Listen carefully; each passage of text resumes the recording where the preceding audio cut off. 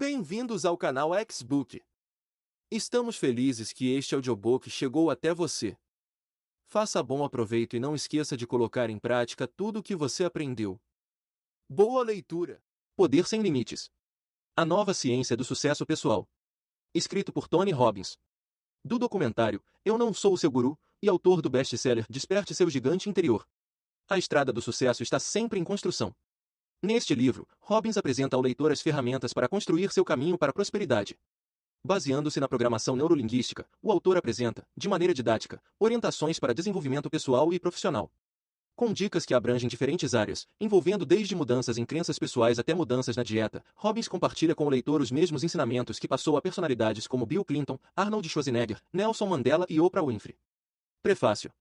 Quando Tony Robbins pediu-me que escrevesse o prefácio para Poder Sem Limites, fiquei muito satisfeito, por diversas razões.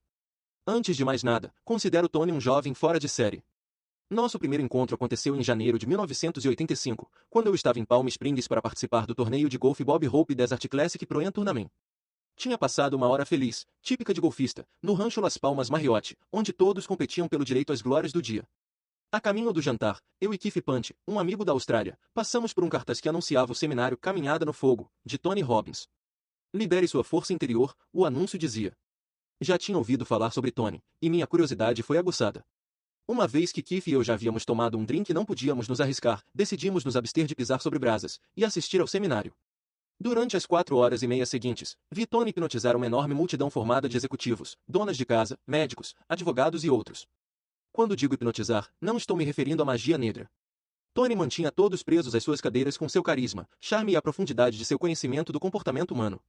Foi o mais divertido e estimulante seminário a que assisti em 20 anos de envolvimento com treinamento de conduta.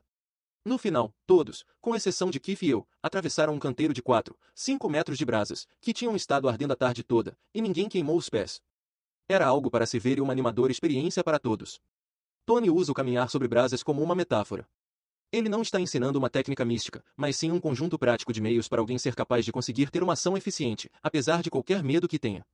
E a capacidade de conseguir que você faça seja o que for para ter sucesso é um poder muito real. Assim, a primeira razão para estar encantado ao escrever este prefácio é que tenho um imenso respeito e admiração pelo autor. A segunda razão para estar entusiasmado é que o livro de Tony mostrará a todos a profundidade e a amplitude de seu pensamento. Ele é mais do que um pregador de motivações. Aos 25 anos, já é um dos principais pensadores de psicologia de motivação e realização.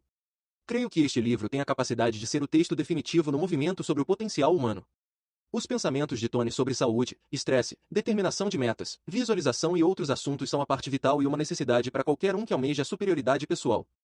Minha esperança é que você obtenha tanto deste livro quanto eu. Embora seja maior do que The 1 Minute Manager, espero que se interesse e leia o livro todo, para poder utilizar o pensamento de Tony e liberar a magia que há dentro de você. Kenneth Blanchard, Ph.D. Coautor de O Gerente Minuto. Introdução. Durante toda a minha vida tive dificuldades para falar em público, mesmo quando atuava em filmes. Antes de minhas cenas, ficava fisicamente doente. Assim, com meu implacável medo de falar em público, pode-se imaginar como fiquei empolgado ao ouvir que Tony Robbins, o homem que transforma medo em poder, podia me curar. Apesar de estar excitado ao aceitar o convite para encontrar Tony Robbins, não consegui evitar um sentimento de dúvida. Ouvirá falar da programação neurolinguística, PNL, e de outros métodos nos quais Tony é um perito reconhecido, mas, no todo, eu gastar inúmeras horas e milhares de dólares procurando ajuda profissional. Os profissionais anteriores haviam me dito que, por ter meu medo se desenvolvido durante anos, não deveria esperar uma cura rápida. Marcavam consultas semanais de retorno, para trabalhar no meu problema, indefinidamente. Quando encontrei Tony, fiquei surpreso por ser ele tão grande. É muito raro encontrar alguém mais alto do que eu. Ele deve ter 97 metros de altura e pesar cerca de 107 quilos.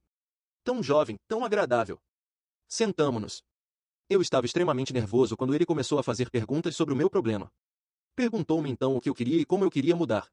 Parecia que minha fobia levantara-se para se defender, para evitar que acontecesse o que estava acontecendo.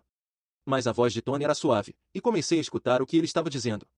Comecei a reviver meus sentimentos de pânico quanto a falar em público. De repente, substituí-os por novos sentimentos, originados por energia e confiança. Tony me fez voltar na memória para uma ocasião em que estava no palco fazendo um discurso bem-sucedido. Enquanto eu falava naturalmente, Tony me dava âncoras. Âncoras são coisas a que posso recorrer para reforçar meus nervos e confiança, enquanto falo. Você lerá sobre elas neste livro. Permaneci com meus olhos fechados por cerca de 45 minutos, durante a entrevista, enquanto ouvia Tony. De vez em quando, ele tocava meus joelhos e mãos, dando-me âncoras físicas. Quando terminou, levantei-me.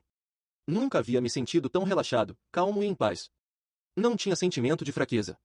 Agora, sinto-me bastante confiante para fazer o show de televisão de Luxemburgo, para uma possível audiência de 450 milhões de pessoas. Se os métodos de Tony fizerem tão bem para os outros como fizeram para mim, então, todas as pessoas do mundo serão beneficiadas. Temos pessoas na cama com seus pensamentos fixos na morte. Seus médicos disseram-lhes que têm câncer, e elas ficaram tão perturbadas que seus corpos estão cheios de tensões. Agora, se a fobia de minha vida toda pôde ser eliminada em uma hora, os métodos de Tony devem também ser válidos para todos aqueles que sofrem de alguma espécie de doença, emocional, mental ou física. Eles também podem ser libertados de seus medos, tensões e ansiedades. Penso ser muito importante que não nos demoremos mais.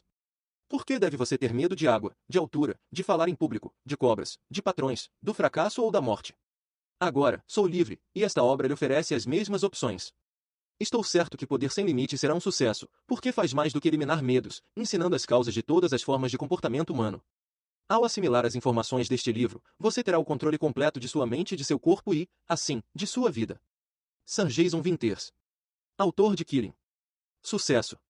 Rir muito e com frequência, ganhar o respeito de pessoas inteligentes e o afeto das crianças, merecer a consideração de críticos honestos e suportar a traição de falsos amigos, apreciar a beleza, encontrar o melhor nos outros, deixar o mundo um pouco melhor, seja por uma saudável criança, um canteiro de jardim ou uma redimida condição social, saber que ao menos uma vida respirou mais fácil porque você viveu. Isso é ter tido sucesso. Ralph Waldo Emerson. Parte 1. Modelando a excelência humana. Capítulo 1. A riqueza dos reis. A grande finalidade da vida não é conhecimento, mas ação. Thomas Henry Huxley. Durante muitos meses eu ouvirá falar dele. Diziam que era jovem, saudável, rico, feliz e bem-sucedido. Eu tinha de ver por mim mesmo. Olhei-o bem de perto quando saiu do estúdio de televisão, e segui-o durante as semanas seguintes, observando como aconselhava todos, do presidente de um país a uma pessoa com fobia. Vi-o argumentar com dietistas, preparar executivos e trabalhar com atletas e crianças com problemas de aprendizagem. Parecia incrivelmente feliz e muito apaixonado por sua esposa, enquanto viajavam juntos pelo país e por outros países. E quando terminaram, tomaram um jato de volta a San Diego para passar uns poucos dias no lar com a família, no castelo que contempla o Oceano Pacífico. Como é que esse homem de apenas 25 anos, com educação de nível médio, pode ter realizado tanto em tão curto espaço de tempo? Afinal, esse era o rapaz que há somente 3 anos morava em um apartamento de solteiro de 37 metros quadrados e lavava seus pratos na banheira. Como ele se transformará de uma pessoa extremamente infeliz, com quase 14 quilos de excesso de peso, amizades difíceis e perspectivas limitadas, em um homem realizado, saudável, respeitado por sua individualidade, com grandes amizades e oportunidades de sucesso ilimitado? Tudo parecia muito incrível, e, no entanto, o que mais me espantou foi que percebi que ele era eu. A história dele era minha própria história. Por certo, não estou dizendo que minha vida é o sucesso com que cada um sonha. É óbvio que todos nós temos diferentes sonhos e ideias sobre o que queremos criar para nossas vidas. Além do mais, tenho muita certeza de que aquilo que você é, aonde vai e o que possui não são a verdadeira medida para o sucesso pessoal. Para mim, sucesso é o processo contínuo do esforço para se tornar maior. É a oportunidade de continuar crescendo emocional, social, espiritual, fisiológica, intelectual e financeiramente, enquanto se contribui de alguma forma positiva para outros. A estrada do sucesso está sempre em construção. É um caminho que avança, não um fim a ser alcançado. O objetivo de minha história é simples. Aplicando os princípios que você aprenderá neste livro, fui capaz de mudar não só a maneira como me sentia a meu respeito, como também os resultados que estava obtendo em minha vida, e consegui fazer isso de uma maneira mais eficiente e mensurável. A finalidade deste livro é compartilhar com você a diferença que fez a mudança de minha vida para melhor. Espero, com sinceridade, que as técnicas, estratégias, práticas e filosofias ensinadas nestas páginas sejam tão eficientes para você como foram para mim. O poder de transformar magicamente nossas vidas nos nossos maiores sonhos permanece aguardando dentro de nós. É a hora de liberá-lo. Quando olho para a decisão por meio da qual pude transformar meus sonhos em minha vida atual, não posso deixar de sentir um quase inacreditável sentimento de gratidão e respeito. No entanto, com certeza, estou longe de ser o único. O fato é que vivemos em uma época onde muitas pessoas são capazes de conseguir coisas maravilhosas quase do dia para a noite, de alcançar sucessos inimagináveis tempos atrás. Veja Steve Jobs. Era um garoto de jeans, sem dinheiro, que pensou na criação de um computador doméstico e ergueu a empresa Fortune 500, mais rápido do que qualquer pessoa na história. Veja Ted Turner, pegou um artigo que mal existia, cabo de televisão, e criou um império. Veja pessoas na indústria de diversão, como Steven Spielberg ou Bruce Springsteen, ou homens de negócios, como Lee Iacocca ou Ross Perot. O que eles têm em comum, além do prodigioso e espantoso sucesso? A resposta, claro, é poder. Poder é uma palavra muito emocional. As reações das pessoas diante dela variam. Para algumas, o poder tem uma conotação negativa. Umas cobiçam o poder, outras sentem-se tentadas por ele, como se fosse alguma coisa venal ou suspeita. Quanto poder você quer? Quanto acha que é certo obter ou desenvolver? O que o poder significa realmente para você? Não encaro o poder em termos de conquistar pessoas. Não penso nisso como alguma coisa para ser imposta. Também não estou advogando que você deva fazê-lo. Essa espécie de poder raramente dura. Mas você deve perceber que o poder é uma constante no mundo. Você modela suas percepções, ou alguém as modela para você. Você faz o que quer fazer, ou cumpre os planos que alguém faz para você.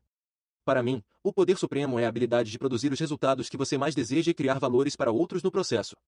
Poder é a habilidade de mudar sua vida, de dar forma às suas percepções, fazer com que as coisas trabalhem a seu favor e não contra você. O poder verdadeiro é compartilhado, não imposto. É a habilidade de definir as necessidades humanas e resolvê-las, tanto as suas como as das pessoas que lhe são caras. É a habilidade de dirigir seu próprio reino pessoal, seu processo de pensamentos, seu comportamento.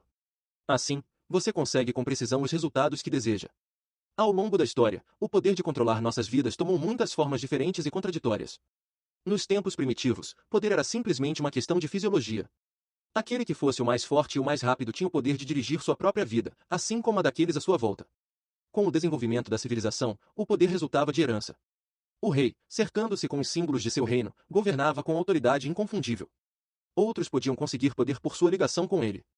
Então, no começo da era industrial, capital era poder. Aqueles que tinham acesso a ele dominavam o processo industrial. Todas essas coisas ainda são válidas. É melhor ter capital do que não tê-lo. É melhor ter força física do que não ter. No entanto, hoje, uma das maiores fontes de poder é derivada do conhecimento especializado. A maioria de nós já ouviu dizer que estamos vivendo na idade da informação. Já não somos, fundamentalmente, uma cultura industrial, mas de informação. Vivemos numa época em que novas ideias, movimentos e conceitos mudam o mundo quase diariamente, quer sejam profundos e de importância, físicos ou mundanos, como o hambúrguer mais bem vendido. Se há alguma coisa que caracteriza o mundo moderno, é a corrente maciça, quase inacreditável, de informação e, pois, de mudança. Essa nova informação chega até nós por meio de livros, filmes e chips, unidades de memória, de computador, como uma tempestade de dados para serem vistos, sentidos e ouvidos. Nesta sociedade, aqueles com a informação e os meios de comunicá-la têm aquilo que o rei costumava ter, poder ilimitado. Como John Kenneth Galbraith escreveu, dinheiro é o combustível da sociedade industrial. Mas, na sociedade da informática, o combustível, o poder, é o conhecimento. Vê-se, agora, a estrutura de uma nova classe, dividida entre aqueles que têm informação e os que devem atuar na ignorância. Esta nova classe não tem seu poder no dinheiro, ou na terra, mas no conhecimento. O que há de notável é que a chave do poder, hoje, é acessível a todos nós. Nos tempos medievais, se você não fosse o rei, teria grande dificuldade em tornar-se um. Se não tivesse capital no começo da Revolução Industrial, as possibilidades de consegui-lo eram, na verdade, muito poucas. Mas, hoje, qualquer rapaz de jeans tem condições de criar uma corporação que pode mudar o mundo. No mundo moderno, informação é a riqueza dos reis. Aqueles que têm acesso a certas formas de conhecimento especializado podem se transformar e, de muitas maneiras, transformar também o mundo inteiro. É certo que nos Estados Unidos as espécies de conhecimento especializado, necessárias para transformar a qualidade de nossas vidas, são acessíveis a todos. Estão em cada livraria, lojas de vídeo, bibliotecas. Podemos obtê-las em conferências, seminários e cursos. E todos nós queremos ter êxito. As listas de best-sellers estão cheias de obras de conselhos para o desenvolvimento pessoal. A informação está lá. Por que, então, algumas pessoas conseguem resultados fabulosos, enquanto outras só passam perto? Por que não somos todos capacitados, felizes, ricos, saudáveis e bem-sucedidos? A verdade é que, mesmo na era da informação, só isso não é suficiente. Se tudo de que precisássemos fossem ideias e pensamentos positivos, então todos teríamos tido pôneis quando crianças e estaríamos vivendo nossos sonhos agora. Todo grande sucesso está relacionado com ação. E é a ação que produz resultados. O conhecimento é somente um poder potencial, até que chegue às mãos de alguém que saiba como transformá-lo em ação efetiva. Na verdade, a definição literal da palavra poder é habilidade de agir. O que fazemos na vida é determinado pelo que comunicamos a nós mesmos. No mundo moderno, a qualidade de vida é a qualidade de comunicação. O que imaginamos e dizemos para nós mesmos, como movemos e usamos os músculos de nosso corpo e expressões faciais determinarão quanto usaremos do que conhecemos. Com frequência, ao ver pessoas muito bem-sucedidas, caímos na armadilha mental de pensar que elas estão onde estão por terem algum dom especial. No entanto, uma observação mais acurada mostrará que o maior dom que as pessoas excepcionalmente bem-sucedidas têm, em relação às pessoas comuns, é sua habilidade de agir. É um dom que qualquer um pode desenvolver dentro de si mesmo. Afinal, outras pessoas tinham o mesmo conhecimento que Steve Jobs.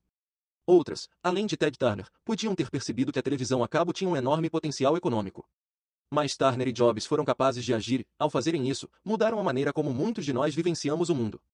Todos nós produzimos duas formas de comunicação, com as quais elaboramos a experiência de nossas vidas. A primeira, as comunicações internas, que são as coisas que imaginamos, dizemos e sentimos dentro de nós mesmos. A segunda, são as denominadas comunicações externas, expressas por palavras, tonalidades, expressões faciais, postura de corpo e ações físicas para nos comunicarmos com o mundo. Toda comunicação que fazemos é uma ação, uma causa posta em movimento, e todas as comunicações têm alguma espécie de efeito em nós e nos outros. Comunicação é poder. Aqueles que dominam seu uso efetivo podem mudar sua própria experiência do mundo e as experiências do mundo sobre si mesmos. Todo comportamento e sentimento encontram suas raízes originais em alguma forma de comunicação. Aqueles que afetam os pensamentos, sentimentos e ações da maioria de nós são os que sabem como usar esse instrumento de poder. Pense nas pessoas que mudaram nosso mundo: John F. Kennedy, Thomas Jefferson, Martin Luther King, Franklin Delano Roosevelt, Winston Churchill, Mahatma Gandhi. De uma forma aterradora, pense em Hitler. O que esses homens têm em comum é que foram mestres comunicadores. Eram capazes de pegar suas visões, quer fossem transportar pessoas no espaço ou criar um odioso terceiro Reich, e comunicá-las aos outros com tanta coerência que influenciaram as maneiras de agir e pensar das massas. Por meio do seu poder de comunicação, eles mudaram o mundo. Na verdade, não é isso também que destaca dos outros um Spielberg, um Springsteen, um Iacocca, um Fonda ou um Reagan. Não são eles mestres da comunicação ou influências humanas. O meio que essas pessoas usam para mudar nossas comunicações é o mesmo que usamos para nos mudar. Seu nível de domínio da comunicação no mundo exterior determinará seu nível de sucesso com os outros, pessoal, emocional, social e financeiramente. Mais importante ainda, o nível de sucesso que você experimenta internamente. Felicidade, alegria, prazer, amor ou qualquer outra coisa que deseje, é o resultado direto de como você se comunica consigo mesmo. Como você se sente não é o resultado do que está acontecendo em sua vida, é a sua interpretação do que está acontecendo. A vida de pessoas de sucesso tem nos mostrado que a qualidade de nossas vidas não é determinada pelo que está acontecendo conosco, mas pelo que fazemos com o que acontece. É você quem decide como se sentir ou agir, baseado nas maneiras que escolheu para perceber sua vida. Nada tem significado algum, exceto aquele que nós lhe damos. A maioria de nós já tem esse processo de interpretação automático, mas podemos retirar esse poder e logo mudar nossa experiência do mundo. Este livro é sobre como juntar as espécies de ações maciças, centralizadas, coerentes, que levam a resultados expressivos. De fato, se tivesse que dizer a você em duas palavras o que é este livro, diria: produzir resultados. Pense sobre isso. Não é no que está mesmo interessado? Talvez você queira mudar o modo como pensa sobre si mesmo e o seu mundo. Talvez você gostasse de ser um comunicador melhor, desenvolver uma relação mais amorosa, aprender com mais rapidez, tornar-se mais saudável ou ganhar mais dinheiro. Você pode conseguir todas essas coisas para si, e muito mais, pelo uso efetivo das informações deste livro. No entanto, antes que consiga novos resultados, deverá compreender que já os está conseguindo. Mas poderão não ser os resultados que deseja. Nós, em geral, pensamos em nossos estados mentais e na grande parte do que acontece em nossas mentes como coisas que acontecem fora de nosso controle. Mas a verdade é que podemos controlar nossas atividades mentais e comportamento a tal ponto que antes não acreditaríamos ser possível. Se você está deprimido, você criou e produziu esse show que chamou de depressão. Mas, se estiver eufórico, você também criou isso. É importante lembrar que emoções como a depressão não acometem você. Não se pega a depressão. Você a cria, como qualquer outro resultado em sua vida, por meio de ações específicas mentais e físicas. Para ficar deprimido, você tem de olhar sua vida de maneira específica. Tem de dizer certas coisas para si mesmo, nos tons exatos de voz. Tem de adotar uma postura específica e um modo de respirar. Por exemplo, se você quiser ficar deprimido, ajudará muito deixar cair os ombros e olhar muito para baixo. Atitudes como falar em um tom de voz triste e pensar nos piores momentos de sua vida também ajudarão. Se você provocar distúrbios em sua bioquímica, como consequência de uma dieta pobre, excesso de álcool ou uso de drogas, ajudará seu corpo a ficar com baixo teor de açúcar no sangue e, assim, garantirá uma depressão. O que quero mostrar aqui é que é preciso esforço para criar depressão. É trabalho pesado, e são precisos tipos específicos de ação. Algumas pessoas criam esse estado com tanta frequência que, para elas, é fácil repeti-lo. De fato, muitas vezes ligaram esse tipo de comunicação interna a toda espécie de acontecimentos externos. Algumas conseguem tantos ganhos secundários, atenção dos outros, simpatia, amor e outras coisas, que passam a adotar esse estilo de comunicação como seu estado natural de vida. Outras, viveram tanto tempo com isso que agora se sentem bem assim. Tornaram-se identificadas com o estado. Podemos, no entanto, mudar nossas ações mentais e físicas, e com isso, mudar, imediatamente, nossas emoções e nosso comportamento. Você pode tornar-se extasiado, adotando logo o ponto de vista que cria essa emoção. Pode imaginar as espécies de coisas que criam esse sentimento. Pode mudar o tom e o conteúdo de seu diálogo interno. Pode adotar as posturas específicas e a maneira de respirar que criam esse estado em seu corpo, e, voe lá, experimentará êxtase.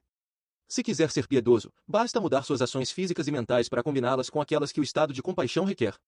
O mesmo é válido para o amor ou qualquer outra emoção. Você pode considerar o processo de produzir estados emocionais, dirigindo suas comunicações internas, semelhante ao trabalho de um diretor de cinema. Para produzir os resultados precisos que quer, o diretor de um filme manipula o que você vê e ouve. Se quer que você fique com medo, mudará o som e jogará alguns efeitos especiais na tela, no momento certo. Se quer que fique inspirado, arranjará a música, a iluminação e tudo o que for preciso para produzir esse efeito.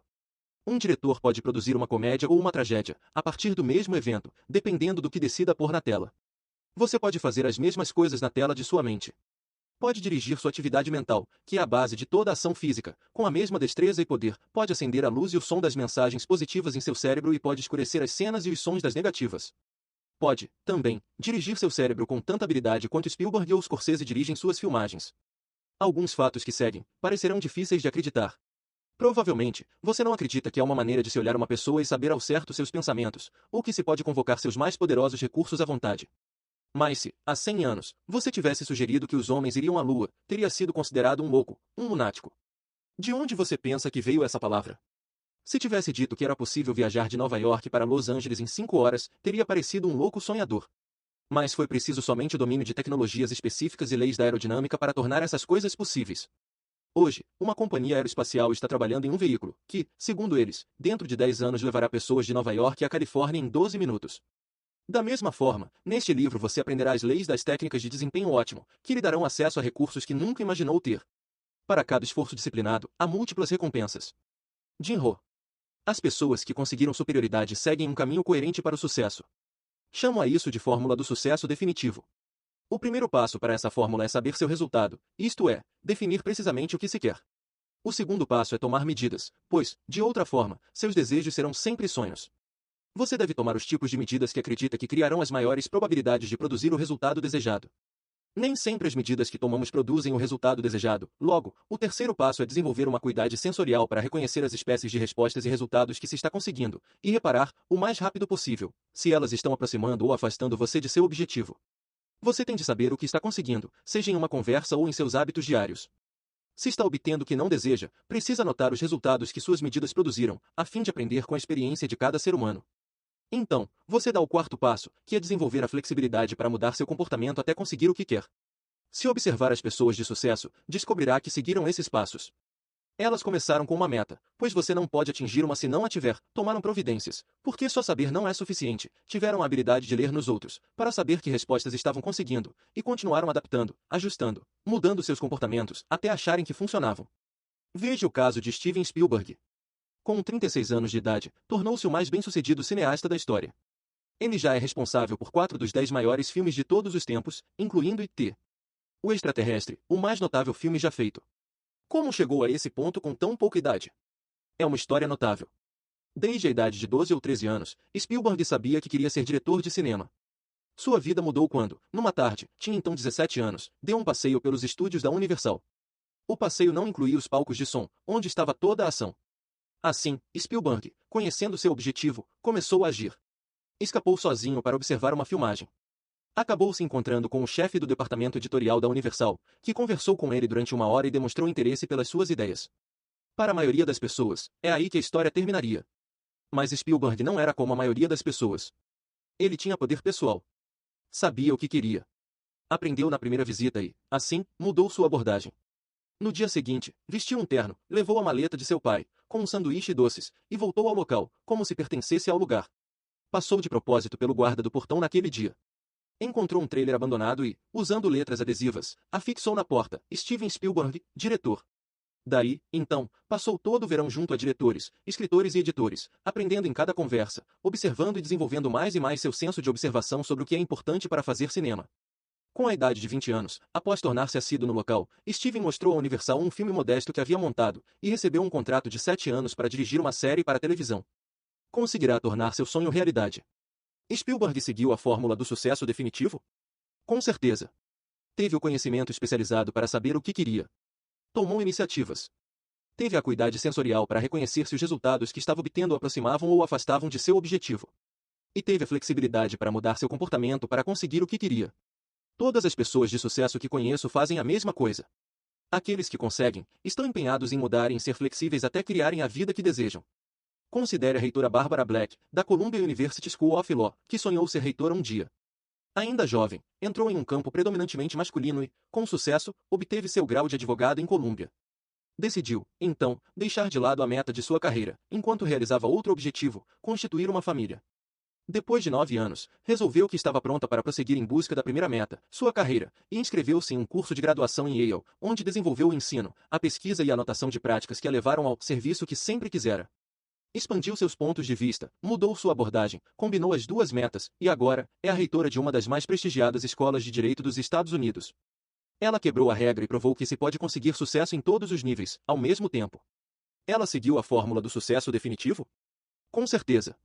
Sabendo o que queria, tentou alguma coisa, e, se não resolveu, ficou mudando até agora, que aprendeu a conciliar sua vida. Além de dirigir uma importante escola de direito, é também mãe e dona de casa.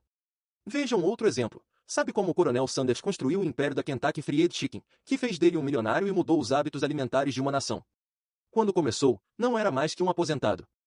Com uma receita de frango frito. Só isso. Nada de organização, nada de nada. Tinha um pequeno restaurante falido porque a estrada principal fora desviada. Quando recebeu seu primeiro cheque do Seguro Social, decidiu ver se conseguia algum dinheiro vendendo a receita de frango. Sua primeira ideia era vendê-la para proprietários de restaurantes e combinar de receber uma porcentagem dos lucros. Na verdade, essa não é a ideia mais realista para se começar um negócio. E as coisas foram acontecendo, não o levando exatamente ao estrelato. Rodou o país todo dormindo em seu carro, tentando encontrar alguém que o ajudasse, batendo em todas as portas. Foi rejeitado 1,009 vezes. Então, aconteceu uma coisa milagrosa. Alguém disse sim. O coronel estava no negócio. Quanta gente tem uma nova receita? Quantos têm o poder físico e o carisma de um velho corpulento, num terno branco? O coronel Sanders fez uma fortuna por ter a habilidade de tomar iniciativas, em bloco e determinadas. Teve o poder pessoal necessário para conseguir os resultados que mais desejava. Teve a capacidade de ouvir a palavra não centenas de vezes, e ainda assim, manter-se disposto a bater na porta seguinte, convencido mesmo de que seria nessa que ouviria sim. De uma forma ou de outra, tudo neste livro é dirigido para prover seu cérebro com os sinais mais eficientes para capacitá-lo a tomar medidas bem-sucedidas. Quase toda semana conduzo um seminário de 4 dias chamado A Revolução da Mente. Nele, ensinamos tudo às pessoas, desde como usar sua inteligência com mais eficiência, até como comer, respirar e se exercitar de uma maneira que aumente ao máximo sua energia pessoal. A primeira noite desse processo é chamada Poder contra o Medo, e a finalidade é ensinar as pessoas como entrar em ação em vez de serem paralisadas pelo medo. No final do seminário, as pessoas têm a oportunidade de andar sobre fogo, cerca de 3 metros de carvões queimando, sendo que, nos grupos avançados, pessoas andaram sobre 12 metros de carvão. Andar no fogo fascina a maioria, a tal ponto que temo que a mensagem esteja se perdendo. A questão não é andar sobre o fogo. Creio ser correto assumir que não há grande benefício social ou econômico a ser ganho de um passeio bem-sucedido sobre um leito de brasas.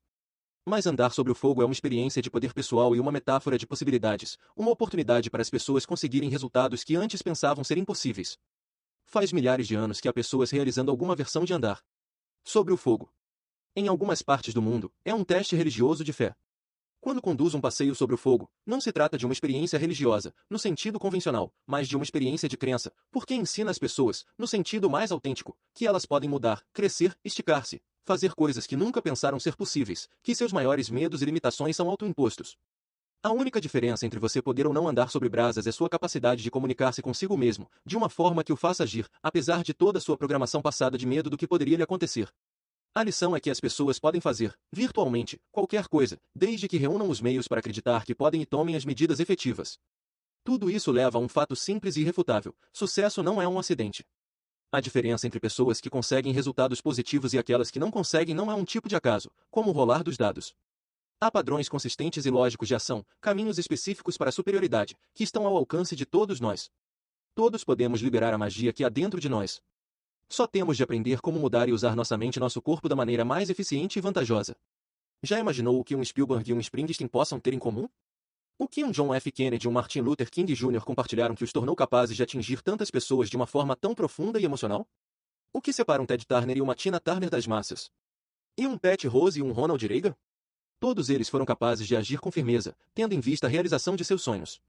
Mas o que faz com que continuem, dia após dia, a por tudo que conseguiram em tudo o que fazem? Existem, é claro, muitos fatores. No entanto, acredito que há 7 características fundamentais de caráter que eles cultivaram dentro de si, que lhes dão o entusiasmo para fazer o que for preciso para serem bem-sucedidos. São os 7 mecanismos acionadores básicos que podem garantir também o seu sucesso. Característica número 1. Paixão. Todas essas pessoas descobriram uma razão, um motivo que é consumidor, energizante, quase obsessivo, que as levou a fazer, a crescer, a se tornarem maiores. Isso lhes dá estímulo para reforçar a busca do sucesso e faz com que liberem seu verdadeiro potencial. É a paixão que faz um Pete Rose sempre mergulhar de cabeça na segunda base, como se fosse um principiante, disputando sua primeira partida, na primeira divisão. É a paixão o que distingue as ações de um Lee Iacocca de tantos outros. É a paixão o que dirige os cientistas de computadores, ao longo de anos de dedicação, para criarem a espécie de conhecimento técnico que colocou homens e mulheres no espaço exterior e os trouxe de volta. É a paixão o que faz com que as pessoas deitem tarde e levantem cedo. É a paixão o que as pessoas querem em seus relacionamentos.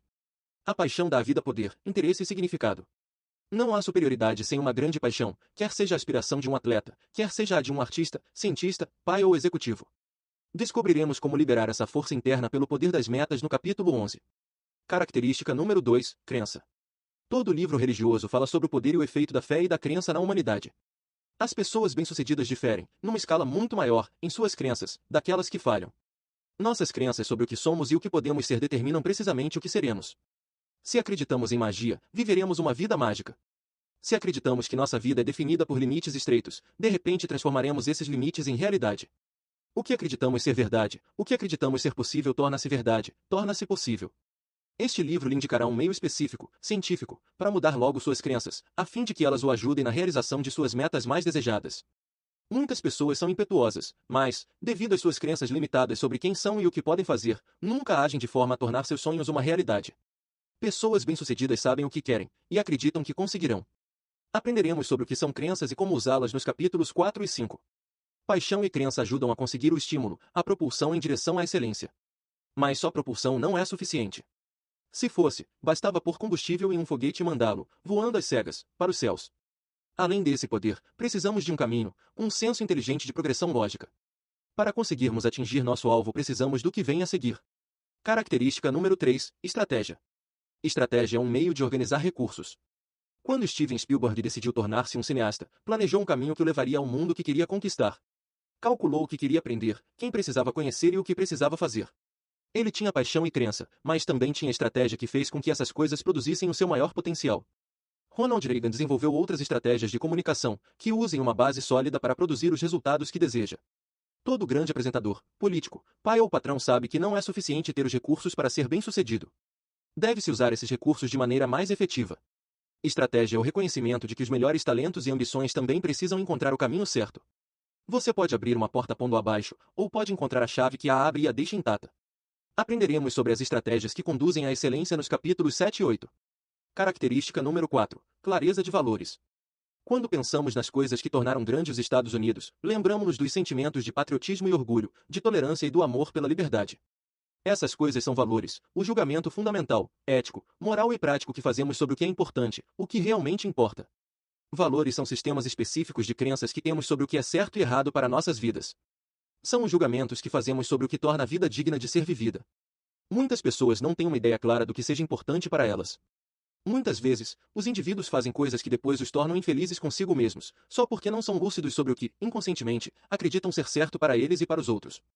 Quando olhamos para aqueles que alcançaram grande sucesso, eles quase sempre são pessoas com um senso fundamental e claro sobre o que é realmente importante. Pense em Ronald Reagan, John F. Kennedy, Martin Luther King Jr., John Wayne, Jane Fonda. Todos eles tinham visões diferentes, mas o que têm em comum é uma base moral fundamental, um sentido de quem são e por que fazem o que fazem. Uma compreensão de valores é uma das mais gratificantes e desafiadoras chaves para se conseguir excelência. Consideraremos os valores no capítulo 18. Como você deve ter reparado, todas essas características se apoiam e se entrelaçam umas nas outras. A paixão é afetada por crenças? Claro que sim. Quanto mais acreditamos que podemos realizar alguma coisa, mais estamos querendo investir em sua realização. A crença, por si só, é suficiente para se conseguir excelência? É um bom começo, mas se você acredita que irá assistir ao nascer do sol e sua estratégia para realizar essa meta é começar a correr para o oeste, você poderá ter alguma dificuldade. Nossas estratégias para o sucesso são afetadas por nossos valores? Acertou. Se sua estratégia para o sucesso exige que faça coisas que não combinam com suas crenças inconscientes, sobre o que é certo ou errado para a sua vida, então, nem mesmo a melhor estratégia dará resultado. Vê-se isso com frequência em indivíduos que nem bem começam a ser bem-sucedidos e já estão sabotando o próprio sucesso. O problema é que há um conflito interno entre os valores do indivíduo e sua estratégia para a realização deles. Da mesma forma, todas as 4 coisas que já consideramos são inseparáveis da energia. Característica número 5. Energia. Energia pode ser o formidável e alegre desempenho de um Bruce Springsteen ou de uma Tina Turner. Pode ser o dinamismo empresarial de um Donald Trump ou de um Steve Jobs. Pode ser a vitalidade de um Ronald Reagan ou de uma Katharine Hepburn. É quase impossível ficar marcando passo, com vagar, em direção à excelência. Pessoas de excelência pegam as oportunidades e modelam-nas. Vivem como que obcecadas pelas extraordinárias oportunidades de cada dia e pelo reconhecimento de que ninguém tem tempo suficiente. Há muitas pessoas neste mundo que têm uma paixão na qual acreditam. Elas conhecem a estratégia, e seus valores estão alinhados, mas não têm a vitalidade física para agir naquilo que sabem. O grande sucesso é inseparável da energia física, intelectual e espiritual, que nos permite obter quase tudo o que temos. Nos capítulos 9 e 10 aprenderemos e aplicaremos os instrumentos que podem, de imediato, aumentar a vibração física. Característica número 6. Poder de união. Quase todas as pessoas de sucesso têm em comum uma extraordinária capacidade de unir-se com outras, de ligar-se e desenvolver uma relação harmônica com pessoas de diferentes procedências e crenças. De fato, há o gênio louco ocasional que inventa alguma coisa que muda o mundo. Mas se esse gênio passa todo o seu tempo só, no meio da multidão, ele será bem-sucedido em um nível, mas falhará em muitos outros. Os que alcançaram grande sucesso, como os Kennedy, os King, os Reagan, os Gandhi, têm a capacidade de formar laços que os unem a milhares de outros. O maior sucesso não é no palco do mundo. É nos mais profundos recessos de nosso próprio coração. Bem no fundo, todos precisamos estabelecer laços duradouros e afetuosos com os outros. Sem isso, qualquer sucesso, qualquer excelência são, na verdade, vazios. Aprenderemos sobre esses laços no capítulo 13. A característica-chave final é algo sobre o que já falamos. Característica número 7. Domínio da comunicação. Essa é a essência do que trata este livro. A maneira como nos comunicamos com os outros e conosco é que, no final, determina a qualidade de nossas vidas. As pessoas que se realizam na vida são aquelas que aprenderam a aceitar qualquer desafio que a vida lhes apresenta e a comunicar a experiência para si mesmas de uma forma que as faça mudar as coisas com sucesso. As pessoas que falham recebem as adversidades da vida e as aceitam como limitações. Aqueles que modelam nossas vidas e nossa cultura são também mestres de comunicação para outros. O que têm em comum é a habilidade de comunicar uma visão, uma indagação, uma alegria ou uma missão. O domínio da comunicação é o que faz um grande pai, um grande artista, um grande político ou um grande professor. Quase todos os capítulos deste livro, de uma forma ou de outra, têm a ver com comunicação, preencher as lacunas, construção de novos caminhos e compartilhamento de novas visões. A primeira parte deste livro vai lhe ensinar como se responsabilizar e dirigir seu próprio cérebro e corpo com mais eficiência do que conseguia antes. Trabalharemos com fatores que afetam a maneira como você se comunica consigo mesmo. Na segunda parte, estudaremos como descobrir o que na realidade você quer da vida e como pode comunicar-se mais eficazmente com os outros, assim como ser capaz de antecipar padrões de comportamento que diferentes tipos de pessoas, com certeza, criarão. A terceira parte vê, através de uma perspectiva mais larga e mais global, como nos comportamos, o que nos motiva e como podemos contribuir em um nível mais amplo e extrapessoal. Refere-se a como usar as práticas aprendidas e tornar-se um líder. Quando escrevi este livro, minha meta original era oferecer uma contribuição para o desenvolvimento humano, um livro que se juntaria ao que houvesse de melhor e mais recente sobre a tecnologia da mudança humana. Queria armá-lo com as práticas e estratégias que o capacitariam a mudar qualquer coisa que quisesse, e a consegui-lo muito mais depressa do que já tivesse sonhado antes. Queria criar oportunidades para que você, de uma maneira bastante concreta, logo aumentasse a qualidade de sua experiência de vida. Também imaginei uma obra para a qual você pudesse voltar sempre que quisesse, e sempre encontrar alguma coisa útil para a sua vida. Sei que muitos dos assuntos sobre os quais discorri poderiam dar outros tantos livros. No entanto, eu quis lhe dar a informação completa, algo que pudesse usar em cada área. Espero que este livro cumpra sua finalidade. Quando os originais estavam prontos, os primeiros que os leram foram muito positivos, com apenas uma ressalva. Disseram, você tem 2 livros aqui. Por que não os separa? Publica um agora e anuncia o outro como continuação, um ano mais tarde. Minha meta era atingir o leitor com as melhores informações, e o mais rápido que pudesse. Não queria dar essas informações uma de cada vez. No entanto, tornei-me ciente de que muitas pessoas sequer chegariam às partes do livro que penso serem as mais importantes, porque me foi explicado que pesquisas revelaram que menos de 10% das pessoas que compram livros leem além do primeiro capítulo. A princípio, não podia acreditar nessa estatística. Então, lembrei-me de que menos de 3% da população norte-americana é independente financeiramente, menos de 10% tem metas definidas, só 35% das mulheres americanas, e até menos homens, sentem-se em boa forma física e, em muitos estados, 1 em cada 2 casamentos termina em divórcio. Só uma pequena porcentagem de pessoas vive, de fato, a vida de seus sonhos. Por quê? É preciso esforço. É preciso ação firme. Perguntaram certa vez a Bunker Hunt, o bilionário do petróleo do Texas, se ele tinha algum conselho que pudesse dar às pessoas sobre como ser bem-sucedido. Ele respondeu que o sucesso era simples. Primeiro, você decide com precisão o que quer. Segundo, decide que pagará o preço para fazê-lo acontecer e, então, paga esse preço. Se não der esse segundo passo, nunca terá o que quer a longo prazo. Gosto de chamar as pessoas que sabem o que querem e estão dispostas a pagar o preço para consegui-lo de os poucos que fazem versus os muitos que falam. Eu o desafio a aproveitar esse material, a lê-lo todo, a compartilhar o que aprender e a apreciá-lo. Neste capítulo esgotei a prioridade de fazer ações efetivas. Mas há muitas maneiras de agir. A maioria delas depende, em grande parte, de tentativas e erros. Muitas pessoas que são grandes sucessos tiveram de se ajustar e reajustar inúmeras vezes, antes de conseguirem o que queriam. Tentar e errar é ótimo, exceto por uma coisa: usa-se uma vasta quantidade de um recurso que nenhum de nós jamais terá suficientemente: tempo. E se houvesse uma maneira de agir que acabasse o processo de aprender? E se eu pudesse lhe mostrar como aprender as lições certas que as pessoas de excelência já aprenderam? E se você pudesse aprender em minutos o que alguém levou anos para aperfeiçoar? A maneira de se fazer isso é por meio da modelagem, uma forma de produzir com precisão a excelência dos outros. O que eles fazem que os distingue daqueles que somente sonham com sucesso? Capítulo 2. A diferença que faz a diferença. Há uma coisa engraçada sobre a vida: se recusar a aceitar qualquer coisa que não seja melhor, você, muitas vezes, vai consegui-la. W. Somerset Maugham. Ele estava viajando pela estrada principal a mais de 100 km por hora quando, de repente, aconteceu. Alguma coisa ao lado da estrada chamou sua atenção, e quando ele voltou a olhar para o caminho, só teve um segundo para reagir. Era quase tarde demais. O caminhão mate à sua frente tinha feito uma parada inesperada. No mesmo instante, num esforço para salvar sua vida, inclinou sua moto numa derrapagem louca, que pareceu durar uma eternidade. Em angustiante movimento lento, deslizou para baixo do caminhão. A tampa da gasolina pulou de sua moto, e o pior aconteceu: combustível espalhou-se e incendiou-o. Seu momento de consciência seguinte à experiência de acordar em uma cama de hospital, com dores de queimaduras, incapaz de mover-se, temendo respirar. 3/4 de seu corpo estão cobertos por terríveis queimaduras de 3º grau. Ainda assim, recusa-se a desistir. Ele luta para voltar à vida e reassumir sua carreira de negociante, para acabar sofrendo outro golpe abalador, uma queda de avião que o deixa paralisado, da cintura para baixo, para o resto da vida. Na vida de cada homem e de cada mulher, chega uma hora de supremo desafio. Uma hora quando cada reserva que temos é testada. Uma hora em que a vida parece injusta. Uma hora em que nossa fé, nossos valores, nossa paciência, nossa compaixão, nossa capacidade de resistir são todos empurrados para além de nossos limites. Alguns usam tais testes como oportunidades para se tornarem pessoas melhores. Outros permitem que essas experiências da vida os destruam. Você já pensou o que é que cria diferença nas maneiras como os seres humanos reagem aos desafios da vida? Eu já pensei. Durante quase toda a minha vida fui fascinado pelo que leva os seres humanos a se comportarem do jeito que o fazem. Desde que consigo me lembrar, tenho estado obcecado pela ideia de descobrir o que separa certos homens e mulheres de seus semelhantes. O que cria um líder, um empreendedor? Como é que há tantas pessoas neste mundo que vivem tão alegres, apesar de muita adversidade, enquanto outras parecem ter sempre levado vidas de desespero, raiva e depressão? Deixe-me compartilhar a história de outro homem com vocês, e notemos as diferenças entre os dois. A vida dele parece muito mais brilhante. Ele é fabulosamente rico, artista de enorme talento, com muitos admiradores. Aos 22 anos, era o mais jovem membro do famoso grupo de comédia Second City, de Chicago. Quase em seguida, tornou-se o astro mais conhecido do show. Logo era um grande sucesso teatral em Nova York. Tornou-se um dos maiores êxitos da televisão, nos anos 1970, e logo um ídolo do cinema.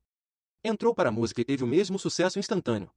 Tinha dúzias de amigos e admiradores, um bom casamento, lindas casas na cidade e no campo. Parecia ter tudo o que uma pessoa poderia pedir. Qual dessas duas pessoas você preferia ser? É difícil imaginar alguém escolhendo a primeira opção em vez da segunda. Mas deixe-me contar-lhe mais sobre essas duas pessoas. A primeira é uma das mais cheias de vida, fortes e bem-sucedidas que conheço. Seu nome é W. Mitchell, e ele está vivo, bem, e morando no Colorado. Desde seu terrível acidente de moto, ele conheceu mais sucesso e alegria do que a maioria das pessoas durante a vida toda. Ele desenvolveu excelentes relações pessoais, com alguns dos mais influentes nomes nos Estados Unidos. Tornou-se um milionário nos negócios. Até candidatou-se ao Congresso, apesar de sua face estar grotescamente marcada. Seu slogan na campanha? Mande-me para o Congresso e não serei somente outra cara bonita. Hoje ele tem uma fabulosa relação com uma mulher muito especial, e fez campanha para sair candidato a governador do Colorado em 1986. A segunda pessoa é alguém que você conheceu bem, alguém que, com certeza, já lhe proporcionou muito prazer e alegria. Seu nome era John Belushi. Foi um dos mais célebres comediantes de nosso tempo, e um dos maiores sucessos da história do entretenimento nos anos 1970. Belushi era capaz de enriquecer inúmeras vidas, mas não a sua própria. Quando morreu, com a idade de 33 anos, daquilo que o delegado chamou de intoxicação aguda por cocaína e heroína, poucos dos que o conheciam ficaram surpresos. O homem que tinha tudo tornara-se um bêbado, um incontrolável viciado, velho apesar da idade. Por fora ele tinha tudo, por dentro, estava vazio havia anos. Vemos exemplos similares a toda hora. Já ouviu falar de Pat Strudwick? Nascido sem mãos e pés, resolveu tornar-se um corredor de maratona e já correu cerca de 40 quilômetros. Pense na história espantosa de Helen Keller. Ou pense em Candy Lignier, a fundadora de um movimento denominado Mães contra Motoristas Bêbados. Ela sofreu uma terrível tragédia, a morte de uma filha atropelada por um motorista embriagado, e formou uma organização que, com certeza, já salvou centenas ou milhares de vidas. No outro extremo, pense em pessoas como Marilyn Monroe ou Ernest Hemingway, que tiveram sucesso fabuloso e acabaram se destruindo. Assim, eu lhe pergunto, qual é a diferença entre os que têm e os que não têm? Qual é a diferença entre os que podem e os que não podem? Qual é a diferença entre os que fazem e os que não fazem? Por que algumas pessoas superam adversidades horríveis e inimagináveis e fazem de suas vidas um triunfo, enquanto outras, apesar de todas as vantagens, transformam suas vidas em um desastre?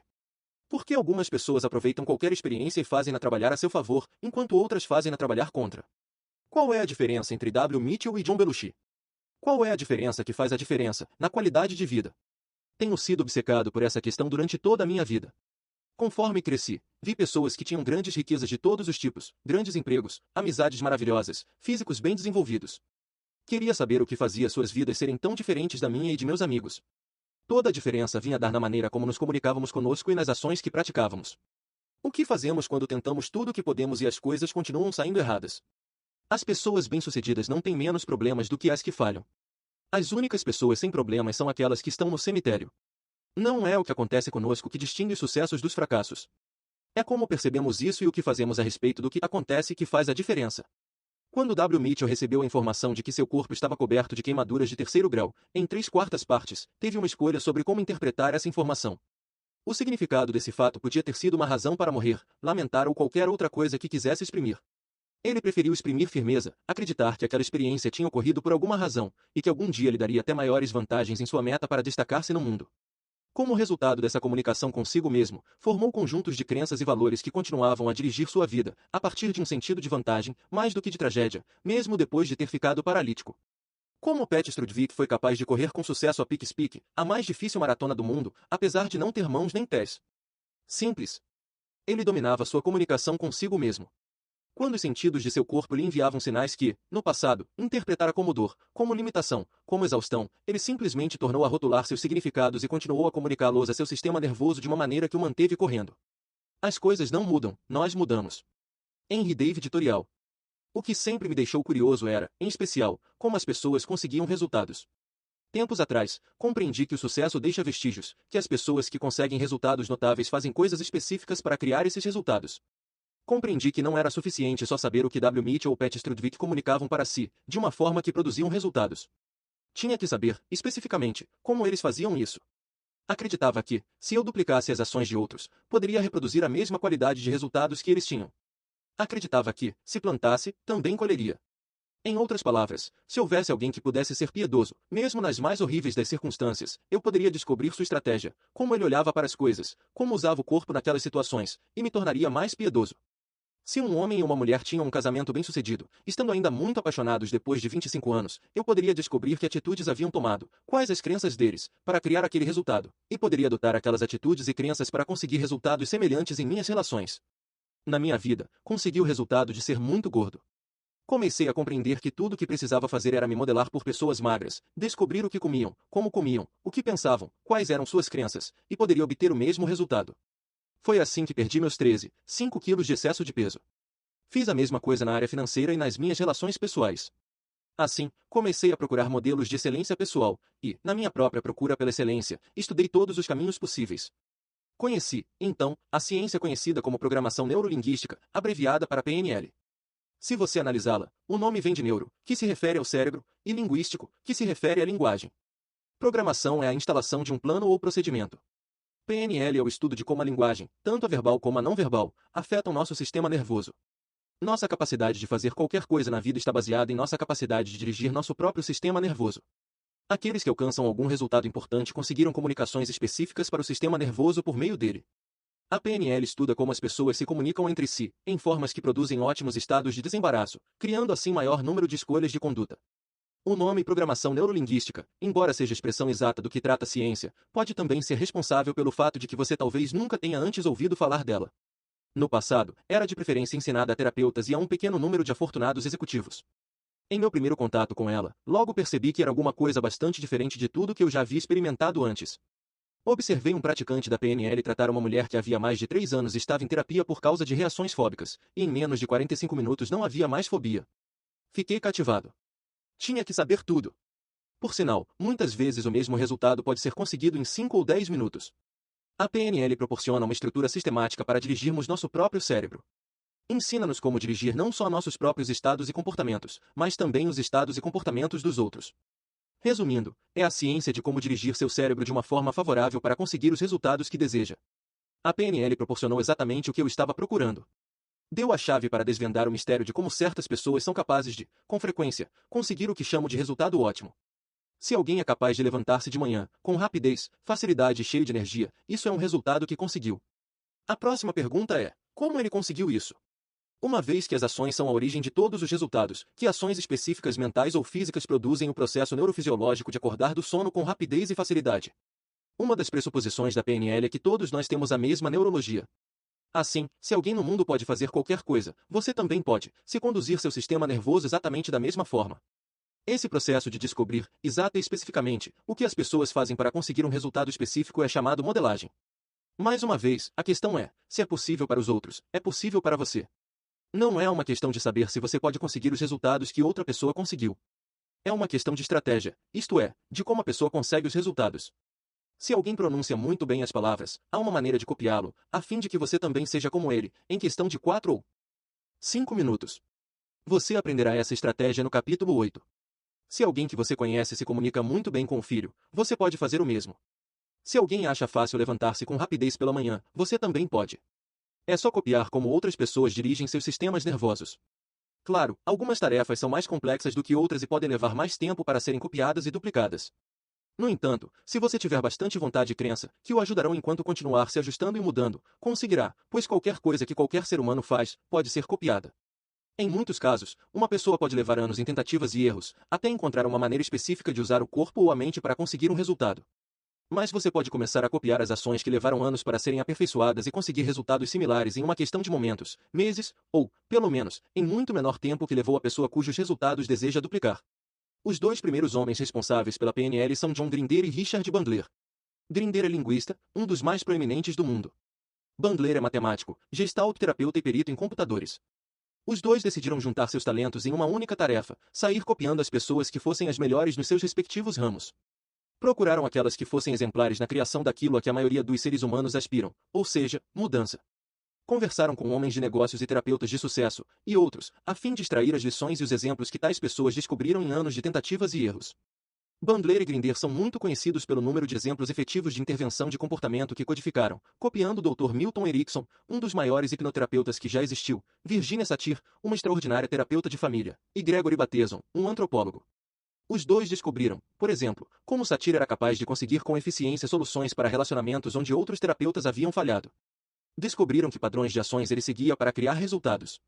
E ensinaram esses padrões para seus alunos, que então se tornaram capacitados para aplicá-los e para conseguir a mesma qualidade de resultados, apesar de não terem os anos de experiência da notável terapeuta. Eles semearam as mesmas sementes, assim, colheram as mesmas recompensas. Trabalhando com os padrões fundamentais que copiaram desses três mestres, Bandler e Grinder começaram a criar seus próprios padrões, e a ensiná-los também. Esses padrões são comumente conhecidos como programação neurolinguística, PNL. Esses dois gênios fizeram muito mais do que nos dar uma série de padrões significativos e eficientes para criar mudanças. Mais importante ainda, eles nos deram uma visão sistemática de como duplicar qualquer forma de excelência humana em um curto período de tempo. O sucesso deles é lendário. No entanto, mesmo com os instrumentos disponíveis, muitas pessoas só aprenderam os padrões para criar mudança emocional de comportamento e nunca obtiveram o poder pessoal para usá-los de uma forma efetiva e congruente. Mais uma vez, ter o conhecimento não é suficiente. A ação é que produz resultados. Quanto mais eu lia livros sobre PNL, mais ficava surpreso de encontrar pouco ou nada escrito sobre o processo de modelagem. Para mim, modelagem é o caminho para a excelência. Significa que, se eu vejo alguém neste mundo conseguindo um resultado que desejo, posso produzir os mesmos resultados, se quiser pagar o preço do tempo e do esforço. Se você quiser alcançar o sucesso, tudo o que precisa fazer é encontrar um meio de copiar aqueles que já são um sucesso.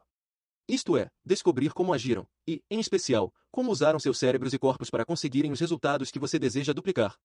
Se você quiser ser um bom amigo, uma pessoa mais rica, um pai ou um atleta melhor, um homem de negócios mais bem-sucedido, tudo o que precisa fazer é encontrar modelos de excelência. Os que mudam e abalam o mundo são, muitas vezes, modeladores profissionais, pessoas que dominam a arte de aprender tudo o que podem, seguindo mais a experiência de outros do que a própria. Sabem como salvar a única riqueza que nenhum de nós consegue ter suficiente, que é tempo. De fato, se você olhar a lista de best-sellers no The New York Times, descobrirá que a maioria dos livros que lideram a lista contém modelos de como fazer alguma coisa com mais eficiência. O último livro de Peter Drucker é Innovation and Entrepreneurship. Nele, o autor delineia as ações específicas que se deve tomar para ser um empresário eficiente e inovador. Deixa bem claro que inovação é um processo muito especial e deliberado. Não há nada misterioso ou mágico em ser um empresário. Não está na composição genética. É uma disciplina que pode ser aprendida. Parece familiar? Ele é considerado o fundador das práticas modernas de negócios, devido à sua perícia em copiar. The One Minute Manager, Kenneth Blanchard e Spencer Johnson, é um modelo para a comunicação humana e orientação simples e efetiva para qualquer relacionamento humano. Foi elaborado para modelar alguns dos mais eficientes gerentes do país. In Search of Excellence, Thomas J. Peters e Robert H. Waterman Jr., é, sem dúvida, um livro que mostra um modelo de corporações bem-sucedidas nos Estados Unidos. A Ponte para o Sempre, Richard Barr, proporciona outro ponto de vista, um novo modelo de como encarar os relacionamentos. A lista continua. Este livro também está cheio de muitas séries de modelos de como dirigir sua mente, seu corpo e sua comunicação com os outros, de uma forma que produza resultados importantes para todos os envolvidos. No entanto, minha meta para você não é só aprender esses padrões de sucesso, mas também ultrapassá-los, possibilitando-lhe criar seus próprios modelos. Você pode ensinar a um cachorro padrões que melhorarão seu comportamento. Pode fazer a mesma coisa com pessoas. Mas o que quero que aprenda é um processo, uma estrutura, uma disciplina que permitirá que você duplique excelência onde quer que a encontre. Quero lhe ensinar alguns dos mais eficientes padrões da PNL. Porém, quero que se torne mais do que só um adepto da PNL. Quero que se torne um modelador. Alguém que saiba reconhecer excelência e a torne própria. Alguém em constante busca do desempenho ótimo, pois você não está preso, comprometido com nenhuma das séries de sistemas ou padrões, mas, em vez disso, está procurando com afinco novos e efetivos meios para conseguir os resultados que deseja. Para modelar excelência você precisa tornar-se um detetive, um investigador, alguém que faz uma porção de perguntas e segue todas as pistas do que produz excelência. Ensinei ao melhor atirador de pistola do Exército dos Estados Unidos a atirar melhor encontrando os padrões exatos de excelência em tiro de pistola. Aprendi as habilidades de um mestre de karatê, observando o que ele pensava e fazia. Melhorei o desempenho de atletas profissionais e olímpicos. Fiz isso encontrando um meio de modelar com precisão o que esses homens fizeram quando conseguiram seus melhores resultados, e então, mostrei a eles como podiam usar aqueles desempenhos como deixas. Construir a partir do sucesso dos outros é um dos aspectos fundamentais da maioria dos aprendizados. No mundo da tecnologia, cada processo em engenharia ou computação é, naturalmente, precedido de novas descobertas e avanços. No mundo dos negócios, as firmas que não aprendem com o passado, que não operam com informações sobre a condição em que as coisas se acham, estão perdidas. Mas o mundo do comportamento humano é uma das poucas áreas que continua a operar com teorias e informações fora de moda. Muitos de nós ainda usamos o modelo do século XIX, de como o cérebro trabalha e de como nos comportamos. Colocamos uma etiqueta chamada depressão em alguma coisa e, adivinha o que acontece? Ficamos deprimidos. A verdade é, aqueles termos podem estar se tornando profecias. Este livro ensina uma tecnologia que logo se mostra acessível, uma tecnologia que pode ser usada para você criar a qualidade de vida que deseja. Bandler e Grinder descobriram que existem 3 ingredientes fundamentais que devem ser duplicados, a fim de reproduzir qualquer forma de excelência humana. Eles são, na realidade, as 3 formas de ações mentais e físicas que correspondem mais diretamente à qualidade dos resultados que produzimos. Imagine-os como 3 portas que levam a uma espetacular sala de banquete. A primeira porta representa o sistema de crença da pessoa. O que uma pessoa acredita, o que pensa ser possível ou impossível. Em maior extensão, determina o que ela pode, ou não, fazer. Há uma velha frase que diz, quer você acredite que pode fazer uma coisa, ou acredite que não pode, você está certo. De certa forma, é verdade, pois quando você não acredita que pode fazer alguma coisa, está mandando mensagens coerentes ao seu sistema nervoso, que limitam ou eliminam sua capacidade de conseguir aquele mesmo resultado. Se, por outro lado, estiver consistentemente enviando mensagens congruentes ao seu sistema nervoso que dizem que pode fazer alguma coisa, ele então avisa seu cérebro para produzir o resultado que deseja, e isso abre a possibilidade para que aconteça. Assim, se você consegue copiar o sistema de crença de uma pessoa, dá o primeiro passo para agir como ela age, conseguindo, então, um tipo similar de resultado. Veremos os sistemas de crença mais adiante, no capítulo 4. A segunda porta que deve ser aberta é a sintaxe mental da pessoa. Sintaxe mental é a maneira como as pessoas organizam seus pensamentos. Sintaxe é como um código. Nos Estados Unidos, há 7 dígitos em um número de telefone, mas você tem de discá-los na ordem certa, para encontrar a pessoa que quer. O mesmo é verdadeiro para encontrar as partes de seu cérebro e de seu sistema nervoso que poderão ajudá-lo, com mais eficiência, a conseguir o resultado que deseja. O mesmo é verdadeiro em comunicação.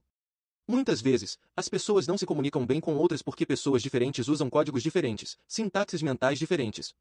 Decifre os códigos e terá passado pela segunda porta, em direção à modelagem das melhores qualidades das pessoas. Olharemos a sintaxe no capítulo 7. A terceira porta é a fisiologia. A mente e o corpo estão totalmente ligados. A maneira como você usa sua fisiologia, como respira e mantém seu corpo, sua postura, expressões faciais, a natureza e a qualidade de seus movimentos, é que determina em que estado você está. O estado em que esteja, então, determinará a extensão e a qualidade dos comportamentos que você será capaz de conseguir. Aprenderemos mais sobre fisiologia no capítulo 9.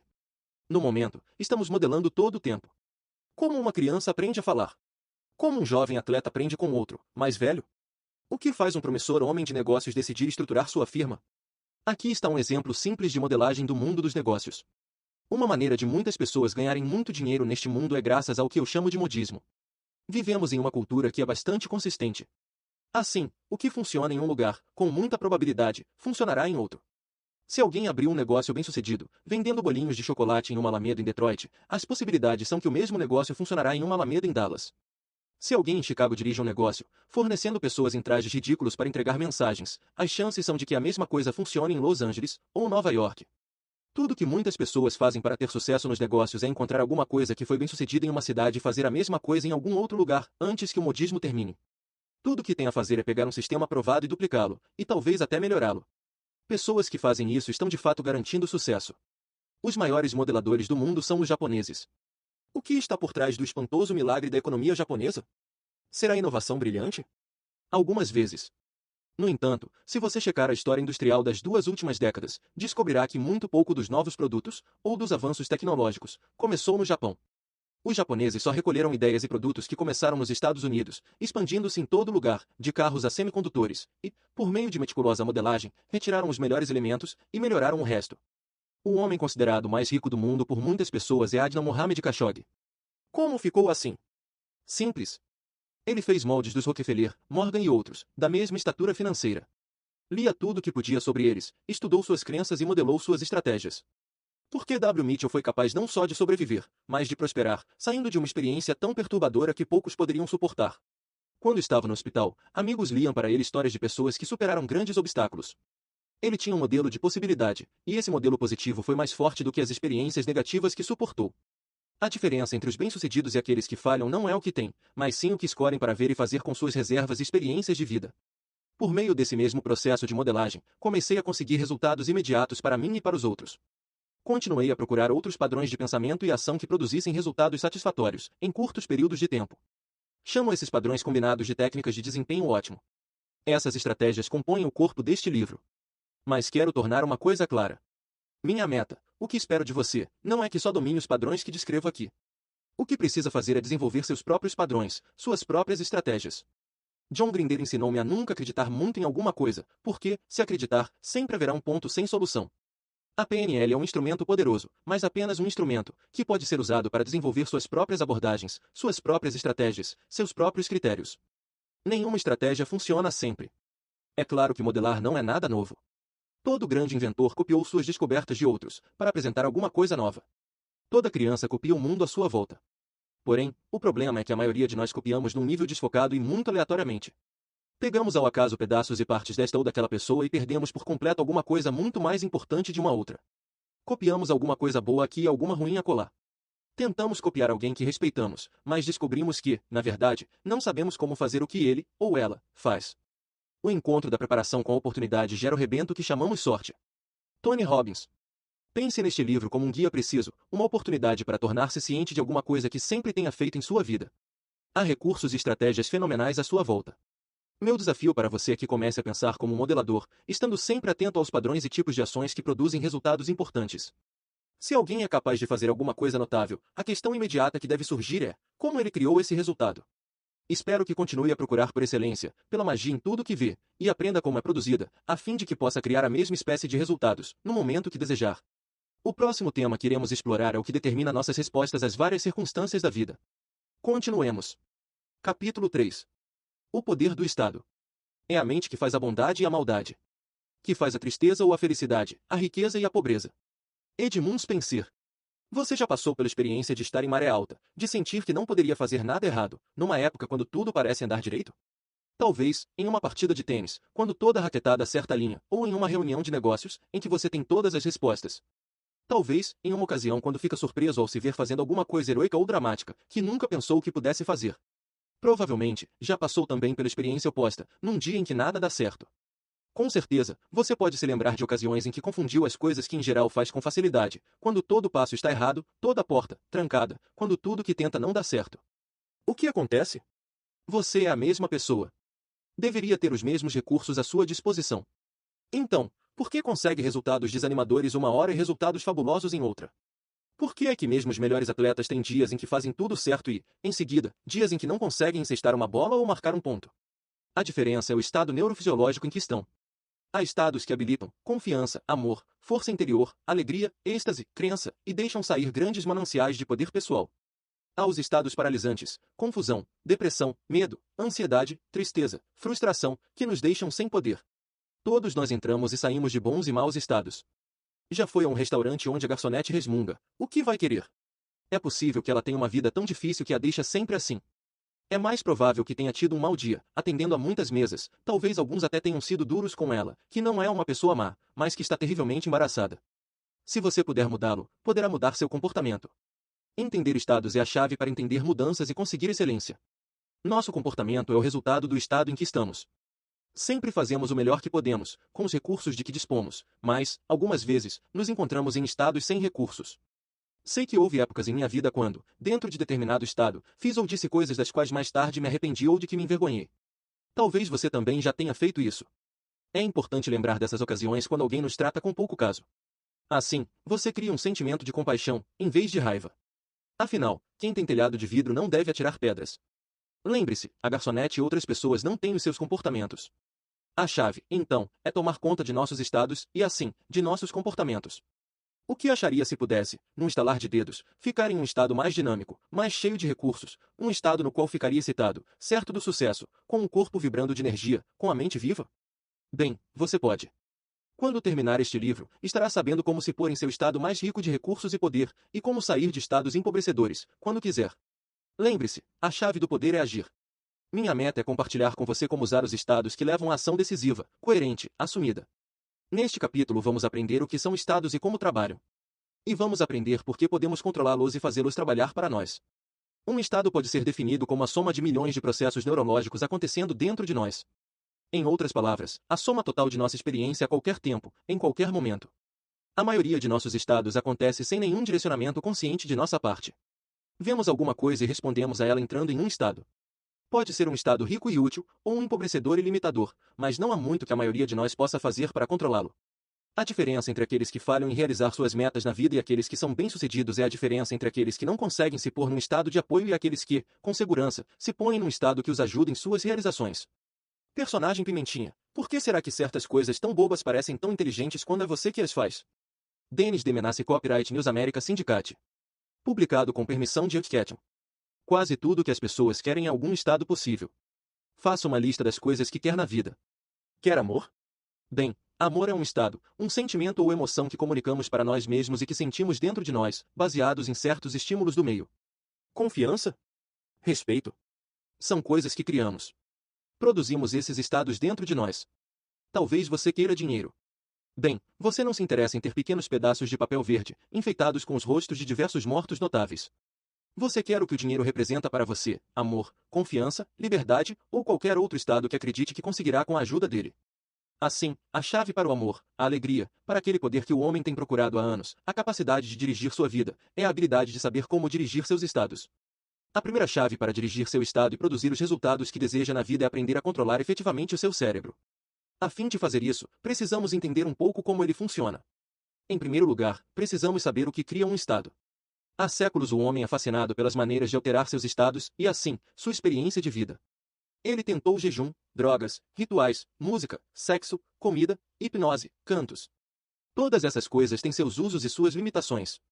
De qualquer modo, você vai ser agora introduzido em meios muito mais simples, que são igualmente poderosos, em muitos casos, mais rápidos e mais precisos.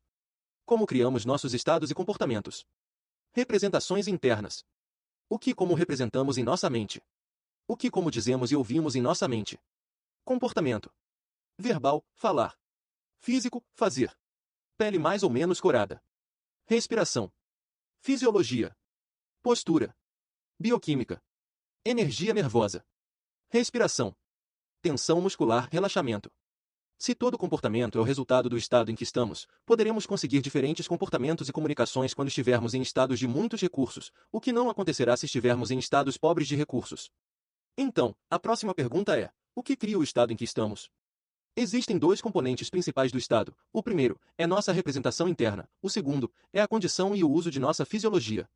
O que e como você imagina as coisas, assim como o que como diz coisas para si mesmo sobre a situação do momento, cria um estado em que fica e, assim, as espécies de comportamento que produz. Por exemplo, como você trata seu esposo, ou esposa, namorado, ou namorada, quando ele, ou ela, chega em casa mais tarde do que prometeu? Bem, seu comportamento dependerá, em grande parte, do estado em que esteja quando a pessoa voltar, e seu estado será determinado, em grande escala, pelo que estava representado em sua mente, como razão do atraso. Se, durante horas, você estava imaginando a pessoa com quem se preocupa em um acidente, ferida, morta ou hospitalizada, assim que ela entrar pela porta poderá recebê-la com lágrimas, com um suspiro de alívio ou com um grande abraço e uma pergunta sobre o que aconteceu. Esses comportamentos surgem de um estado de preocupação.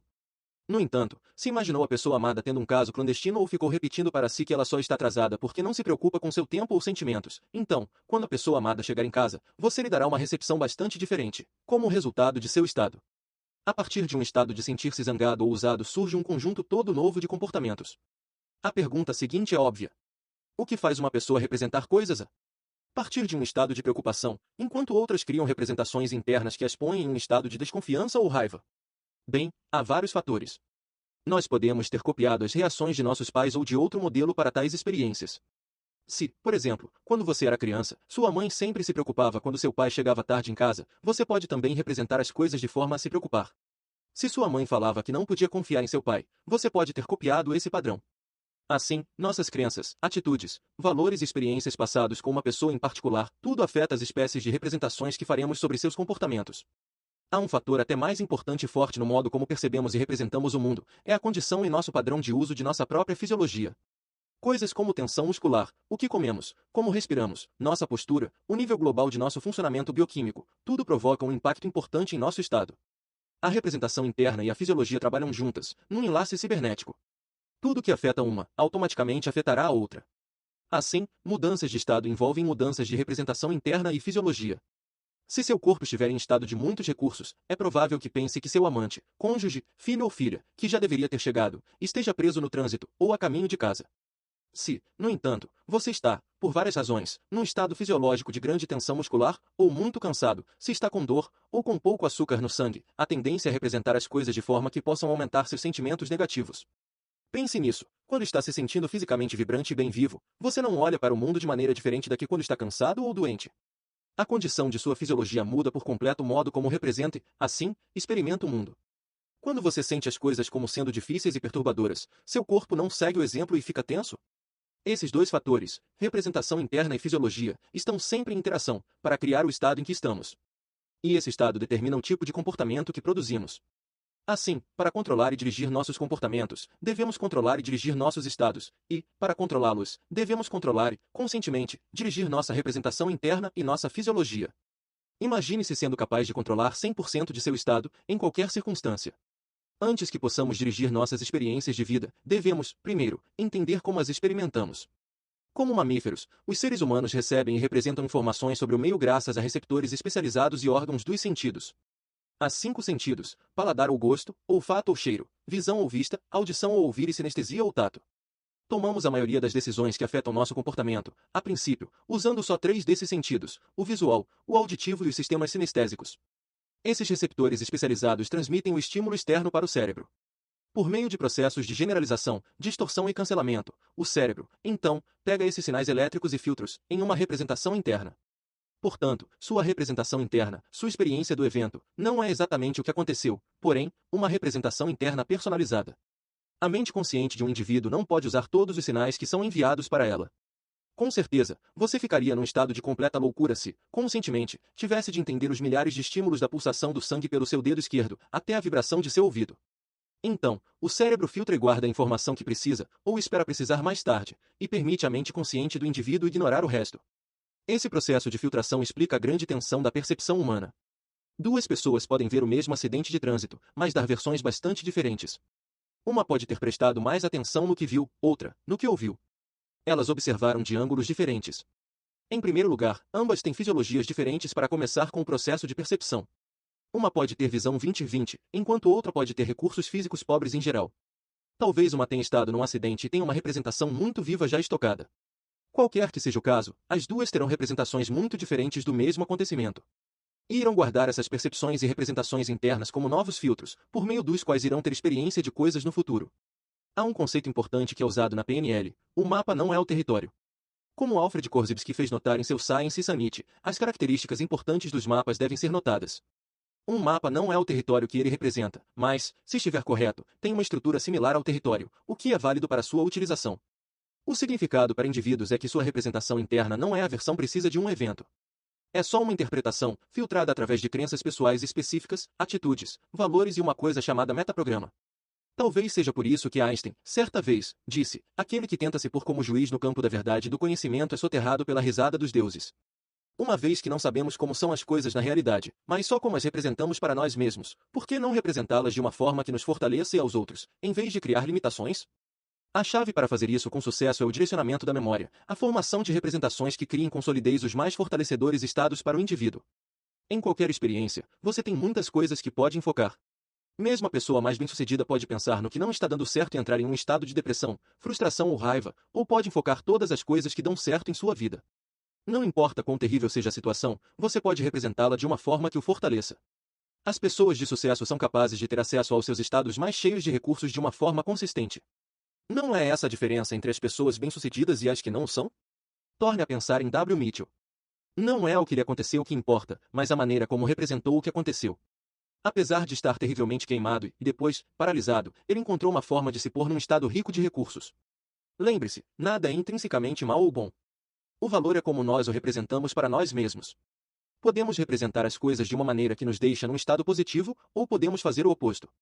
Pare um momento para pensar num tempo em que você estava num estado de força. Isso é o que fazemos ao andar no fogo. Se eu lhe pedir que deixe este livro e ande por um leito de brasas, duvido que se levante e o faça. Não é alguma coisa que acredite que possa fazer, e você pode não ter recursos de percepções e estados associados a essa tarefa. Assim, quando digo isso, com certeza, você não entra num estado que o apoiaria para executar essa ação. O passeio no fogo ensina as pessoas como mudar seus estados e seus comportamentos de uma forma a fortalecê-las para agir e conseguir novos resultados, apesar do medo ou de outros fatores limitadores. Pessoas que andaram no fogo não são diferentes do que eram quando entraram, pensando que andar no fogo era impossível. Mas elas aprenderam como mudar sua fisiologia e como mudar suas representações internas sobre o que podem ou não podem fazer.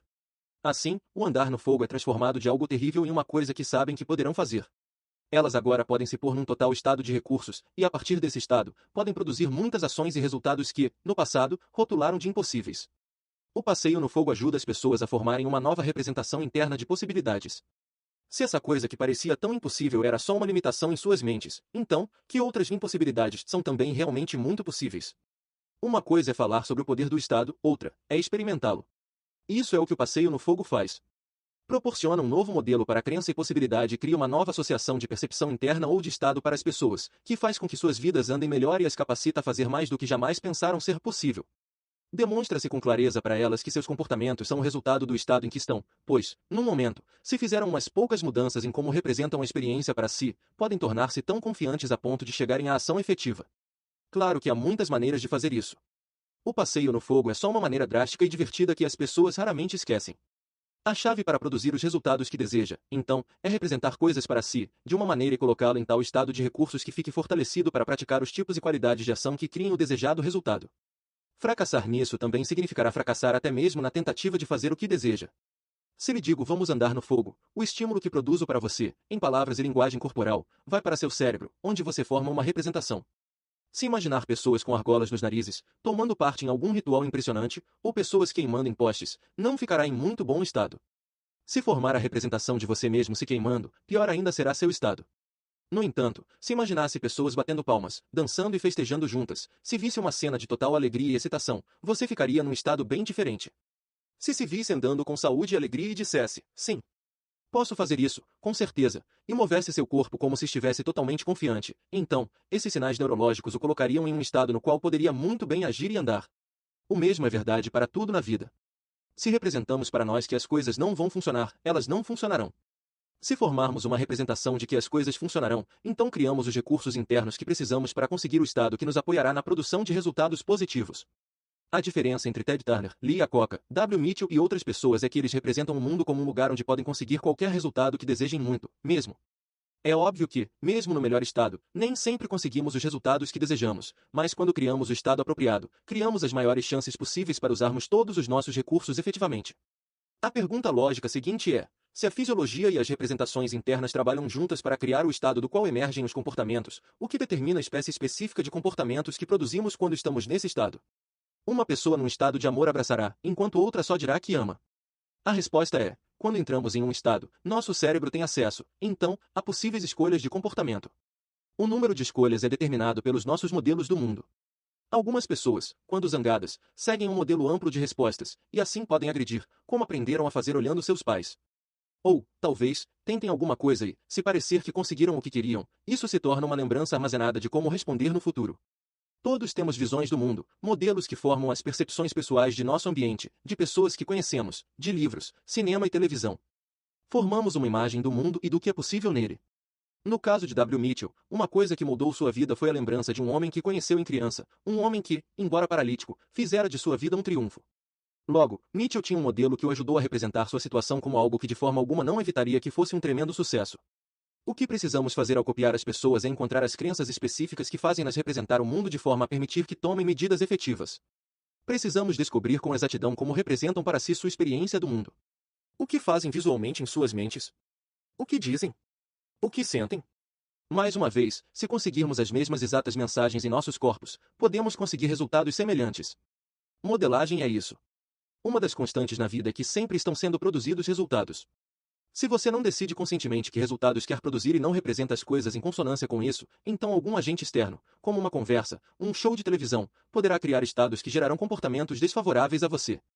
A vida é como um rio.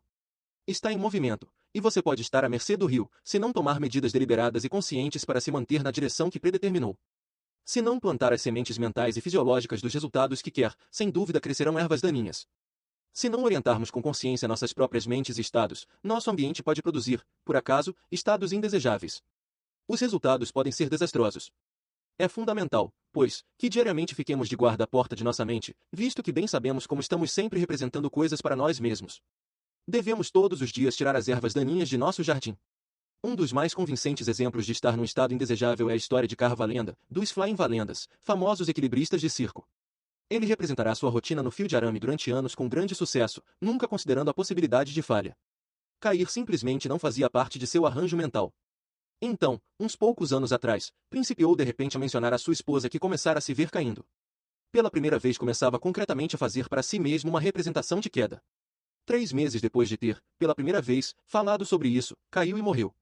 Algumas pessoas diriam que tivera uma premonição. Outro ponto de vista é que forneceu a seu sistema nervoso uma representação coerente, um aviso, que o deixou num estado que apoiou o comportamento de queda, ele criou um resultado. Indicou ao cérebro um novo caminho para seguir e, por fim, foi o que fez. É por isso que é tão decisivo na vida focalizarmos o que queremos, em oposição ao que não queremos. Se você está sempre focalizando todas as coisas mais da vida, tudo o que não quer, ou todos os possíveis problemas, você se põe num estado que apoia esses tipos de comportamentos e resultados. Por exemplo, você é uma pessoa ciumenta? Não, não é. No passado, você pode ter produzido estados de ciúme e os tipos de comportamento que surgem dele. No entanto, seu comportamento não se confunde com você. Fazendo esses tipos de generalizações sobre si mesmo, você cria uma crença que governará e dirigirá suas ações no futuro. Lembre-se, seu comportamento é resultado de seu estado, e seu estado é o resultado de suas representações internas e de sua fisiologia, as quais você pode mudar em questão de momentos. Se, no passado, você foi ciumento, isso só significa que representou coisas de forma tal a criar esse estado. Agora você pode representar coisas de uma nova maneira e produzir novos estados e seus respectivos comportamentos. Lembre-se, sempre temos uma escolha de como representar as coisas para nós mesmos. Se você representar que a pessoa que amo está enganando, logo se encontrará num estado de fúria e raiva. Guarde na memória, você não tem prova de que isso é verdade, mas experimente-o em seu corpo como se fosse. Assim, quando a pessoa que você ama chegar em casa, estará desconfiado e zangado. Nesse estado, como irá tratar essa pessoa? Em geral, não muito bem. Você pode agredi-la e atacá-la com palavras, ou só sentir-se muito mal internamente, e criar algum outro comportamento de represália mais tarde. Lembre-se, a pessoa que você ama pode não ter feito nada, mas a espécie de comportamento que você produziu, a partir de tal estado, talvez faça com que ela queira estar com alguma outra pessoa. Se você é ciumento, você cria esse estado. Você pode mudar as cenas negativas para imagens da pessoa tendo dificuldades para voltar para casa. Esse novo processo de encenação deixará você em um estado tal que, quando ela chegar em casa, você se comportará de um jeito que a fará sentir-se querida e, assim, aumentará o desejo dela de estar com você. Poderá haver ocasiões em que a pessoa estará na realidade fazendo aquilo que você imaginou. Porém, por que gastar tanta emoção até ter certeza? A maioria das vezes é pouco provável que seja verdade, no entanto, você criou todas as espécies de dores para ambos, e para quê? Toda ação é antecedida por um pensamento. Ralph Waldo Emerson. Se controlamos nossas comunicações dentro de nós e produzimos sinais visuais, auditivos e sinestésicos do que queremos, consequentemente, podem ser produzidos resultados positivos relevantes, mesmo em situações em que as possibilidades de sucesso parecem limitadas ou inexistentes. Os mais poderosos e efetivos gerentes, treinadores, pais e motivadores são aqueles que podem representar as circunstâncias da vida para si e para outros, de uma forma que assinale sucesso para o sistema nervoso, apesar dos estímulos externos aparentemente sem interesse. Eles se mantêm aos outros num estado de total desembaraço, a fim de poderem continuar a tomar medidas até serem bem-sucedidos. Com certeza, você já ouviu falar de Mel Fisher. É o homem que por 17 anos procurou um tesouro submerso no mar e que acabou descobrindo barras de ouro e prata valendo cerca de $400.000. Em um artigo que li a respeito dele, perguntaram a um dos membros da tripulação por que Mel Fisher havia se empenhado por tanto tempo. Respondeu que Mel tinha a habilidade de manter todos excitados. Todos os dias, Fisher dizia para si e para a tripulação: hoje é o dia, é no fim do dia, amanhã é o dia. Mas só dizer isso não era suficiente. Também dizia isso em harmonia com seu tom de voz, as imagens de sua mente e seus sentimentos. Todos os dias ele se punha num estado tal que pudesse continuar a tomar medidas, até ser bem-sucedido.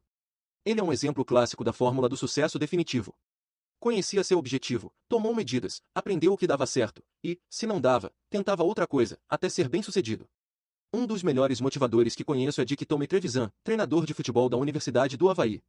Ele realmente entende como as representações internas das pessoas afetam seus desempenhos.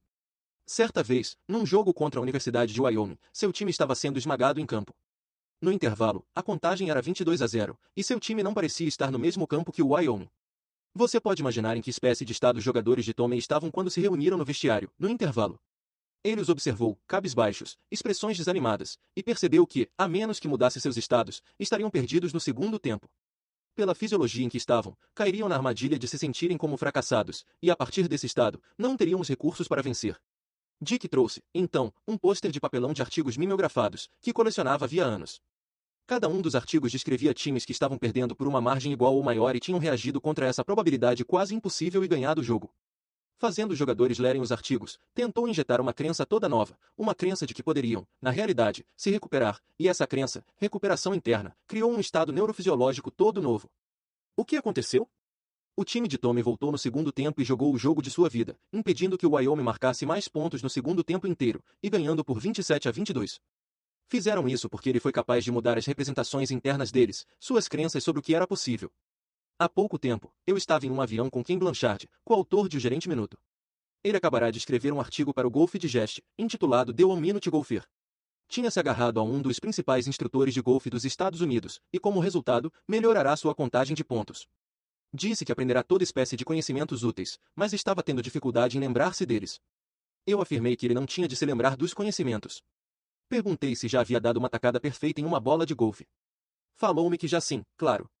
Perguntei se havia feito isso em muitas ocasiões. Disse que sim. Então, expliquei que a estratégia ou maneira específica de organizar esses recursos já deviam estar bem gravadas em seu inconsciente. Tudo o que ele precisava fazer era se colocar de volta no estado em que estava quando fizera uso de toda aquela informação que já tinha. Passei uns poucos minutos ensinando-lhe como ficar naquele estado, então, como reativá-lo mediante sugestão. Você aprenderá essa técnica no capítulo 17. O que aconteceu? Ele foi e jogou a melhor partida em 15 anos, batendo 15 tacadas além de sua partida anterior. Por quê? Porque não há poder como o de um estado cheio de recursos. Ele não precisou se esforçar para lembrar. Tinha acesso a tudo de que precisava. Só precisava aprender a ligar-se. Lembre-se, o comportamento humano é o resultado do estado em que estamos. Se você já conseguiu um resultado de sucesso, pode reproduzi-lo, adotando as mesmas medidas mentais e físicas que tomou na ocasião. Antes das Olimpíadas de 1984, trabalhei com Michael O'Brien, um nadador que competiu nos 500 metros, estilo livre. Ele estava treinando, mas sentia que não estava dando tudo o que podia para alcançar o sucesso. Havia desenvolvido uma série de bloqueios mentais que pareciam estar limitando. Tinha algum medo sobre o que o sucesso pudesse significar, e, assim, sua meta era a medalha de bronze ou a de prata. Não era o nadador cotado para ganhar a de ouro. O favorito, George de Carlo, já vencera Michael em diversas ocasiões. Passei 1 hora e meia com Michael e ajudei-o a modelar seus estados em desempenhos máximos, isto é, a descobrir como se puser em fisiologias cheias de recursos, o que imaginara, o que dissera para si mesmo e o que sentirá na única competição em que vencera George de Carlo. Começamos a separar as medidas, mentais e físicas, que tomara quando vencer as competições. Ligamos o estado em que estava nessas ocasiões a um acionador automático, o som do revólver de partida disparando. Descobri que no dia em que vencera George de Carlo estivera ouvindo Rio e Lewis e notícias, bem antes do início. Assim, no dia das finais das Olimpíadas, ele repetiu as mesmas coisas, as mesmas ações que fizera no dia em que vencera, e até ouviu Rio e Lewis momentos antes. Venceu George de Carlo e ganhou a medalha de ouro por 6 segundos cravados. Você já assistiu ao filme Os Gritos do Silêncio? Há nele uma cena espantosa que nunca esquecerei, que envolve um garoto de 12 ou talvez 13 anos, que vive no meio do terrível caos de destruição da guerra no Camboja. Em certo ponto, em total frustração, ele pega uma metralhadora e simplesmente acaba com alguém. É uma cena chocante. Como você imagina que um garoto de 12 anos de idade possa chegar ao ponto de fazer uma coisa como essa? Bem, duas coisas acontecem. A primeira é que ele está tão frustrado que entrou em um estado em que sua personalidade ficou ligada a abismos de violência. A segunda é que ele vive em uma cultura tão permeada de guerra e destruição que pegar uma metralhadora parece uma resposta apropriada. Ele viu outros fazerem isso, e fez o mesmo. É uma terrível cena negativa. Tentei me concentrar nos estados mais positivos. Mas é um dramático lembrete de como podemos fazer coisas em um estado, bom ou mau, que nunca fizemos em outro. Estou enfatizando isso mais e mais a fim de que fique bem entranhado em você, a espécie de comportamento que as pessoas produzem ao resultado do estado em que estão. A forma como respondem especificamente a partir desse estado se baseia nos seus modelos do mundo, isto é, em suas estratégias neurológicas armazenadas. Eu não poderia ter feito Michael O'Brien ganhar a medalha de ouro nas Olimpíadas. Ele teve de trabalhar a maior parte de sua vida para guardar as estratégias, as respostas musculares e assim por diante. Mas o que pude fazer foi descobrir como ele poderia convocar os mais efetivos recursos, suas estratégias de sucesso, sob sugestão e nos minutos-chave em que precisava deles. A maioria das pessoas toma muito poucas medidas conscientes para dirigir seus estados. Elas acordam deprimidas ou acordam energizadas. As mudanças boas as levantam, as más, as derrubam. Uma diferença entre pessoas em qualquer campo é quão efetivamente elas dirigem seus recursos. Isso fica mais claro no atletismo. Ninguém é bem-sucedido todas as vezes, mas certos atletas têm a habilidade de se colocarem num estado rico de recursos, quase por sugestão, que geralmente aparece no momento certo. Por que Reggie Jackson venceu todas aquelas corridas em outubro? Como Larry Bird ou Jerry West desenvolveram a estranha habilidade de acertar todos os tiros na competição? Eles foram capazes de mobilizar o que tinham de melhor quando precisaram, quando a pressão era maior. A maioria das pessoas está atrás de mudança de estado. Querem ser felizes, alegres, plenas de êxtase, concentrarem-se em alguma coisa. Querem ter paz de espírito, ou estão tentando sair de estados dos quais não gostam. Sentem-se frustradas, zangadas, perturbadas, aborrecidas. Então, o que a maioria das pessoas faz? Bem, elas se viram para um aparelho de televisão que lhes dá novas representações, que podem interiorizar, veem alguma coisa e riem. Não mais estão em seu estado de frustração. Saem e comem, ou fumam um cigarro ou tomam uma droga. Em um sentido mais positivo, podem fazer exercícios. O único problema com a maioria dessas abordagens é que os resultados não são duradouros. Quando o show de televisão termina, as pessoas ainda têm a mesma representação interna de suas vidas. Lembram-se dela e sentem-se mal outra vez, após o excesso de comida ou droga ter sido consumido. Há agora um preço a pagar pela mudança temporária de estado. Ao contrário, este livro vai lhe mostrar como mudar diretamente sua representação interna e a fisiologia, sem o uso de instrumentos externos, que muitas vezes criam problemas adicionais a longo prazo. Por que as pessoas usam drogas? Não é por gostarem de espetar agulhas em seus braços, mas por gostarem da experiência e não saberem outra maneira de ficar naquele estado. Tive garotos que eram empedernidos usuários de drogas e que deixaram o hábito após um passeio pelo fogo, porque lhes foi dado um modelo mais elegante de como atingir o mesmo pique. Um garoto, que diziam estar na heroína há 6 anos e meio, terminou seu passeio pelo fogo e disse para o grupo: acabou. Nunca uma agulha me fez sentir nada que chegue perto do que senti do outro lado dessas brasas. Isso não significa que ele tenha de andar pelo fogo regularmente. Ele só tinha de ter acesso com regularidade a esse novo estado. Fazendo alguma coisa que pensava ser impossível, ele desenvolveu um novo modelo, que podia fazê-lo sentir-se bem. Pessoas que atingiram a excelência são mestras em penetrar nas partes mais ricas de recursos de seu cérebro. É isso que as separa do grupo. O fundamental a lembrar deste capítulo é que seu estado tem um poder admirável, e você pode contatá-lo. Você não tem de estar à mercê do que quer que seja que lhe apareça em seu caminho. Há um fator que determina com antecipação como iremos representar nossa experiência da vida, um fator que filtra os modos de representação do mundo para nós mesmos, um fator que determina as espécies de estado consistentes que criaremos em certas situações. Tem sido chamado de o maior poder, e é o que vamos investigar a seguir. Capítulo 4. O nascimento da excelência, crença. O homem é o que ele acredita. Anton Chekhov. Em seu maravilhoso livro Anatomy of an Illness, Norman Cousins conta uma instrutiva história sobre Pablo Casals, um dos maiores músicos do século XX. É uma história de crença e renovação, e todos nós podemos aprender com ela. Cousins descreve o encontro com Casals, pouco antes do 90 graus aniversário do grande violoncelista. Diz ele que era doloroso olhar o velho homem quando começava seu dia. Sua fragilidade e artrite eram tão debilitadoras que precisava de ajuda para vestir-se. Seu enfisema era evidente na difícil respiração. Andava com um arrastar de pés, curvado, cabeça inclinada para a frente. Suas mãos eram inchadas, seus dedos, apertados. Parecia um homem muito velho, velho e cansado. Antes mesmo de comer, foi até o piano, um dos vários instrumentos em que Casals se tornará perito. Com grande habilidade, ajustou-se na banqueta. Parecia para ele um terrível esforço levar seus dedos inchados e rijos até o teclado. E, então, algo de muito milagroso ocorreu. Casals, de repente, transformou-se completamente ante os olhos de Cousins. Entrou num estado cheio de recursos, e conforme o fez, sua fisiologia mudou a tal ponto que começou a mover-se, e a tocar, produzindo no seu corpo e no piano resultados que só teriam sido possíveis a um pianista saudável, forte e flexível. Como Cousins descreveu, os dedos se abriram lentamente e acharam as teclas, como os brotos de uma planta em direção à luz do sol. Suas costas endireitaram-se. Parecia respirar com mais facilidade. O simples pensamento de tocar piano mudava todo o seu estado, e da mesma forma a eficiência de seu corpo. Casals começou com uma peça do cravo bem temperado, de Bach, com grande sensibilidade e controle. Atirou-se, então, ao concerto de Brahms, e seus dedos pareciam correr sobre o teclado. Seu corpo inteiro parecia fundido com a música, escreveu Cousins. Não estava mais rijo e encolhido, mas ágil, gracioso e completamente livre de suas torceduras artríticas. Quando se afastou do piano, parecia uma pessoa bem diferente da que se sentara para tocar. Levantou-se ereto e mais alto e andou sem sinal de arrastar os pés. Logo se dirigiu para a mesa do café, comeu com satisfação, e, então, saiu para dar um passeio pela praia. Sempre pensamos em crenças no sentido de credos ou doutrinas, e muitas crenças o são. Mas, no sentido básico, uma crença é qualquer princípio orientador, máximas, fé ou paixão que pode proporcionar significado e direção na vida. Estímulos ilimitados estão disponíveis para nós. Crenças são os filtros pré-arranjados e organizados para nossas percepções do mundo. São como comandos do cérebro. Quando acreditamos com convicção que alguma coisa é verdade, é como se enviássemos um comando para nosso cérebro de como representar o que está ocorrendo. Casals acreditava na música e na arte. Foi isso que conferiu beleza, ordem e nobreza para sua vida, e é o que poderia ainda lhe proporcionar milagres diários. Por acreditar no poder transcendente de sua arte, ele estava fortalecido de uma forma que quase desafiava o entendimento. Suas crenças transformavam-no, diariamente, de um velho homem cansado em um gênio de vida. No sentido mais profundo, elas o mantinham vivo. Certa vez, John Stuart Mill escreveu, uma pessoa com uma crença é igual à força de 99 que só tem interesses. É bem por isso que as crenças abrem a porta para a excelência. A crença envia um comando direto para seu sistema nervoso. Quando acredita que alguma coisa é verdade, você entra mesmo no estado de que aquilo deve ser verdade. Tratadas de maneira certa, as crenças podem ser as mais poderosas forças para criar o bem em sua vida.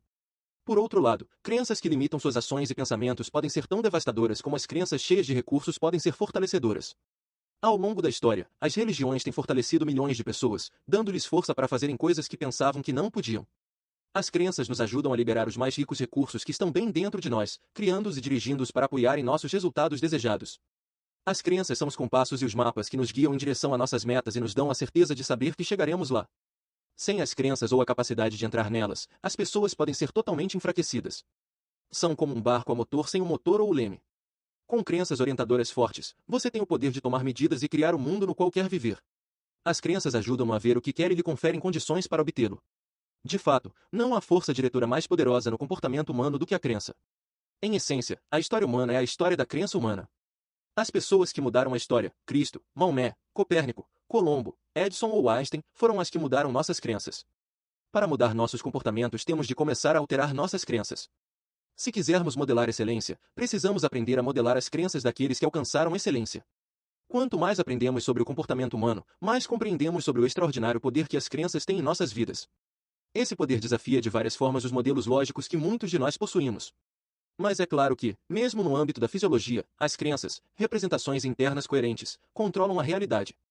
Não faz muito tempo foi feito um notável estudo sobre esquizofrenia. Um dos casos era o de uma mulher com personalidade dividida. Normalmente, seus níveis de açúcar no sangue eram completamente normais. Mas quando acreditou que estava diabética, toda a sua fisiologia mudou para tornar-se a de uma diabética. Sua crença se tornará a sua realidade.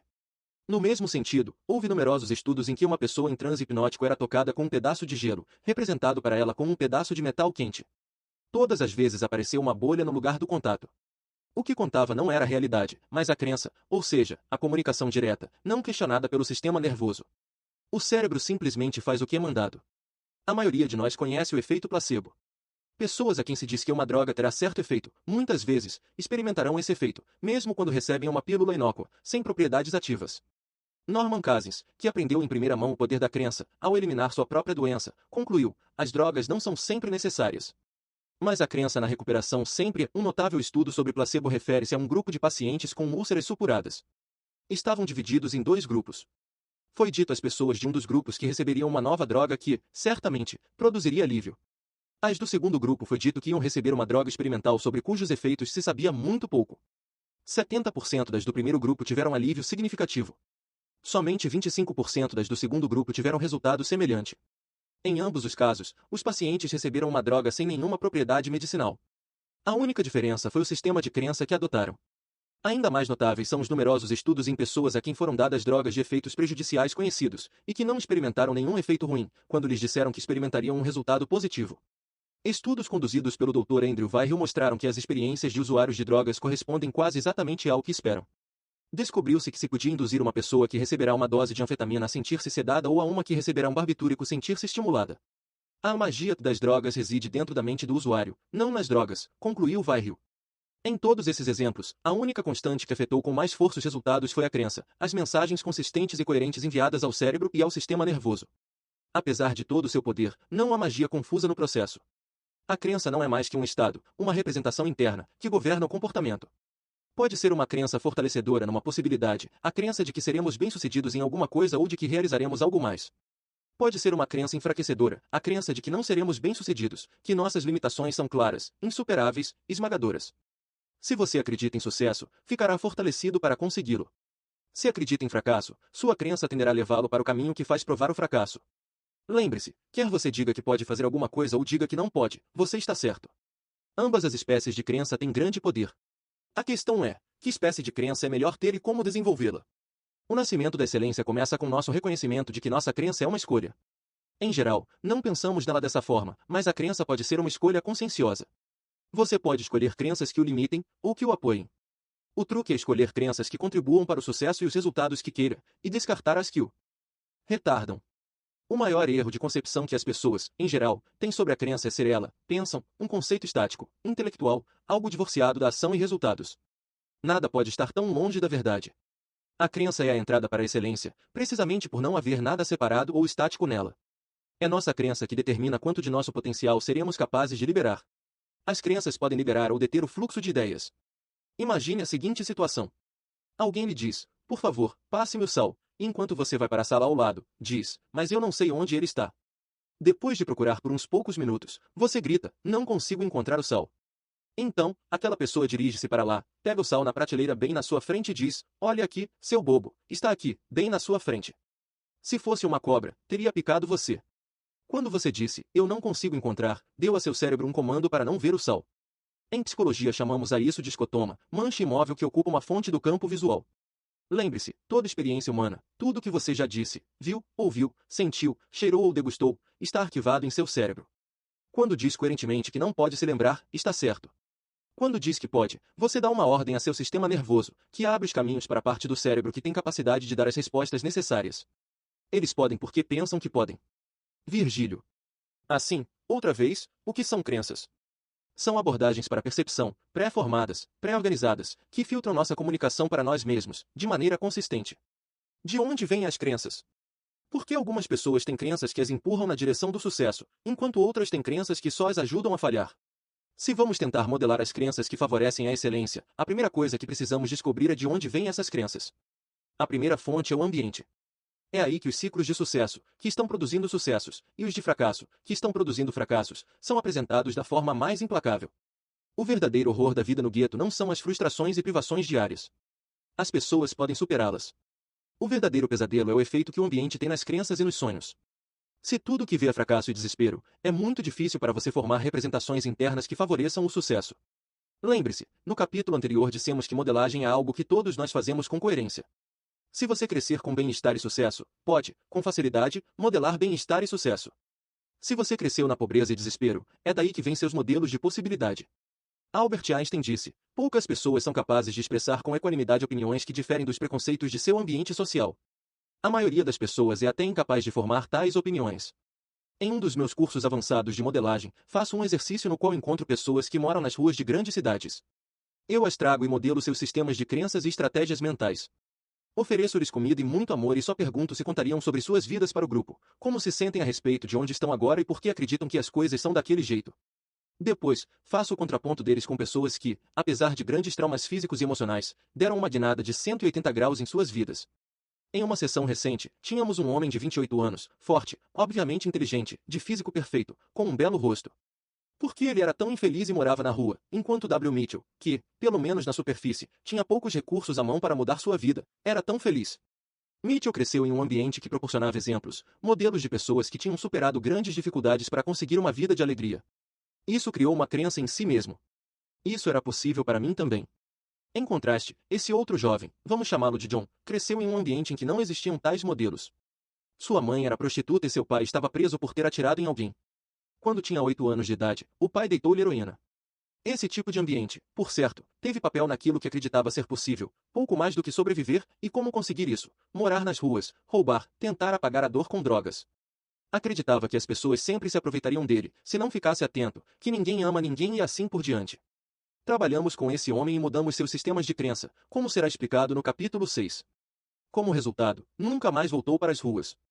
Desde então, deixou as drogas. Começou a trabalhar, agora tem novos amigos e está morando em um novo ambiente, com novas crenças, conseguindo novos resultados. O Dr. Benjamin Bloom, da Universidade de Chicago, estudou 100 jovens atletas, músicos e estudantes de extraordinário sucesso. Ficou surpreso ao descobrir que a maioria dos jovens prodígios não tinha começado mostrando grandes lampejos de brilho.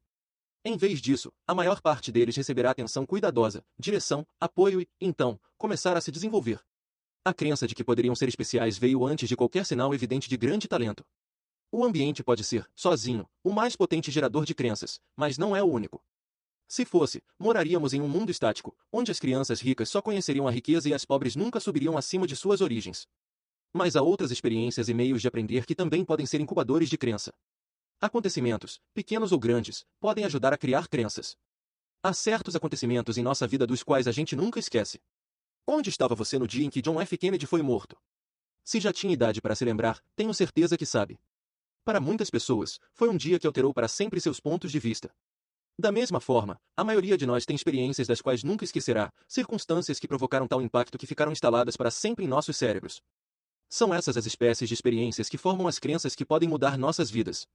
Quando eu tinha 13 anos, estava pensando no que queria fazer com minha vida, e decidi que me tornaria um escritor locutor esportivo. Um dia, li no jornal que Howard Cosell estaria autografando seu novo livro na loja local de departamentos. Pensei, se vou me tornar um locutor esportivo, preciso começar a entrevistar profissionais. Por que não começar de cima? Saí da escola, tomei emprestado um gravador e minha mãe me levou de carro até a loja de departamentos. Quando cheguei, Cosell já estava se levantando para sair. Comecei a entrar em pânico. Ele também estava cercado por repórteres, todos lutando pelos seus últimos comentários. De alguma forma, mergulhei por baixo dos braços dos repórteres e me aproximei de Cosell. Falando com rapidez de raio, contei-lhe o que estava fazendo e pedi uma curta entrevista gravada. Com dúzias de repórteres esperando, Howard Cosell deu-me uma entrevista pessoal. Essa experiência mudou minha crença sobre o que era possível, quem era acessível na vida e quais as recompensas por procurar o que queria. Devido ao encorajamento de Cosell, fui escrever em um jornal diário e desenvolvi uma carreira no campo da comunicação. Um terceiro caminho para criar crenças é por meio do conhecimento. Uma experiência direta é uma forma de conhecimento. Outra é obtida pela leitura, vendo filmes, vendo o mundo como é retratado por outros. O conhecimento é uma das grandes maneiras de quebrar as algemas de um ambiente limitador. Não importa quão rígido seja o seu mundo, se puder ler sobre as realizações dos outros, pode criar as crenças que lhe permitirão ser bem-sucedido. O Dr. Robert Curvin, um cientista político negro, escreveu no New York Times como exemplo de Jackie Robinson, o primeiro jogador negro na primeira divisão, mudou sua vida quando era jovem. Eu fui enriquecido pela minha ligação com ele, o nível de minhas aspirações foi elevado pelo seu exemplo. Um quarto caminho para criar resultados é por meio de nossos resultados passados. A maneira mais certa para criar a crença de que você pode fazer alguma coisa é fazê-la uma vez. Só uma vez. Se você for bem-sucedido uma vez, é bem mais fácil formar a crença de que fará novamente, com sucesso. Eu tinha de escrever o primeiro rascunho deste livro em menos de um mês, a fim de cumprir o prazo. Não estava certo se poderia fazê-lo. Mas, quando tive de redigir um capítulo em um único dia, descobri que podia. E, uma vez que fora bem-sucedido com um, sabia que poderia fazê-lo outra vez. Fui capaz de formar a crença que me permitiu terminar este livro no tempo determinado. Os jornalistas aprendem a mesma coisa escrevendo com prazo. Há poucas coisas na vida tão desanimadoras como ter de apresentar uma história completa em 1 hora ou menos, e sob a pressão diária de prazo. A maioria dos jornalistas principiantes teme isso mais que qualquer outra coisa de seu trabalho. Contudo, o que descobrem é que, se conseguirem 1 ou 2 vezes, também conseguirão no futuro. Não é que fiquem mais espertos ou rápidos quando ficam mais velhos, mas, uma vez enriquecidos com a crença de que podem apresentar uma história no tempo estipulado, descobrem que podem sempre fazer isso. O mesmo é verdadeiro para comediantes, homens de negócios ou pessoas em qualquer outro ramo na vida. Acreditar que algo pode ser feito torna-se uma profecia autorrealizadora. O quinto caminho para estabelecer crenças é por meio da criação em sua mente da experiência que deseja no futuro, como se estivesse aqui agora. Assim como as experiências passadas podem mudar suas representações internas, fazendo, desse modo, com que aquilo em que você acredita passe a ser possível, elas também podem mudar as experiências imaginárias de como você quer que as coisas sejam no futuro. Chamo isso de resultados experimentais antecipados. Quando os resultados que tem à sua volta não o estão apoiando para que você possa ficar em um estado rico e efetivo, você pode simplesmente criar o mundo da maneira que quer que ele seja, e entrar nessa experiência, mudando, assim, seus estados, suas crenças e suas ações. Afinal, se você é um vendedor, é mais fácil vender 10 mil ou 100 mil dólares. A verdade é que é mais fácil vender 100 mil, deixe-me lhe dizer por quê. Se sua meta é vender 10 mil, o que está tentando é conseguir o suficiente para pagar as contas. Se essa é sua meta, se isso é o que representa para si mesmo como sendo motivo para trabalhar com tanto afinco, você pensa que ficará num estado excitante, fortalecido, rico de recursos, enquanto trabalha? Você fica fervilhando de excitação quando pensa, amigo, tenho de ir trabalhar a fim de conseguir o suficiente para pagar minhas contas nojentas? Eu não o conheço, mas isso não funcionaria comigo. Mas venda é venda. Você tem de dar os mesmos telefonemas, encontrar as mesmas pessoas, entregar os mesmos produtos, não importando o que espera alcançar. Assim, é muito mais excitante, muito mais tentador partir para uma meta de fazer 100 mil do que 10 mil. E esse estado de estímulo é muito mais capaz de incentivá-lo a tomar o tipo de medidas consistentes que liberarão seu alto potencial do que ficar esperando vender o suficiente para viver. Claro que dinheiro não é a única maneira de você se motivar. Qualquer que seja sua meta, se criar em sua mente uma imagem clara do resultado que quer, e representá-lo para si mesmo como se já o tivesse alcançado, então você entrará nas espécies de estados que o apoiarão para criar os resultados que deseja. Todas essas coisas são meios para mobilizar crenças. A maioria de nós forma suas crenças ao acaso. Nós absorvemos coisas, boas e más, do mundo à nossa volta. Mas uma das ideias-chave deste livro é que você não é só uma folha ao vento. Você pode controlar suas crenças. Pode controlar as maneiras como modela os outros. Pode, conscientemente, dirigir sua vida. Pode mudar. Se há uma palavra-chave neste livro, ela é mudança. Deixe-me fazer a pergunta mais básica que posso. Quais são algumas das crenças que você tem sobre quem é você e do que é capaz? Por favor, espere um momento e anote rapidamente 5 crenças-chave que o limitaram no passado. Agora, faça uma lista de, pelo menos, 5 crenças positivas que possam, no momento, servir para apoiá-lo a alcançar suas metas mais altas. Uma das premissas que temos é que toda declaração que você faz é datada, e é relativa ao tempo em que é feita. Não é uma declaração de verdade universal. É verdadeira só para uma certa pessoa, num certo tempo. É sujeita a mudança. Se você tem sistemas de crenças negativas, agora já deve saber que tipos de efeitos prejudiciais eles têm. Mas é essencial compreender que os sistemas de crenças não são mais imutáveis do que o comprimento de seu cabelo, sua inclinação para um tipo particular de música, a qualidade de seu relacionamento com uma pessoa especial. Se estiver dirigindo um Honda e decidir que seria mais feliz com um Chrysler, Cadillac ou Mercedes, está em seu poder mudar. Suas representações internas e crenças trabalham da mesma forma. Se você não gostar delas, pode trocá-las. Todos nós temos uma hierarquia, uma escala de crenças. Temos crenças profundas, coisas que são tão fundamentais que morreríamos por elas, coisas como nossas ideias sobre patriotismo, família e amor. Mas grande parte de nossas vidas é governada por crenças sobre possibilidades, sucessos ou felicidade que adquirimos, inconscientemente, durante anos. A chave é utilizar essas crenças e ter certeza que trabalharão para você, que elas são efetivas e fortalecedoras. Falamos sobre a importância da modelagem. A modelagem da excelência começa com a modelagem da crença. Algumas coisas levam tempo para modelar, mas, se puder ler, pensar e ouvir, você pode modelar as crenças das mais bem-sucedidas pessoas do planeta. Quando Paul Getty, tido, certo tempo, como o homem mais rico do mundo, começou na vida, resolveu descobrir sobre as crenças das pessoas mais bem-sucedidas, então, foi e modelou-as. Você pode, com convicção, modelar as crenças dele e as dos maiores líderes, lendo suas autobiografias. As livrarias estão fervilhando de respostas para as perguntas sobre como conseguir praticamente qualquer resultado que queira. De onde vêm suas crenças pessoais? Vem do homem médio da rua? Vem da televisão e do rádio? Vem de quem fala mais e mais alto? Se você quer sucesso, é mais inteligente escolher suas crenças com cuidado do que sair por aí como um pedaço de papel pega-mosca, aceitando qualquer crença que fique presa nele. Uma coisa importante para compreender é que os potenciais que liberamos, os resultados que conseguimos, são, todos, parte de um processo dinâmico que começa com a crença. Gosto de pensar no processo em termos do seguinte diagrama. Potencial leva a ação, que leva a resultado, que leva a crença, atitude, que leva ao potencial. Digamos que alguém tem uma crença de que é ineficaz em alguma coisa. Digamos que ele fique dizendo que é um mau estudante. Se tem expectativas de fracasso, quanto de seu potencial vai liberar? Não muito. Ele já disse a si mesmo que não sabe. Já sinalizou a seu cérebro para que espere fracasso. Tendo começado com essas espécies de expectativas, que espécies de ações terá probabilidade de praticar? Serão elas confiantes, energizantes, coerentes e afirmativas? Refletirão seu potencial real? Pouco provável. Se você está convencido de que vai falhar, por que fazer tentativas para tentar se esforçar? Assim, se você começou com um sistema de crença que pressiona o que não pode fazer, o sistema, em seguida, envia sinais para seu sistema nervoso responder de uma certa forma. Você liberou uma quantidade limitada de seu potencial. Você tomou medidas experimentais indiferentes. Que espécies de resultados saíram de tudo isso? É provável que eles sejam bastante desanimadores. O que esses resultados desanimadores farão para suas crenças com relação a empenhos subsequentes?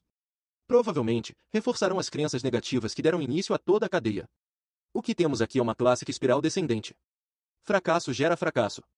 Pessoas que são infelizes e que vivem vidas partidas têm estado há tanto tempo sem os resultados por elas desejados que não mais acreditam ser possível consegui-los. Fazem pouco ou nada para liberar seus potenciais e começam a tentar maneiras de manter suas vidas onde estão, fazendo o mínimo possível. Que resultados conseguem com essas ações? É claro que são resultados miseráveis, que afundam mais ainda suas crenças, se é que é possível. A boa madeira não cresce com sossego, quanto mais forte o vento, mais fortes as árvores. J. Villard Mariotti. Olhemos isso de um outro ângulo. Digamos que você começa com grandes esperanças. Mais do que esperanças, você acredita com cada fibra de seu ser que terá sucesso. Começando com essa comunicação direta, clara, do que você sabe ser verdade, quanto de seu potencial usará? Provavelmente, uma boa quantidade. Que espécies de medidas tomará desta vez? Vai se arrastar e fazer uma tentativa indiferente? Claro que não. Você está excitado, energizado, tem grandes esperanças de sucesso, vai fazer sucesso rapidamente. Se você mostra esse tipo de esforço, que tipo de resultado será gerado? A possibilidade de que sejam muito bons. E o que isso faz para sua crença em sua capacidade de conseguir grandes resultados no futuro? É o oposto do círculo vicioso. Neste caso, sucesso alimenta sucesso, e gera mais sucesso, e cada sucesso cria mais crença e momentos para serem bem-sucedidos, numa escala até mais alta. Pessoas de sucesso progridem? Certo que sim. Crenças afirmativas sempre garantem resultados? Claro que não. Se alguém lhe diz que conseguiu uma fórmula mágica para garantir sucesso perpétuo e perfeito, é melhor que você agarre sua carteira e comece andando na direção oposta. Mas a história tem mostrado, de tempos em tempos, que se pessoas mantêm um sistema de crença que as fortalece, continuarão voltando com ações e recursos bastantes para finalmente serem bem-sucedidas. Abraham Lincoln perdeu algumas eleições importantes, mas continuou a acreditar em sua capacidade de ser bem-sucedido a longo prazo. Ele se permitiu ser fortalecido pelo sucesso, e recusou-se a ficar amedrontado por seus fracassos. Seu sistema de crença estava engrenado em direção à excelência, e ele finalmente conseguiu-a. Quando fez, mudou a história de seu país. Algumas vezes, não é necessário ter uma tremenda crença ou atitude sobre alguma coisa, a fim de ter sucesso.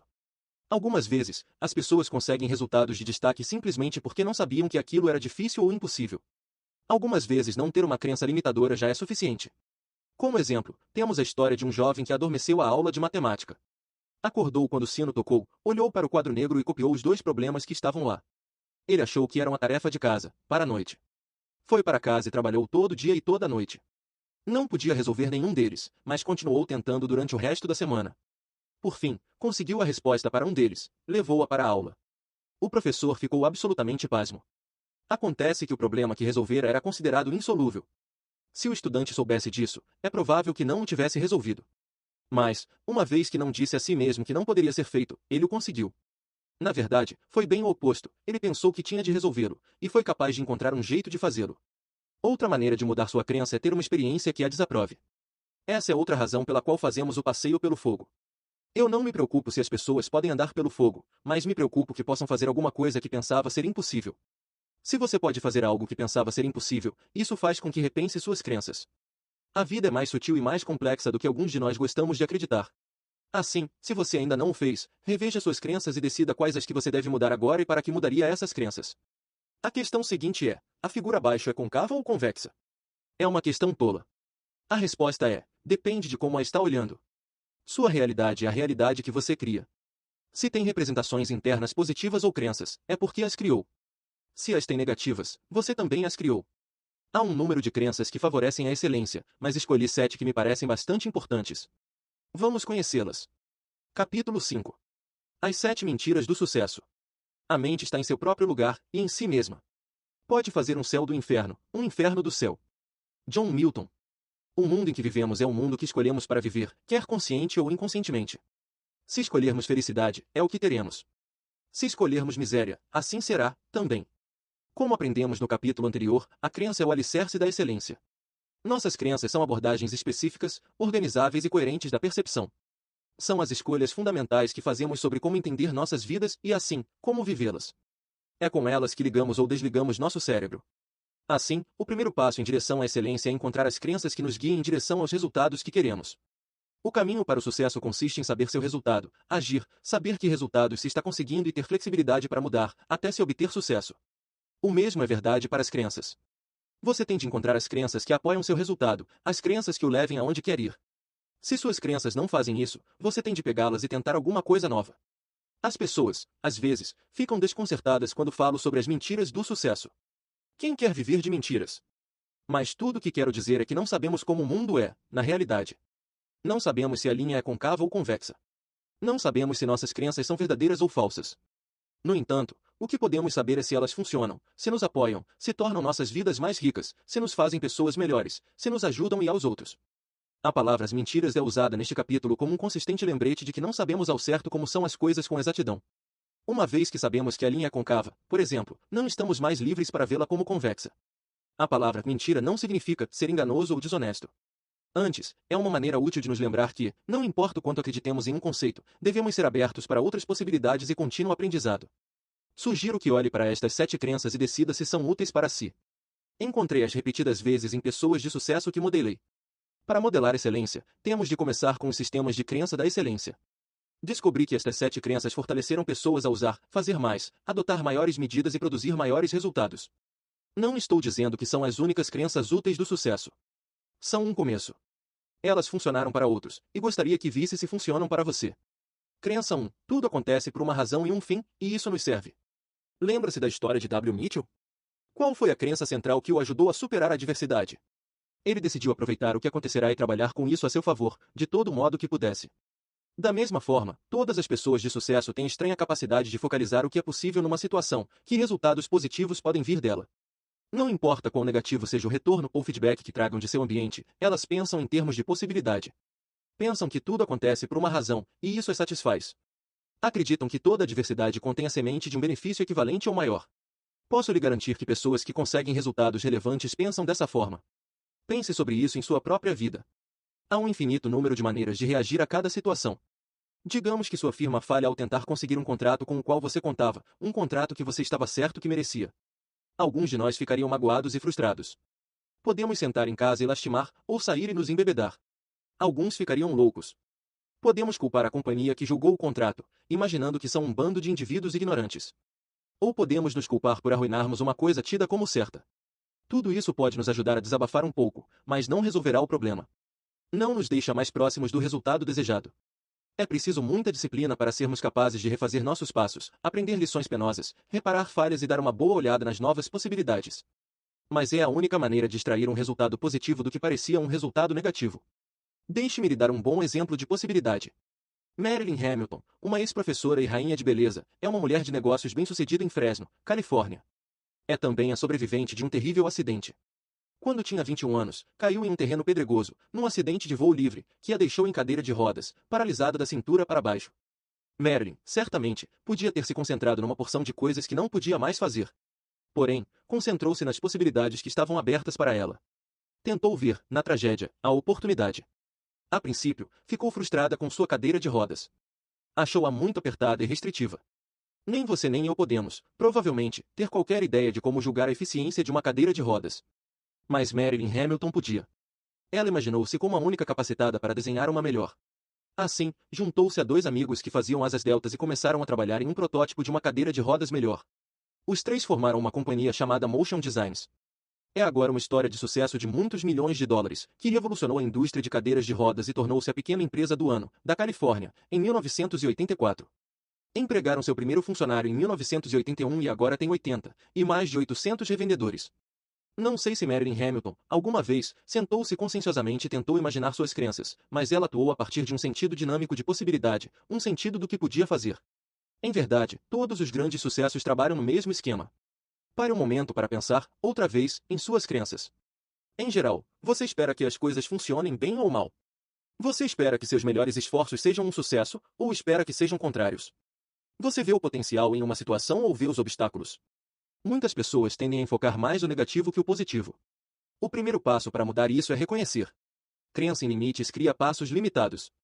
A chave é pôr de lado essas limitações e atuar com base em um conjunto mais alto de recursos. Em nossa cultura, os líderes são as pessoas que veem as possibilidades, que podem ir a um deserto e ver um jardim. Impossível? O que aconteceu em Israel? Se você tiver uma forte crença na possibilidade, é certo que poderá consegui-la. Crença 2. Não há essa coisa chamada fracasso. Há somente resultados. Esta crença é quase um corolário do número 1, e é também importante em si mesma. Muitas pessoas em nossa cultura foram programadas para temer essa coisa chamada fracasso. No entanto, todos nós podemos pensar em ocasiões em que quisemos uma coisa e conseguimos outra.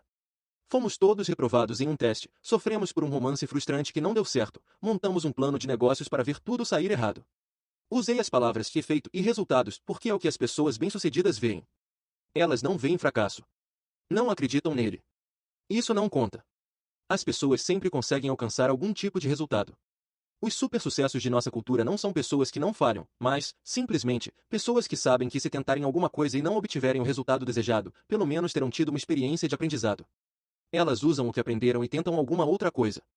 Tomam algumas novas medidas e produzem alguns novos resultados. Pense nisso. Qual é o único item, o único benefício que você tem, hoje, a mais que ontem? A resposta, claro, é experiência. Pessoas que temem o fracasso fazem com antecedência representações internas do que poderá não funcionar. É isso que não lhes permite tomar a única medida que poderia assegurar o cumprimento de seus desejos. Você tem medo de fracasso? Bem, como se sente sobre o aprendizado? Você pode aprender com cada experiência humana e pode, por meio disso, ter sucesso em qualquer coisa que faça. Certa vez, Mark Twain disse, não há visão mais triste do que um jovem pessimista. Ele estava certo. Pessoas que acreditam em fracasso têm quase garantida uma existência medíocre. Fracasso é alguma coisa que só não é percebida por pessoas que conseguiram grandeza. Elas não residem com ele. Não juntam emoções negativas a alguma coisa que não funciona. Deixe-me compartilhar com vocês a história da vida de alguém. Trata-se de um homem que faliu nos negócios aos 31 anos de idade. Foi derrotado em uma eleição para o legislativo aos 32. Faliu outra vez nos negócios aos 34 anos. Superou a morte de sua namorada aos 35. Teve um colapso nervoso aos 36. Perdeu uma eleição aos 38. Perdeu nas eleições para o Congresso aos 43, 46 e 48. Perdeu uma disputa para o Senado aos 55. Fracassou na tentativa de tornar-se vice-presidente aos 56. Perdeu uma disputa senatorial aos 58. Foi eleito presidente dos Estados Unidos aos 60. O nome do homem é Abraham Lincoln. Poderia ele ter se tornado presidente se tivesse visto suas perdas nas eleições como fracassos? É pouco provável. Há uma famosa história sobre Thomas Edison. Após ter tentado 999 vezes aperfeiçoar a lâmpada e não ter conseguido, alguém perguntou-lhe, você vai ter 10.000 fracassos? E ele respondeu, não falhei. Acabo de descobrir outra maneira de não inventar a lâmpada elétrica. Tinha descoberto como outro conjunto de ações produzir um resultado diferente. Nossas dúvidas são traidoras, e nos fazem perder o bem que sempre poderíamos ganhar, por medo de tentar. William Shakespeare. Vencedores, líderes, mestres, pessoas com poder pessoal, todos entendem que se você tentar alguma coisa e não conseguir o efeito que quer, isso é simplesmente feedback. Você usa essa informação para fazer distinções mais precisas sobre o que necessita para produzir os resultados que deseja. Certa vez, Buckminster Fuller escreveu: qualquer coisa que os seres humanos tenham aprendido, eles o fizeram como consequência do processo de tentativa e erro. Os humanos só aprenderam por meio de erros. Algumas vezes aprendemos com nossos erros, outras vezes, com os erros de outros. Pare um minuto para refletir sobre os 5 maiores, assim chamados, fracassos de sua vida. O que aprendeu com essas experiências? É provável terem sido algumas das mais valiosas lições que teve na vida. Fuller usa a metáfora do leme de um navio. Diz que quando o leme está em ângulo em relação a um outro lado, o navio tende a manter o rumo, sem a intenção do timoneiro. Ele tem de corrigir o rumo, movendo-o para trás, em direção à posição original, em um processo interminável de ação e reação, ajustamento e correção. Imagine isso em sua mente, um timoneiro em mar tranquilo, dirigindo seu barco mansamente em direção a seu destino, superando milhares de inevitáveis desvios de sua rota. É uma imagem agradável, e é um lindo modelo para o processo de viver com sucesso. Mas a maioria de nós não pensa dessa maneira. Cada erro, cada engano, tende a fixar-se na bagagem emocional. É um fracasso que se reflete muito mal em nós. Muitas pessoas, por exemplo, ficam desanimadas porque são gordas.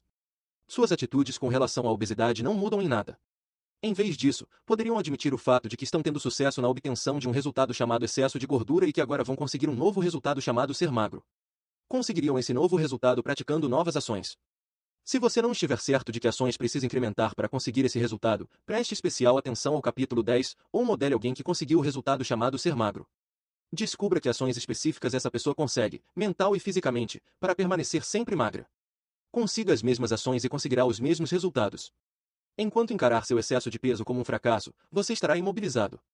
No entanto, no minuto em que mudá-lo para um resultado que conseguiu, portanto, um resultado que você pode mudar outra vez, então, seu sucesso estará garantido. A crença no fracasso é um modo de envenenar a mente. Quando armazenamos emoções negativas, afetamos nossa fisiologia, nosso processo mental e nosso estado. Uma das maiores limitações da maioria das pessoas é seu medo de fracassar. O Dr. Robert Schuller, que ensina o conceito de pensamento de possibilidade, faz uma grande pergunta: o que você tentaria fazer se soubesse que não poderia fracassar? Pense nisso. Como responderia? Se realmente acreditasse que não poderia falhar, poderia adotar toda uma série nova de medidas e conseguir novos resultados desejados, fortalecedores. Não estaria você ficando melhor, tentando-os? Não é essa a única maneira de crescer? Portanto, sugiro que comece a compreender agora que não existe coisa como o fracasso. Há somente resultados. Você sempre produz um resultado. Se não é aquele que deseja, pode só mudar suas ações e produzirá novos resultados. Corte a palavra fracasso, assinale a palavra resultado neste livro, e comprometa-se a aprender com toda experiência. Crença 3. Qualquer coisa que aconteça, assuma a responsabilidade. Outro atributo que os grandes líderes e realizadores têm em comum é que operam a partir da crença de que criaram o mundo deles. A frase que você ouvirá com frequência é: sou responsável. Cuidarei disso. Não é coincidência você ouvir o mesmo ponto de vista muitas vezes.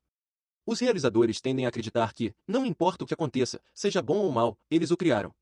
Se não realizaram isso com suas ações físicas, talvez o tenham feito pelo nível e teor de seus pensamentos. Agora, não sei se isso é verdade. Nenhum cientista pode provar que seus pensamentos criaram nossa realidade. Mas é uma mentira útil. É uma crença fortalecedora. Por isso, prefiro acreditar nela. Acredito que geramos nossas experiências na vida, seja por comportamento, seja por pensamentos, e que podemos aprender com todas elas. Se você não acredita que está criando seu mundo, sejam seus sucessos ou fracassos, então está à mercê das circunstâncias. As coisas simplesmente acontecem com você. Você é um objeto, não um sujeito. Deixe-me contar-lhe, se eu tivesse essa crença, partiria agora e procuraria outra cultura, outro mundo, outro planeta. Por que ficar aqui se você é só o produto de forças externas do acaso? Assumir responsabilidade é, em minha opinião, uma das melhores medidas do poder e da maturidade de uma pessoa. É também um exemplo de crença apoiando outras crenças, de capacidade sinergética de um sistema coerente de crenças. Se você não acredita em fracasso, se sabe que atingirá seu efeito, não tem nada a perder e tudo a ganhar, assumindo responsabilidade. Se você estiver no controle, terá sucesso. John F. Kennedy tinha seu sistema de crenças. Dan Rather certa vez disse que Kennedy tornou-se um verdadeiro líder durante o incidente da Baía dos Porcos, a fracassada invasão de Cuba, quando, perante o povo norte-americano, disse que aquilo fora uma atrocidade que nunca deveria ter acontecido, e, então, assumiu total responsabilidade pelo fato. Quando fez isso, transformou-se de jovem político hábil em verdadeiro líder. Kennedy fez o que todo grande líder deve fazer. Aqueles que assumem responsabilidade, estão com força. Aqueles que a evitam, estão enfraquecidos. O mesmo princípio de responsabilidade mantém-se verdadeiro também no âmbito pessoal. Quase todos nós tivemos a experiência de tentar expressar uma emoção positiva para alguém. Tentamos dizer a alguém que o amamos, ou que entendemos o problema que ele está tendo. Mas se, em vez de passarmos essa mensagem positiva, ele a entende como negativa, fica transtornado e hostil. Em geral, nossa tendência é de também ficarmos aborrecidos, culpá-lo, torná-lo responsável por qualquer mal-entendido que tenha surgido. Essa é a maneira mais fácil, mas nem sempre a mais sábia. O fato é que sua comunicação pode ter sido o acionador. Você ainda pode produzir o resultado de comunicação que deseja, se lembrar seu efeito, isto é, o comportamento que quer criar. Compete a você mudar seu comportamento, tom de voz, expressões faciais e assim por diante. Dizemos que o sentido da comunicação é a resposta que você obtém. Mudando suas ações, você pode mudar sua comunicação. Retendo responsabilidade, você retém o poder de mudar o resultado que produz. Crença 4. Não é necessário entender tudo para ser capaz de usar tudo. Muitas pessoas bem-sucedidas vivem pela crença útil de outras. Elas não acreditam que precisam saber tudo sobre tudo, a fim de usá-las. Sabem como usar o que é essencial, sem sentir necessidade de aprofundar-se em cada detalhe. Se você estudar pessoas que estão com poder, descobrirá que têm um conhecimento elaborado sobre uma porção de coisas, mas frequentemente têm pouco domínio de cada detalhe de seu empreendimento. Falamos no primeiro capítulo sobre como a modelagem pode poupar, para as pessoas, um de nossos insubstituíveis recursos, o tempo. Observando as pessoas de sucesso, a fim de descobrir que ações específicas criam para conseguir resultados, nos tornamos capazes de duplicar suas ações e, assim, seus resultados, em muito menos tempo. Tempo é uma das coisas que ninguém pode criar para você. Mas realizadores, invariavelmente, conseguem ser ávaros quanto ao tempo. Eles extraem a essência de uma situação, tiram o que precisam e não se detêm no restante. É claro que, se estiverem intrigados com alguma coisa, se quiserem entender como um motor funciona, ou como um produto é manufaturado, usam um tempo extra para aprender. Mas estão sempre conscientes do que mais precisam. Sempre sabem o que é essencial e o que não é. Aposto que se eu lhe perguntar como funciona a eletricidade, você virá com alguma coisa entre uma resposta confusa e uma esquemática. Mas, de qualquer forma, está feliz por poder dar um toque no interruptor e acender as luzes. Duvido que muitos de vocês estejam, agora, sentados em suas casas, lendo este livro à luz de velas. Pessoas de sucesso são boas em fazer distinções entre o que é necessário para elas entenderem e o que não é. A fim de, eficientemente, usar as informações deste livro, e de usar tudo que você é nesta vida, deve descobrir que há um equilíbrio entre uso e conhecimento. Você pode passar todo o seu tempo estudando as raízes, ou pode aprender a colher o fruto. Pessoas de sucesso não são sempre as que têm maiores informações ou maior conhecimento. É provável que haja muitos cientistas e engenheiros na Stanford e na Caltech que saibam mais sobre componentes de circuito de computadores do que Steve Jobs ou Steve Wozniak, mas eles são alguns dos mais eficientes em usar o que têm. São eles os que conseguem resultados. Crença 5. As pessoas são os seus maiores recursos.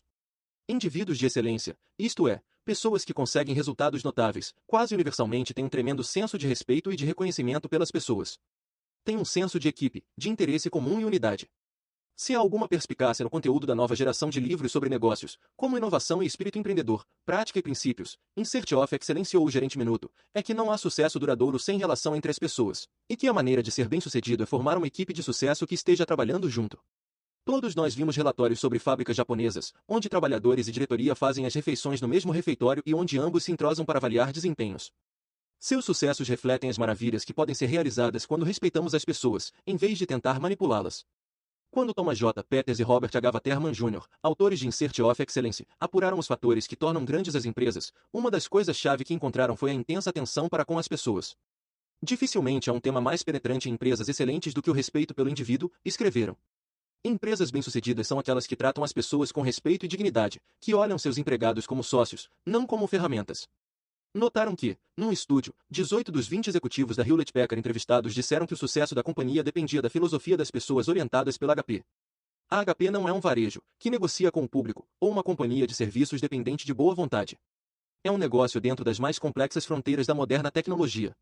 Mas mesmo lá está claro que lidar com eficiência com pessoas é visto como desafio predominante.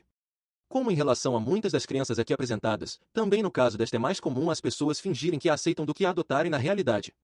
É fácil concordar com a ideia de tratar as pessoas, sejam de sua família ou do serviço, com respeito. Nem sempre é tão fácil fazê-lo. Enquanto você lê este livro, tenha em mente a imagem de um timoneiro reajustando a rota de seu navio, à medida que se desloca em direção a seu destino. Com a vida, é a mesma coisa. Temos de nos manter sempre alertas, reajustar nosso comportamento e recalibrar nossas ações, para termos certeza de estarmos indo onde queremos. Dizer que você trata as pessoas com respeito e fazê-lo não é a mesma coisa. Aqueles que são bem-sucedidos são mais eficientes em dizer aos outros: como podemos fazer isso melhor? Como podemos aceitar isso? Como podemos conseguir resultados melhores? Eles sabem que para um homem sozinho, não importa quão brilhante seja, será muito difícil igualar os talentos reunidos de uma equipe eficiente. Crença 6. Trabalho é prazer. Você conhece alguma pessoa que alcançou grande sucesso fazendo o que odeia? Eu não.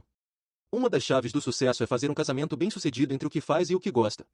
Pablo Picasso certa vez disse: quando trabalho, descanso, ficar sem fazer nada ou entreter visitantes me deixa cansado. Podemos não pintar tão bem como Picasso, mas todos nós podemos fazer o melhor para encontrar um trabalho que nos revigore e excite. E podemos trazer, para o que quer que façamos no trabalho, muitos dos aspectos do que fazemos no prazer.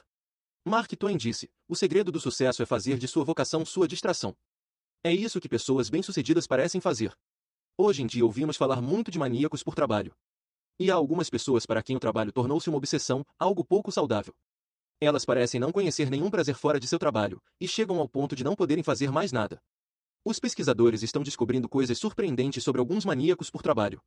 Há alguns que parecem loucamente concentrados no trabalho porque o amam. Isso os desafia, os estimula a olhar o trabalho do modo como a maioria de nós olha o prazer. Eles o veem como uma maneira de se expandir, aprender coisas novas, explorar novos caminhos. Alguns tipos de trabalho conduzem mais a isso do que outros? Claro que sim. A chave é dirigir seu caminho para aqueles empregos. Uma daquelas espirais ascendentes está trabalhando aqui.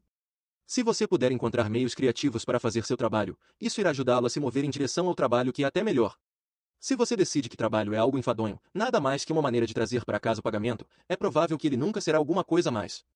Falamos sobre a natureza sinérgica de um sistema de crença coerente, a maneira positiva como crenças apoiam outras crenças positivas. Este é outro exemplo. Não penso que existam quaisquer trabalhos sem alternativas. Há somente pessoas que perderam o senso de possibilidade, pessoas que decidiram não assumir responsabilidades, pessoas que decidiram acreditar no fracasso. Não estou sugerindo que você deva se tornar um maníaco por trabalho. Não estou sugerindo que você deva fazer seu mundo girar em torno de seu trabalho. Mas estou sugerindo que enriquecerá seu mundo e seu trabalho se tentar colocar nele a mesma curiosidade e vitalidade que coloca em seu lazer. Crença 7. Não há sucesso permanente sem confiança. Indivíduos que têm sucesso, têm crença no poder da confiança. Se há uma única crença que parece quase inseparável do sucesso é a de que não há grande sucesso sem grande confiança. Se você olhar para as mais bem-sucedidas pessoas, em qualquer campo, descobrirá que não são, necessariamente, as melhores e as mais brilhantes, as mais rápidas e as mais fortes. Descobrirá que são aquelas com maior confiança. A grande bailarina russa Anna Pavlova disse certa vez: seguir um objetivo sem parar, esse é o segredo do sucesso. É só outra maneira de exprimir nossa fórmula do sucesso definitivo, conhecer seu efeito, modelar o que funcione, tomar medidas, desenvolver o sentido de perspicácia para saber o que está conseguindo e continuar aprimorando, até conseguir o que quer. Vemos isso em qualquer campo, mesmo naqueles em que a habilidade natural parece ser predominante. Nos esportes, por exemplo. O que faz de Larry Bird um dos melhores jogadores de basquete? Muitas pessoas ainda estão imaginando. Ele é lento. Não pode pular. Em um mundo de donzelas graciosas, ele, algumas vezes, parece estar jogando em câmara lenta. Mas quando chega o momento exato, Larry Bird é bem-sucedido, porque possui imensa confiança na vitória. Ele pratica com afinco, tem mais obstinação mental, joga com mais garra, ele quer mais. Consegue mais de suas habilidades que quase todos os outros. Pat Rose abriu seu caminho para o livro dos recordes da mesma maneira, usando com frequência seu compromisso para com a excelência, como uma força que o dirigia para colocar tudo o que podia em tudo o que fazia. Tom Watson, o grande jogador de golfe, não era nada especial em Stanford. Era só outro garoto no time. Mas seu treinador ainda se maravilha com Watson, dizendo: nunca vi alguém praticar tanto. A diferença de puras habilidades físicas entre os atletas raras vezes diz alguma coisa. É a qualidade do compromisso que separa os bons dos grandes. Compromisso é um componente importante do sucesso em qualquer campo. Antes de atingir o apogeu, Dan Rather era uma lenda como o mais esforçado repórter de televisão em Houston. Eles ainda falam de quando ele fez uma reportagem pendurado em uma árvore, enquanto um furacão rugia em direção à costa do Texas. Ouvi, outro dia, alguém falar sobre Michael Jackson, e dizer que ele era um milagre surgido da noite para o dia. Milagre da noite para o dia? Michael Jackson tinha um grande talento? Certo, ele tinha. Ele trabalhou esse talento desde 5 anos de idade. Fez espetáculos desde então, praticou seu canto, aperfeiçoou sua dança, escreveu suas canções. É claro que havia algum talento natural. Ele também cresceu em um ambiente que o ajudou, desenvolveu sistemas de crença que o estimularam, teve muitos modelos de sucesso disponíveis, teve uma família que o guiou. Mas o pano de fundo era que ele queria pagar o preço. Gosto de usar a expressão whatever it takes, isto é, o que for necessário. As pessoas bem-sucedidas estão a fim de fazer o que for necessário para terem sucesso, sem, é claro, prejudicar alguém. Isso, tanto quanto alguma outra coisa, é o que as distingue das outras. Existem mais crenças que favorecem a excelência? Certo que sim. Quanto mais você pensa nelas, tanto melhor. Com este livro, você irá ficar ciente de distinções adicionais ou critérios que pode juntar. Lembre-se, o sucesso deixa pistas. Estude aqueles que são sucesso. Descubra as crenças-chave que têm e que intensificam a habilidade para tomar medidas efetivas consistentemente e produzir resultados relevantes. Essas 7 crenças fizeram maravilhas para outros antes de você, e acredito que possam fazer maravilhas por você, se puder comprometer-se firmemente com elas. Quase posso ouvir alguns de vocês pensarem: bem, isso é um grande se. E se você tiver crenças que não o apoiem? E se suas crenças forem negativas e não positivas? Como mudamos as crenças? Você já deu o primeiro passo, estar consciente. Você sabe o que quer. O segundo passo é ação, aprender a controlar suas representações internas e crenças, aprender como dirigir seu cérebro. Assim, começamos a juntar pedaços que, acredito, levam à excelência. Começamos com a ideia de que a informação é o bem dos reis, que mestres comunicadores são aqueles que sabem o que querem e que tomam medidas efetivas, variando seu comportamento até obter resultados. No capítulo 2, aprendemos que o caminho para a excelência passa pela modelagem. Se você pode encontrar pessoas que criaram sucesso sólido, pode modelar as ações específicas que elas praticam com coerência e que produzem resultados, suas crenças, sintaxe mental e fisiologia, a fim de poder produzir resultados similares em um tempo de aprendizado menor. No capítulo 3, falamos sobre o poder do Estado. Vimos como comportamentos fortes, ricos de recursos e efetivos resultam de uma pessoa que esteja em um estado neurofisiológico efetivo e rico de recursos. No capítulo 4 aprendemos sobre a natureza da crença, como crenças fortalecedoras abrem a porta da excelência. Neste capítulo, exploramos as 7 crenças que são os alicerces da excelência. Agora vou compartilhar com vocês técnicas poderosas, que podem ajudá-los a fazer uso do que aprenderam. Capítulo 6. Dominando sua mente, como dirigir seu cérebro. Não encontre um defeito, encontre uma solução. Henry Ford. Este capítulo é sobre como encontrar soluções. Até agora falamos sobre o que você deve mudar se desejar modificar sua vida, que tipos de estados o fortalecem e quais o deixam hesitante. Nesta parte do livro você irá aprender como mudar seus estados, a fim de poder conseguir o que quiser, e quando quiser. Em geral, não faltam recursos às pessoas, falta-lhes o controle sobre seus recursos. Este capítulo ensinará como estar no controle, como conseguir mais sabor da vida, como mudar seus estados, suas ações e, assim, os resultados que consegue em seu corpo, tudo em questão de momentos. O modelo de mudança que eu e a PNL ensinamos é muito diferente do usado em muitas escolas de terapia. O cânone terapêutico, uma mistura de várias escolas, é tão familiar que se tornou algo como um totem cultural. Um grande número de terapeutas acredita que, a fim de mudar, você tem de voltar às experiências negativas profundamente assentadas, e vivê-las outra vez. A ideia é que as experiências negativas das pessoas ficam represadas dentro delas como um líquido, até que não haja mais espaço e elas ou rompam ou transbordem. A única maneira de entrar em contato com esse processo, diz o terapeuta, é reexperimentar todos os eventos de dor, outra vez, e, então, tentar fazê-los sair para sempre. Tudo na minha experiência diz que esse é um dos meios menos eficazes de ajudar pessoas com problemas. Em primeiro lugar, quando pede a alguém que volte atrás e reviva algum trauma terrível, você o está colocando no estado mais doloroso e de menos recursos em que ele pode estar. Se você põe alguém em um estado sem recursos, suas chances de conseguir novos resultados e comportamentos de recursos são muito diminuídas. Na verdade, essa abordagem pode até reforçar o padrão doloroso e sem recursos.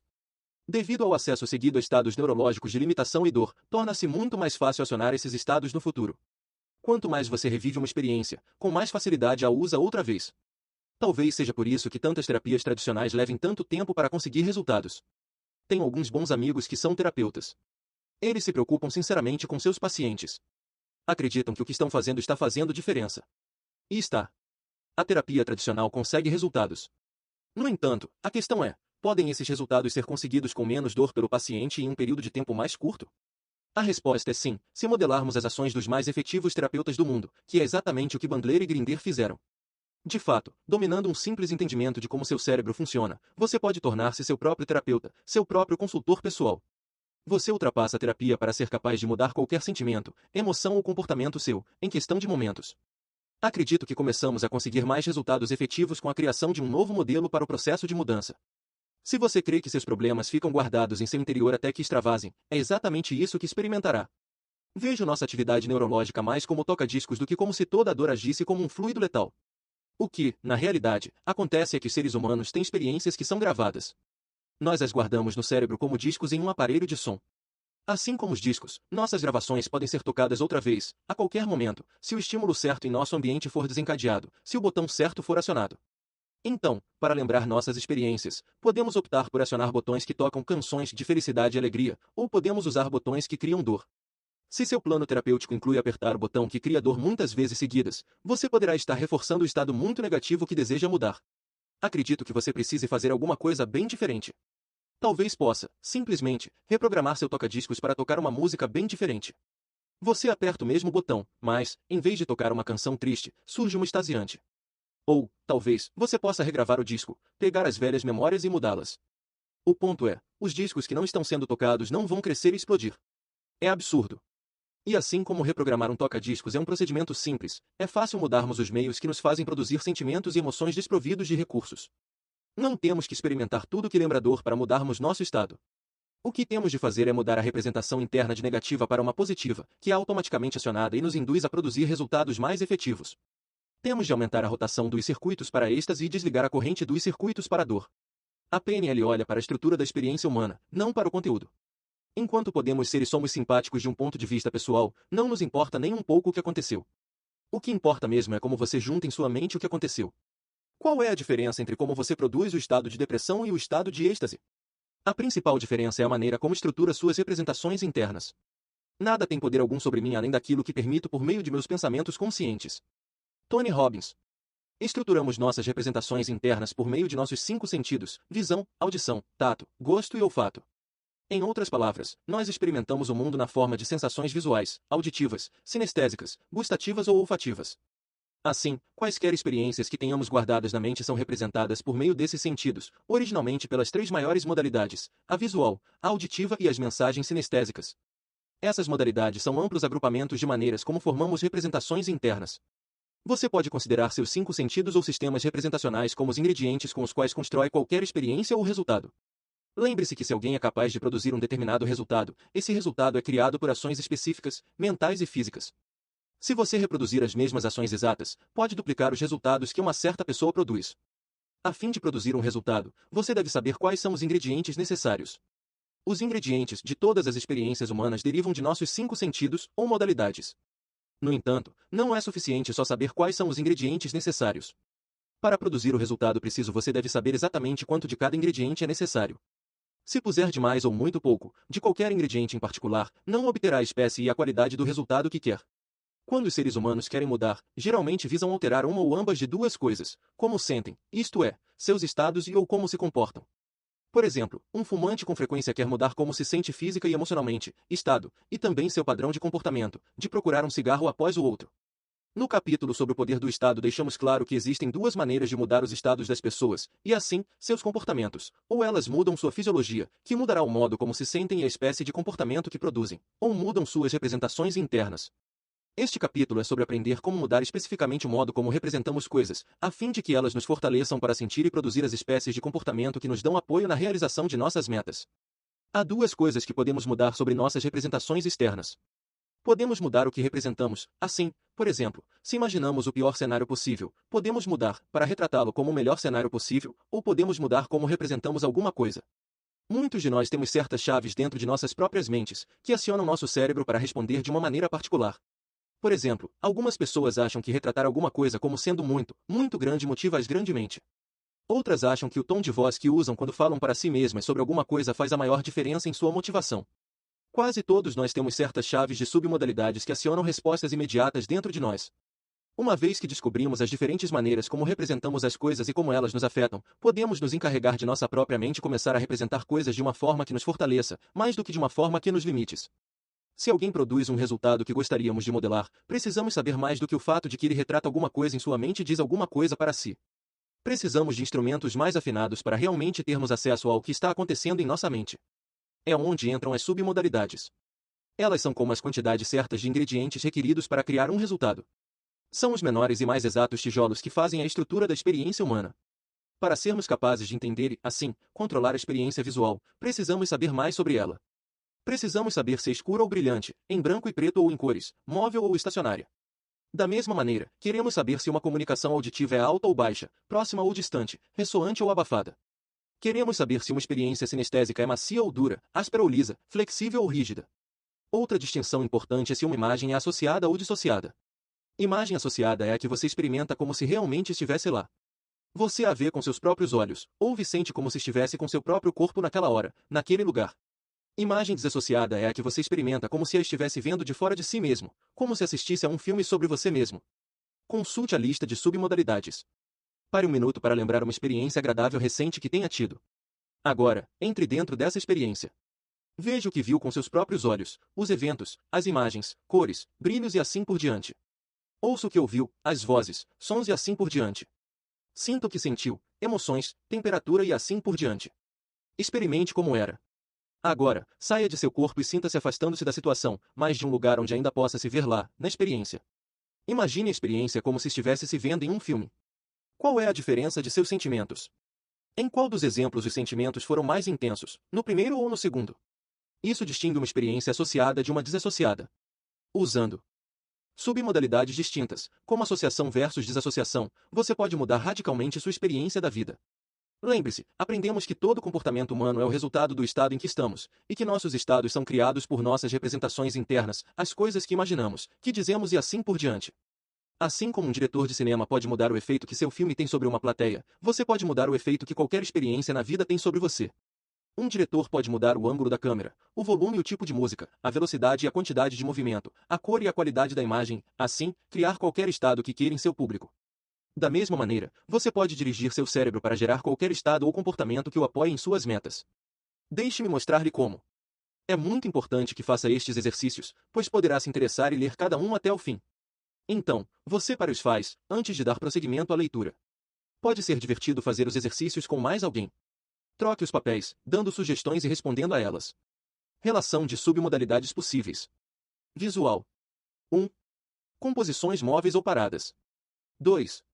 Panorama ou enquadrada, se enquadrada, o formato do quadrado. 3. Colorido ou preto e branco. 4. Brilho. 5. Tamanho da imagem, tamanho natural, maior ou menor. 6. Tamanho do S, objeto, S, central, is. 7. A pessoa fora ou dentro da imagem. 8. Distância para a imagem da pessoa. 9. Distância do objeto central para a pessoa. 10. Qualidade de tridimensionalidade. 11. Intensidade do colorido, ou preto e branco. 12. Grau de contraste. 13. Movimento, se tiver, rápido ou lento. 14. Foco, quais as partes, dentro ou fora. 15. Foco intermitente ou fixo. 16. De que ângulo é visto? 17. Número de imagem, cenas. 18. Localização. 19. Outra. Auditiva. 1. Volume. 2. Ritmo. 3. Cadência, interrupções, agrupamentos. 4. Inflexões, palavras realçadas, como. 5. Tempo. 6. Pausas. 7. Tonalidades. 8. Timbre, qualidade, de onde ressoa. 9. Singularidade do som, áspero, suave e outros. 10. Som move-se em volta, espacial. 11. Localização. 12. Outro. Sinestésico. 1. Temperatura. 2. Textura. 3. Vibração. 4. Pressão. 5. Movimento. 6. Duração. 7. Constante, intermitente. 8. Intensidade. 9. Peso. 10. Densidade. 11. Localização. 12. Outro. Parador. 1. Tremor. 2. Quente, frio. 3. Tensão muscular. 4. Aguda, fraca. 5. Pressão. 6. Duração. 7. Intermitente, assim como latejar. 8. Localização. 9. Outra. Quero que pense numa recordação muito agradável. Pode ser recente ou antiga. Só feche os olhos, relaxe e pense nela. Agora, pegue essa imagem e a torne mais e mais brilhante. Enquanto a imagem brilha, note como seu estado muda. A seguir, quero que traga seu quadro mental para mais perto de você. Pare agora e o torne maior. O que acontece quando você manipula a imagem? Muda a intensidade da experiência, não é? Para a grande maioria das pessoas, fazer com que uma lembrança já agradável se torne maior, mais brilhante e mais próxima, cria uma imagem mais poderosa e mais agradável. Isso aumenta o poder e o prazer da representação interna, e deixa você em um estado mais poderoso e alegre. Todos temos acesso às 3 modalidades ou sistemas representacionais: visual, auditivo e sinestésico. Mas as pessoas contam com variados graus nos diferentes sistemas representacionais. Muitas têm acesso a seus cérebros principalmente por uma estrutura visual. Reagem às cenas que veem em suas cabeças. Outras, principalmente pelas auditivas, outras, pelas sinestésicas. Tais pessoas reagem com mais intensidade ao que ouvem ou sentem. Assim, após você ter variado as cenas visuais, vamos tentar a mesma coisa com os outros sistemas representacionais. Traga de volta a lembrança agradável com a qual já trabalhamos.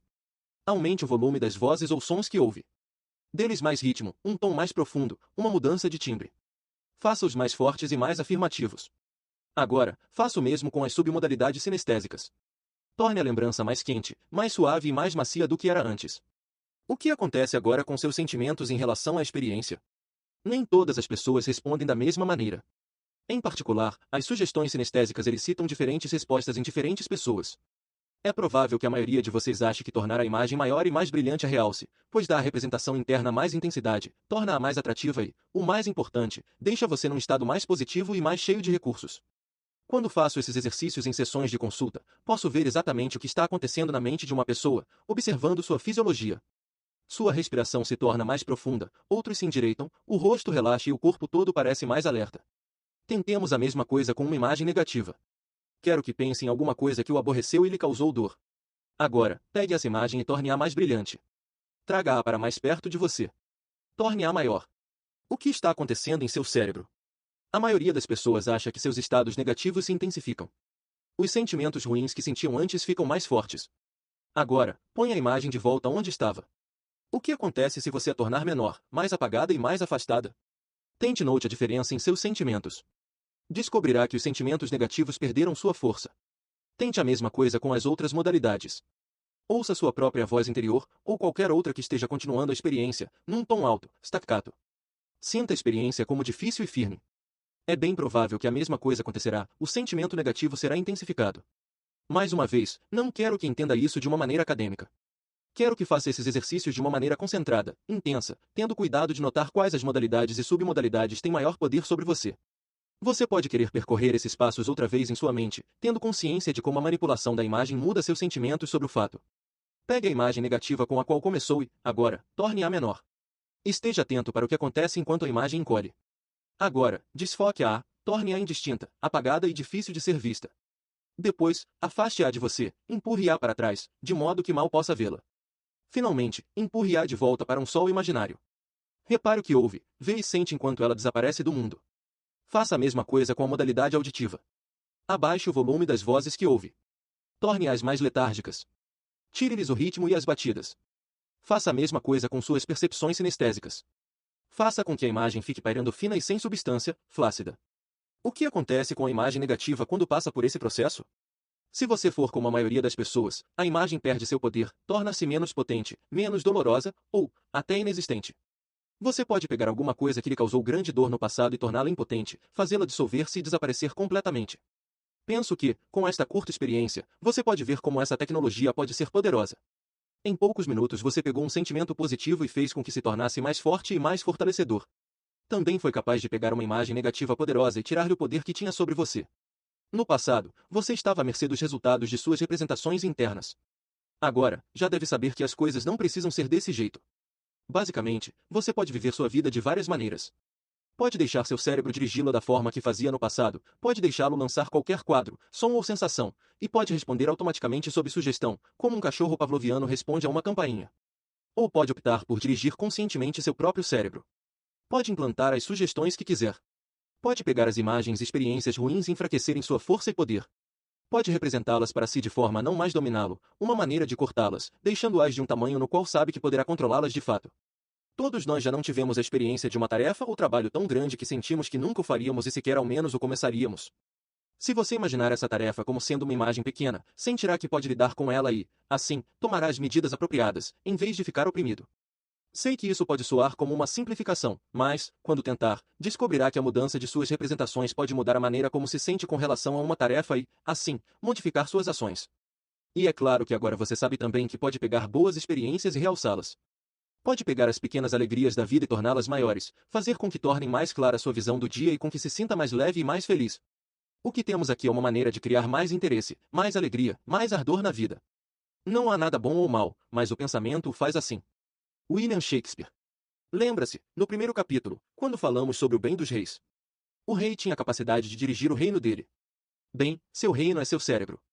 Assim como o rei dirige seu reino, você pode dirigir o seu, se começar a assumir o controle de como representa a sua experiência da vida. Todas as submodalidades com as quais lidamos dizem ao cérebro como se sentir. Lembre-se, nós não sabemos como a vida é realmente.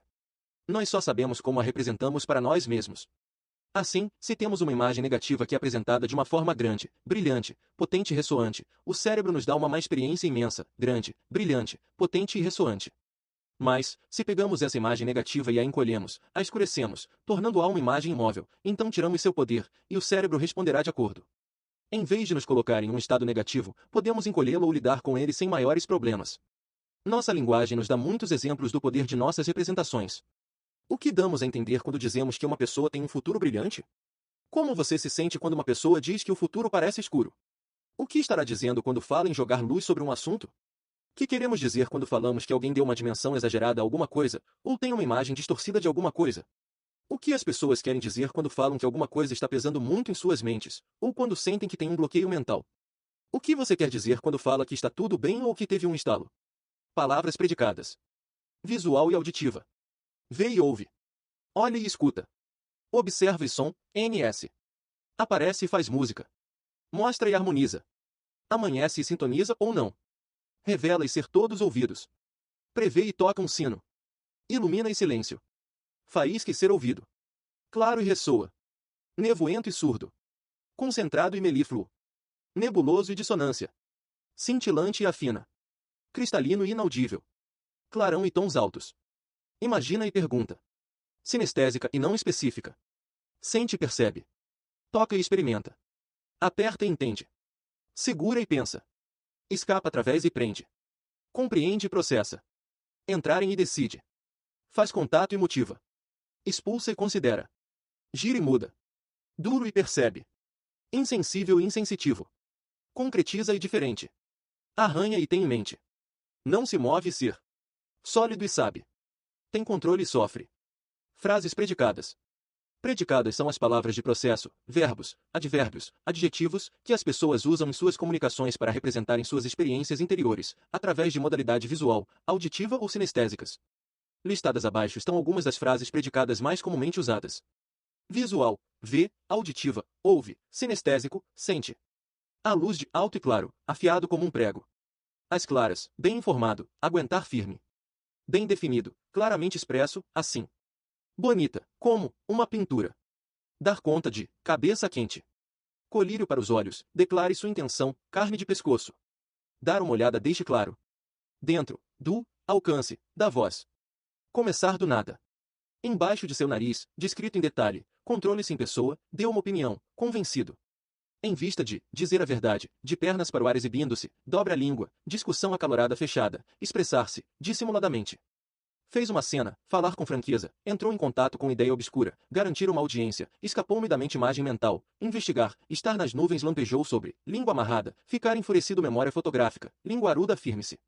Olhar vago maneira de dizer, frio, calmo, controlado olho da mente, mensagem escondida, fundamentos firmes olho fixo, não ouvido, know-how. Olho nu, nítido como um sino, vinho de mesa olho por olho, ouça-me, lutar corpo a corpo parece-se com ouvir vozes, mantenha calma parece para mim, palavra por palavra, manter o controle perceber de relance, poder da palavra, mãos dadas. Pintar um retrato, porta-voz, momento de pânico. Retrato mental, preste atenção, não, estou acompanhando. Sem sombra de dúvida, reclamar, operador suave. Ter uma perspectiva sobre. Reflexão tardia, pegar o rumo de. Ter uma oportunidade reprimenda, pendure lá. De veja isso, ronronar, como um gatinho. Pôr as cartas na mesa.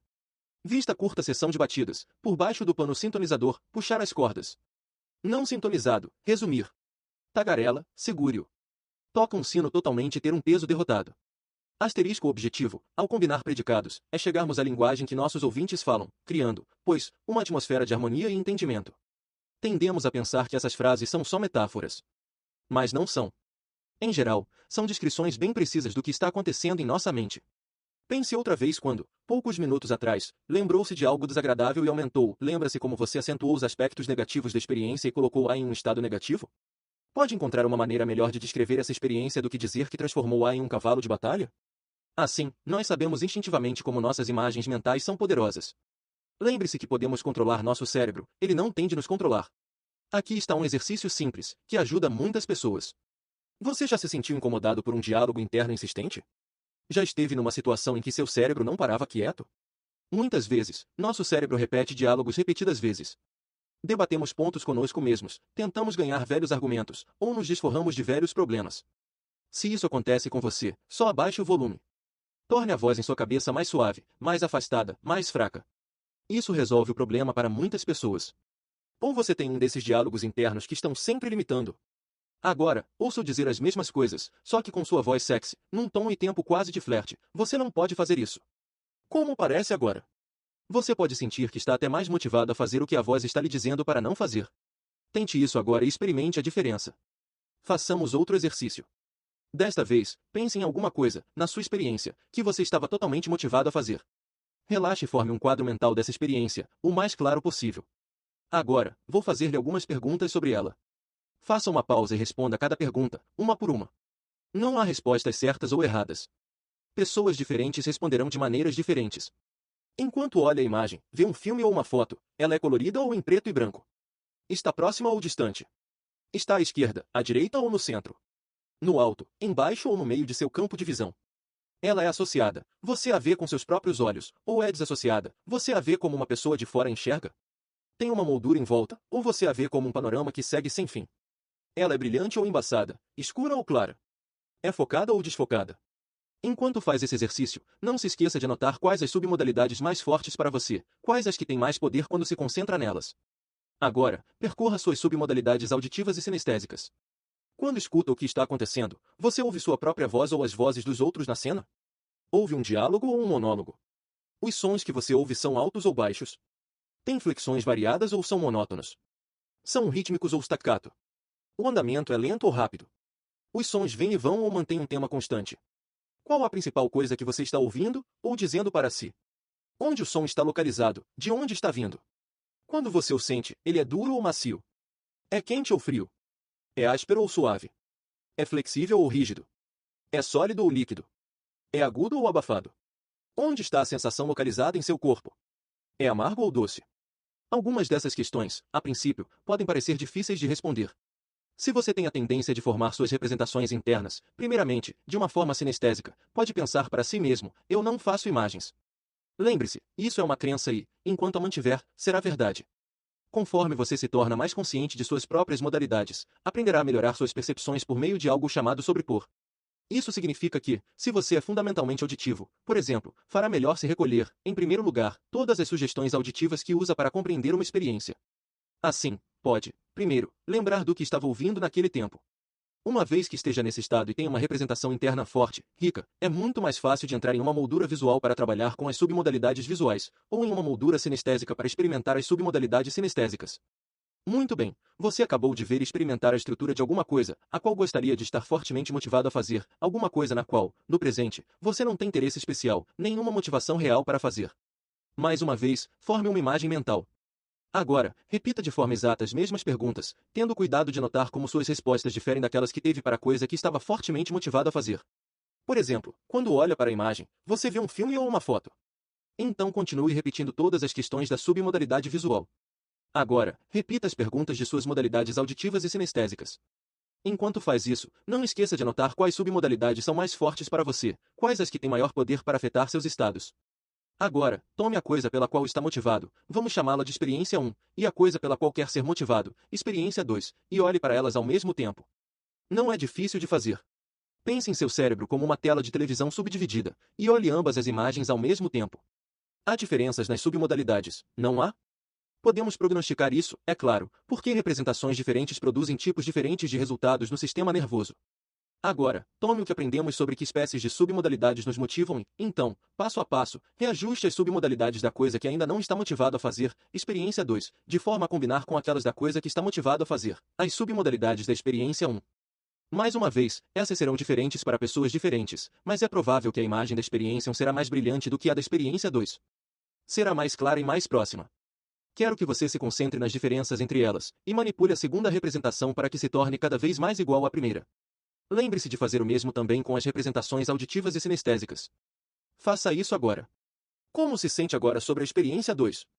Está mais motivado por ela? Você deve estar, se igualou às submodalidades da experiência 1, por exemplo, se a experiência 1 era um filme e a experiência 2 era uma moldura fixa, você representou a experiência 2 em um filme, e continuou o processo com todas as submodalidades visuais, auditivas e sinestésicas. Quando encontra os acionadores específicos, submodalidades, que fazem com que entre em um estado desejável, pode então ligar esses acionadores para estados indesejáveis e, por meio disso, mudá-los em um momento. Lembre-se, representações internas similares criarão estados ou sensações similares. E sensações ou estados similares acionarão ações similares. Também, se você descobre o que especificamente o faz sentir-se motivado para fazer qualquer coisa, então sabe com exatidão o que tem de fazer com qualquer experiência para que se sinta motivado. A partir desse estado motivado, pode tentar tomar medidas efetivas. É importante notar que certas submodalidades-chave nos afetam mais do que outras. Por exemplo, trabalhei com um menino que estava sem motivação para ir à escola. A maioria das submodalidades visuais não pareciam tocá-lo muito. No entanto, se ele dissesse certas palavras para si mesmo, em certo tom de voz, imediatamente se encontrava motivado para ir à escola. Em compensação, quando estava motivado, sentia tensão em seu bíceps. No entanto, quando não estava motivado, ou estava zangado, ele tinha tensão em seu queixo e seu tom de voz era bastante diferente. Pela simples mudança dessas duas submodalidades apenas, pude transportá-lo quase instantaneamente de um estado de perturbação, ou de não motivação, para um estado de estar motivado. A mesma coisa pode ser feita com comida. Uma mulher adorava chocolate devido à sua textura, sua cremosidade e maciez, no entanto, odiava uvas, porque eram barulhentas. Tudo o que tive de fazer foi induzi-la a se imaginar comendo uma uva lentamente, mordendo-a com vagar e sentindo a textura, enquanto a rolava na boca. Também fiz com que dissesse as mesmas coisas, com a mesma tonalidade. Fazendo isso, logo começou a desejar e apreciar uvas, até hoje. Como modelador, você tem sempre que ser curioso sobre como alguém é capaz de produzir algum resultado mental ou físico. Por exemplo, pessoas vêm a mim para conselhos e dizem, estou tão deprimido. Eu não pergunto, por que está deprimido? Também não peço que representem para si e para mim um motivo. Isso as poria em um estado depressivo. Não quero saber por que estão deprimidas, quero saber como estão deprimidas. Assim, pergunto, como faz isso? Em geral, recebo um olhar surpreso, porque a pessoa não percebe que há certas coisas em sua mente e fisiologia que a tornam deprimida. Logo, pergunto, se eu estivesse no seu lugar, de que maneira ficaria deprimido? O que imaginaria? O que diria para mim mesmo? Como diria isso? Que tonalidade usaria? Esses processos criam ações mentais e físicas específicas e, dessa forma, resultados emocionais específicos. Se você muda a estrutura do processo, ele pode tornar-se alguma coisa que não seja um estado depressivo. Uma vez que você sabe como fazer coisas com sua nova consciência, pode começar a dirigir seu próprio cérebro e criar os estados que o apoiam para viver a qualidade de vida que deseja e merece. Exemplo: como é que você fica frustrado ou deprimido? Você pega alguma coisa e constrói uma imagem elevada dela em sua mente? Fica falando consigo mesmo em um tom triste de voz? Agora, como cria sensações de êxtase, alegria? Imagina quadros brilhantes? Eles se movem rápido ou com lentidão? Que tom de voz usa quando fala consigo mesmo? Suponhamos que alguém parece amar o trabalho, e você, não, mas gostaria. Encontre o que tal pessoa faz para criar essa sensação. Ficará espantado com a rapidez com que é capaz de mudar. Vi pessoas que estavam na terapia havia anos mudarem seus problemas, estados e comportamento com frequência em poucos minutos. Afinal, frustração, depressão e êxtase não são coisas. São processos criados por imagens mentais específicas, sons e ações físicas, que você controla consciente ou inconscientemente. Já imaginou como o uso desses meios, de uma forma efetiva, pode mudar sua vida?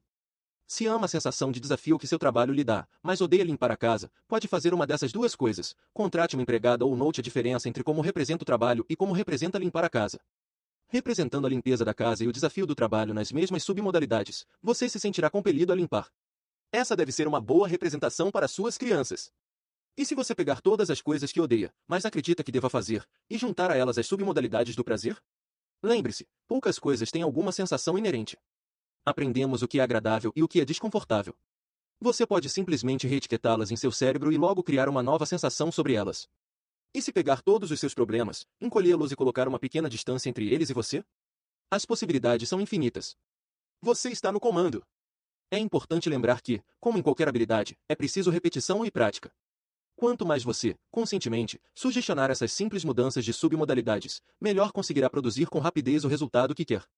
Poderá descobrir que mudar o brilho ou o embaçado de uma imagem tem um efeito mais forte em você do que mudar a localização ou tamanho.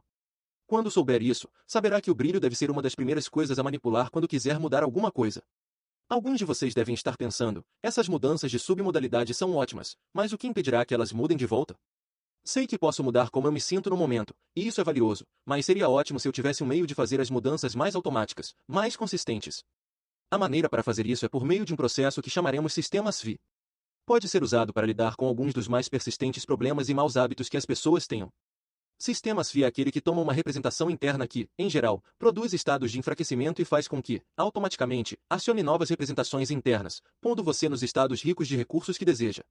Quando você descobre, por exemplo, quais representações internas o fazem sentir-se guloso demais, com o sistema SV você pode criar uma nova representação interna de alguma coisa que é mais poderosa e faz com que você ponha de lado a comida. Se você ligar as duas representações, toda vez que pensar em comer demais, a primeira representação acionará imediatamente a segunda e o porá em um estado de não desejar comida. A melhor parte do sistema SV é que, uma vez que o implante com eficácia, nunca mais terá de pensar nele. O processo acontecerá automaticamente, sem nenhum esforço consciente. Eis como o sistema SV trabalha. Passo 1. Identifique o comportamento que quer mudar. Em seguida, faça uma representação interna desse comportamento, e de como você o vê com seus próprios olhos. Se quiser parar de roer suas unhas, imagine-se levantando sua mão, trazendo os dedos para seus lábios e roendo suas unhas. Passo 2. Uma vez tendo uma cena clara do comportamento que quer mudar, você precisa criar uma representação diferente, uma imagem de como você seria se fizesse a mudança desejada, e o que essa mudança significaria para você. Pode imaginar-se tirando os dedos da boca, criando uma pequena compressão no dedo que iria morder e vendo suas unhas muito bem tratadas e você bem vestido, magnificamente arrumado, mais controlado e mais confiante. A figura que fez de si mesmo nesse estado desejado deve ser desassociada. A razão para isso é que queremos criar uma representação interna ideal, para a qual você continue a ser atraído, mais do que por uma representação pela qual sinta que já tem a atração. Passo 3. Aplique os FI às duas cenas, de forma que a experiência desprovida de recursos automaticamente acione a de recursos ricos. Uma vez que tenha capturado esse mecanismo, qualquer coisa usada para acionar o ato de roer suas unhas o levará agora a um estado no qual você estará se movendo em direção àquela imagem ideal de si mesma. Assim, você estará criando uma maneira toda nova para seu cérebro lidar com o que no passado poderia tê-lo perturbado. Aqui está como fazer os FI. Comece fazendo uma grande cena brilhante do comportamento que quer mudar. Então, embaixo do canto direito dessa cena, faça uma cena pequena e escura, do jeito que quer ser. Agora pegue essa cena pequena, e em menos de um segundo faça-a aumentar em tamanho e brilho e, literalmente, faça-a irromper através da cena do comportamento que não deseja mais. Enquanto faz esse processo, diga a palavra Ushus com todo entusiasmo e excitação que possa. Concordo que isso possa parecer um tanto infantil. No entanto, dizendo Ushus de uma forma animada você envia para seu cérebro uma série de sinais poderosos e positivos. Uma vez que tenha ajeitado as cenas em sua mente, o processo todo deve levar só o tempo para dizer a palavra Ushus. Agora, na sua frente está uma cena grande, brilhante, centralizada, colorida, de como você quer ser. A velha cena de como você era está quebrada em pedacinhos. A chave para esse sistema é rapidez e repetição. Você deve ver e sentir a pequena e escura imagem tornar-se enorme, brilhante e explodir na imagem grande, destruindo-a e substituindo-a por uma maior, mais brilhante, de como quer que as coisas sejam. Agora experimente a grande sensação de ver as coisas da maneira como as quer. Abra então seus olhos por uma fração de segundo, a fim de quebrar o estado. Quando fechar os olhos outra vez, faça mais uma vez o si.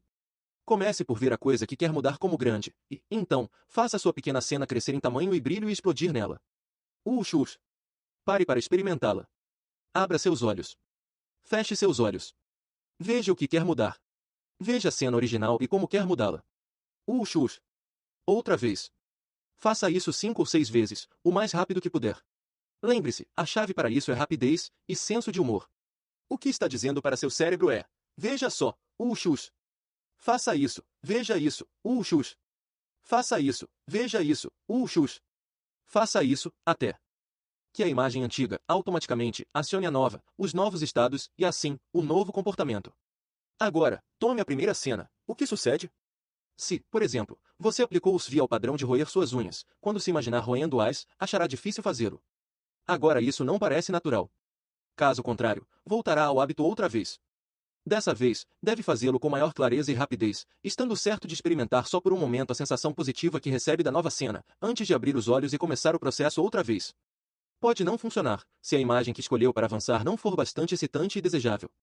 É muito importante que seja extremamente atraente, algo que deixe você em um estado motivador ou desejado, algo que queira mesmo ou que seja mais importante para você do que o comportamento antigo. Algumas vezes, poderá se ajudar, acrescentando novas submodalidades, como cheiro ou sabor. O sistema SV produz resultados espantosamente rápidos, devido a certas tendências do cérebro, que tende a se afastar das coisas desagradáveis e se aproximar das agradáveis. Formando a cena de não precisar mais roer as unhas, muito mais atraente do que a de precisar roê-las, você fornece ao cérebro um sinal poderoso sobre a espécie de comportamento de que deve se aproximar. Fiz isso comigo e parei de roer unhas. Era um hábito totalmente inconsciente. No dia seguinte, após ter feito esse sistema SV, de repente percebi que estava começando a chupar meus dedos. Poderia ter visto isso como um fracasso. Mas considerei como progresso o fato de me tornar consciente do hábito. Então, simplesmente, fiz SV 10 vezes, e desde então nunca mais pensei em roer as unhas. Você pode também fazer isso com medos ou frustrações. Pense em alguma coisa que tenha medo de fazer. Então, imagine essa coisa funcionando da maneira que você gostaria. Faça essa cena bem excitante. Depois, aplique os SV, as 2, 7 vezes. Pense então na coisa que temia. Como ela fez com que você se sentisse? Se o SV foi feito de maneira convincente, no momento em que pensar nas coisas que teme, deve, automaticamente, ser desviado para pensar em como gostaria que as coisas fossem. Outra variação do sistema SV é imaginar um alvo de estilingue em sua frente. Entre os dois postes está a cena do comportamento atual que quer mudar. Coloque no estilingue uma cena pequena de como quer ser. Depois, mentalmente, olhe essa pequena imagem ser puxada mais e mais para trás, até que o estilingue esteja esticado no máximo. Então, solte. Veja como ela explode através da cena bem antiga à sua frente, dentro de seu cérebro. É importante que, ao fazer isso, você puxe mentalmente o estilingue ao máximo antes de soltá-lo. Diga ainda a palavra Ushus quando soltá-lo e atravessar a velha cena limitadora de si mesma. Se fez isso da maneira correta, quando soltar o estilingue, a cena deverá vir para você tão rápida que a sua cabeça a revide. Pare agora mesmo e gaste um momento para evocar algum pensamento ou comportamento limitador que gostaria de mudar, e use esse sistema SV de estilingue para mudá-lo. Lembre-se que sua mente pode desafiar as leis do universo, de uma maneira crucial. Sua mente pode voltar. O tempo não pode, nem os acontecimentos, mas sua mente pode. Digamos que você entre em seu escritório e a primeira coisa que nota é que um importante relatório não foi redigido. O relatório incompleto tende a deixá-lo carente de recursos. Você se sente zangado, frustrado. Está pronto para sair e gritar com sua secretária. Mas gritar não irá produzir o resultado que você quer. Fará somente uma situação má ficar pior. A chave é mudar seu estado, voltar e colocar-se num estado que lhe permita conseguir que as coisas sejam feitas. É o que pode fazer, rearrumando suas representações internas. Tenho falado neste livro de você ser um soberano, estar no controle, dirigir seu próprio cérebro. Agora está vendo a maneira de fazê-lo. Nos poucos exercícios que fizemos até agora, você viu que tem a capacidade de controlar totalmente seu próprio estado. Pense como seria sua vida se todas as suas boas experiências fossem lembradas com clareza, próximas e coloridas, soassem alegres, rítmicas e melódicas, fossem macias, quentes e nutrientes. E se guardasse suas más experiências como pequenas imagens indistintas, imóveis, com vozes quase inaudíveis e de formas irreais, que não poderia sentir por estarem muito longe de você? Pessoas de sucesso fazem isso inconscientemente. Sabem como aumentar o volume das coisas que as ajudam e desligar o som das coisas que não o fazem. O que aprendeu neste capítulo é como modelar tudo isso. Não estou sugerindo que ignore os problemas. Algumas coisas precisam ser notadas. Todos nós conhecemos pessoas que atravessam o dia com 99 coisas que dão certo e voltam para casa totalmente deprimidas. Por quê? Bem, uma coisa não deu certo. Podem transformar essa uma coisa que deu errado em uma imagem grande, brilhante, tempestuosa, e todas as outras em imagens pequenas, sombrias, quietas, irreais. Muitas pessoas passam a vida toda assim. Tive clientes que me contavam, estou sempre deprimido. Quase que o diziam com orgulho, pois a depressão tinha se tornado mesmo parte da sua visão do mundo. Bem, muitos terapeutas começariam com uma longa e árdua tarefa de desenterrar as causas dessa depressão. Deixariam o paciente falar durante horas sobre sua depressão. Remexeriam toda a lata de lixo mental do paciente para descobrir as experiências originais de melancolia e abusos emocionais passados. Os relacionamentos terapêuticos feitos com tais técnicas são muito longos e muito caros. Ninguém está sempre deprimido. Depressão não é uma condição permanente, como perder uma perna. É um estado em que as pessoas podem entrar e do qual podem sair. De fato, a maioria das pessoas que estão experimentando depressão teve muitas experiências felizes em suas vidas, talvez tantas ou até mais que a média. Simplesmente, elas não representam essas experiências para si mesmas de uma forma brilhante, grande, associada. Podem, também, representar os tempos felizes como muito distantes, em vez de próximos. Pare um momento agora e lembre-se de um evento que aconteceu na semana passada e empurre-o para longe. Ainda parece a você uma experiência recente? E se o trouxer para mais perto? Parece agora mais recente? Algumas pessoas pegam suas experiências felizes do momento e empurram-nas para bem longe, e, assim, parece que aconteceram há muito tempo, e guardam seus problemas perto. Nunca ouviu uma pessoa dizer, só preciso manter alguma distância de meus problemas? Você não precisa voar para alguma terra distante para fazer isso. Só empurre-os para longe de você em sua mente, e note a diferença. Pessoas que se sentem deprimidas sempre têm seus cérebros repletos de imagens dos maus tempos, grandes, barulhentas, próximas, pesadas, insistentes, e dos bons tempos guardam só partículas finas e cinzentas.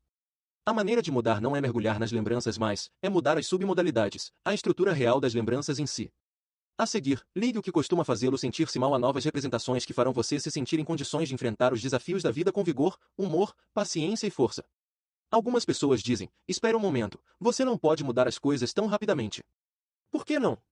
É frequente ser muito mais fácil agarrar alguma coisa num instante do que num longo período de tempo. É assim que o cérebro aprende. Pense em como assiste a um filme. Você vê centenas de cenas e as põe juntas num todo dinâmico. E se você visse uma cena, e, então, uma hora mais tarde visse outra, e um dia ou dois depois, visse uma terceira? Não conseguiria nada disso, não é? A mudança pessoal pode funcionar da mesma maneira. Se você faz alguma coisa, se faz uma mudança em sua mente agora, se muda seu estado e comportamento, você pode mostrar-se da maneira mais dramática possível.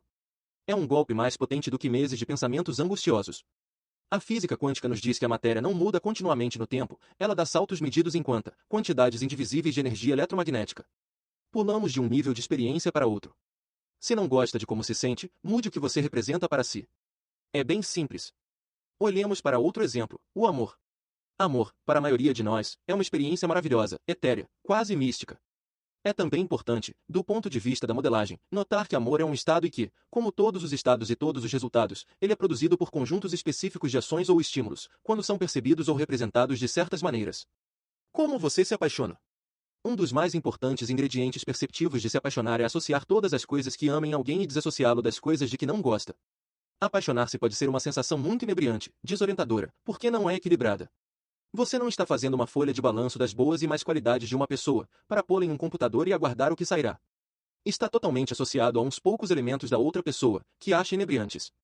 Pelo menos, no momento, você nem está consciente das falhas. O que arruína os relacionamentos? Existem, claro, muitos fatores. Um deles pode ser que, em primeiro lugar, você não mais associa as coisas que o atraem à pessoa. De fato, você pode ter ido muito longe ao associá-las a todas as experiências desagradáveis que tiveram e desassociá-las das agradáveis que compartilharam. Como acontece isso? Uma pessoa pode ter feito grandes cenas devido ao hábito de seu companheiro deixar a pasta de dentes destampada ou espalhar seus pertences pelo chão. Talvez ele não mais lhe escreva bilhetes amorosos. Ou, possivelmente, ela se lembra do que ele lhe disse no calor de uma discussão, e escuta esse diálogo repetir-se com frequência em sua cabeça, reexperimentando como se sentiu. Ela não se lembra da maneira gentil como ele a tocou nesse dia, ou as coisas especiais que disse na semana anterior, ou o que fez para ela no aniversário deles. Os exemplos podem seguir indefinidamente.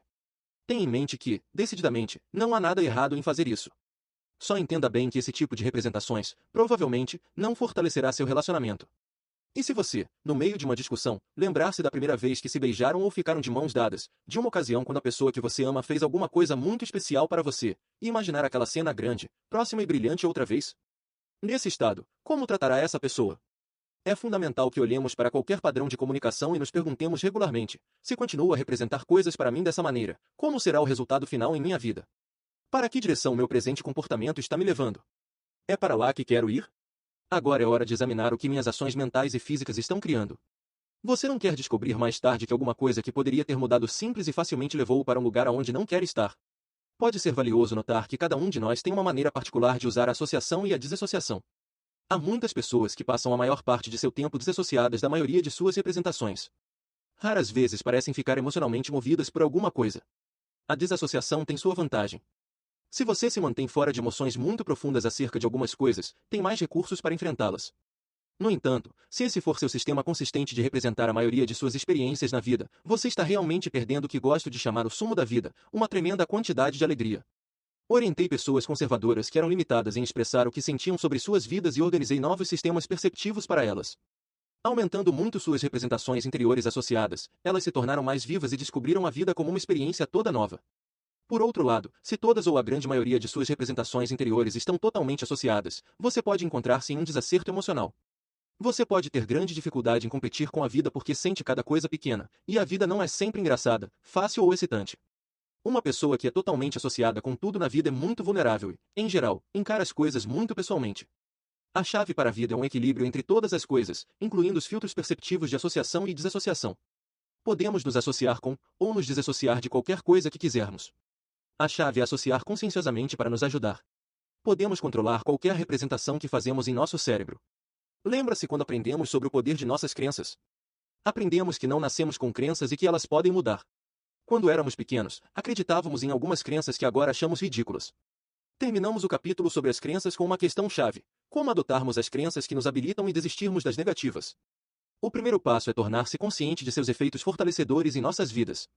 Você está dando o segundo passo, por meio deste capítulo, mudando a maneira como representa essas crenças para si. Pois se você muda a estrutura de como representar alguma coisa para si, mudará como se sente sobre isso e, assim, mudará o que é verdadeiro em sua experiência de vida. Você pode representar coisas para si de uma forma que consistentemente o fortaleça, agora. Lembre-se, uma crença é um forte estado emocional de certeza que você mantém sobre pessoas, coisas, ideias ou experiências específicas de vida. Como você cria essa certeza? Por meio de submodalidades específicas. Você acha que estaria tão certo sobre alguma coisa que é escura, fora de foco, minúscula e afastada em sua mente como estaria sobre alguma coisa que é justamente o oposto? Também seu cérebro tem um sistema de arquivar. Algumas pessoas guardam as coisas em que acreditam na esquerda e coisas sobre as quais não estão certas na direita. Sei que isso parece ridículo, mas você pode mudar uma pessoa que tenha esse sistema de codificar simplesmente fazendo com que ela, por exemplo, pegue as coisas das quais não tem certeza, da direita, e coloque-as na esquerda, onde seu cérebro arquiva coisas em que ela acredita. Assim que faz isso, começa a sentir-se seguro. Começa a acreditar em uma ideia ou conceito do qual, somente um momento atrás, não tinha certeza. Essa mudança de crenças é feita simplesmente contrastando como você representa alguma coisa, que sabe, com certeza, que é verdadeira, com alguma coisa da qual não tem certeza. Comece com alguma crença da qual esteja bem certo, que seu nome é John Smith, tem 35 anos e que nasceu em Atlanta, Geórgia, ou que ama suas crianças com todo o seu coração, ou que Miles Davis é o maior trompetista da história. Pense em alguma coisa em que acredite sem reserva, alguma coisa da qual esteja totalmente convencido que é verdade. Então, pense em alguma coisa da qual não tenha certeza, alguma coisa em que quer acreditar, mas da qual não se sente bastante certo. Você querer usar uma das 7 mentiras do sucesso do capítulo 5. Não escolha alguma coisa na qual não acredita mesmo, pois dizer que não acredita em algo realmente significa que você acredita que não é verdadeiro. Agora, percorra suas submodalidades, como fizemos, ao lidar com motivação. Percorra todos os aspectos visuais, auditivos e sinestésicos da coisa em que acredita totalmente. Faça, então, o mesmo para a coisa da qual não está tão certo. Esteja consciente das diferenças entre elas. As coisas das quais você acredita estão assentadas em um local e as coisas das quais não está certo, em outro. Ou as coisas nas quais acredita estão mais próximas, mais brilhantes, ou maiores do que as coisas das quais não está certo. Uma está num quadro estático e a outra em movimento? Está uma se movendo mais rápido que a outra? Agora, faça o que fizemos com a motivação. Reprograme as submodalidades da coisa da qual não está certo, a fim de que combinem com aquelas das coisas em que você acredita. Mude as cores e a localização. Mude as vozes, os tons, os tempos, o timbre dos sons. Mude as submodalidades da textura, do peso e da temperatura. Como se sente ao terminar? Se você transformou corretamente a representação que costumava causar incerteza, sentirá certeza em relação à mesma coisa da qual poucos momentos atrás não tinham certeza.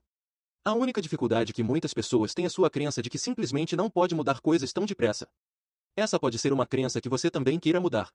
Esse mesmo processo pode ser usado para descobrir a diferença, em sua mente, entre coisas sobre as quais está confuso e coisas que sente que compreende.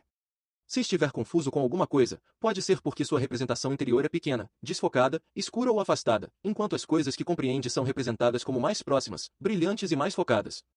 Veja o que acontece com suas sensações quando muda suas representações para serem exatamente como aquelas das coisas que compreende. É claro que trazer coisas para mais perto, ou torná-las mais brilhantes, não intensifica a experiência para todos. O oposto pode ser verdade. Algumas pessoas sentem as coisas se intensificarem quando ficam mais escuras e mais desfocadas. A questão é descobrir quais submodalidades são a chave para você ou para a pessoa que quer ajudar a criar mudança e, então, ter suficiente poder pessoal para seguir adiante e usar seus instrumentos. Na verdade, o que estamos fazendo enquanto trabalhamos com submodalidades é rerotular o sistema de estímulos que diz ao cérebro como se sentir sobre uma experiência. Seu cérebro responde a quaisquer sinais, submodalidades, que você lhe ofereça. Se fornece sinais de um tipo, o cérebro sentirá dor. Se for na submodalidade diferente, pode sentir-se ótimo, em questão de momentos. Por exemplo, enquanto estava dirigindo um treinamento para profissionais de neurolinguística, em Phoenix, Arizona, comecei a notar que um grande número de pessoas na sala mostrava uma enorme tensão muscular em suas faces, fazendo expressões que interpretei como de dor. Mentalmente, repassei o que estava falando e não encontrei nada que pudesse ter acionado tal resposta, em tantas pessoas. Assim, finalmente perguntei a alguém, o que está sentindo neste momento? A pessoa disse, tenho uma tremenda dor de cabeça. Assim que ela disse isso, outra também disse, e outra, e outra. Mais de 60 das pessoas na sala estavam com dor de cabeça. Explicaram que as luzes brilhantes, necessárias para gravar o videotape, estavam ofuscando seus olhos, e achavam isso irritante, doloroso mesmo. Para piorar, estávamos em uma sala sem janelas, a ventilação tinha encrencado cerca de 3 horas antes, e por isso, estava muito quente. Todas essas coisas criaram uma mudança fisiológica nessas pessoas. Assim, o que eu podia fazer? Mandar todos embora? Claro que não. O cérebro libera dor só quando recebe estímulos que são representados de uma maneira que diz a ele para sentir dor. Assim, fiz as pessoas descreverem as submodalidades de suas dores. Para algumas, era pesada e latejante, para outras, não. Algumas sentiam dor muito grande e ampla, você pode imaginar como isso parecia, enquanto para outras era pequena. Fiz, então, com que mudassem as submodalidades da dor, em primeiro lugar, desassociando-se dela e pondo-a do lado de fora deles. Então, fiz com que saíssem de suas sensações, fazendo-os ver a forma e o tamanho da dor, e colocando-a cerca de 3 metros à frente deles. A seguir, fiz com que transformassem sua representação maior e menor, fazendo-a crescer e explodir, através do teto e, então, encolher quando caía. Fiz, então, com que empurrassem a dor para o sol, e a olhassem derreter, caindo então na terra, como luz, para alimentar as plantas. Finalmente, perguntei como se sentiam. Em menos de 5 minutos, 95% não tinham mais dor de cabeça. Eles mudaram suas representações interiores do que estavam avisando o cérebro para fazer, então, o cérebro, agora recebendo os novos sinais, estava produzindo uma nova resposta. Os restantes 5% levaram outros 5 minutos para fazer mudanças mais específicas.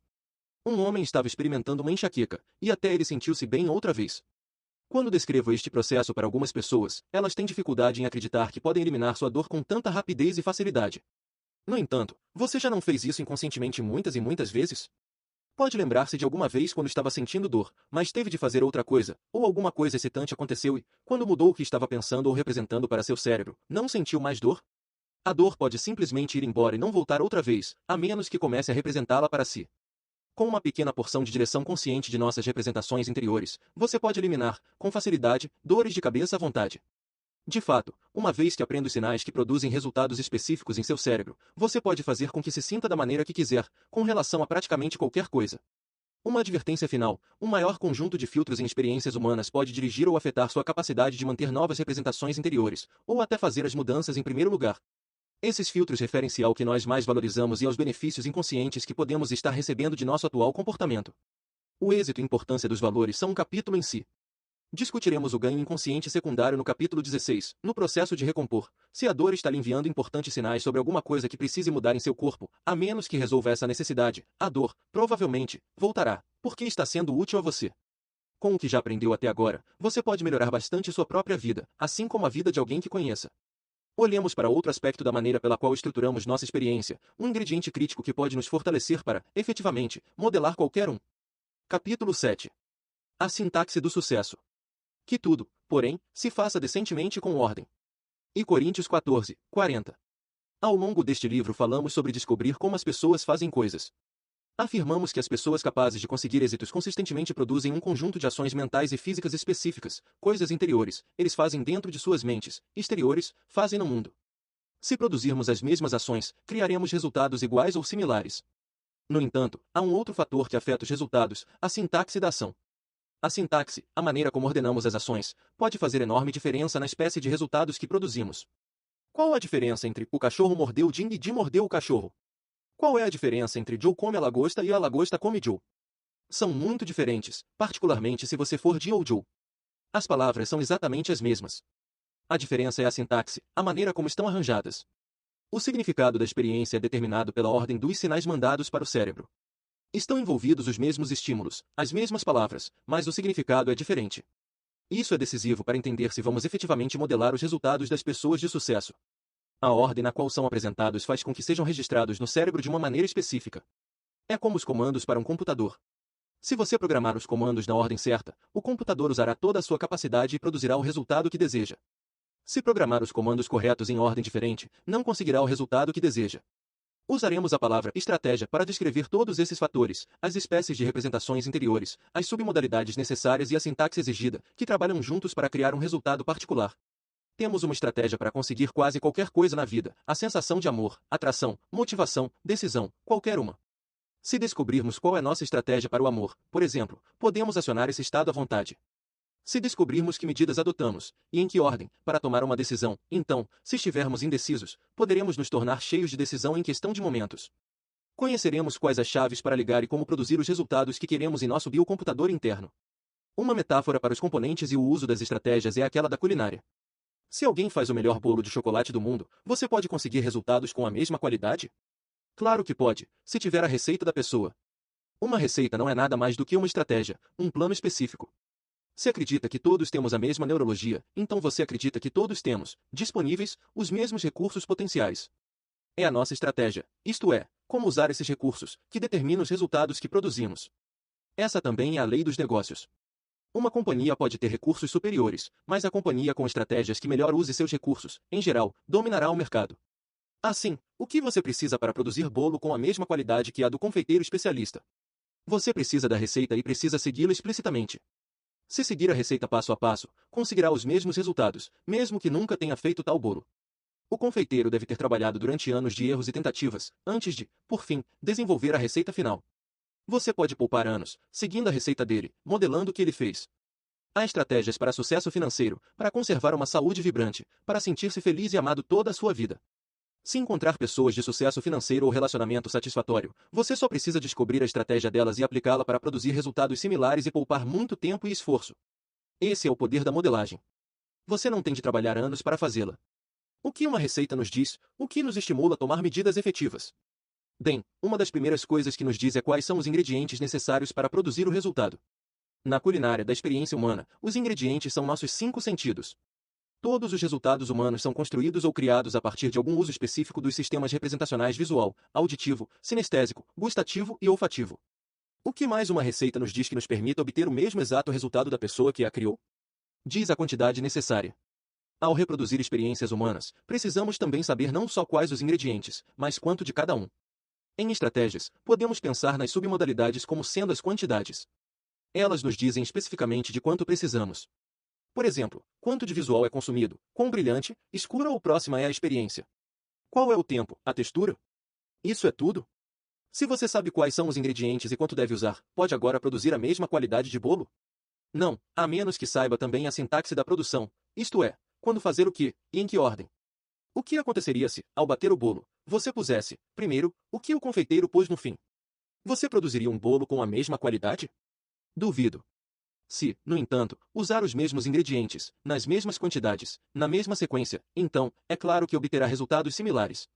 Temos uma estratégia para cada coisa, para motivação, para comprar, para amor, para ser atraído por alguém. Certas sequências de estímulos específicos sempre alcançarão um efeito específico. Estratégias são como a combinação para o cofre dos recursos de seu cérebro. Mesmo que conheça os números, se não usá-los na sequência certa, você não será capaz de abrir a fechadura. No entanto, se pegar os números e a sequência certos, a fechadura abrirá todas as vezes. Assim, você precisa encontrar a combinação que abre seu cofre e também a que abre o cofre das pessoas. Quais são os blocos de construção da sintaxe? Nossos sentidos. Lidamos com inputs sensoriais em 2 níveis, interno e externo. Sintaxe é a maneira como juntamos os blocos do que experimentamos externamente e o que representamos para nós, internamente. Por exemplo, você pode ter 2 espécies de experiências visuais. A primeira é o que vê no mundo exterior. Enquanto lê este livro e olha as letras pretas sobre fundo branco, você está tendo uma experiência visual externa. A segunda é visual interna. Lembra-se quando, no capítulo anterior, jogamos com modalidades e submodalidades visuais em nossa mente. Na verdade, não estávamos lá para ver a praia, ou as nuvens, os tempos felizes ou frustrantes que representamos em nossa mente. Em vez disso, nós as experimentamos de uma maneira visual interna. O mesmo é verdadeiro para as outras modalidades. Você pode ouvir um trem apitar do lado de fora de sua janela. Isso é auditivo externo. Ou pode ouvir uma voz em sua mente. Isso é auditivo interno. Se o tom da voz é o que importa, isso é auditivo tonal. Se as palavras, o significado, transmitidas pela voz é que são importantes, isso é auditivo digital. Você pode sentir a textura do braço da cadeira onde está sentado. Isso é sinestésico externo. Ou você pode ter uma profunda sensação de que alguma coisa o fez sentir-se bem ou mal. Isso é sinestésico interno. A fim de criar uma receita, devemos ter um sistema para descrever o que fazer e quando. Assim, temos um sistema de anotação para descrever estratégias. Representamos os processos sensoriais com uma notação abreviada, usando V para visual, A para auditiva, K para sinestésico em inglês, kinesthetic, I para interiores, I para exterior, T para tonal e D para digital.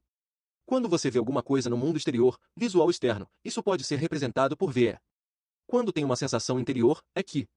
Considere a estratégia de alguém que fica motivado vendo alguma coisa, VE, e, depois, falando alguma coisa para si, EID, que cria a sensação de movimento interior. Essa estratégia seria representada da seguinte maneira. VE, EID, que. Você poderia conversar o dia todo com essa pessoa sobre o porquê de ela dever fazer alguma coisa, e é muito pouco provável que fosse bem-sucedido. No entanto, se você mostrar-lhe um resultado e mencionar o que ela diria para si quando visse tal coisa, você poderia pôr essa pessoa em um estado quase de sugestão. No próximo capítulo mostrarei como elicitar estratégias que as pessoas usam em situações específicas. Por enquanto, quero mostrar como essas estratégias trabalham e por que são tão importantes. Temos estratégias para tudo, padrões representativos que consistentemente produzem efeitos específicos. Poucos de nós sabemos como usar conscientemente tais estratégias, assim, entramos e saímos de vários estados, dependendo de quais estímulos nos atingiram. Tudo o que você precisa fazer é imaginar sua estratégia, a fim de que possa produzir seu estado desejado sob sugestão. E precisa ser capaz de reconhecer as estratégias das outras pessoas, a fim de que possa saber exatamente a que elas reagem.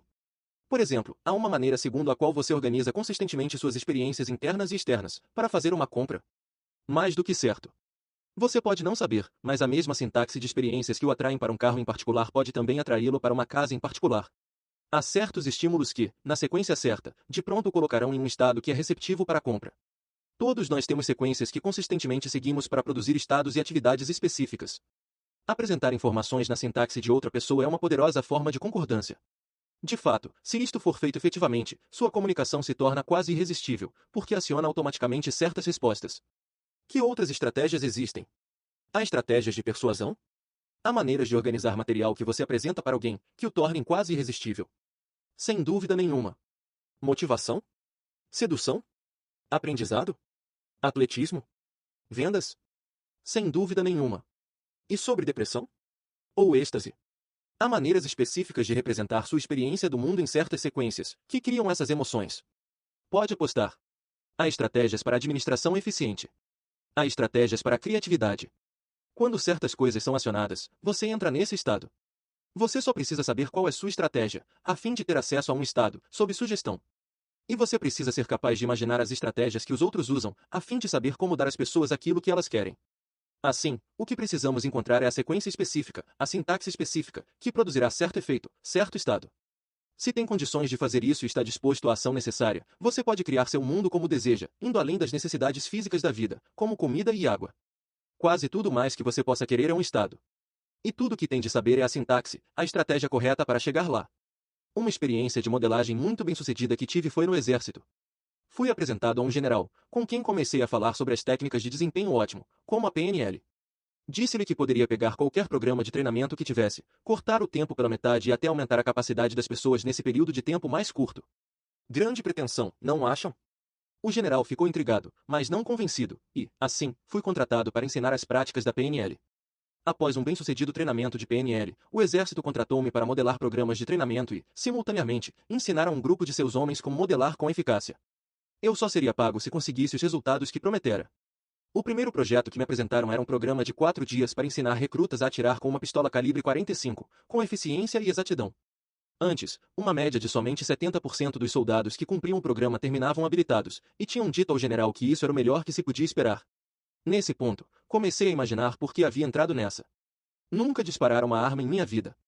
Nem gostava da ideia de disparar uma. Originalmente, John Grinder e eu éramos sócios do projeto, e então senti que, com sua prática de caça, poderíamos realizá-lo. Então, por várias razões de horário, John, de repente, desistiu. Bem, você pode imaginar em que estado fiquei. Além do mais, ouvi um boato de que algumas pessoas do grupo de treinamento iam fazer tudo o que pudessem para sabotar meu trabalho, irritadas devido à quantia de dinheiro que eu iria receber. Pretendiam me dar uma lição. Sem prática de atirar, tendo perdido meu trunfo, John Grinder, e sabendo que havia pessoas tentando me fazer fracassar, que fiz eu? Primeiro, peguei essa imagem gigantesca de fracasso que havia criado em minha mente, literalmente, encolhi-a, deixando-a abaixo do normal. Então, comecei a montar um novo conjunto de representações sobre o que poderia fazer. Mudei meu sistema de crenças de que os melhores do exército não podem fazer o que lhes é pedido. Assim, é lógico que eu não possa para que os instrutores de tiro são os melhores naquilo que fazem, mas sabem pouco ou nada sobre o efeito das representações interiores no desempenho ou sobre como modelar as estratégias dos melhores atiradores. Pondo-me em um estado de total riqueza de recursos, informei ao general que precisaria ter acesso aos seus melhores atiradores, a fim de poder descobrir o que os levava, em suas mentes e ações físicas, ao resultado de atirarem com eficiência e exatidão. Uma vez que descobrisse a diferença que faz a diferença, poderia ensiná-la a seus soldados em menos tempo e produzir os resultados desejados. Junto com minha equipe de modelagem, descobri as crenças-chave que alguns dos melhores atiradores do mundo compartilham e comparei-as com as crenças dos soldados que não atiravam com eficiência. A seguir, descobri a sintaxe mental comum e as estratégias dos melhores atiradores, e copiei-as, a fim de poder ensiná-las para um atirador iniciante. Essa sintaxe foi o resultado de milhares, talvez centenas de milhares, de tiros e mudanças de minuto em suas técnicas. Então, modelei os componentes-chave de suas fisiologias. Tendo descoberto a estratégia ótima para produzir o resultado chamado atirar com eficácia, dei um curso de dia e meio para atiradores iniciantes. Os resultados? Quando testados, em menos de 2 dias, 100% dos soldados foram qualificados, e o número dos que se qualificaram no mais alto nível, perito, foi 3 vezes maior do que os que faziam o curso padrão de 4 dias. Ensinando a esses novatos como produzir os mesmos sinais para seus cérebros que os peritos produzem, nós os tornamos peritos em menos da metade do tempo. Peguei então os homens que havia modelado, os maiores atiradores do país, e ensinei a eles como intensificar suas estratégias. O resultado, 1 hora mais tarde, um homem fez muito mais pontos do que em 6 meses, outro, atirou mais na mosca do que em qualquer competição de que se lembrava, e o instrutor teve dificuldade em vencer esses 2 homens. O coronel, em sua comunicação para o general, chamou a isso de primeiro avanço no tiro de pistola desde a Primeira Guerra Mundial. O ponto fundamental é você entender que, mesmo quando tem pouca ou nenhuma informação anterior, e mesmo quando as circunstâncias parecem impossíveis, se tiver um modelo excelente de como produzir um resultado, você pode descobrir especificamente o que o modelo faz, e reproduzi-lo, e assim produzir resultados similares num período de tempo mais curto do que lhe pareceria possível. Uma estratégia muito mais simples é aquela usada por muitos atletas para modelar o melhor em seu setor. Se quiser modelar um esquiador perito, você deve, primeiro, observar cuidadosamente para ver como é sua técnica, VE. Enquanto observa, pode mover seu corpo com os mesmos movimentos, que, até parecer ser uma parte de você, que. Se já observou esquiadores, pode ter feito isso involuntariamente.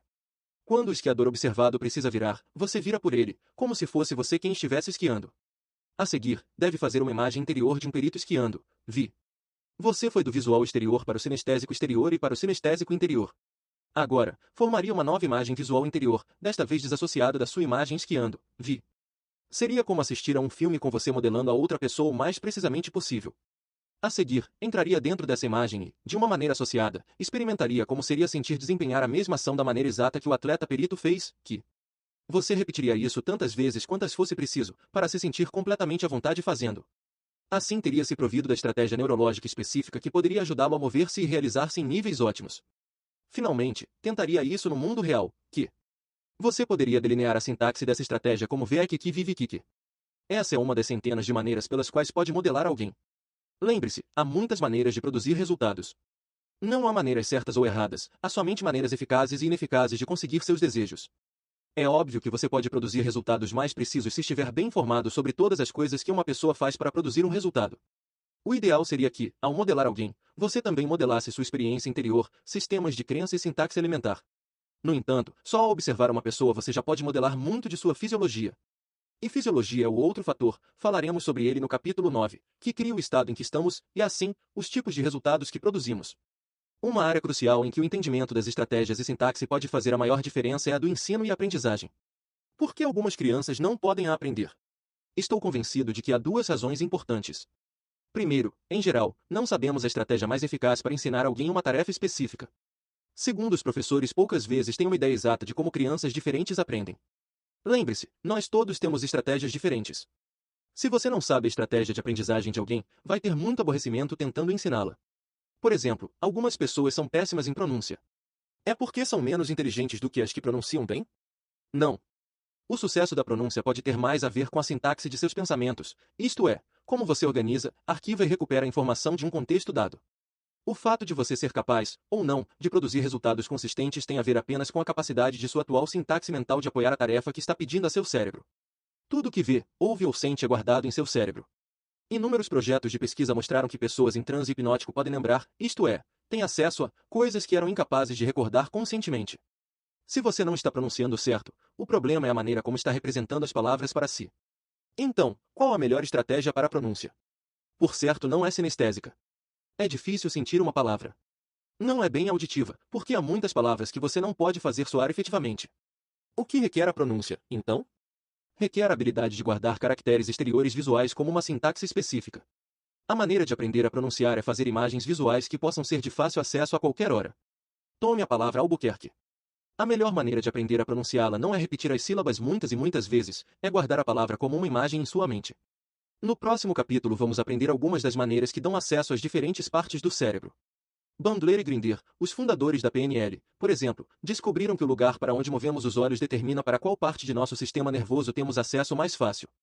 Entraremos nessas disposições mentais de acesso, com detalhes, mais adiante. Por agora, note apenas que a maioria das pessoas lembra melhor de imagens visuais quando olha para cima e para a esquerda delas. A melhor maneira de aprender a pronunciar Albuquerque é colocar a palavra acima e à sua esquerda, formando uma imagem visual clara dela. Neste ponto, preciso acrescentar outro conceito: separação. Em geral, as pessoas só podem processar conscientemente de 5 a 9 fragmentos de informação por vez. Pessoas que aprendem com rapidez podem dominar até as mais complexas tarefas porque cortam as informações em pequenos passos e depois as reúnem no todo original. A maneira de aprender a pronunciar Albuquerque é quebrá-la em 3 fragmentos menores, assim, Albuquerque. Escreva as 3 partes em um pedaço de papel, mantenha-as acima e à esquerda de seus olhos. Veja Albu, feche seus olhos e veja em sua mente. Abra os olhos. Veja Albu. Não pronuncie, só olhe, feche os olhos e veja-a em sua mente. Continue a fazer isso 4, 5 ou 6 vezes, até que possa fechar os olhos e claramente ver Albu. A seguir, pegue o segundo pedaço, siga o mesmo processo, e, depois, com o pedaço até que a imagem inteira de Albuquerque esteja guardada em sua mente. Se você tiver uma imagem clara, provavelmente terá uma sensação, sinestésica, de que foi pronunciada corretamente. Agora será capaz de ver a palavra com tanta clareza que poderá pronunciá-la não só normalmente, mas também de trás para frente. Tente. Pronuncie Albuquerque. Agora pronuncie ao contrário. Uma vez que consiga isso, dominará a palavra para sempre. Garanto. Você pode fazer isso com qualquer palavra e tornar-se excelente, mesmo que no passado tenha tido problemas para pronunciar seu próprio nome. O outro aspecto da aprendizagem é descobrir as estratégias de aprendizagem preferidas de outras pessoas. Como foi notado acima, todas têm uma neurologia particular, um determinado terreno mental, que usam com muita frequência. Mas é raro ensinarmos visando o alcance de um indivíduo. Assumimos que todos aprendem da mesma forma. Deixe-me dar um exemplo. Há pouco tempo me mandaram um jovem, com um relatório médico dizendo que era disléxico, que não podia aprender a pronunciar e tinha problemas psicológicos na escola. Pude afirmar, de pronto, que ele preferia processar uma grande parte de suas experiências sinestesicamente. Ao perceber como processava as informações, fiquei em condições de ajudá-lo. O jovem tinha uma compreensão maior das coisas que sentia. No entanto, grande parte do processo padrão de ensino é visual ou auditivo. Seu problema não era a dificuldade para aprender. Era que seus professores tinham problemas para lhe ensinar de uma maneira que ele pudesse efetivamente entender, guardar e tornar a usar a informação. A primeira coisa que fiz foi pegar o relatório e rasgá-lo. Isso é um monte de lixo, eu disse. Esse gesto chamou sua atenção. Ele estava esperando a usual bateria de perguntas. Em vez disso, comecei a conversar com ele sobre todas as grandes maneiras como usava seu sistema nervoso. Disse, aposto como você é bom nos esportes, ao que ele respondeu, sim, bastante bom. Acontece que era um grande surfista. Conversamos um pouco sobre surf, e ele logo ficou excitado e atento, num estado de sensação muito mais receptivo do que seus professores já tinham visto. Expliquei-lhe que tinha a tendência de guardar as informações sinestesicamente e que isso proporcionava grandes vantagens na vida. No entanto, o estilo de ensino tornava as coisas difíceis para ele. Mostrei a ele como trabalhar visualmente e recorri às suas submodalidades para lhe dar, para a pronúncia, a mesma sensação que tinha com o surf. Em 15 minutos estava pronunciando como um menino prodígio. E sobre crianças incapazes de aprender? Muitas vezes, não é bem isso, mas incapacidade de utilizar estratégias. Precisam aprender como usar seus recursos. Ensinei essas estratégias para uma professora que trabalhava com crianças com problemas de aprendizagem, de 11 a 14 anos, e que, em testes de pronúncia, nunca tinham acertado mais de 70%, a maioria ficando em uma média de 25 a 50%. Rapidamente, ela percebeu que 90% de seus alunos incapazes tinham estratégias auditivas ou sinestésicas para a pronúncia. Em uma semana começou a usar as novas estratégias de pronúncia e 19 de 26 meninos fizeram 100%, 2 fizeram 90%, 2, 80%, e os outros, 70%. Ela disse ter havido enorme mudança nos problemas de comportamento. Como que por mágica, eles desapareceram. Ela agora está apresentando essa informação à diretoria da escola para que seja introduzida em todas as escolas de seu bairro. Estou convencido de que um dos maiores problemas em educação é que os professores não conhecem as estratégias de seus estudantes. Não sabem a combinação dos cofres de seus alunos. A combinação pode ser 2 para a esquerda e 24 para a direita, e o professor estar tentando usar 24 para a direita e 2 para a esquerda. Até agora, nosso processo educacional tem sido baseado no que os alunos devem aprender, e não em como podem aprendê-lo melhor. As técnicas de desempenho ótimo nos ensinam as estratégias específicas que diferentes pessoas usam para aprender e também as melhores maneiras de aprender um assunto específico, tal como pronúncia. Você sabe como Albert Einstein foi capaz de conceber a teoria da relatividade? Disse ele que uma das coisas cruciais que o ajudaram foi sua habilidade de visualizar como seria estar cavalgando no fim de um raio de luz. Uma pessoa que não pode ver a mesma coisa em sua mente terá problemas para aprender sobre relatividade. Assim, a primeira coisa a aprender é a maneira mais efetiva de dirigir seu cérebro. É sobre isso, precisamente, que versam as técnicas de desempenho ótimo. Elas nos ensinam como usar as mais efetivas estratégias para produzir com mais rapidez e facilidade os resultados que queremos. Os mesmos problemas que encontramos na educação ocorrem em quase todos os outros campos. Use o instrumento errado ou a sequência errada, e conseguirá o resultado errado. Use o certo, e conseguirá maravilhas. Lembre-se, temos uma estratégia para cada coisa. Se você é vendedor, ajudaria a saber a estratégia de compra de seu cliente? Pode apostar que sim. Se ele for fortemente sinestésico, você quer começar mostrando-lhe as bonitas cores dos carros que ele está olhando? Eu não faria isso. Preferiria atingi-lo com uma sensação forte, faria com que ele se sentasse ao volante, sentisse o estofamento e se ligasse na sensação que teria, zunindo, em plena estrada. Se ele fosse visual, você começaria com as cores e linhas e as outras submodalidades que trabalham para essa estratégia. Se você é treinador, ajudaria a saber o que motiva diferentes jogadores, que espécies de estímulos trabalham melhor para colocá-los em seus estados de mais recursos. Gostaria de ser capaz de propor tarefas específicas em suas mais eficientes sintaxes, como fiz com os melhores atiradores do Exército dos Estados Unidos? Aposto que sim. Assim como há uma maneira de formar uma molécula de DNA ou uma maneira de construir uma ponte, há uma sintaxe que é melhor para cada tarefa, uma estratégia que as pessoas podem, consistentemente, usar para produzir os resultados desejados. Alguns de vocês podem estar dizendo para si mesmos: bem, isso é ótimo, se você souber ler pensamentos. Mas eu não posso imaginar as estratégias de uma pessoa só olhando para ela. Não posso conversar com alguém durante uns minutos e saber o que o estimula a comprar ou a fazer qualquer coisa. A verdadeira razão disso é que você não sabe o que procurar ou como perguntar. Se você pergunta qualquer coisa, da maneira certa, com bastante convicção e confiança, conseguirá. Algumas coisas exigem grande convicção e energia para serem obtidas. Você pode consegui-las, apesar de ter de realmente trabalhar por elas. Mas estratégias são fáceis. Você pode trazer à tona as estratégias de uma pessoa em questão de minutos. É o que vamos aprender a seguir. Capítulo 8. Como elicitar a estratégia de alguém. Comece pelo começo, disse o rei gravemente, siga até chegar ao fim, então pare. Lewis Carroll, Alice no País das Maravilhas. Já viu um mestre chaveiro trabalhar? Parece um mágico. Ele mexe com a fechadura, ouve coisas que você não está ouvindo, vê coisas que você não está vendo, sente coisas que você não está sentindo e, de algum modo, descobre a combinação certa para abrir o cofre. Mestres de comunicação trabalham da mesma forma. Você pode descobrir a sintaxe mental de qualquer pessoa, pode abrir a combinação para a caixa forte da mente dela, ou de sua própria, se pensar como um mestre chaveiro. Você tem de procurar por coisas que não via antes, ouvir coisas que não ouvia antes, sentir coisas que não sentia antes, e fazer as perguntas que não sabia perguntar antes. Se fizer isso com gentileza e atenção, poderá elicitar as estratégias de qualquer pessoa, em qualquer situação. Pode aprender como dar às pessoas precisamente o que elas querem, e pode ensiná-las como fazer a mesma coisa por si mesmas. A chave para elicitar estratégias é saber que as pessoas lhe dirão tudo o que você precisa conhecer sobre suas estratégias. Elas lhe dirão em palavras. Elas lhe dirão por meio da maneira como usam seus corpos. Elas lhe dirão até com o olhar. Você pode aprender a ler uma pessoa com tanta perícia como aprende a ler um livro ou um mapa.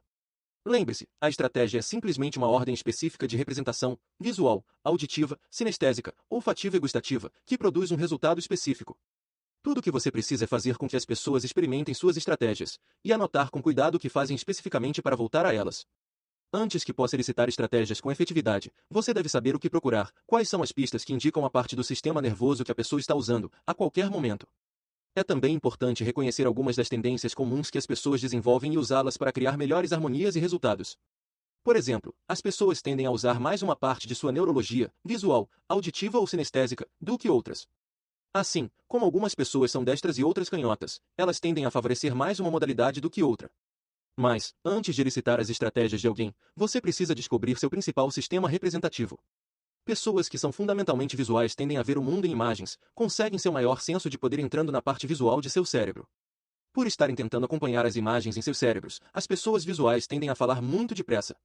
Não se importam exatamente com o modo como se expressam, estão só tentando pôr palavras nas imagens. Essas pessoas tendem a conversar por metáforas visuais. Falam sobre como as coisas parecem para elas, que formas vêm surgir, se as coisas são claras ou escuras. Pessoas que são mais auditivas tendem a ser mais seletivas sobre as palavras que usam. Têm vozes mais ressonantes e suas falas são mais lentas, mais rítmicas e uniformes. Uma vez que as palavras significam tanto para elas, são cuidadosas sobre o que dizem. Tendem a dizer coisas como isso soa certo para mim, posso ouvir o que está dizendo ou tudo está tinindo. Pessoas que são mais sinestésicas tendem a ser ainda mais lentas. Reagem fundamentalmente a sensações. Suas vozes escoam devagar como um melado. Usam metáforas do mundo físico. Estão sempre agarrando alguma coisa concreta. Coisas são pesadas e intensas, e elas precisam entrar em contato com as coisas. Dizem coisas como estou procurando por uma resposta, mas ainda não a peguei. Todos têm elementos das três modalidades, mas a maioria tem um sistema que o domina. Quando você está aprendendo sobre as estratégias das pessoas para entender como elas tomam decisões, precisa também saber quais são seus principais sistemas representativos, a fim de poder apresentar sua mensagem de uma maneira que atinja a pessoa. Se estiver lidando com uma pessoa visualmente orientada e não quiser seguir passo a passo, respire fundo e fale pausadamente. Você a deixará louca. Deve falar de forma que sua mensagem combine com a maneira como o cérebro dela trabalha. Só de olhar as pessoas e escutar o que dizem, você pode ter uma ideia imediata de quais sistemas estão usando. E a PNL utiliza indicadores ainda mais específicos para saber o que está acontecendo na mente de alguém. Há muito se diz que os olhos são os espelhos da alma. No entanto, há pouco tempo, aprendemos como isso é verdade. Não há nenhum mistério parapsicológico nisso. É só ser observador, olhar uma pessoa bem nos olhos, e você pode imediatamente ver qual o sistema representativo que ela está usando num momento específico, o visual, auditivo ou sinestésico. Enquanto representam internamente informações, as pessoas movem seus olhos, ainda que esse movimento seja leve. Com uma pessoa destra o seguinte é verdadeiro, e as sequências resultantes são sistemáticas. Nota: há pessoas que são organizadas de maneira inversa, da direita para a esquerda. Os movimentos dos olhos podem permitir que você saiba como uma pessoa está representando interiormente seu mundo exterior. A representação interior do mundo exterior de uma pessoa é o seu mapa da realidade, e o mapa de cada pessoa é único. Responda: de que cores eram as velas de seu bolo de aniversário quando fez 12 anos? Pare um momento e lembre-se. Para responder essa pergunta, 90% das pessoas olham para cima e para a esquerda. É onde as pessoas destras, e mesmo algumas canhotas, têm acesso para recordar imagens visuais. Aqui está outra pergunta: como ficaria Mickey Mouse com uma barba?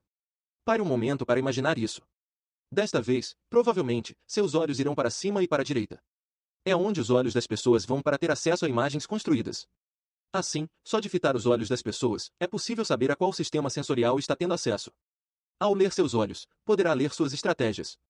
Lembre-se, uma estratégia é a sequência de representações internas que permitem alguém executar uma determinada tarefa. A sequência lhe diz o como do que alguém está fazendo. Memorize as tabelas seguintes a fim de poder entender e reconhecer as pistas de acaso dos olhos. Mantenha uma conversa com alguém e observe o movimento dos seus olhos. Faça perguntas que obriguem essa pessoa a lembrar-se de imagens, sons ou sensações. Para que lado foram os olhos, após cada uma das perguntas? Verifique com você mesmo, funciona. Aqui estão alguns tipos de perguntas que você pode fazer para conseguir tipos específicos de respostas. Para conseguir imagens visuais lembradas. Você deve perguntar: quantas janelas há em sua casa? O que é a primeira coisa que vê quando acorda pela manhã? Como era seu namorado ou namorada quando você tinha 16 anos? Qual é o cômodo mais escuro de sua casa? Qual de seus amigos tem o cabelo mais curto? Qual era a cor de sua primeira bicicleta? Qual foi o menor animal que viu na última visita ao zoológico? Qual era a cor do cabelo de sua primeira professora? Pense em todas as cores diferentes de seu quarto. Para conseguir visuais construídos, você deve perguntar: como seria você se tivesse 3 olhos? Imagine um policial com cabeça de leão, cauda de coelho e asas de águia. Imagine o horizonte de sua cidade subindo em rolos de fumaça. Você consegue se ver com cabelos dourados.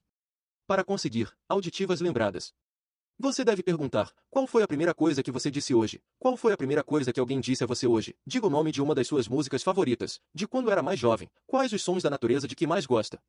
Qual é a nona palavra do hino nacional? Cante para si uma canção de ninar, ouça em sua mente uma pequena queda de água, num calmo dia de verão. Ouça em sua mente a sua música favorita. Qual é a porta de sua casa que bate com mais força? Qual é mais suave, a batida da porta de seu carro ou a batida da tampa de seu baú? Quem de suas amizades tem a voz mais agradável? Para conseguir auditivas construídas, você deve perguntar: se pudesse fazer qualquer pergunta a Thomas Jefferson, Abraham Lincoln e John F. Kennedy, o que perguntaria? O que diria você se alguém lhe perguntasse como poderíamos eliminar a possibilidade de uma guerra nuclear? Imagine o som da buzina de um carro transformando-se no de uma flauta. Para conseguir diálogo auditivo interno, você deve perguntar: repita esta pergunta para si mesmo, em seu interior: o que é mais importante para mim na minha vida agora? Para conseguir palavras sinestésicas, você deve perguntar: imagine a sensação de gelo derretido em sua mão. Como se sentiu hoje de manhã logo que acordou? Imagine a sensação de um bloco de madeira transformando-se em seda. Quão frio estava o mar na última vez em que você esteve lá?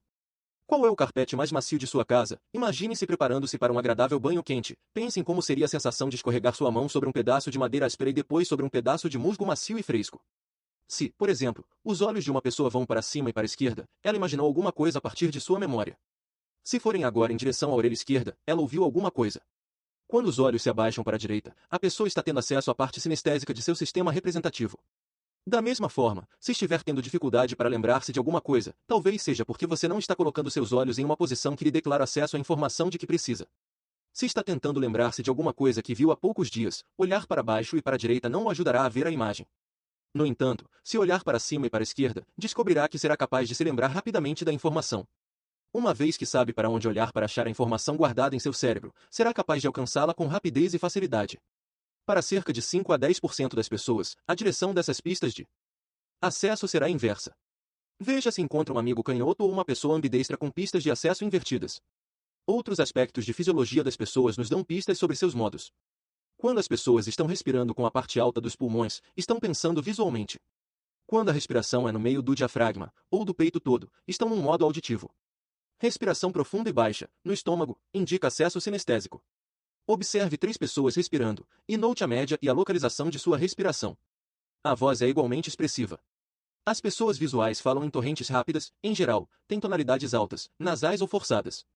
Tonalidades baixas e profundas e fala lenta são, geralmente, de sinestésicos. Mesmo um ritmo e tonalidade ressonantes e claros indicam acesso auditivo. Você pode até ler a cor da pele. Quando você pensa visualmente, seu rosto tende a ficar mais pálido. Uma face corada indica acesso sinestésico. Quando a cabeça de alguém está levantada, está num modo visual. Se está balançando, ou ligeiramente erguida, como ao escutar, está em auditivo. Se está abaixada, ou se os músculos do pescoço estão relaxados, está em sinestésico. Assim, mesmo com um mínimo de comunicação, você pode ter pistas claras, inconfundíveis, sobre como trabalha a mente das pessoas e a que tipos de mensagens ela responde e usa. A maneira mais simples de se elicitarem estratégias é, simplesmente, fazer as perguntas certas. Lembre-se, há estratégias para tudo, para compras e para vendas, para ficar motivado e para se apaixonar, para atrair pessoas e para ser criativo. Quero discorrer sobre algumas delas com você. A melhor maneira de aprender não é observar, mas fazer.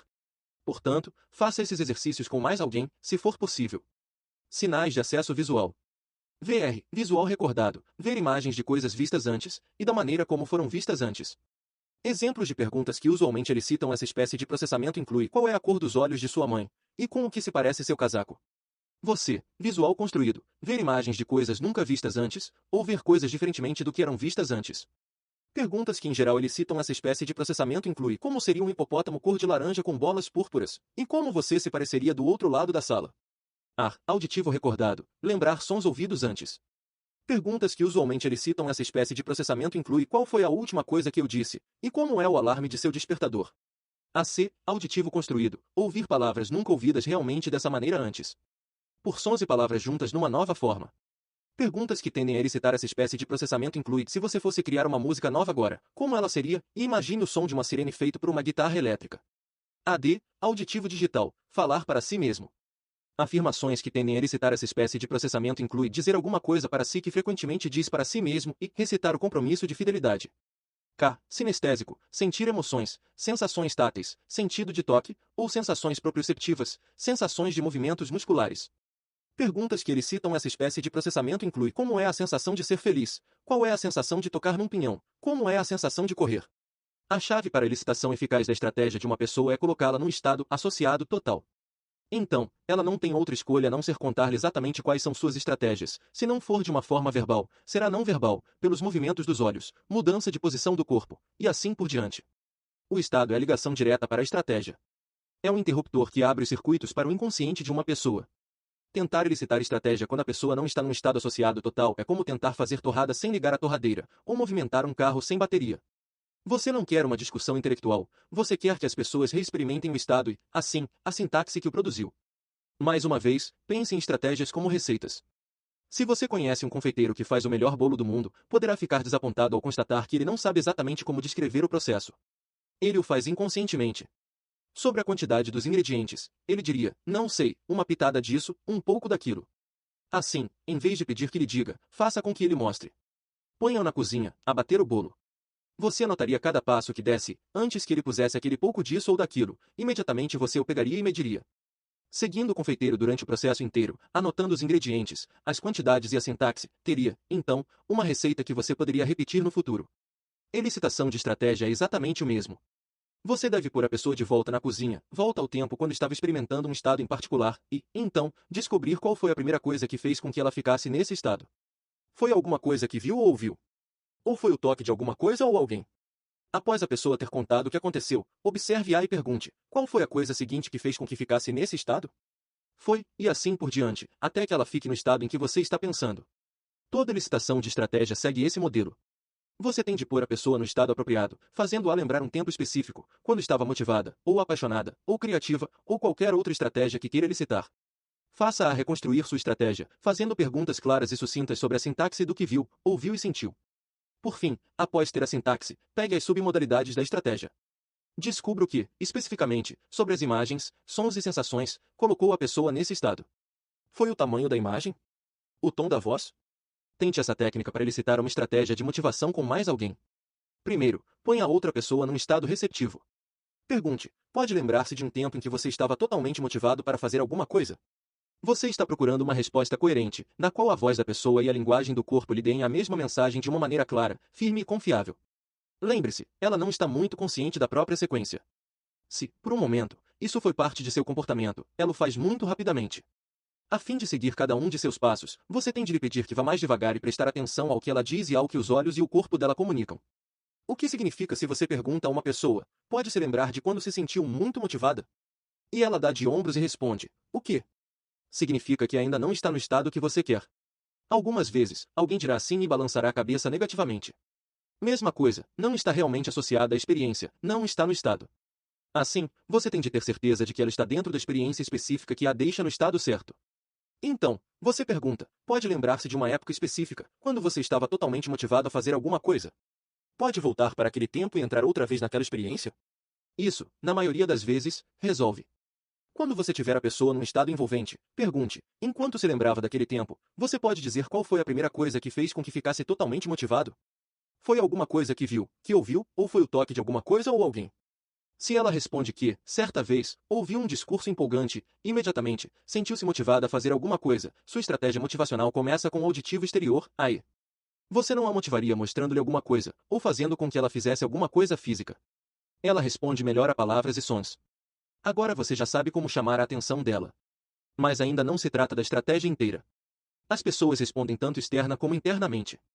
Assim, você terá de encontrar a parte interior de sua estratégia. Pergunte a seguir: após você ouvir tal coisa, qual foi a coisa seguinte que fez com que ficasse totalmente motivado para fazer algo? O que imaginou em sua mente? Disse alguma coisa para si mesmo? Teve uma certa emoção ou sensação? Elicitação de estratégia. Pode se lembrar de uma época em que estava totalmente XD? Pode se lembrar de uma época específica? Volte para aquela época e experimente-a. Ponha-os em estado. Enquanto você se lembra daquela época, mantenha-os em estado. A. Qual foi exatamente a primeira coisa que fez com que ficasse XD? Foi alguma coisa que viu? Foi alguma coisa que ouviu? Foi o toque de alguma coisa ou alguém? Qual foi exatamente a primeira coisa que fez com que ficasse totalmente XD? Após você ter visto, ouvido ou sido tocado, qual foi exatamente a coisa seguinte que fez com que ficasse totalmente XD? B. Você imaginou uma cena? Disse alguma coisa para si mesmo? Teve uma certa sensação ou emoção? Qual foi exatamente a coisa seguinte que fez com que ficasse XD? Após você estar AD? IBD? Viu alguma coisa, disse alguma coisa para si mesmo, e assim por diante, qual foi exatamente a coisa seguinte que fez com que ficasse totalmente XD? C.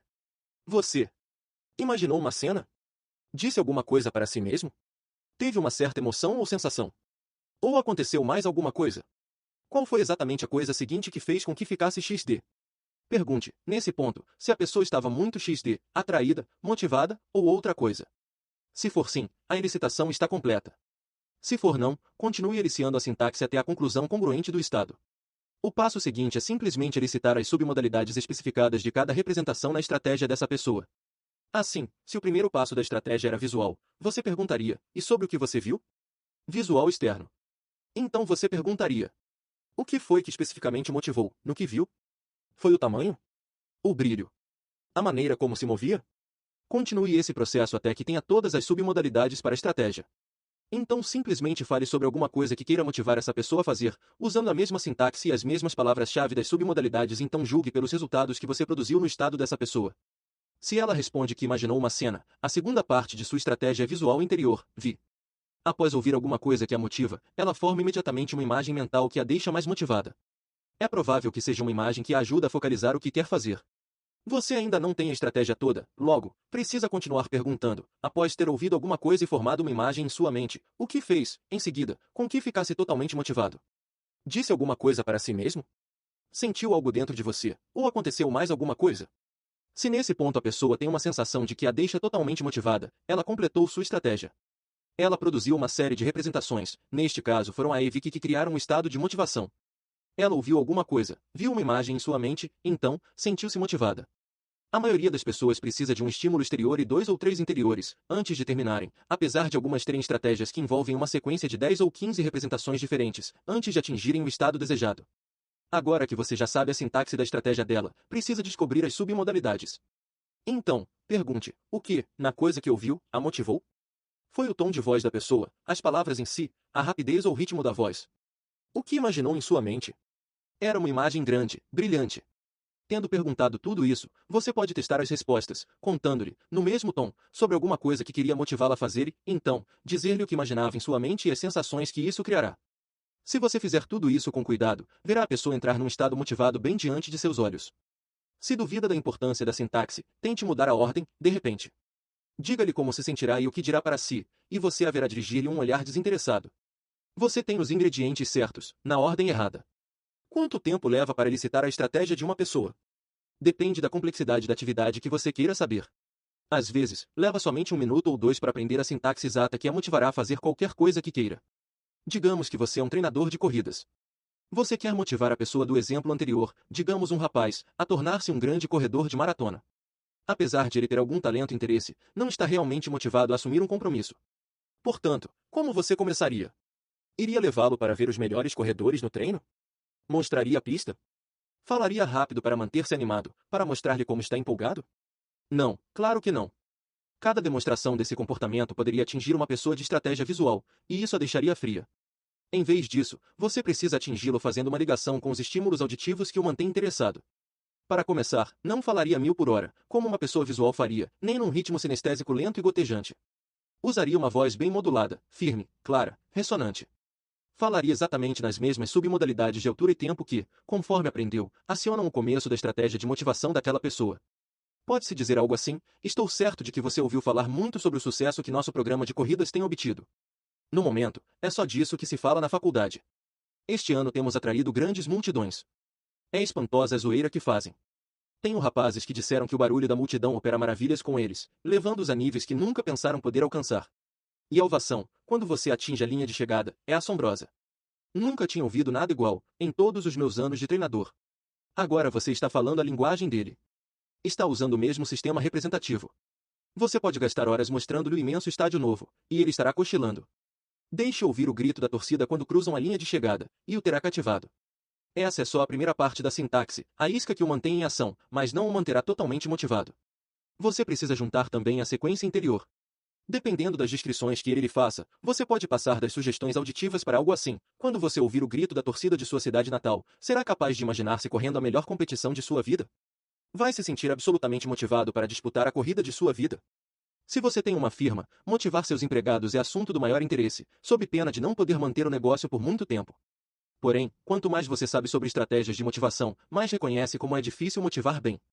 Afinal, se cada um de seus empregados tem uma estratégia diferente, é difícil satisfazer as necessidades de todos. Se, simplesmente, puser em prática sua própria estratégia, irá motivar só as pessoas que são como você. Pode fazer a mais convincente e bem pensada preleção do mundo sobre motivação e, a menos que sejam endereçadas estratégias específicas de pessoas diferentes, não adiantará nada. O que pode você fazer sobre isso? Bem, compreender a estratégia deve dar-lhe 2 ideias claras. Primeira, cada técnica de motivação dirigida a um grupo deve ter alguma coisa para todos, alguma coisa visual, alguma coisa auditiva e alguma coisa sinestésica. Deve mostrar-lhes coisas, fazer com que ouçam coisas e proporcionar-lhes sensações. E você deve ser capaz de variar sua voz e entonações, para aprender todos os 3 tipos. Segunda, não há substituto para trabalhar com pessoas, consideradas indivíduos. Você pode proporcionar amplas sugestões para um grupo, sugestões essas que darão a cada um alguma coisa com que trabalhar. Para entrar na tonalidade das estratégias que pessoas diferentes usam, o ideal seria elicitar as estratégias individuais. O que vimos até o momento foi a fórmula básica para elicitar a estratégia de alguém. Para ser capaz de usá-la efetivamente, você precisa conhecer mais detalhes sobre cada passo da estratégia. Precisa acrescentar as submodalidades ao modelo básico. Por exemplo, se a estratégia de compra de uma pessoa começa com algo visual, o que prende seus olhos? Cores brilhantes? Tamanho grande?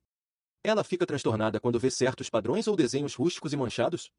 Se ela for auditiva, é atraída por vozes sensuais ou fortes? Gosta de ruídos altos ou de um murmúrio bem afinado? Saber a principal submodalidade de alguém é um grande começo. Para ser exato, para apertar realmente os botões certos, você precisa saber mais. Compreender a estratégia é absolutamente essencial para se ter sucesso em vendas. Há alguns vendedores que compreendem isso por instinto. Quando encontram um cliente em potencial, logo se tornam cordatos e eles citam suas estratégias de tomar decisões. Eles podem começar: reparei que está usando a máquina copiadora de nosso concorrente. Estou curioso. Qual foi a primeira coisa que o fez querer comprar essa máquina? Foi alguma coisa que viu ou leu sobre ela, ou alguém lhe falou a respeito? Ou foi como se sentiu em relação ao vendedor, ou ao próprio produto? Essas perguntas podem parecer um pouco estranhas, mas um vendedor que quer ser gentil dirá: estou curioso porque quero realmente satisfazer suas necessidades. A resposta a essas perguntas pode prover o vendedor de informações muito valiosas sobre como apresentar seu produto da maneira mais eficaz. Clientes têm estratégias de compras muito específicas. Não sou diferente dos outros quando compro. Há muitas maneiras de fazer as coisas erradas, tentar empurrar-me o que não quero, de uma forma que não desejo ouvir. Não existem muitas maneiras de fazê-las corretamente. Assim, para ser eficiente, um vendedor deve fazer seus clientes voltarem para a época em que compraram alguma coisa de que gostaram. Ele tem de descobrir o que fez com que decidissem comprá-la. Quais são os ingredientes-chave e as submodalidades? Um vendedor que aprende como iniciar estratégias estará aprendendo as exatas necessidades de seu cliente. Estará, então, fortalecido para satisfazer realmente aquelas necessidades e ganhar um freguês permanente. Quando você inicia a estratégia de alguém, pode aprender em instantes o que de outra forma levaria dias ou semanas para aprender. E sobre estratégias limitadoras, como comer demais? Eu mesmo pesava 123 quilos. Como estufei a tal ponto? Fácil. Desenvolvi uma estratégia de farras e superalimentação. E isso é que me dirigia. Descobri qual era a minha estratégia, lembrando das vezes em que não estava com fome, no entanto, tornava-me faminto depois de poucos minutos. Voltando para essas vezes, perguntei-me: o que provoca em mim a vontade de comer? É alguma coisa que eu vejo, ouço, ou o toque de alguma coisa ou de alguém? Percebi que era alguma coisa que via. Estava dirigindo e, de repente, vi anúncios de uma certa cadeia de lanchonetes. Assim que os via, imaginava minha comida favorita e, então, dizia para mim mesmo: caramba! Estou faminto. Isso criava sensações de fome, às quais eu reagia parando para fazer uma refeição. Eu poderia não estar nem um pouco faminto, até ver os anúncios e acionar essa estratégia. E esses anúncios estavam em toda parte. Também, se alguém me perguntasse: quer procurar alguma coisa para comer, mesmo que eu não estivesse com fome, começaria a me imaginar, imagem em minha mente, comendo certos tipos de comida. Diria, então, para mim mesmo: caramba! Estou com fome, o que criaria a sensação de fome, e diria: vamos comer. E, é claro, havia os comerciais de televisão, que sempre mostravam comida após comida e perguntavam: você não está com fome? Você não está com fome? Meu cérebro responderia formando imagens, e eu diria para mim mesmo: puxa, estou com fome, e isso criaria a sensação suficiente para me dirigir ao restaurante mais próximo. Finalmente, mudei meu comportamento, mudando minha estratégia. Arrumei-a de forma que, quando visse anúncios de comida, acionasse a minha imagem olhando para meu corpo feio e gordo num espelho, a me dizer: estou horrível. Posso dispensar esta refeição. Então me imaginava conseguindo, vendo meu corpo tornar-se mais resistente, falando para mim mesmo: esplêndido. Você está ótimo, que criava uma vontade de conseguir mais. Liguei tudo isso por meio da repetição, ver o anúncio, imediatamente ver minha imagem gorda, ouvir meu diálogo interior, e assim por diante, diversas vezes, da mesma forma que um sistema SFI, até ver que os anúncios ou os convites para almoçar automaticamente acionavam minha nova estratégia. O resultado obtido com essa nova estratégia é o corpo que tenho agora e os hábitos alimentares que mantenho até hoje. Você também pode descobrir estratégias com as quais sua mente inconsciente está criando resultados que não deseja. E pode mudar essas estratégias, agora. Após descobrir as estratégias de alguém, você pode fazer esse alguém sentir-se realmente amado, acionando os estímulos exatos que provocam a ocorrência dessa sensação dentro da pessoa. Você pode também imaginar qual é sua própria estratégia para o amor. As estratégias amorosas são diferentes de muitas outras, de uma maneira geral. Em vez de um procedimento de 3 ou 4 passos, geralmente há um só. Há um toque, uma coisa para dizer, ou uma maneira de olhar para uma pessoa, que a faz sentir-se totalmente amada. Isso significa que qualquer uma precisa de somente uma coisa para se sentir amado? Não. Gosto de ter todas as três, e estou certo de que você também. Quero que alguém me toque da maneira certa, diga que me ama e mostre que me ama.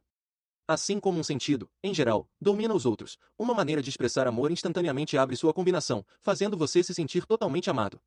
Como você licita a estratégia amorosa de alguém? Você já deve saber. Qual é a primeira coisa a fazer? Qual é a primeira coisa que faz quando está iniciando qualquer estratégia?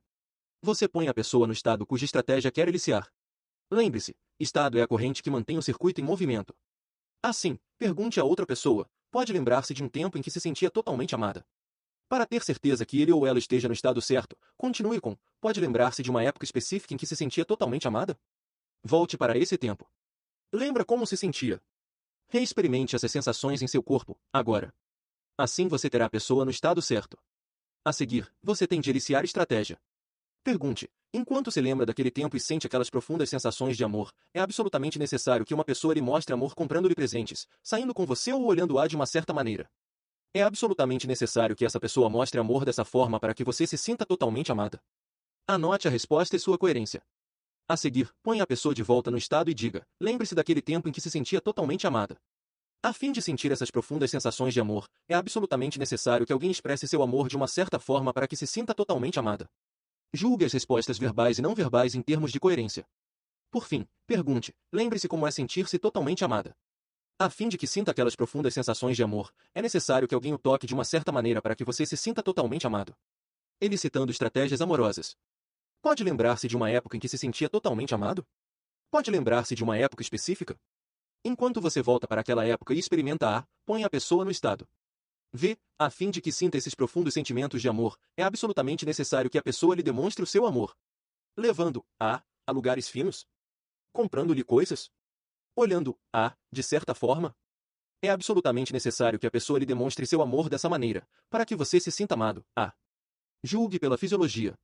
A fim de que sinta esses profundos sentimentos de amor, é absolutamente necessário que a pessoa diga a você que a ama, de uma certa maneira? Julgue pela fisiologia. K. A fim de que sinta esses profundos sentimentos de amor, é absolutamente necessário que a pessoa toque-a, de uma certa forma? Julgue pela fisiologia. Agora ele cite a submodalidade. Como, especificamente? Mostre-me, diga-me, demonstre-me. Teste a estratégia interna e externamente. Julgue pela fisiologia congruente. Uma vez descoberto o ingrediente-chave que cria essas profundas sensações de amor por uma pessoa, você precisa agora descobrir as submodalidades específicas. Por exemplo, pergunte, especificamente, como é que alguém precisaria tocá-lo para fazer você se sentir bem apaixonado? Faça a pessoa demonstrar. E, depois, teste-a, toque-a dessa forma, e se você o fez com jeito, verá uma mudança instantânea no estado. Faço isso todas as semanas em seminários, e nunca falha. Todos temos um certo olhar, um certo modo de ajeitar o cabelo, um certo tom de voz, uma maneira de dizer te amo, enfim, que deixa o outro derretido. Muitos de nós não sabíamos, antes, o que era isso. Mas, no estado, somos capazes de surgir com algo que faz alguém se sentir absoluta e totalmente amado. Não importa que as pessoas que assistem aos seminários não me conheçam, que estejam de pé no meio de uma sala cheia de estranhos. Se localizo suas estratégias amorosas, se as toco e olho de maneira certa, elas se derretem. Elas têm pouca escolha porque seus cérebros estão recebendo sinais semelhantes aos que criam para elas a sensação de serem completamente amadas. Uma minoria de pessoas virá primeiro com duas estratégias amorosas, em vez de uma só. Pensarão num toque em alguma coisa que gostam que lhes seja dita. Portanto, você tem de mantê-las no estado certo e conduzi-las a fazer uma distinção. Pergunte-lhe se sentiriam totalmente amadas caso tivessem o toque, mas não o som. Se tivessem o som, mas não o toque, a sensação seria a mesma? Se estiverem no estado certo, poderão ser capazes de fazer uma distinção clara sem falhar. Lembre-se, nós precisamos de todas as três. Mas há uma que abre o cofre, que faz mágicas. Conhecer a estratégia amorosa da pessoa que você ama ou de seu filho pode ser um dos mais poderosos conhecimentos que você tem condições de desenvolver para apoiar seu relacionamento. Saber fazer aquela pessoa se sentir amada a qualquer momento é um instrumento muito poderoso para se ter à disposição. Se você não conhece a estratégia amorosa dela, isso pode ser bastante triste.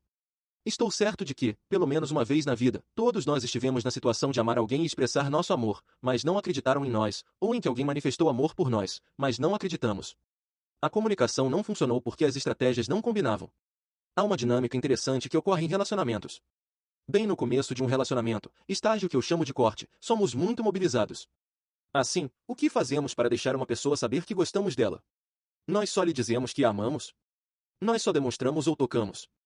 Claro que não. Durante a corte, fazemos tudo isso. Nós demonstramos afeição recíproca, falamos e tocamos o tempo todo. Agora, depois de um tempo, ainda fazemos todas essas três coisas. Alguns casais fazem. Eles são a exceção, não a regra. Agora, amamos menos a pessoa? Claro que não. Apenas já não estamos tão mobilizados. Sentimos-nos bem no relacionamento. Sabemos que aquela pessoa nos ama e que a amamos. Então, como comunicamos agora nossas sensações amorosas? Provavelmente da maneira exata que gostaríamos de recebê-las. Se não, o que acontece com a qualidade das sensações amorosas no relacionamento? Vejamos.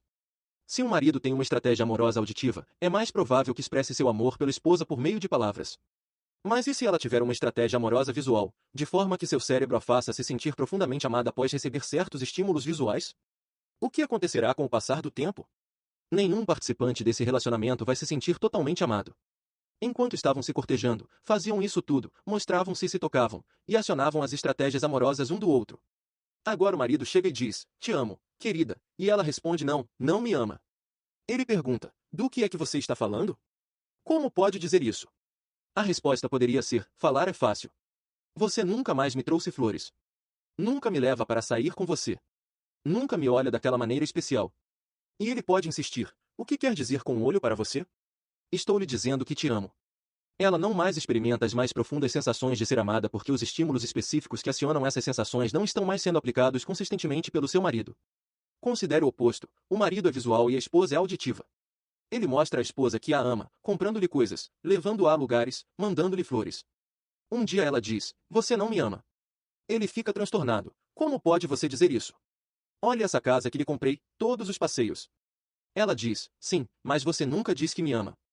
E ele vai gritar te amo, em uma tonalidade nem um pouco próxima da estratégia dela. Como resultado, ela não se sente amada. Ou pense num dos mais mal-sucedidos pares de todos os tempos, um homem sinestésico e uma mulher visualmente orientada.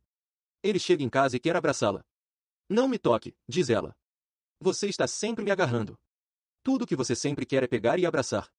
Por que não podemos ir a algum lugar? Olhe-me antes de tocar-me. Alguma dessas cenas lhe parece familiar? Agora você pode ver como um relacionamento que tinha no passado terminou porque no começo você fazia tudo, mas, com o passar do tempo, começou a comunicar amor de uma forma só, e a pessoa que você amava precisava de outra? Ou vice-versa. A atenção é um poderoso instrumento. A maioria de nós pensa que o mapa do nosso mundo é como o vemos. Pensamos saber o que nos faz sentir amados. Isso deve ser o que funciona para os outros. Esquecemos que o mapa não é o território. É só como o vemos. Agora que você sabe como elicitar uma estratégia amorosa, converse com a pessoa com quem se relaciona e descubra o que a faz sentir-se totalmente amada. E, tendo licitado sua própria estratégia amorosa, ensine essa pessoa a acionar sua sensação de ser totalmente amado ou amada. As mudanças que essa compreensão pode fazer na qualidade de seu relacionamento compensam muitas vezes o investimento neste livro. As pessoas têm estratégias para tudo.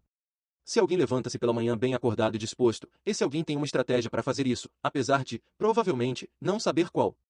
Mas, se você lhe perguntar, essa pessoa não será capaz de contar o que diz, sente ouvir, o que faz com que continue. Lembre-se, a maneira de elicitar uma estratégia é por o cozinheiro na cozinha. Isto é, ponha-o no estado que quer, e então, enquanto ele está lá, descubra o que ele faz para criar e manter o estado. Você pode pedir a uma pessoa que se levante com facilidade pela manhã, para lembrar-se de uma manhã específica em que acordou com rapidez e facilidade. Peça-lhe que recorde a primeira coisa de que se tornou consciente. Ela pode dizer que ouviu uma voz interior que dizia, é hora de levantar, vamos. Então peça-lhe que se lembre da coisa seguinte que fez com que se levantasse rapidamente. Imaginou alguma coisa ou sentiu alguma coisa? Ela pode dizer, imaginei-me pulando da cama e entrando num banho quente. Sacudi meu corpo e então saí. Parece uma estratégia bem simples. A seguir, você quer descobrir os tipos específicos e as quantidades dos ingredientes. Assim, pergunta, como era a voz que dizia que era hora de sair da cama? O que havia com a qualidade da voz que fez com que se levantasse? Provavelmente, responderá, a voz era alta e falava rápida. Agora pergunte, como era a cena que imaginou? Ela pode responder, era brilhante e se movia depressa. Agora você pode tentar essa estratégia consigo mesmo. Penso que descobrirá, como eu, que acelerando suas palavras e imagens, aumentando o volume e o brilho, você pode acordar num instante. Reciprocamente, se você estiver tendo dificuldade para dormir é só abaixar e tornar lento seu diálogo interior, criar bocejos, tons sonolentos, e sentirá que está ficando muito cansado, quase imediatamente. Tente outra vez. Fale com lentidão, dentro de sua cabeça, como uma pessoa muito cansada, com uma voz de bocejo. Fale sobre como você está cansado, boceje, depois acelere. Sinta a diferença. A questão é que você pode modelar qualquer estratégia, desde que ponha alguém no estado e descubra especificamente como ele opera, em que ordem e sequência. A chave não é só aprender umas poucas estratégias e então usá-las. O mais importante é estar sempre harmonizado com o que as pessoas fazem bem, e então descobrir como elas fazem, quais são suas estratégias. Modelagem é isso tudo. A PNL é como a física nuclear da mente. A física lida com a estrutura da matéria, a natureza do mundo. A PNL faz a mesma coisa com a mente. Permite que separemos as coisas em suas partes componentes, para fazê-las trabalhar. As pessoas gastam a vida inteira tentando encontrar uma maneira de se sentirem totalmente amadas. Gastam fortunas tentando conhecer-se com analistas e leem dúzias de livros sobre como obter sucesso. A PNL nos dá a tecnologia para conseguirmos essas e muitas outras coisas com elegância, eficiência e eficácia, agora. Como já vimos, uma maneira de ficarmos num estado rico de recursos é por meio da sintaxe da representação interior. Outra maneira é por meio da fisiologia. Antes, falamos como a mente e o corpo estão ligados num laço cibernético. Neste capítulo discutimos o lado mental do estado. Agora, vamos olhar o outro lado. Capítulo 9. Fisiologia, a avenida da excelência. Demônios podem ser expulsos do coração, pelo toque de uma mão em uma mão ou uma boca. Tennessee Williams. Quando dirijo seminários, sempre realço cenas de delírio atordoante, alegre, caótico. Se você passar pela porta no momento certo, encontrará, talvez, 300 pessoas pulando, guinchando e gritando, rugindo como leões, abanando os braços, sacudindo os punhos como rock, batendo palmas, enchendo o peito, impertigando-se como pavões, levantando o polegar, e outras ações parecidas, como se tivessem tanta força pessoal que pudessem iluminar uma cidade, se quisessem. Que diabo está acontecendo? O que está acontecendo é a outra metade do laço cibernético, fisiologia. Essa confusão é sobre uma coisa, agir como quando você se sente com mais recursos, mais poder, mais felicidade do que já sentiu antes, agir como se soubesse que vai ser bem-sucedido. Agir como se também estivesse totalmente energizado. Uma maneira de se pôr num estado que apoie sua realização de um efeito é agir como se já estivesse lá. Agir como se é mais efetivo quando você põe sua fisiologia no estado que estaria se já estivesse efetivo. A fisiologia é o mais poderoso instrumento que temos para mudar um estado e produzir resultados dinâmicos instantaneamente. Há um velho ditado: se você quer ser poderoso, finja que é poderoso. Nunca foram ditas palavras tão verdadeiras. Eu espero que as pessoas obtenham resultados poderosos em meus seminários, resultados que mudarão suas vidas. Para fazer isso, elas têm de estar com sua fisiologia mais rica de recursos possível, pois não há ação poderosa sem uma fisiologia poderosa. Se você adotar uma fisiologia vital, dinâmica, excitada, automaticamente adotará a mesma espécie de estado. A maior alavanca em qualquer situação é a fisiologia, porque ela trabalha muito rápido e sem falhas. A fisiologia e as representações interiores estão totalmente ligadas. Se você muda uma, instantaneamente muda a outra. Gosto de dizer, não há mente, só há corpo, e não há corpos, só há mente. Se você muda sua fisiologia, isto é, sua postura, modo de respirar, sua tensão muscular, sua tonalidade, no mesmo instante você muda suas representações interiores e seu estado. Pode lembrar-se de uma época em que você se sentia completamente exausto? Como percebia o mundo? Quando se sente fisicamente cansado, seus músculos estão fracos ou você sente dor em algum lugar, percebe o mundo de forma bastante diferente de quando se sente descansado, vivo e vital. A manipulação fisiológica é um instrumento poderoso para controlar seu próprio cérebro. Assim, é de extrema importância que entendamos quão fortemente ela nos afeta, que não é alguma variável insignificante, porém uma parte absolutamente crucial de um laço cibernético que está sempre em ação. Quando sua fisiologia está esgotada, a energia positiva de seu estado se esgota. Quando sua fisiologia se ilumina e se intensifica, seu estado faz a mesma coisa. Assim, a fisiologia é a alavanca para a mudança emocional. De fato, você não pode ter uma emoção sem uma mudança correspondente na sua fisiologia. E não pode ter uma mudança na fisiologia sem uma mudança correspondente no estado. Há duas maneiras de mudar o estado: mudar as representações interiores ou mudar a fisiologia. Assim, se você quer mudar seu estado num instante, o que faz? Zap! Você muda sua fisiologia, isto é, sua respiração, sua postura, sua expressão facial, a qualidade de seu movimento, e assim por diante. Se começa a ficar cansado, há certas coisas específicas que você pode fazer em sua fisiologia para continuar a comunicar isso para si, deixar cair os ombros, relaxar a maioria dos principais grupos musculares, e coisas assim. Você pode ficar cansado simplesmente pela mudança de suas representações interiores, fazendo com que deem a seu sistema nervoso uma mensagem de que está cansado. Se mudar sua fisiologia para a forma de quando você se sente forte, isso mudará suas representações interiores e como se sente no momento. Se continua a dizer para si mesmo que está cansado, você está formando uma representação interior que o mantém cansado. Se diz que tem os recursos para estar alerta e no alto das coisas, se conscientemente adota essa fisiologia, seu corpo também o fará. Mude sua fisiologia e você mudará seu estado. No capítulo sobre as crenças, mostrei-lhe um pouco sobre o efeito que elas fazem com a saúde. Tudo que os cientistas estão descobrindo hoje enfatiza uma coisa: doença e saúde, vitalidade e depressão são muitas vezes decisões. São coisas que podemos decidir fazer com nossa fisiologia.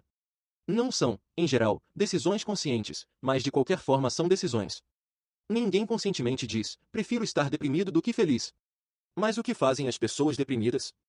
Pensamos na depressão como um estado mental, mas ela tem uma fisiologia muito clara e identificável. Não é difícil visualizar uma pessoa deprimida. As pessoas deprimidas, em geral, andam por aí com os olhos baixos. Estão tendo acesso ao modo sinestésico ou falando para si mesmas sobre todas as coisas que as fazem sentir-se deprimidas. Deixam cair os ombros. A respiração é fraca e superficial. Fazem todas as coisas para deixar seus corpos com uma fisiologia depressiva. Estão decidindo ficar deprimidas? Certo que sim. A depressão é um resultado e requer imagens específicas do corpo para criá-la. O fato excitante é que você pode, com a mesma facilidade, criar o resultado chamado êxtase, mudando sua fisiologia de certas maneiras específicas. Afinal, o que são as emoções? São uma associação complexa, uma configuração complexa de estados fisiológicos.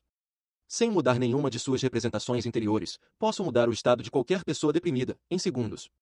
Você não tem de olhar e ver quais imagens uma pessoa deprimida está formando em sua mente. É só mudar sua fisiologia, e, zap, você muda seu estado. Se você se mantém ereto, se joga seus ombros para trás, se respira profundamente, se olha para cima, se coloca numa fisiologia de recursos, você não pode ficar deprimido. Tente você mesmo. Levante-se, jogue seus ombros para trás, respire profundamente, olhe para cima, movimente seu corpo. Veja se pode se sentir deprimido nessa postura. Descobrirá que é quase impossível. Em vez disso, seu cérebro estará recebendo uma mensagem de sua fisiologia para estar alerta, vital e cheio de recursos. E é assim. Quando as pessoas vêm a mim e dizem que não podem fazer alguma coisa, eu digo, haja como se pudesse. Em geral, elas replicam, bem, não sei como. Ao que digo, haja como se soubesse como. Fique em pé, do modo que ficaria se soubesse como fazer isso. Respire da maneira que respiraria se soubesse como fazê-lo agora. Faça seu rosto parecer como se pudesse fazê-lo agora. Tão logo levantam-se dessa maneira, respiram dessa maneira e põem suas fisiologias nesse estado, as pessoas imediatamente sentem que podem fazê-lo. Isso funciona sem falha, devido à espantosa facilidade de se ser capaz de adaptar e mudar a fisiologia. Repetindo, simplesmente mudando a fisiologia, você pode fazer com que as pessoas façam coisas que nunca puderam fazer antes, porque, no minuto em que mudam sua fisiologia, elas mudam seu estado. Pense em alguma coisa que acredita que não possa fazer, mas que gostaria de ser capaz de fazer. Agora, como ficaria se soubesse que pode fazê-lo? Como falaria? Como respiraria? Ponha-se, tão congruentemente quanto possível, na fisiologia que estaria se soubesse que pode fazê-lo. Faça com que seu corpo todo transmita a mesma mensagem. Fique na sua posição, respirando e com a face refletindo a fisiologia que teria se soubesse que pode fazê-lo. Agora, note a diferença entre esse estado e aquele em que estava. Se estiver positivamente mantendo a fisiologia certa, você se sentirá como se pudesse controlar aquilo que não pensava que poderia antes. A mesma coisa acontece no passeio no fogo. Quando algumas pessoas olham o leito de brasas, estão num estado de total confiança e presteza, devido à combinação de suas representações interiores e de sua fisiologia. Daí por diante, podem andar confiantes e saudáveis sobre as brasas. Outras, no entanto, entram em pânico no último momento. Elas podem ter mudado suas representações interiores do que vai acontecer e, então, imaginam agora o pior cenário possível. Ou o calor causticante pode tirá-las do estado de confiança, quando se aproximam da beirada do leito de brasas. Como resultado, podem estar tremendo de medo, ou podem estar chorando, ou podem ficar geladas, com todos os seus músculos retesados, ou podem ter quaisquer outras grandes reações fisiológicas. Para ajudá-las a superar o medo em um instante e agir, apesar de impossíveis aparências, preciso fazer só uma coisa, mudar seus estados. Lembre-se, todo o comportamento humano é o resultado do estado em que estamos. Quando nos sentimos fortes e com recursos, tentamos coisas que nunca tentaríamos se nos sentíssemos amedrontados, fracos e cansados. Assim, o passeio no fogo não ensina as pessoas só intelectualmente, ele lhes dá uma experiência de mudar seus estados e comportamentos no momento, para apoiar suas metas, sem levar em consideração o que pensavam ou sentiam previamente. O que faço com uma pessoa tremendo, chorando e gelada, gritando na beira de um leito de brasas? Uma das coisas que posso fazer é mudar suas representações interiores. Posso fazê-la pensar em como se sentirá depois de ter andado com sucesso e sem se machucar até o outro lado das brasas. Isso faz com que crie uma representação interior que muda sua fisiologia. Em questão de 2 a 4 segundos, a pessoa está num estado de recursos, você pode vê-la mudar sua respiração e expressão facial. Então, digo a ela que vai e a mesma pessoa que segundos antes estava paralisada de medo agora anda decidida sobre as brasas e festeja do outro lado.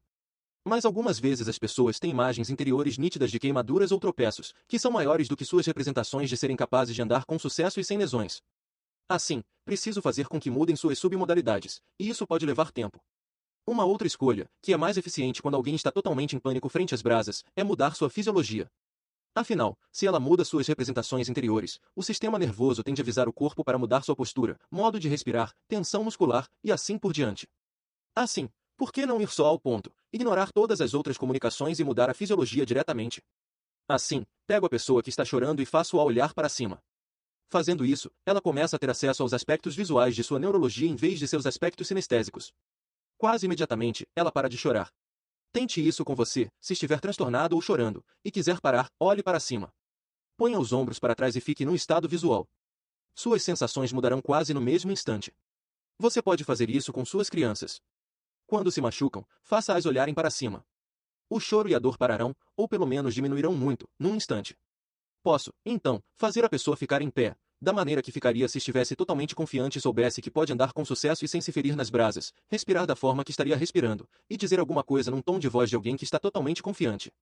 Dessa forma, seu cérebro recebe uma nova mensagem sobre como se sentir e, no estado resultante, a mesma pessoa, antes totalmente mobilizada pelo medo, pode produzir a ação que apoia sua meta. A mesma técnica pode ser aplicada toda vez que sentimos que não podemos fazer alguma coisa, não podemos nos aproximar daquela mulher ou homem, não podemos falar com o patrão, e assim por diante. Podemos mudar nossos estados e nos fortalecer para agir, seja mudando as imagens e diálogos em nossas mentes, seja mudando a maneira como ficamos em pé, como respiramos, e o tom de voz que usamos. O ideal é mudar ambos, fisiologia e tom. Tendo feito isso, logo podemos nos sentir com recursos e sermos capazes de prosseguir com as ações necessárias para produzir os resultados que desejamos. O mesmo é verdade com exercícios.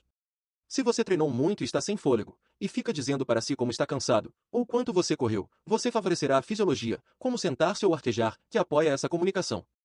Se, no entanto, mesmo que esteja sem fôlego, você conscientemente se levanta bem ereto e faz com que sua respiração fique normal, se sentirá recuperado em questão de momentos. Assim como mudamos nossas sensações, e assim, nossas ações, mudando nossas representações interiores e fisiologia, também a bioquímica e os processos elétricos de nossos corpos são afetados. Estudos mostram que quando as pessoas ficam deprimidas, seus sistemas imunológicos seguem o mesmo comportamento e se tornam menos eficientes. A contagem das células brancas do sangue cai. Você já viu uma fotografia Kirlian de uma pessoa? É a representação da energia bioelétrica do corpo, e ela muda acentuadamente quando a pessoa muda seu estado, ou jeito. Devido à ligação de mente-corpo, em estados intensos todo o nosso campo elétrico pode mudar e podemos fazer coisas que de outra forma pareceriam impossíveis. Tudo que experimentei e li diz-me que nossos corpos têm muito menos limites, ambos positivos e negativos, do que somos levados a acreditar. O Dr. Herbert Benson, que tem escrito muito sobre a relação mente-corpo, conta algumas histórias espantosas do poder do vodu em diferentes partes do mundo. Numa tribo de aborígenes australianos, médicos feiticeiros praticam um costume chamado apontando o osso. Consiste em jogar um encanto mágico tão potente que a vítima sabe, com absoluta certeza, que apanhará alguma doença terrível, e talvez morra. Foi assim que o Dr. Benson descreveu uma dessas ocorrências, em 1925. O homem que descobre que está sendo boçado por um inimigo é, em verdade, uma visão lamentável. Ele fica horrorizado, com os olhos fixos do traiçoeiro ponteiro, e suas mãos se levantam como para afastar o meio letal que ele imagina que está entrando em seu corpo. Suas faces empalidecem e seus olhos tornam-se vidrados, e a expressão de seu rosto torna-se horrivelmente distorcida. Ele tenta gritar, mas, em geral, o som morre em sua garganta, e tudo o que se pode ver é a espuma em sua boca. O corpo começa a tremer e os músculos se contraem involuntariamente. Ele balança para trás e cai no chão e, pouco tempo depois, parece estar desmaiado, mas, logo depois, estremece como se tivesse em agonia mortal e, cobrindo seu rosto com as mãos, começa a gemer. Sua morte é só uma questão de pouco tempo. Para você, não sei, mas para mim essa é uma das mais vívidas e apavorantes descrições que já li. Não lhes pedirei que a modelem. Mas é também um dos mais imaginosos exemplos relatados do poder da fisiologia e da crença. Em termos convencionais, nada estava sendo feito contra aquele homem, nada mesmo.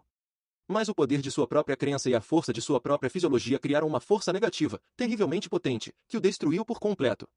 Esse tipo de experiência se limita às sociedades que consideramos primitivas? Claro que não. Exatamente o mesmo processo acontece à nossa volta todos os dias.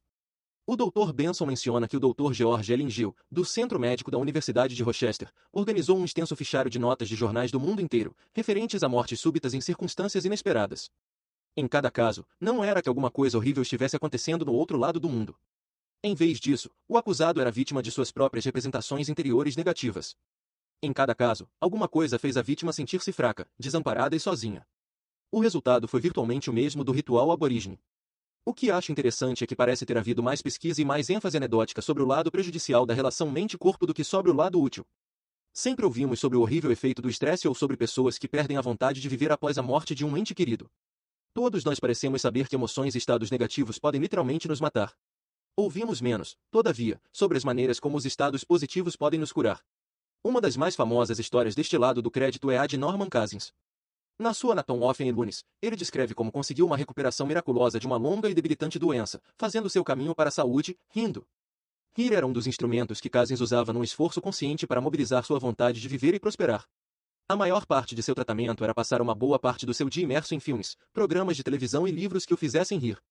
É óbvio que isso mudou as consistentes representações interiores que fazia, e a risada mudou radicalmente sua fisiologia, e, assim, suas mensagens para o sistema nervoso sobre como devia reagir.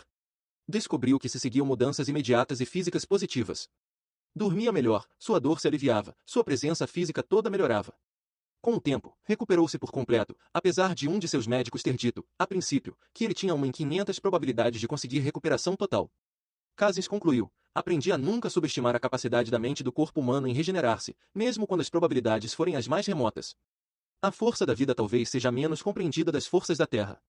Alguma pesquisa fascinante que esteja começando a surgir talvez jogue alguma luz sobre a experiência de Cousins e de outros como ele. Os estudos se voltam para a maneira como nossas expressões faciais afetam o modo como nos sentimos e concluem que não é tanto por sorrirmos quando nos sentimos bem ou rirmos quando estamos de bom humor. Antes, sorrir e rir determinam processos biológicos que, de fato, nos fazem sentir bem. Aumentam o fluxo de sangue para o cérebro e mudam o nível de oxigênio, o nível de estímulo dos neurotransmissores. A mesma coisa acontece com outras expressões. Põe a sua expressão facial na fisiologia de medo, raiva, repugnância ou surpresa, e será isso que irá sentir. Nossos corpos são nossos jardins, nossas vontades são jardineiros. William Shakespeare. Existem cerca de 80 músculos no rosto, e eles agem como torniquetes, seja para manter o suprimento de sangue estável, enquanto o corpo está experimentando loucas atividades, seja para alterar o suprimento de sangue do cérebro e assim, de uma certa forma, o funcionamento do cérebro. Num famoso documento escrito em 1907, um físico francês, Israel Weinbaum, apresentou a teoria de que as expressões faciais realmente mudam as sensações. Hoje, outros pesquisadores estão descobrindo a mesma coisa. Assim como o Dr. Paul Ekman, professor de psiquiatria na Universidade da Califórnia, em São Francisco, falou ao Los Angeles Times, 5 de junho de 1985, sabemos que se você tem uma emoção, ela se mostra no seu rosto. Agora estamos vendo a seguir outro caminho, também. Você se torna o que põe em seu rosto. Se você ri no sofrimento, você não está sofrendo no seu interior. Se seu rosto mostra tristeza, você a sente no seu interior. De fato, diz o Dr. Ekman, o mesmo princípio é usado regularmente para repelir os detectores de mentiras. Pessoas que se põem numa fisiologia de crença, mesmo quando estão mentindo descaradamente, registrarão crença. Tudo isso é como que eu e outros da comunidade PNL estamos ensinando há anos. Só agora parece que a comunidade científica está verificando o que já achávamos útil. Há muitas outras coisas neste livro que serão confirmadas em anos futuros. Você não precisa, porém, esperar que um pesquisador acadêmico as confirme para você. Você pode usá-las de imediato e conseguir os resultados que deseja agora. Estamos aprendendo tanto sobre as correlações mente-corpo, que algumas pessoas ensinam que tudo o que realmente temos a fazer é cuidar bem de nosso corpo. Se seu corpo está trabalhando em sua máxima capacidade, seu cérebro também trabalhará mais efetivamente. Quanto melhor o modo como usa seu corpo, melhor o cérebro trabalha.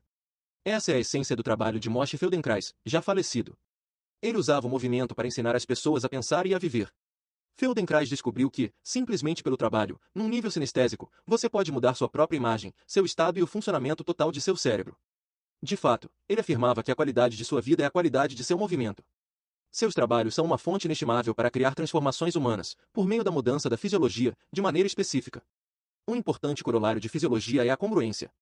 Se estou lhe dando o que penso ser uma mensagem positiva, mas minha voz é fraca e experimental, a linguagem de meu corpo é desarticulada e desfocada, sou incongruente. A incongruência não me deixa ser tudo o que posso ser, de fazer tudo o que posso fazer e de criar meu mais forte estado. Dar a si mesmo mensagens contraditórias é uma maneira subliminar de atrair um soco. Você deve ter tido experiências, quando não acreditou numa pessoa, mas não sabia ao certo por quê. O que a pessoa dizia fazia sentido, mas você, de alguma forma, acabava realmente não acreditando nela. Seu inconsciente captou alguma coisa que seu consciente não captou. Por exemplo, quando você formulou uma pergunta, a pessoa pode ter dito sim, mas, ao mesmo tempo, a cabeça lentamente se movia dizendo não. Ou ela pode ter dito, posso resolver isso, mas você notou que seus ombros estavam curvados, seus olhos, baixos, e sua respiração era superficial, e tudo isso falou a seu inconsciente que, na realidade, a pessoa estava dizendo, não posso resolver isso. Parte dela queria fazer o que você estava pedindo, e parte não queria. Parte estava confiante, e parte não estava. A incongruência trabalhou contra aquela pessoa, que estava tentando ir em duas direções ao mesmo tempo. Estava representando uma coisa com suas palavras e outra bem diferente com sua fisiologia. Todos temos experiência do preço da incongruência quando parte de nós realmente quer alguma coisa, mas a outra parte interior parece nos deter. Congruência é força. Pessoas consistentemente bem-sucedidas são aquelas que podem confiar em todos os seus recursos, mentais e físicos, para trabalharem juntos para a realização de uma tarefa. Pare por um momento e pense nas 3 pessoas mais congruentes que conhece. Agora pense nas 3 mais incongruentes que conhece. Qual é a diferença entre elas? Como as pessoas congruentes afetam você, pessoalmente, versus as que são incongruentes? Desenvolver congruência é uma das grandes chaves para o poder pessoal. Quando estou comunicando, sou enfático em minhas palavras, em minha voz, em minha respiração, em toda a minha fisiologia. Quando meu corpo e minhas palavras combinam, estou fornecendo sinais claros para meu cérebro que é isso que quero produzir. E minha mente reage de acordo. Se você diz para si mesmo, bem, sim, acho que isso é o que eu devia estar fazendo, e sua fisiologia mostra-se fraca e indecisa, que tipo de mensagem seu cérebro recebe? É como tentar ver televisão com um tubo tremulante. Você mal pode ver as imagens. O mesmo acontece com seu cérebro. Se os sinais que seu corpo envia são fracos ou conflitantes, o cérebro não tem um senso claro do que fazer. É como um soldado indo para a batalha com um general que diz, bem, talvez devamos tentar isto. Não sei se vai dar certo, mas vamos em frente e veremos o que acontece. Em que espécie de estado isso deixa o soldado? Se você diz, eu com certeza farei aquilo, e sua fisiologia está unificada, isto é, sua postura, sua expressão facial, seu ritmo de respiração, a qualidade de seus gestos e movimentos, e suas palavras e tonalidade estão de acordo, com certeza você fará. O que nós todos queremos é alcançar os estados congruentes, e o maior passo que você pode dar é ter certeza de estar com a fisiologia firme, decisiva, congruente. Se suas palavras, seu corpo não combina, você não vai ser totalmente eficaz. Uma maneira para desenvolver congruência é modelar a fisiologia de pessoas que são congruentes. A essência é descobrir qual parte do cérebro que uma pessoa efetiva usa, numa dada situação. Se você quiser ser efetivo, irá querer usar seu cérebro da mesma maneira. Se você se espelha na fisiologia de alguém com exatidão, atingirá a mesma parte de seu cérebro. Você está agora num estado congruente? Se não estiver, mude para um. Qual é a porcentagem de tempo em que você está em estados incongruentes? Pode ser congruente com mais frequência? Comece a fazer isso hoje. Pare e identifique 5 pessoas que têm fisiologia poderosa, nas quais você gostaria de se espelhar. Como essas fisiologias diferem da sua? Como as pessoas se sentem?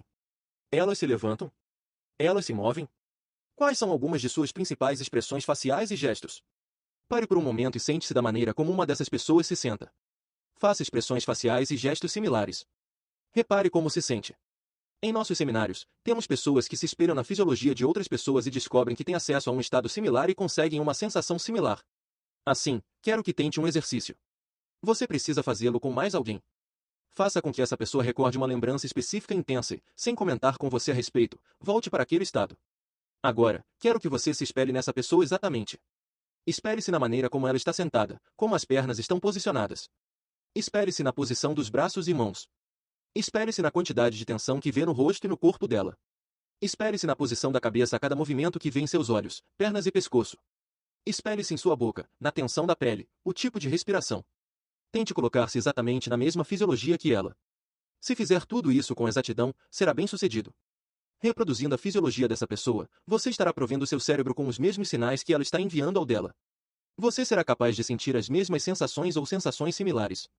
Muitas vezes você verá a sua versão das imagens que ela está vendo, e terá na mente a sua versão dos pensamentos que ela está pensando. Após ter feito isso, anote em poucas palavras a descrição do estado em que está, isto é, o que sente, enquanto se espelha na pessoa, exatamente. Agora confira com a pessoa para saber o que ela estava sentindo. Cerca de 80 a 90% das vezes, você terá usado a mesma palavra para descrever o estado em que estava. Há muitas pessoas, em cada seminário, que começam a ver o que a outra pessoa está vendo. Descrevem exatamente onde estava a pessoa ou identificam as pessoas que imaginaram em sua mente. Algumas dessas exatidões desafiam explicações racionais. É quase uma experiência psíquica, só que não há treinamento psíquico. Tudo o que fazemos é entregar nossos cérebros as mesmas mensagens da pessoa que estamos espelhando. Sei que isso parece difícil de acreditar, mas em meus seminários há pessoas que aprenderam que isso pode ser feito após 5 minutos de treino. Não posso garantir que você será bem-sucedido logo na primeira vez, mas, se chegar perto, você se encontrará no mesmo estado de raiva, dor, tristeza, exaltação, alegria ou êxtase que a outra pessoa. No entanto, você não conversou com ela antes, para saber como ela estava se sentindo. Algumas pesquisas recentes dão apoio científico para isso. Segundo uma reportagem da revista Omni, de divulgação científica, 2 pesquisadores descobriram que as palavras têm um padrão elétrico característico no cérebro. O neurofisiologista Donald York, do Centro Médico da Universidade de Missouri, e o foniatra de Chicago Tom Jensen descobriram que os mesmos padrões mantêm-se verdadeiros de pessoa para pessoa. Numa experiência, eles até foram capazes de encontrar o mesmo padrão de onda cerebral em pessoas que falavam línguas diferentes. Eles já programaram computadores para reconhecer esses padrões de ondas cerebrais, e assim podem interpretar as palavras na mente de uma pessoa, antes mesmo de serem faladas. Os computadores podem literalmente ler mentes, da mesma forma que podemos quando refletimos a fisiologia com precisão. Alguns aspectos únicos da fisiologia, olhares especiais, tonalidades de voz ou gestos físicos, podem ser encontrados em pessoas de grande poder, como John F. Kennedy, Martin Luther King Jr. ou Franklin Roosevelt. Se você puder modelar suas fisiologias específicas, terá acesso às mesmas partes ricas de recursos do cérebro e começar a processar informações da maneira que eles fazem. Literalmente, você se sentirá como eles se sentiam. É óbvio que, uma vez que a respiração, o movimento e a tonalidade da voz são fatores críticos para criar estados, as fotos dessas pessoas não fornecem as quantidades específicas de informações que seria desejável. Um filme, ou vídeo, seria ideal. Por um momento, espere só suas posturas, expressões faciais e gestos com toda a precisão que puder. Começará a sentir sensações similares. Se você lembrar-se de como soava a voz dessa pessoa, poderá dizer alguma coisa com o mesmo tom de voz. Note também o nível de congruência que essas pessoas compartilhavam. Suas fisiologias estão passando uma única mensagem, e não mensagens conflitantes. Se você estiver incongruente ao espelhar suas fisiologias, não se sentirá como elas se sentiram, porque não estará enviando as mesmas mensagens para o cérebro. Se, por exemplo, você estiver espelhando a fisiologia e simultaneamente dizendo para si mesmo, pareço um tolo, não aproveitará todos os benefícios do espelhamento porque não estará congruente. Seu corpo estará dizendo uma coisa, e sua mente, outra. O poder resulta da entrega de uma mensagem unificada. Se puder conseguir um tape de um discurso de Martin Luther King Jr. e falar como ele falava, duplicando sua tonalidade, voz e tempo, você poderá sentir um senso de poder e força como nunca sentiu antes. E uma das grandes vantagens de ler um livro escrito por alguém como John Kennedy, Benjamin Franklin ou Albert Einstein é que você fica num estado similar ao deles. Você começa a pensar como os autores, criando a mesma espécie de representações interiores. Mas, duplicando suas fisiologias, você se sentirá como eles, na carne, e até se comportará como eles. Gostaria de provar mais de seu poder interior e mágico? Comece conscientemente a modelar a fisiologia de pessoas que respeita ou admira. Começará criando os mesmos estados que elas experimentaram. Muitas vezes, é possível conseguir uma experiência exata. É óbvio que você não quererá modelar a fisiologia de alguém que esteja deprimido. Você quer modelar pessoas que estão num estado poderoso e cheio de recursos, porque duplicá-las lhe dará um novo conjunto de escolhas, um meio de ter acesso a partes de seu cérebro que você pode não ter usado efetivamente no passado. Num seminário, encontrei um garoto que eu não conseguia entender. Ele estava com a fisiologia com menos recursos que eu já tinha visto, e eu não conseguia colocá-lo num estado mais forte. Soube que tinha tido parte de seu cérebro destruída num acidente. Mas fiz com que agisse como se, para modelar e pôr-se numa fisiologia a qual nunca pensou que tivesse acesso. E, modelando-me, seu cérebro começou a trabalhar de uma maneira toda nova. No fim do seminário, as pessoas quase não podiam reconhecê-lo. Estava agindo e se sentindo completamente diferente do que era antes. Imitando a fisiologia dos outros, começou a experimentar novas escolhas de pensamento, emoção e ação. Se você for modelar o sistema de crenças, a sintaxe mental e a fisiologia de um corredor de fama mundial, isso significa que você será capaz de correr 1,5 km em menos de 4 minutos, logo após tê-lo modelado? Claro que não. Você não está modelando exatamente a pessoa, porque não desenvolveu as mesmas mensagens congruentes para seu sistema nervoso, como ele o faz por meio da prática consistente. É importante notar que algumas estratégias requerem um nível de desenvolvimento fisiológico ou programação que você ainda não tem. Você pode ter modelado o melhor padeiro do mundo, mas se tentar assar sua receita num forno que só chega aos 180 graus, enquanto o dele vai a cerca de 1,000 graus, você não irá obter o mesmo resultado. No entanto, usando sua receita, você pode maximizar o resultado que consegue, mesmo com seu forno. E se modelar a maneira como ele há anos usa o seu forno, para aumentar o rendimento, você pode criar o mesmo resultado se quiser pagar o preço. A fim de aumentar sua habilidade em produzir resultados modelando estratégias, você pode precisar investir algum tempo aumentando o poder de seu forno. É uma coisa da qual falaremos um pouco, no próximo capítulo. Ser atento à fisiologia cria escolhas. Por que as pessoas consomem drogas, bebem álcool, fumam cigarros e comem demais? Não são tentativas indiretas para mudar o estado, mudando a fisiologia? Este capítulo forneceu-lhe as abordagens diretas para mudar, rapidamente, os estados.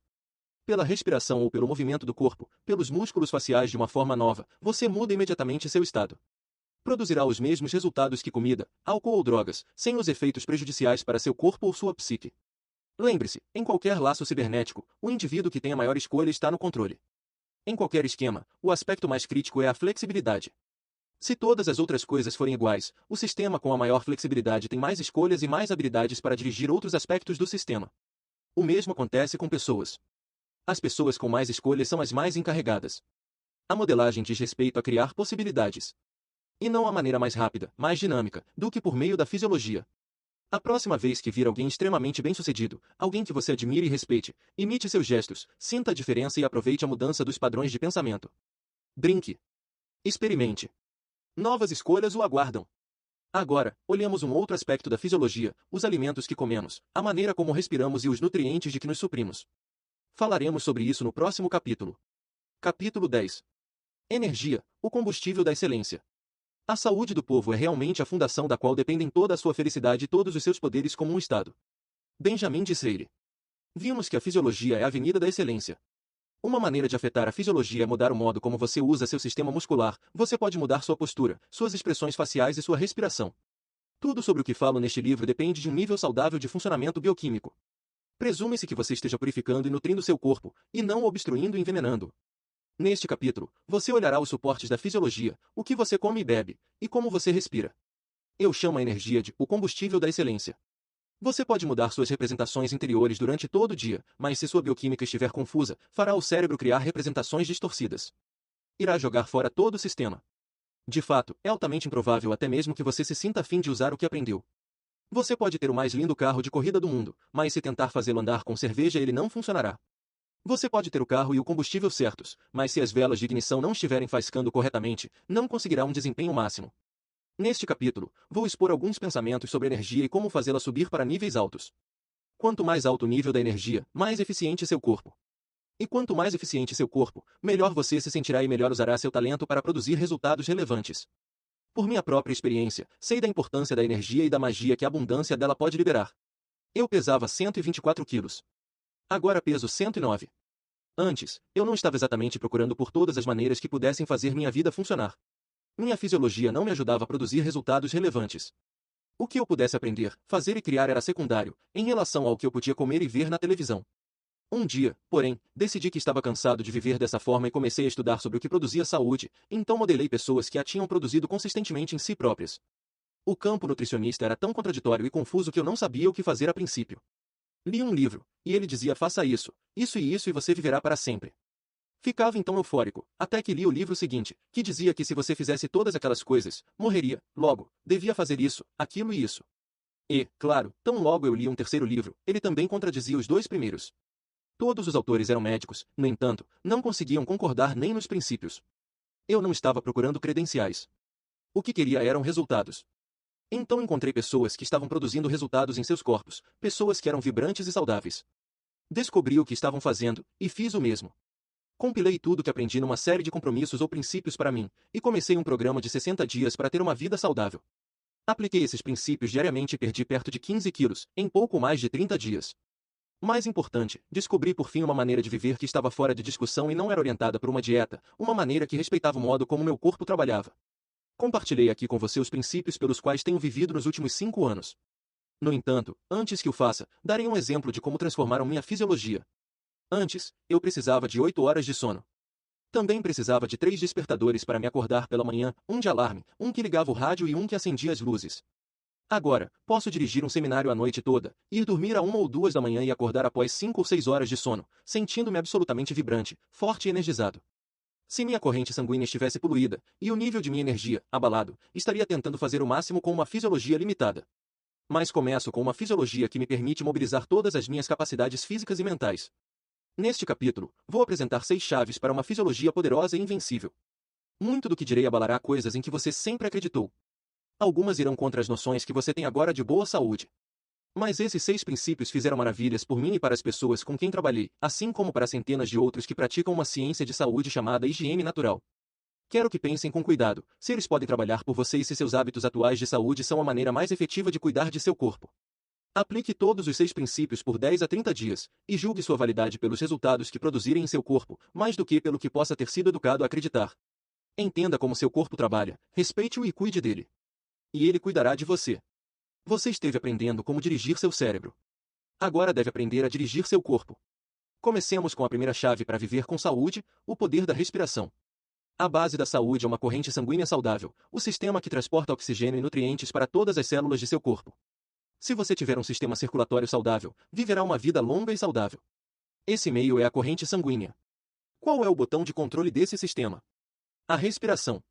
É a maneira de oxigenar completamente o corpo e, assim, estimular o processo elétrico de cada célula. Olhemos mais de perto como o corpo trabalha.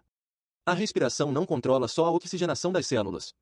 Controla também o fluxo do fluido linfático, que contém os glóbulos brancos do sangue para proteger seu corpo. O que é o sistema linfático? Algumas pessoas pensam que é o sistema de esgoto do corpo. Cada célula de nosso corpo é cercada por linfa. Você tem 4 vezes mais linfa em seu corpo do que sangue. Eis como o sistema linfático trabalha. O sangue é bombeado do coração pelas artérias, até os finos e porosos capilares. Ele carrega oxigênio e nutrientes para os capilares que estão difusos dentro desse fluido que circunda as células, chamado linfa. As células, tendo conhecimento ou afinidade com o que precisam, tiram oxigênio e nutrientes necessários para a sua saúde e então eliminam as toxinas, algumas das quais voltam para os capilares. Mas as células mortas, proteínas do sangue e outros materiais tóxicos devem ser removidos pelo sistema linfático. E o sistema linfático é ativado por respiração profunda. As células do corpo dependem do sistema linfático, como único meio de drenar os muitos materiais tóxicos e o excesso de fluido, que restringem a quantidade de oxigênio. O fluido passa pelos nódulos linfáticos, onde as células mortas e outros venenos, exceto as proteínas do sangue, são neutralizados e destruídos. Qual é a importância do sistema linfático? Se ficasse paralisado por 24 horas, você morreria com as proteínas do sangue que ficariam presas e o excesso de fluido em volta das células. A corrente sanguínea tem uma bomba, seu coração. Mas o sistema linfático não tem. A única maneira de a linfa mover-se é pela respiração profunda e pelo movimento muscular. Assim, se você quiser ter uma corrente sanguínea saudável com sistemas linfático e imunológico eficientes, precisa respirar profundamente e produzir os movimentos que os estimulem. Olhe com reservas para qualquer programa de saúde que não o ensine a limpar seu corpo por meio de uma respiração eficiente. O Dr. Jack Shields, linfologista muito conceituado de Santa Bárbara, Califórnia, conduziu um estudo interessante sobre o sistema imunológico. Colocou câmeras dentro do corpo de pessoas para ver o que estimulava a purificação do sistema linfático. Descobriu que uma profunda respiração diafragmática é a mais efetiva maneira para se conseguir isso. Essa respiração cria algo como um vácuo que aspira linfa, pela corrente sanguínea, e multiplica o espaço no qual o corpo elimina toxinas. Na verdade, a respiração profunda e o exercício podem acelerar esse processo em até 15 vezes. Se você não aproveitar mais nada deste capítulo a não ser o entendimento de uma respiração profunda, poderá aumentar em muito o nível de saúde de seu corpo. Essa é a razão por que sistemas de saúde, como a yoga, dão tanta atenção à respiração saudável. Não há nada como isso para limpar seu corpo. Não é preciso muito bom senso para perceber que de todos os elementos necessários para uma boa saúde o mais importante é o oxigênio. Mas é fundamental anotar como ele é importante. O Dr. Otto Warburg, ganhador do Prêmio Nobel e diretor do Max Planck Institute for Cell Physiology, estudou o efeito do oxigênio nas células. Ele foi capaz de transformar células normais e saudáveis em células doentes, simplesmente reduzindo a quantidade de oxigênio disponível para elas. Seu trabalho foi continuado nos Estados Unidos pelo Dr. Harry Goldblatt. No Journal of Experimental Medicine, 1953, Goldblatt descreveu as experiências que realizou com uma espécie de ratos, em relação à qual não constavam registros de doenças celulares. Pegou células de ratos recém-nascidos e dividiu-as em 3 grupos. Colocou um deles numa redoma, tirando o oxigênio durante até 30 minutos de cada vez. Como o Dr. Warburg, o Dr. Goldblatt descobriu que, após poucas semanas, muitas das células tinham morrido, os movimentos de outras eram lentos, e outras, ainda, começaram a mudar suas estruturas tomando a aparência de células malignas. Os outros 2 grupos de células foram mantidos em redomas, cujo conteúdo de oxigênio era consistentemente mantido em concentrações atmosféricas. Após 30 dias, o Dr. Goldblatt injetou os 3 grupos de células em 3 grupos separados de ratos. Depois de 2 semanas, quando as células tinham sido reabsorvidas pelos animais, nada aconteceu com os 2 grupos normais. No entanto, todos os ratos do terceiro grupo, aqueles cujas células tinham sido periodicamente privadas de oxigênio, desenvolveram crescimentos anormais. Esse trabalho continuou por 1 ano. As evoluções malignas permaneceram malignas, e as células normais permaneceram normais. O que isso nos diz? Os pesquisadores concluíram que a falta de oxigênio parece desempenhar um papel importante, fazendo com que células se tornem malignas ou cancerosas. É certo que afetam a qualidade de vida das células. Lembre-se de que a qualidade de sua saúde é na verdade a qualidade de vida de suas células. Assim, oxigenar completamente seu sistema parece ser a prioridade número 1, e respirar com eficácia é, por certo, por onde começar. O problema é que a maioria das pessoas não sabe como respirar. 1 de cada 3 norte-americanos tem câncer. No entanto, os atletas apresentam, em média, só um caso de câncer para cada 7. Por quê? Estes estudos começaram a nos dar explicações. Os atletas dão à sua corrente sanguínea o seu mais importante e vital elemento, oxigênio. Outra explicação é que os atletas estimulam o sistema imunológico de seus corpos a trabalharem em níveis máximos ao estimularem o movimento da linfa. Deixe-me compartilhar com você a maneira mais eficaz de respirar, a fim de limpar o seu sistema. Você deve respirar nesta proporção: inspire e conte 1, segure o ar e conte 4, expire e conte 2. Se inspirar durante 4 segundos, segure o ar durante 16 e expire durante 8. Por que expirar no dobro do tempo em que você inspira? Por que é quando você elimina toxinas pelo seu sistema linfático? Por que segurar o ar durante 4 vezes mais tempo? Por que é quando pode oxigenar completamente o sangue e ativar seu sistema linfático? Quando você respira, deve começar bem do fundo do abdômen, como um aspirador que esteja retirando todas as toxinas do sistema do sangue. Após fazer exercício você se sente com muita fome? Quer sentar-se e comer um enorme bife, após correr 6 quilômetros? Sabemos que, na verdade, as pessoas não querem. Por que não? Porque por meio da respiração saudável seu corpo já está recebendo o que ele mais necessita. Assim, aqui está a primeira chave para uma vida saudável. Pare e respire fundo 10 vezes, na proporção citada, pelo menos 3 vezes ao dia. Qual é a proporção? Inspire e conte 1, segure o ar e conte 4, expire contando 2. Por exemplo, começando pelo abdômen, inspire fundo pelo nariz, enquanto conta até 7, ou escolha um número maior ou menor, dependendo de sua capacidade. Prenda a respiração por um tempo 4 vezes maior do que o da inspiração, ou seja, 28. Agora, expire lentamente pela boca durante 2 vezes o tempo da inspiração, ou seja, 14. Você nunca deve cansar-se. Veja com que números pode começar e, aos poucos, desenvolva maior capacidade pulmonar. Faça 3 vezes ao dia 10 dessas respirações profundas e experimentará uma melhora notável no nível de sua saúde. Não há comida ou vitamina no mundo que possa fazer por você o que um excelente tipo de respiração pode. O outro componente essencial de uma respiração, sobretudo saudável, é o exercício aeróbico diário. Aeróbico significa, literalmente, exercício com o ar. Correr faz muito bem, apesar de um pouco cansativa. Natação é excelente. Mas um dos melhores exercícios aeróbicos, em qualquer época, é a cama elástica, fácil de fazer e pouco cansativo. É importante que o exercício concentrado de cama elástica seja feito sem provocar estresse. Você pode começar devagar e, com cuidado, ir aumentando até poder fazer durante 30 minutos sem dor, estresse ou fadiga. Construa uma fundação sólida antes de começar a saltar ou pular para cima e para baixo. Se executar isso de forma correta, será capaz de respirar profundamente e continuar, até ter uma boa prática. Há muitos livros sobre exercícios em cama elástica e sobre como fortalecer cada órgão do corpo. A segunda chave é o princípio de comer alimentos ricos em água. 70% do planeta está coberto por água. 80% de seu corpo é feito de água. O que você acha que uma larga porcentagem de sua dieta devia conter? Você precisa estar certo de que 70% de sua dieta é composta de alimentos ricos em água. Isso significa frutas frescas ou vegetais, ou seus sucos recém-preparados. Algumas pessoas recomendam beber de 8 a 12 copos de água por dia para limpar o sistema. Sabe que maluquice é essa? Em primeiro lugar, a maioria de nossa água não é tão boa. É provável que tenha cloro, flúor, minerais e outras substâncias tóxicas. Beber água destilada seria a melhor ideia. Mas, não importa a espécie de água que beba, você não limpará seu sistema afogando. A quantidade de água a ser bebida deve ser ditada pela sede. Em vez de tentar limpar seu sistema afogando com água, tudo o que você tem a fazer é comer alimentos que sejam naturalmente ricos em água, alimentos que contêm água. Só existem 3 espécies no planeta: frutas, legumes e brotos. Esses lhe fornecerão abundância de água, a substância que dá vida, que limpa. Quando as pessoas vivem com uma dieta deficiente de alimentos que contêm água, um funcionamento doentio do corpo é quase certo. Como declara o médico Alexander Bryce em The Laws of Life and Health, quando pouco líquido é fornecido, o sangue mantém um peso específico mais alto e os menores resíduos de tecidos, ou células alteradas, são eliminados só muito imperfeitamente.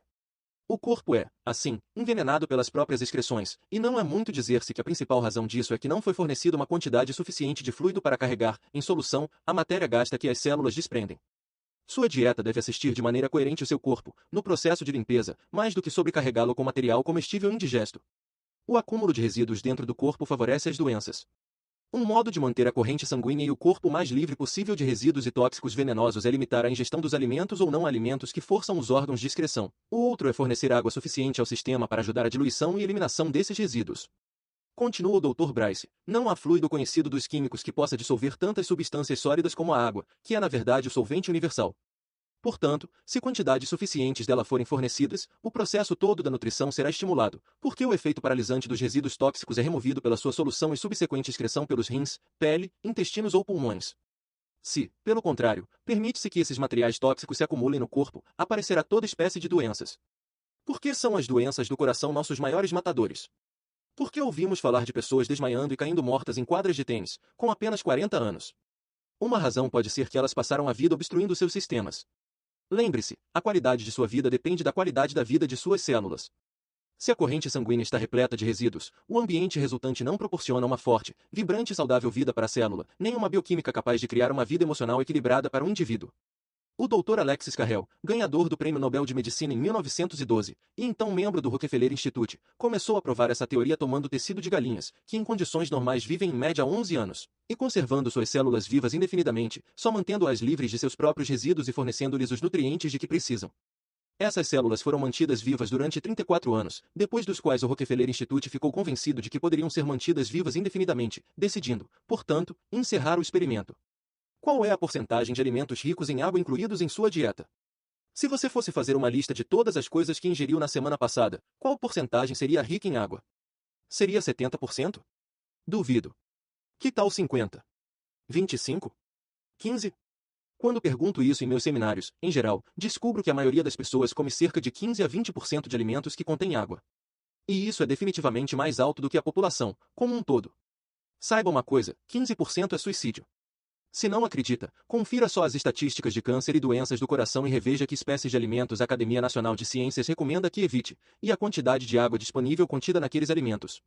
Se olhar para a natureza e vir os maiores e mais fortes animais, descobrirá que são herbívoros. Gorilas, elefantes, rinocerontes e outros, todos comem somente alimentos ricos em água. Os herbívoros vivem mais do que os carnívoros. Pense num abutre. Por que você pensa que ele parece assim? Ele não come alimentos ricos em água. Se você come alguma coisa que é seca e morta, adivinhe com o que você vai ficar parecido. Eu só estou brincando um pouco sobre isso. Uma construção só pode ser tão forte e elegante como seus componentes. A mesma verdade vale para seu corpo. Se você quiser sentir-se bem vivo, então o bom senso diz que coma alimentos ricos em água, vivos. É simplesmente isso. Como pode ter certeza de que 70% de sua dieta consistem em alimentos que contêm água? Na verdade, é muito simples. Tenha certeza, daqui para frente, de comer saladas em todas as refeições. Faça da fruta o lanche que procura, em vez de uma barra de doce. Sentirá a diferença quando seu corpo funcionar com mais eficiência e, assim, permitir que você se sinta tão grande como você é. A terceira chave para viver com saúde é o princípio da combinação efetiva de alimentos. Há pouco tempo, um médico chamado Steven Smith celebrou seu 100º aniversário. Quando lhe perguntaram o que fazia com que vivesse tanto, explicou: cuide de seu estômago durante os primeiros 50 anos, e ele cuidará de você nos 50 seguintes. Nunca foram ditas palavras tão verdadeiras. Grandes cientistas estudaram a combinação de alimentos. O Dr. Herbert Shelton é o mais conhecido. Mas você sabe quem foi o primeiro cientista a estudar o assunto amplamente? Foi o Dr. Ivan Pavlov, o homem mais conhecido pelo seu trabalho inicial sobre estímulo-reação. Algumas pessoas fazem da combinação de alimentos uma coisa muito complicada, mas é muito simples. Alguns alimentos não devem ser ingeridos com outros. Diferentes tipos de alimentos requerem diferentes tipos de sucos digestivos, e nem todos os sucos digestivos são compatíveis. Por exemplo, você come carne e batata juntas?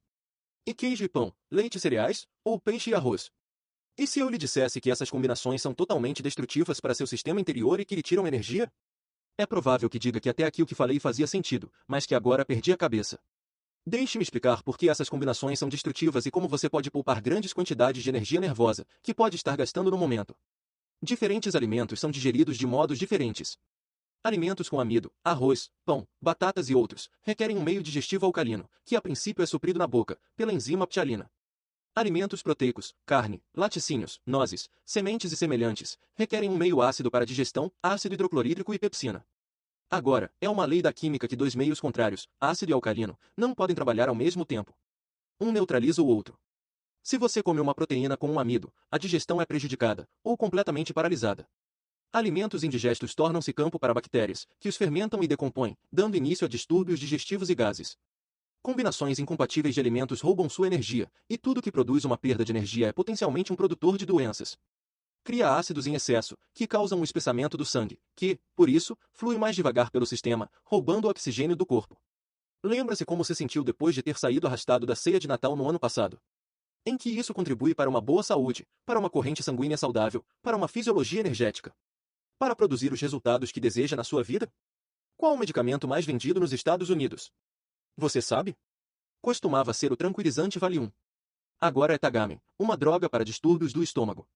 Talvez haja uma maneira mais sensata de comer. A combinação de alimentos trata de tudo isso. Aqui está uma maneira simples para pensar sobre isso. Coma só um alimento condensado por refeição. O que é um alimento condensado? É qualquer alimento que não seja rico em água. Por exemplo, carne seca é condensado, enquanto uma melancia é rica em água. Algumas pessoas não querem limitar suas quantidades de alimentos condensados, logo, deixe-me dizer-lhe o mínimo que pode fazer. Esteja certo de não comer amido carboidratado e proteína na mesma refeição. Não coma aquela carne e batatas juntas. Se você sente que não pode viver sem ambos, coma um no almoço e o outro no jantar. Não é tão difícil, é? Você pode ir ao mais fino restaurante do mundo e dizer: quero meu bife sem as batatas assadas, uma salada grande e alguns legumes feitos no vapor. Não há problema, a proteína se misturará com a salada e os legumes, porque são alimentos que contêm água. Você pode também pedir uma batata assada, ou duas, sem o bife, também, uma grande salada com legumes cozidos no vapor. Você sairá de uma refeição como essa sentindo-se faminto? De jeito nenhum. Você se levanta cansado de manhã, mesmo após 6, 7 ou 8 horas de sono. Sabe por quê? Enquanto dorme, seu corpo está fazendo um trabalho extra para digerir as combinações de alimentos incompatíveis que você pôs em seu estômago. Para muitas pessoas, a digestão consome mais energia nervosa do que para outra atividade qualquer.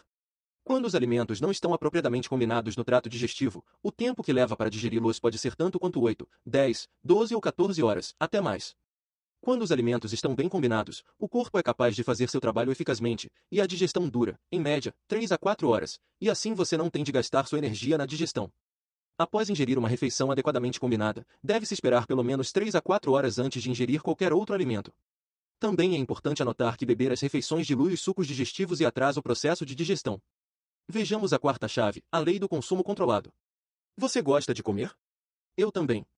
Quer aprender a comer muito? Aqui está, coma pouco. Desse modo, viverá o bastante para comer muito. Muitos estudos médicos mostraram a mesma coisa. A maneira mais certa de aumentar o período de vida de um animal é cortar a quantidade de alimento que come. O Dr. Clive McKay realizou um famoso estudo na Cornell University. Em seu experimento, pegou ratos de laboratório e reduziu pela metade a alimentação dada a eles. Isso dobrou seu tempo de vida. Um estudo posterior feito pelo Dr. Edward J. Mazzaro, da Universidade do Texas, foi até mais interessante. Ele trabalhou com 3 grupos de ratos. Um grupo comia quando quisesse, o segundo grupo teve sua alimentação reduzida em 60%, e o terceiro podia comer quanto quisesse, mas suas proteínas foram cortadas pela metade. Quer saber o que aconteceu? Depois de 810 dias, só 13% do primeiro grupo permaneciam vivos. Do segundo grupo, do qual o consumo de alimentos fora reduzido em 60%, 97% ainda estavam vivos. Do terceiro grupo, em que o fornecimento de alimento permanecia alto, mas o consumo de proteínas fora cortado pela metade, 50% ainda estavam vivos. Há um aviso nisso? O Dr. Ray Walford, famoso pesquisador da Universidade da Califórnia, concluiu: subnutrição é, até o momento, o único método que conhecemos que coerentemente retarda o processo de envelhecimento e prolonga ao máximo o tempo de vida de animais de sangue quente. Esses estudos são sem dúvida aplicáveis aos seres humanos porque funcionam em todas as espécies estudadas até agora. Asteriscos estudos mostraram que a deterioração normal do sistema imunológico foi acentuadamente retardada pela restrição de alimento. Assim, o recado é simples e claro: coma menos, viva mais. O momento de comer também é importante. O melhor é não se alimentar imediatamente antes de ir dormir. Um excelente hábito a desenvolver é não comer nada além de frutas depois das 21 horas. Sou como você, adoro comer. Isso pode ser uma forma de distração. Mas esteja certo de que sua distração não o está matando. Se quiser ingerir grandes quantidades de comida, você pode. É só ter certeza de que sejam alimentos ricos em água. Você pode comer uma quantidade muito maior de salada do que de carne e continuar vibrante e saudável. A quinta chave do programa para viver com saúde é o princípio do consumo efetivo de frutas. As frutas são o alimento mais perfeito e gastam uma quantidade mínima de energia para serem digeridas, dando ao seu corpo o máximo em retorno. O único alimento que faz seu cérebro trabalhar é a glicose. A fruta é principalmente frutose, que pode ser transformada com facilidade em glicose, e na maioria das vezes 90 a 95% de água. Isso significa que ela está limpando e alimentando ao mesmo tempo. O único problema com as frutas é que a maioria das pessoas não sabe como comê-las de forma a permitir que o corpo use efetivamente seus nutrientes. Deve-se sempre comer frutas com o estômago vazio. Por quê? A razão é que as frutas não são, em princípio, digeridas no estômago, são digeridas no intestino delgado. As frutas são destinadas a passarem rapidamente pelo estômago, indo depois para o intestino, onde liberam seus açúcares. Mas se houver carne, batatas ou amidos no estômago, as frutas ficam presas lá e começam a fermentar. Você já comeu alguma fruta de sobremesa, após uma lauta refeição, e passou o resto da noite arrotando aquele desconfortável sabor restante? É porque você não a comeu da maneira adequada. Você deve sempre comer frutas com o estômago vazio. A melhor espécie de fruta é a fresca ou o suco feito na hora. Você não deve beber suco direto da lata ou do recipiente de vidro. Por que não? A maioria das vezes o suco foi aquecido no processo de vedação e sua estrutura tornou-se acidífera. Quer fazer a mais valiosa compra que possa? Compre uma centrífuga. Você tem um carro? Venda-o e compre uma centrífuga. Ela levará você muito mais longe. Ou simplesmente, compre a centrífuga agora. Você pode ingerir o suco extraído na centrífuga como se fosse a fruta, com o estômago vazio. E o suco é digerido tão depressa que você pode comer uma refeição 15 ou 20 minutos mais tarde. Isso não sou só eu quem diz. O Dr. William Castilho, chefe da famosa clínica cardiológica Framingham, em Massachusetts, declarou que as frutas são o melhor alimento que podemos comer para nos proteger contra doenças do coração. Disse que elas contêm bioflavonoides, que evitam que o sangue se espesse e obstrua as artérias. Também fortalecem os capilares, e capilares fracos quase sempre provocam sangramentos internos e ataques cardíacos. Tabela de combinação de alimentos para a digestão completa e eficiente. Esta tabela mostra como alimentos frescos e vitais propriamente combinados favorecerão uma ótima digestão, energizando e fortalecendo o corpo. 1. Alimentos dos grupos das proteínas e carboidratos nunca devem ser combinados. 2. Uma salada de folhas verdes pode ser comida com qualquer proteína, carboidrato ou gordura. 3. Gorduras inibem a digestão das proteínas. Se você for comer gordura com uma proteína como uma salada mista, ela compensará o efeito inibidor da digestão. 4. Nunca tome líquido durante as refeições nem imediatamente depois. Há pouco tempo, conversei com um corredor de maratona, num dos seminários de saúde que promovo. Ele era bastante cético quanto à natureza, mas concordou em fazer uso correto de frutas em sua dieta. Sabe o que aconteceu? Diminuiu 5 minutos de seu tempo de maratona. Cortou seu tempo de recuperação pela metade, e qualificou-se para a maratona de Boston, pela primeira vez na vida. Agora, uma coisa final que gostaria que mantivesse em sua mente sobre frutas. Como deve começar o dia? O que deve comer no café da manhã? Você acha que é uma boa ideia pular da cama e encher seu sistema com um grande monte de alimentos, que levará o dia inteiro para digerir? Claro que não.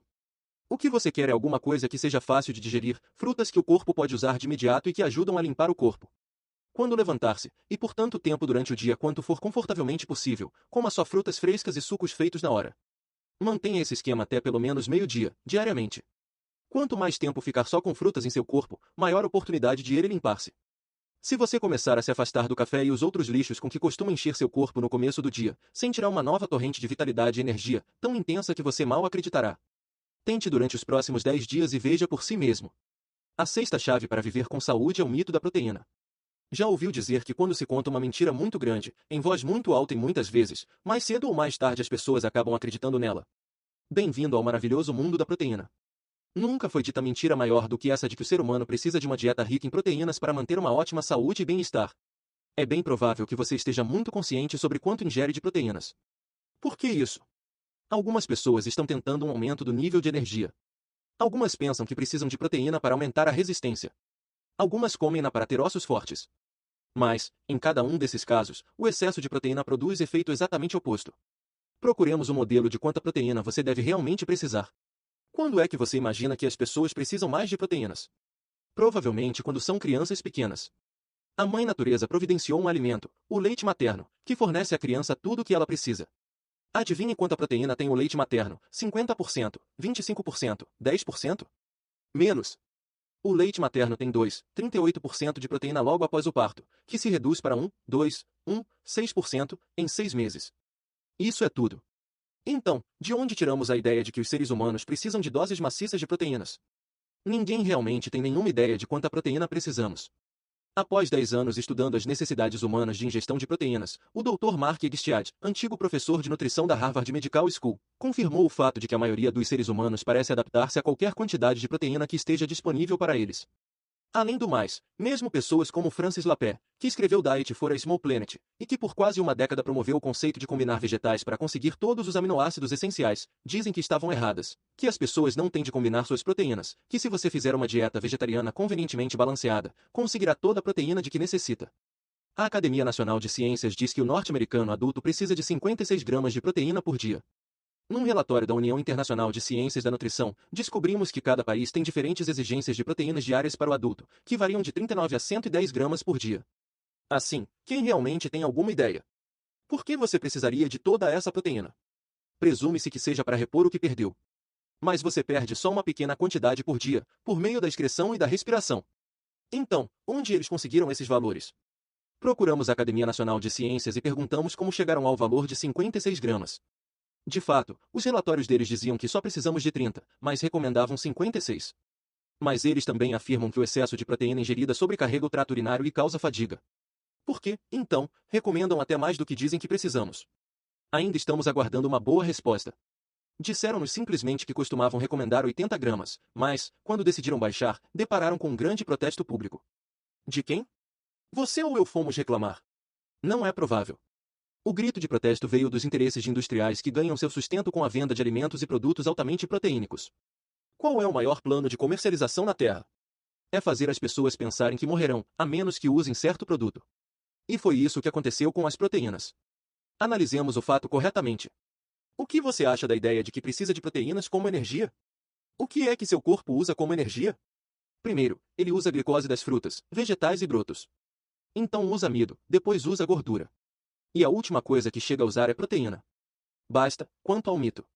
E sobre a ideia de que as proteínas ajudam a aumentar a resistência? Errado. Proteína em excesso dá ao corpo nitrogênio em excesso, que causa fadiga. Gente com corpo modelado, todo estufado de proteínas, não é conhecida por sua habilidade de correr maratonas. Ficam muito cansados. Bem, e quanto à questão das proteínas tornarem os ossos fortes? Errado outra vez. É o contrário. Muita proteína tem estado ligada sempre à osteoporose, degeneração e enfraquecimento dos ossos. Os ossos mais fortes do planeta pertencem aos vegetarianos. Eu poderia lhe dar uma centena de razões pelas quais comer carne devido às proteínas é uma das piores coisas que pode fazer. Um dos produtos derivados do metabolismo da proteína é a amônia, por exemplo. Deixem-me mencionar 2 pontos em particular. Primeiro, a carne contém altos níveis de ácido úrico, que é um dos resíduos ou produtos excretórios resultantes do trabalho das células vivas. Os rins extraem ácido úrico da corrente sanguínea e enviam-no para a bexiga para ser passado com a ureia, como urina. Se o ácido úrico não for pronto e seguramente removido do sangue, o excesso se acumula nos tecidos do corpo, para mais tarde provocar gota ou pedras na bexiga, sem mencionar o que ele faz para seus rins. Descobriu-se que as pessoas com leucemia, em geral, têm níveis muito altos de ácido úrico na corrente sanguínea. Um pedaço médio de carne tem 907,2 mg de ácido úrico. Seu corpo só consegue eliminar 518,4 mg de ácido úrico por dia. De mais a mais, você sabe o que dá à carne seu sabor? O ácido úrico do animal, que agora está morto, e que você está consumindo. Se duvidar disso, tente comer carne à moda kosher, ortodoxa judaica, antes de ser temperada.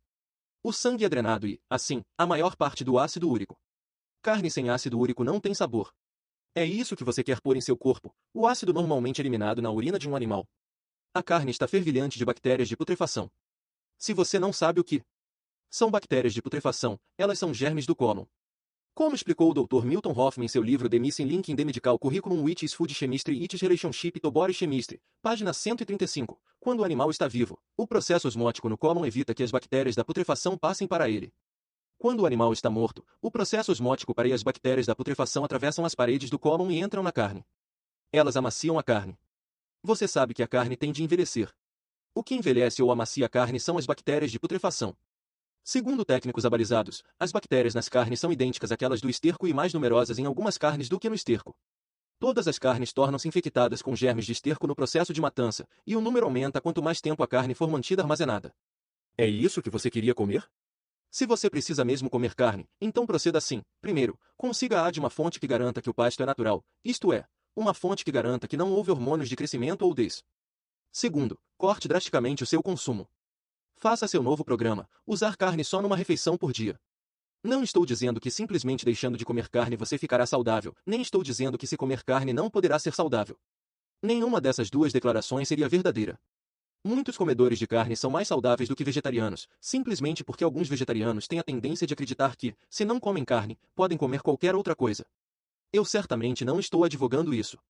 Mas você deve saber que pode ser mais saudável e mais feliz do que agora, decidindo que não quer mais comer a carne e a pele de outros seres vivos. Você sabe o que Pitágoras, Sócrates, Platão, Aristóteles, Leonardo da Vinci, Isaac Newton, Voltaire, Henry David Thoreau, George Bernard Shaw, Benjamin Franklin, Thomas Edison, o Dr. Albert Schweitzer e Mahatma Gandhi tinham em comum? Todos eles eram vegetarianos. Um grupo nada mal para ser modelado, não acham? São os laticínios melhores? De algumas formas, são até piores. Todo animal tem leite com o equilíbrio certo de elementos para esse animal. Muitos problemas podem surgir se bebermos leite de outros animais, incluindo de vaca. Por exemplo, os fortes hormônios de crescimento, no leite das vacas, destinam-se a fazer um bezerro crescer de 40 quilos ao nascer até quase 450 quilos na maturidade física, 2 anos mais tarde. Em comparação, uma criança humana nasce com cerca de 2,800 a 3,500 gramas e atinge a maturidade física com 46 a 90 quilos, 21 anos mais tarde. Há uma grande controvérsia sobre o efeito que isso tem em nossa população. O Dr. William Ellis, grande autoridade em produtos laticínios e em como eles afetam a corrente sanguínea humana, declara que se você quiser alergias, beba leite. Se quiser um sistema entupido, beba leite. A razão, declara ele, é que poucos adultos podem metabolizar adequadamente a proteína do leite da vaca. A principal proteína no leite de vaca é a caseína, que é o que o metabolismo da vaca precisa para uma boa saúde. No entanto, caseína não é o que os humanos precisam. De acordo com os estudos do Dr. Ellis, tanto as crianças como os adultos têm grande dificuldade em digerir a caseína. Seus estudos agora mostram que, pelo menos em crianças, 50% ou mais da caseína não são digeridos. Essas proteínas parcialmente digeridas com frequência entram na corrente sanguínea e irritam os tecidos, criando suscetibilidade às alergias. Por fim, o fígado tem de remover todas essas proteínas de vaca parcialmente digeridas, e isso, em compensação, coloca uma desnecessária carga no sistema excretório interno e no fígado em particular. Em contraste, a lactoalbumina, a proteína básica no leite humano, é fácil para os seres humanos digerirem. Quanto a beber leite por causa do cálcio, o Dr. Ellis declara que, após fazer testes de sangue em cerca de 25,000 pessoas, descobriu que aqueles que tomam 3, 4 ou 5 copos de leite por dia têm o mais baixo nível de cálcio no sangue. Ainda de acordo com o Dr. Ellis, se você estiver preocupado em obter cálcio suficiente, simplesmente coma muitos vegetais verdes, manteiga de gergelim ou nozes, todos são muito ricos em cálcio e de fácil digestão. Também é importante notar que se você consome cálcio em excesso, ele pode acumular-se em seus rins e formar pedras. Assim, para manter suas concentrações no sangue relativamente baixas, seu corpo rejeita cerca de 80% do cálcio que você consome. No entanto, se você estiver interessado, há outras fontes além do leite. Por exemplo, os nabos verdes, peso por peso, contêm 2 vezes mais cálcio do que o leite. De acordo com muitos técnicos, os interesses da maioria das pessoas sobre o cálcio são de qualquer forma injustificados. Qual é o principal efeito do leite no corpo? Torna-se uma massa destruidora, formada de muco que endurece, obstrui e gruda em qualquer coisa dentro do intestino delgado, tornando o trabalho do corpo muito mais difícil. E sobre queijos? É só leite concentrado. Lembre-se, são precisos 14 ou 17, 5 litros de leite para fazer meio quilo de queijo. O conteúdo de gordura sozinho já é razão suficiente para limitar seu consumo. Se você deseja mesmo comer queijo, corte uma pequena quantidade numa grande salada. Dessa forma, você tem muitos alimentos ricos em água para contrabalançar alguns de seus efeitos obstruidores. Para alguns, desistir de queijo parece horrível. Sei que gosta de sua pizza e queijo branco. Iogurte? Também é mau. Sorvete? Não é alguma coisa que o sustentará para ficar em ótima forma. Mas você não precisa desistir daquele gosto ou textura maravilhosa. Ponha bananas geladas em uma centrífuga para criar alguma coisa que parece e tem gosto de sorvete, mas é um ótimo alimento para seu corpo. E sobre requeijão? Você sabe com que um grande número de leiterias costuma engrossar seus requeijões e fazer com que se agreguem? Gesso de Paris, sulfato de cálcio. Não estou brincando. É permitido dentro de regulamentos federais, se bem que seu uso seja contra a lei na Califórnia. No entanto, se o requeijão é fabricado num estado onde é permitido, ele pode ser despachado para a Califórnia e vendido lá. Você pode se imaginar tentando criar uma corrente sanguínea limpa e livre, e então enchê-la de gesso de Paris? Por que não ouvimos essas coisas sobre os laticínios antes? Por muitas razões, algumas delas relacionadas a condicionamentos passados e sistemas de crenças. Outra razão pode ter a ver com o fato de que o governo federal gasta cerca de 2,5 bilhões de dólares por ano para negociar os excedentes de laticínios. De fato, de acordo com o New York Times, 18 de novembro de 83, a mais nova estratégia é uma propaganda do governo para incentivar o consumo adicional dos produtos derivados de leite. Apesar de essas medidas se chocarem diretamente com outras campanhas que alertam quanto aos perigos de consumir gordura em excesso. Os depósitos do governo norte-americano estão agora repletos com 650 milhões de quilos de leite em pó, 194 milhões de quilos de manteiga e 450 milhões de quilos de queijo. A propósito, isto não é para ser um ataque à indústria de laticínios. Considero os fazendeiros leiteiros alguns dos indivíduos que trabalham mais arduamente em nossa cultura. Mas isso não significa que continuarei a usar seus produtos se descobrir que não fazem com que me sinta melhor fisicamente. Eu costumava ser como você deve ser agora. Pizza era minha comida favorita. Não pensava que poderia desistir dela. Mas, desde que consegui, me sinto tão melhor que não há uma chance, nem em 1 milhão de anos, de que eu volte atrás. Tentar descrever a diferença é como tentar descrever o perfume de uma rosa para alguém que nunca cheirou uma. Talvez você devesse tentar cheirar aquela rosa antes de fazer um julgamento sobre ela. Tente eliminar leite e limitar o consumo de outros laticínios durante 30 dias, avalie pelos resultados que sentir em seu corpo. A finalidade deste livro todo é dar-lhe informações, a fim de que você decida o que acha útil e jogue fora o que acha que não funciona. No entanto, por que não testar todos os princípios antes de julgá-los? Tente os 6 princípios do sistema de viver com saúde. Tente nos próximos 10 a 30 dias, ou durante toda a sua vida, e avalie, por si, se eles produzem níveis mais altos de energia e uma sensação de vibração, que o apoiará em tudo o que fizer. Deixe-me fazer-lhe uma pequena advertência.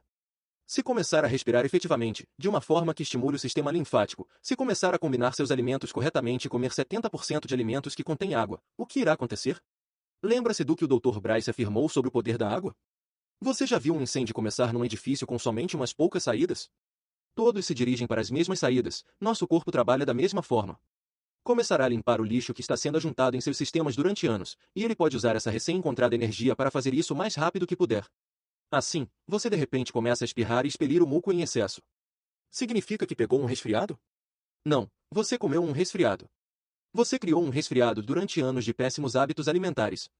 Seu corpo pode agora ter energia para usar seus órgãos de excreção para se livrar do excesso de resíduos anteriormente acumulados nos tecidos e na corrente sanguínea.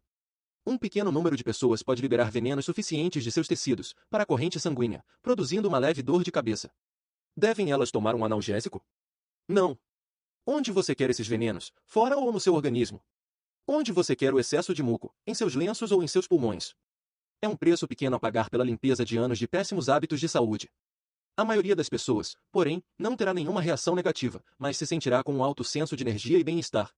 É claro que o espaço neste livro para discutir dieta é limitado. Muitos assuntos, como gorduras e óleos, açúcar, cigarros e outros, foram deixados de lado.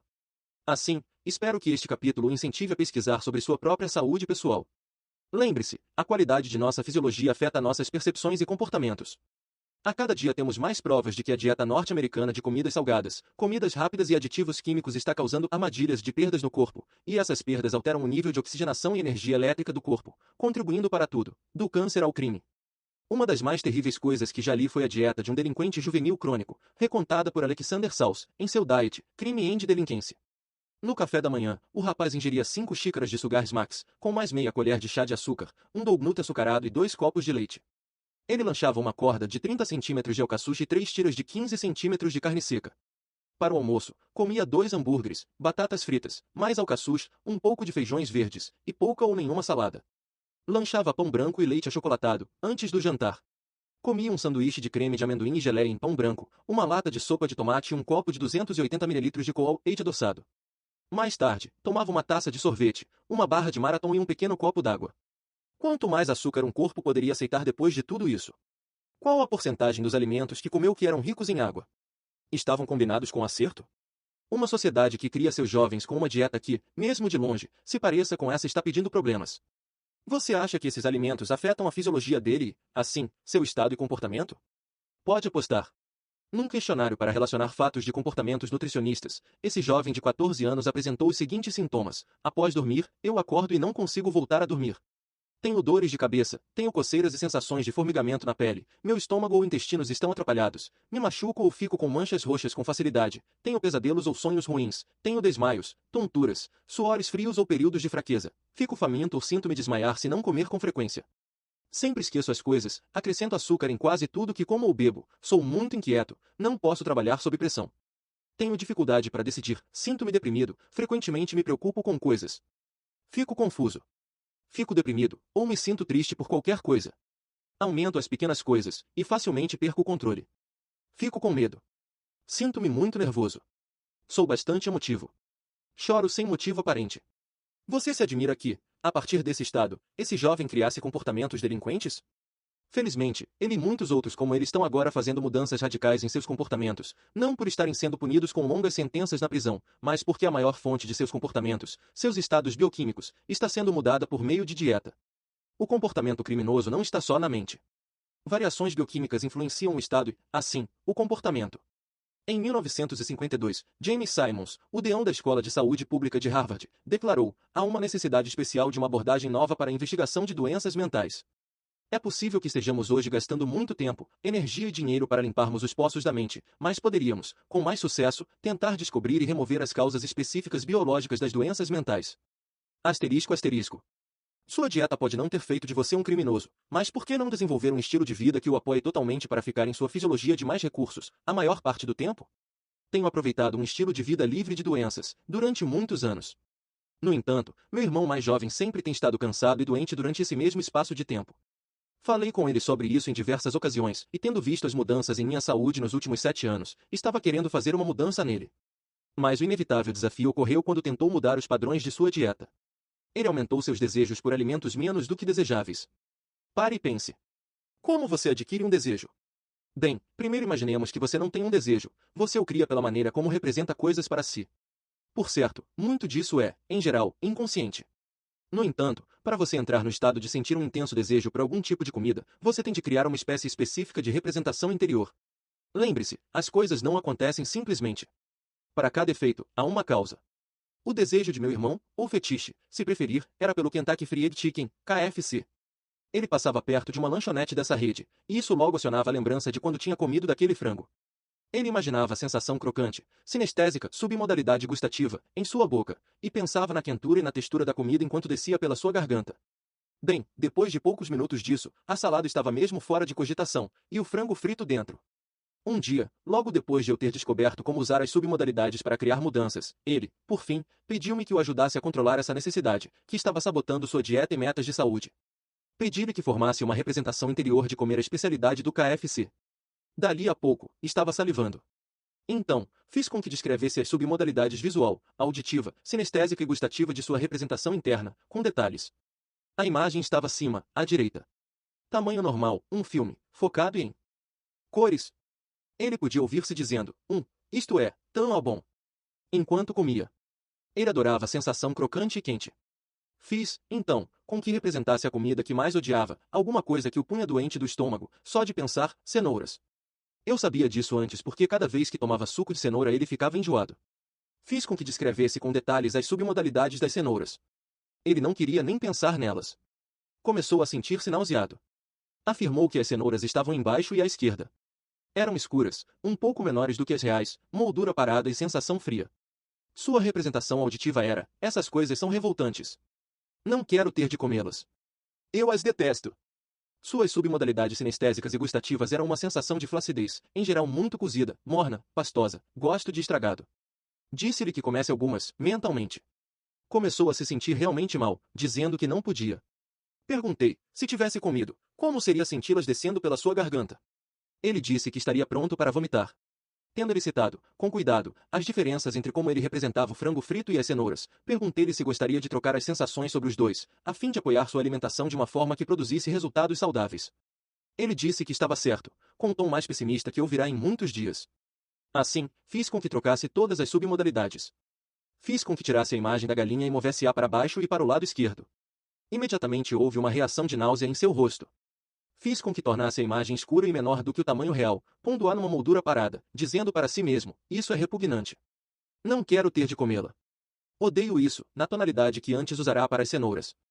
Fiz com que pegasse a galinha, mentalmente, sentisse como era flácida, provasse a gordura morna, com gosto de podre, pastosa, de dentro dela. Começou a ficar enjoado outra vez. Disse-lhe que comesse um pedaço, e ele disse não. Por quê? Porque agora o pedaço de frango estava enviando a seu cérebro os mesmos sinais que as cenouras costumavam, então ele se sentia do mesmo jeito. Por fim, fiz com que mentalmente pegasse um pedaço de frango, e ele disse, acho que vou vomitar. Peguei então sua representação das cenouras e fiz o contrário. Fiz com que pusesse no alto, do lado direito, fizesse com que ficassem do tamanho normal, de cor brilhante, e dissesse para si, isto é tão bom, enquanto as comia, sentindo o calor, a textura crocante. Agora, ele adora cenouras. Naquela noite, fomos jantar, e pela primeira vez na sua vida de adulto, ele pediu cenouras. Não só as apreciou, mas passamos pela lanchonete em questão para chegar lá. Desde então, ele tem mantido essa preferência na dieta. Em 5 minutos, fui capaz de fazer algo similar com minha esposa, Beck. Fiz com que trocasse suas submodalidades de chocolate, rico, doce, cremoso, com as de uma comida que a fazia sentir-se enjoada, ostras, rastejantes, escorregadias, mal cheirosas. Nunca mais tocou em chocolate. As 6 chaves deste capítulo podem ser suas para criar a experiência de saúde que deseja. Durante um momento, imagine-se daqui a um mês, tendo seguido os princípios e conceitos dos quais falamos. Veja a pessoa que será após ter mudado sua bioquímica pela alimentação e respiração efetivas.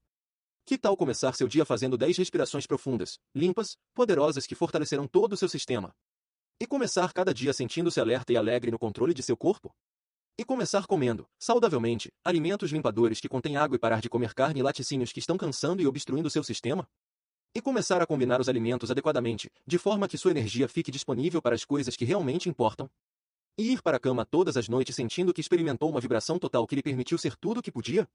E sentir que está vivendo com saúde, que tem energia como nunca sonhou que fosse possível. Se você olhar para essa pessoa e gostar do que viu, então tudo o que estou lhe oferecendo está facilmente a seu alcance. Só é preciso um pouco de disciplina, não muita, pois, uma vez que quebre seus velhos hábitos, nunca voltará atrás. Para cada esforço disciplinado há múltiplas recompensas. Portanto, se gosta do que viu, faça-o, comece hoje e mudará a sua vida para sempre. Agora que você sabe como se pôr no melhor estado para conseguir resultados, vamos descobrir. Parte 2. A fórmula do sucesso definitivo. Capítulo 11. Livrando-se da limitação. O que você quer? Só existe um sucesso: ser capaz de viver à sua própria maneira. Christopher Morley. Na primeira parte deste livro, compartilhei com você o que acredito serem os instrumentos para o poder. Você, agora, tem as técnicas e os critérios que lhe permitirão descobrir como as pessoas produzem resultados e como modelar suas ações a fim de poder produzir resultados similares. Aprendeu como dirigir sua mente e apoiar seu corpo. Você, agora, sabe como alcançar o que quer e como ajudar os outros a alcançarem o que querem. Isso nos deixa uma questão importante. O que quer você? O que querem as pessoas que ama e por quem se preocupam? A segunda parte deste livro faz essas perguntas, faz essas distinções, e encontra esses caminhos, a fim de que você possa usar suas habilidades das mais elegantes maneiras, efetivas e diretas. Você já sabe como ser um atirador perito. Agora precisa encontrar o alvo certo. Instrumentos poderosos não são de muita serventia, se você não tiver uma boa ideia de onde quer usá-los. Você pode encontrar a maior motosserra já inventada e entrar na floresta. O que você vai fazer com ela? Se souber quais árvores quer cortar e por quê, está no controle da situação. Se não souber, tem um instrumento fabuloso que não lhe serve para nada. Coloquei antes que a qualidade de sua vida é a qualidade de suas comunicações. Nesta parte, falarei sobre como aperfeiçoar as práticas de comunicação que lhe permitirão usar suas habilidades da maneira mais efetiva para a situação que se apresentar. É importante ser capaz de mapear uma estratégia, a fim de saber, com precisão, aonde quer ir e conhecer as coisas que podem ajudá-lo a chegar lá. Antes de prosseguirmos, vejamos o que já aprendemos até aqui. A coisa mais importante que agora você sabe é que não há limites para o que queira fazer. A sua chave é o poder da modelagem. A excelência pode ser duplicada. Se outras pessoas podem fazer alguma coisa, tudo o que você precisa é modelá-las com precisão, e poderá fazer exatamente a mesma coisa, quer seja andar no fogo, ganhar $1 milhão ou desenvolver um relacionamento perfeito. Como modelar? Primeiro, você deve compreender que todos os resultados são produzidos por algum conjunto específico de ações. Todo efeito tem uma causa. Se você reproduz exatamente as ações de alguém, tanto interiores como exteriores, então você também pode produzir o mesmo resultado final. Comece modelando as ações mentais de alguém, partindo de seu sistema de crença, indo para sua sintaxe mental e, finalmente, espelhando sua fisiologia. Faça as 3 coisas com efetividade e elegância, e poderá fazer de tudo. Você aprendeu que sucesso ou fracasso começam com crença. Quer você acredite que possa fazer alguma coisa, quer acredite que não possa, você está certo. Mesmo que tenha as técnicas e os recursos para fazer alguma coisa, uma vez que diz para si mesmo que não pode, você fecha os caminhos neurológicos que tornariam isso possível. Se disser para si mesmo que é capaz de fazer alguma coisa, você abre os caminhos que podem fornecer-lhe os recursos para a realização. Você também aprendeu a fórmula do sucesso definitivo, conhece seus efeitos, desenvolveu perspicácia sensorial para saber o que está conseguindo, desenvolveu flexibilidade para mudar seus comportamentos, até encontrar o que funciona, e alcançará seus efeitos. Se não alcançar, terá fracassado? Claro que não. Como um timoneiro guiando seu barco, você só precisa mudar o comportamento até conseguir o que quer. Aprendeu sobre o poder de estar num estado rico de recursos e aprendeu como ajustar suas fisiologias e suas representações interiores, de modo a servirem, capacitarem e incentivarem você a realizar seus desejos. Você sabe que, se estiver comprometido com o sucesso, você o criará. As pessoas não são indolentes. Elas simplesmente têm metas impotentes, isto é, metas que não as inspiram. Tony Robbins. Um ponto importante, que vale a pena acrescentar, é que há um dinamismo incrível inerente a este processo. Quanto mais recursos você desenvolve, mais poder você tem. Quanto mais forte você se sente, mais pode acessar recursos maiores e até entrar em estados mais poderosos. Há um estado absolutamente fascinante que trata de alguma coisa chamada Síndrome do Centésimo Macaco.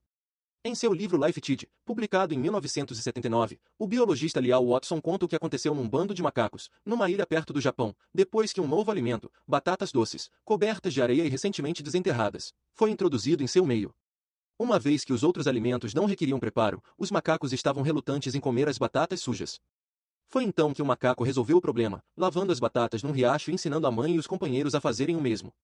Então, algo aconteceu. Uma vez que um certo número de macacos, cerca de 100 deles, adquirira esse conhecimento, outros que não tinham contato com eles, mesmo macacos que viviam em outras ilhas, começaram a fazer a mesma coisa. Não havia meio físico pelo qual pudessem ter sido influenciados pelos primeiros macacos. Mas, de alguma forma, o comportamento espalhou-se. Agora, esse não é caso único. Há numerosos casos em que indivíduos, sem maneira de entrar em contato com outros, agem de notável acordo. Um físico tem uma ideia e, simultaneamente, 3 físicos em outros lugares têm a mesma ideia. Como acontece isso? Ninguém sabe com certeza, mas muitos cientistas renomados e pesquisadores de cérebro, tais como o físico David Bohm e o biólogo Rupert Sheldrake, acreditam que há uma consciência coletiva para a qual todos nós podemos ser atraídos, e que quando nos alinhamos por meio de crença, por meio de foco, por meio de ótima fisiologia, encontramos um caminho para mergulhar nessa consciência coletiva. Nossos corpos, nossos cérebros e nossos estados são como um diapasão em harmonia com esse nível mais alto da existência. Assim, quanto mais afinado você estiver, mais bem alinhado estará e mais poderá entrar nesse conhecimento e nessa sensação muito ricos. Assim, como as informações filtram nosso inconsciente para nós, podem também filtrar de fora de nós, completamente, para dentro, se estivermos num estado de recursos suficiente para recebê-las. Parte da chave desse processo é você saber o que quer. A mente inconsciente está sempre procurando informações de forma a nos dirigir para determinadas direções. Mesmo no nível inconsciente, a mente distorce, cancela e generaliza. Assim, antes que a mente possa trabalhar com eficiência, devemos desenvolver nossa percepção dos efeitos que esperamos alcançar. Maxwell Maltz chama isso psicocibernética, em seu muito conhecido livro Liberte Sua Personalidade. Quando a mente tem um alvo definido, ela pode focar e dirigir, e reforçar e redirigir, até alcançar a meta pretendida. Se não houver um alvo definido, a energia é dissipada. É como uma pessoa com a melhor motosserra do mundo e que não tem ideia do que está fazendo na floresta. A diferença na habilidade das pessoas para liberarem todos os seus recursos pessoais é diretamente afetada por suas metas. Um estudo sobre os graduados pela Yale University, de 1953, mostra com clareza esse ponto. Foi perguntado aos graduados entrevistados se tinham suas metas claras e específicas anotadas com um plano para atingi-las. Só 3% tinham tais metas anotadas. 20 anos mais tarde, em 1973, os pesquisadores voltaram e entrevistaram os membros sobreviventes da turma dos graduados de 1953. Descobriram que os 3% valiam muito mais, em termos salariais, do que os restantes 97% postos juntos. É óbvio que esse estudo só mediu o desenvolvimento financeiro das pessoas. No entanto, os entrevistadores também descobriram que as medidas menos mensuráveis ou mais subjetivas, tais como o nível de felicidade e alegria que os graduados sentiam, também pareciam ser superiores nos 3% que tinham as metas escritas. Esse é o poder de se determinar uma meta. Neste capítulo, você aprenderá a formular suas metas, sonhos e desejos, como fixar com firmeza em sua mente o que quer e como consegui-lo. Você já tentou fazer um quebra-cabeça sem ter visto a figura que ele representa? É o que acontece quando tenta formar sua vida sem saber seus efeitos. Quando você sabe seus efeitos, fornece a seu cérebro uma figura clara das espécies de informações de alta prioridade de que precisa, das que estão sendo recebidas pelo sistema nervoso. Você fornece as mensagens claras de que ele precisa para ser efetivo. A vitória começa pelo princípio. Anônimo. Há pessoas, todos nós conhecemos algumas delas, que parecem estar sempre perdidas num nevoeiro de confusão. Vão para um lado, depois para outro. Tentam uma coisa, então mudam para outra. Andam em um caminho e, então, voltam em direção contrária. O problema delas é simples, não sabem o que querem. Você não pode atingir um alvo se não souber qual é. O que você precisa fazer neste capítulo é sonhar. Mas é muito essencial que o faça de uma maneira totalmente concentrada. Se você só ler este capítulo, não vai lhe adiantar nada. Precisa sentar-se com um lápis e papel, ou um computador, e ver este capítulo como uma oficina de decidir metas, em 12 passos. Acomode-se num lugar onde se sinta bem confortável, uma escrivaninha favorita, uma ensolarada mesa de canto, algum lugar que considere estimulante. Planeje passar 1 hora ou mais aprendendo o que espera ser, fazer, compartilhar, ver e criar. Poderá ser a hora de decidir metas e determinar efeitos. Fará um mapa das estradas que quer percorrer em sua vida. Planejará para onde quer ir e como espera chegar lá. Deixe-me começar com um aviso importante. Não há necessidade de pôr qualquer limite no que é possível. É claro que isso não significa jogar sua inteligência e bom senso pela janela. Se você tem 1,5 m de altura, não tem sentido decidir que sua meta é ganhar o campeonato de vôlei. Por mais que você tente, isso não acontecerá, a não ser que ande bem em pernas de pau. Mais importante, você estará desviando suas energias de onde podem ser mais efetivas. Mas quando encara as coisas com inteligência, não há limites para os efeitos possíveis para você. Metas limitadas criam vidas limitadas. Portanto, ao determinar suas metas, vá o mais longe que quiser. Você precisa decidir o que quer, porque essa é a única maneira possível de consegui-lo. Siga estas 5 leis ao formular seus objetivos. 1. Exprima seu objetivo em termos positivos. Diga o que deseja que aconteça. Muito frequentemente, as pessoas exprimem o que não querem que aconteça como suas metas. 2. Seja o mais específico possível. Como parece, soa, sente e cheira o seu objetivo. Use todos os seus sentidos para descrever os resultados que quer. Quanto mais ricas de sentidos forem suas descrições, mais fortalecerão seu cérebro para criar seus desejos. 3. Tenha um procedimento evidente. Saiba como você se parecerá, como se sentirá e o que verá e ouvirá em seu mundo exterior, após ter alcançado seu resultado. Se você não sabe como reconhecer quando tiver alcançado, pode ser até que já o tenha feito. Você pode estar ganhando e sentir-se como se estivesse perdendo, se não mantiver o entusiasmo. 4. Esteja no controle. Seu objetivo deve ser iniciado e mantido por você.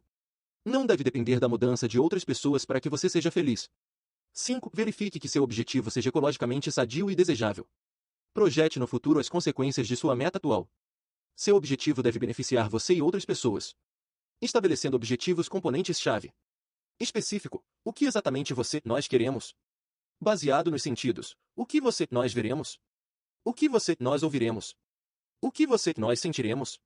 Estado desejado de estado presente, o que nós cheiraremos? O que nós saborearemos? O que nós queremos? O que nós ouviremos? O que nós sentiremos? O que nós cheiraremos? O que nós saborearemos? Procedimento evidente. Como nós saberemos que os objetivos foram alcançados? Sempre faço em meus seminários uma pergunta que quero fazer agora. O que você faria se soubesse que não poderia fracassar? Se estivesse absolutamente certo do sucesso, que atividade seguiria, que ações faria? Todos nós temos algumas ideias das coisas que queremos. Algumas são vagas: mais amor, mais dinheiro, mais tempo para aproveitar a vida. No entanto, para dar força aos nossos biocomputadores para que criem um resultado, precisamos nos tornar mais específicos do que um carro novo, uma casa nova, um emprego melhor. Enquanto organiza sua lista, algumas das coisas que anotará serão aquelas em que tem pensado há anos. Algumas delas você, conscientemente, nunca formulou antes. Mas você precisa decidir, com critério, o que quer, porque o conhecimento do que almeja determina o que conseguirá. Antes que alguma coisa aconteça no mundo exterior, deve primeiro acontecer no mundo interior. Há algo bastante espantoso sobre o que acontece quando você tem uma clara representação interior do que quer. Isso programa sua mente e seu corpo para alcançar aquela meta. Para irmos além de nossas limitações presentes, devemos primeiro ter a experiência mais em nossas mentes e nossas vidas, então, seguirão. Deixe-me fornecer-lhe uma metáfora física simples para isso.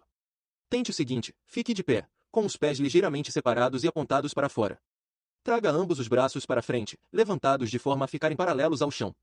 Agora, vire-se para a esquerda, apontando o dedo mais afastado que possa, confortavelmente, enquanto vira.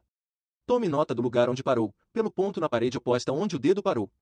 Então, vire-se de volta, feche os olhos e, mentalmente, imagine-se virando outra vez, só que desta vez indo mais longe. Agora outra vez, e dessa vez mais longe ainda. Agora abra os olhos, e fisicamente torne a virar. Note o que acontece. Você virou muito mais longe? Claro que sim. Você criou uma nova realidade exterior, ao programar primeiro seu cérebro, para ir além dos limites prévios. Pense neste capítulo como fazendo o mesmo por sua vida. Você vai agora criar sua vida como a quer. Na vida, normalmente, você só pode ir até um ponto, mas em sua mente vai ter tempo para criar uma realidade maior do que a que já experimentou no passado. Então irá externar essa realidade interior. Comece fazendo um inventário de seus sonhos, das coisas que quer ter, ser e compartilhar. Crie as pessoas, sensações e lugares que quer que sejam parte de sua vida. Sente-se agora, pegue papel e comece a escrever. A chave é empenhar-se em manter sua caneta movendo-se sem parar, pelo menos de 10 a 15 minutos. Não tente definir agora como irá conseguir esses resultados. Só escreva. Não há limites. Abrevie quando for possível, a fim de logo poder passar para a meta seguinte. Mantenha sua caneta movendo-se o tempo todo. Leve o tempo que precisar para elaborar uma extensa lista de objetivos relacionados com trabalho, família, relacionamentos, estado mental, emocional, social, material e físico, e qualquer outra coisa. Sinta-se como um rei. Lembre-se de que tudo está ao seu alcance. Conhecer o objetivo é a primeira chave para alcançá-lo. Uma chave para determinar metas é fingir. Deixe sua mente navegar livre. Quaisquer limitações que tenha foram criadas por você. Onde elas existem? Só na sua mente. Assim, sempre que começar a pôr limitações em si mesmo, atire-as fora. Faça isso visualmente. Imagine um lutador atirando seu oponente para fora do ringue, e então, faça a mesma coisa com o que estiver limitando você. Pegue essas crenças limitadoras e jogue-as fora e esteja atento para o sentimento de liberdade que terá quando fizer isso. Este é o passo 1. Faça a sua lista agora. 2. Façamos um segundo exercício. Veja a lista que fez, estimando o tempo em que espera alcançar esses objetivos: 6 meses, 1 ano, 2 anos, 5 anos, 10 anos, 20 anos. Ajuda a saber em que tipo de moldura de tempo você está operando. Note como sua lista cresceu. Algumas pessoas descobrem que a lista que fizeram é dominada por coisas que querem hoje. Outras descobrem que seus maiores sonhos estão afastados, no futuro, em algum período imaginado de total realização e desempenho. Se todas as suas metas são a curto prazo, você precisa começar a ter uma visão maior de potencial e possibilidade. Se todas forem a longo prazo, precisa primeiro desenvolver alguns passos que o levarão na direção em que pretende ir. Uma viagem de centenas de quilômetros começa com um só passo. É importante estar atento a ambos, o primeiro e o último passo. 3. Agora quero que tente outra coisa. Separe as 4 metas mais importantes para você para este ano. Separe as coisas nas quais esteja mais empenhado, mais entusiasmado, coisas que lhe dariam a maior satisfação. Escreva-as. Agora quero que escreva porque as realizará mesmo. Seja claro, conciso e positivo. Diga a si mesmo por que está certo que poderá alcançar esses objetivos, e por que é importante que o faça. Se puder encontrar razões suficientes para fazer alguma coisa, poderá se pôr a fazer qualquer coisa. Nossa determinação para fazer algo é uma motivação muito mais forte do que o objetivo que procuramos. Jim Rohn, primeiro professor de desenvolvimento pessoal, sempre me ensinou que, se temos razões suficientes, podemos fazer qualquer coisa. Razões são as diferenças entre estar interessado versus estar empenhado em realizar alguma coisa. Há muitas coisas na vida que dizemos querer, mas na realidade estamos interessados nelas só durante algum tempo. Devemos estar totalmente empenhados em tudo o que for preciso para realizá-las. Se, por exemplo, você só diz que quer ser rico, bem, é uma meta, mas não diz muito a seu cérebro. Se você entende por que quer ser rico, o que estar bem de vida significa para você, estará muito mais motivado para chegar lá. Porque fazer alguma coisa é muito mais importante do que como fazê-la. Se você tem um porquê bastante grande, sempre poderá resolver o como. Se você tem razão suficiente, pode fazer virtualmente qualquer coisa neste mundo. 4. Agora que você tem uma lista de suas metas principais, reveja-as confrontando-as com as 5 leis para formular objetivos. Suas metas estão expressas no positivo? Suas sensações são específicas? Tem elas um procedimento evidente? Descreva o que experimentará quando realizá-las. Em termos sensoriais mais claros, o que verá, ouvirá, sentirá e cheirará. Repare também se suas metas serão mantidas. São elas ecológicas e desejáveis para você e os outros? Se violar qualquer dessas condições, mude-as para se tornarem viáveis. 5. A seguir, faça uma lista dos recursos mais importantes que você tem à sua disposição. Quando começa a elaboração de um projeto, você precisa saber que ferramentas tem. Para construir uma fortalecedora visão de seu futuro, precisa fazer a mesma coisa. Portanto, faça uma lista do que tem: traços de caráter, amigos, recursos financeiros, educação, tempo, energia e tudo mais.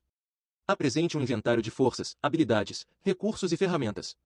6. Quando tiver feito isso, focalize as vezes em que usou alguns desses recursos com maior habilidade. Faça surgir em sua vida o número de vezes, de 3 a 5, em que teve sucesso total.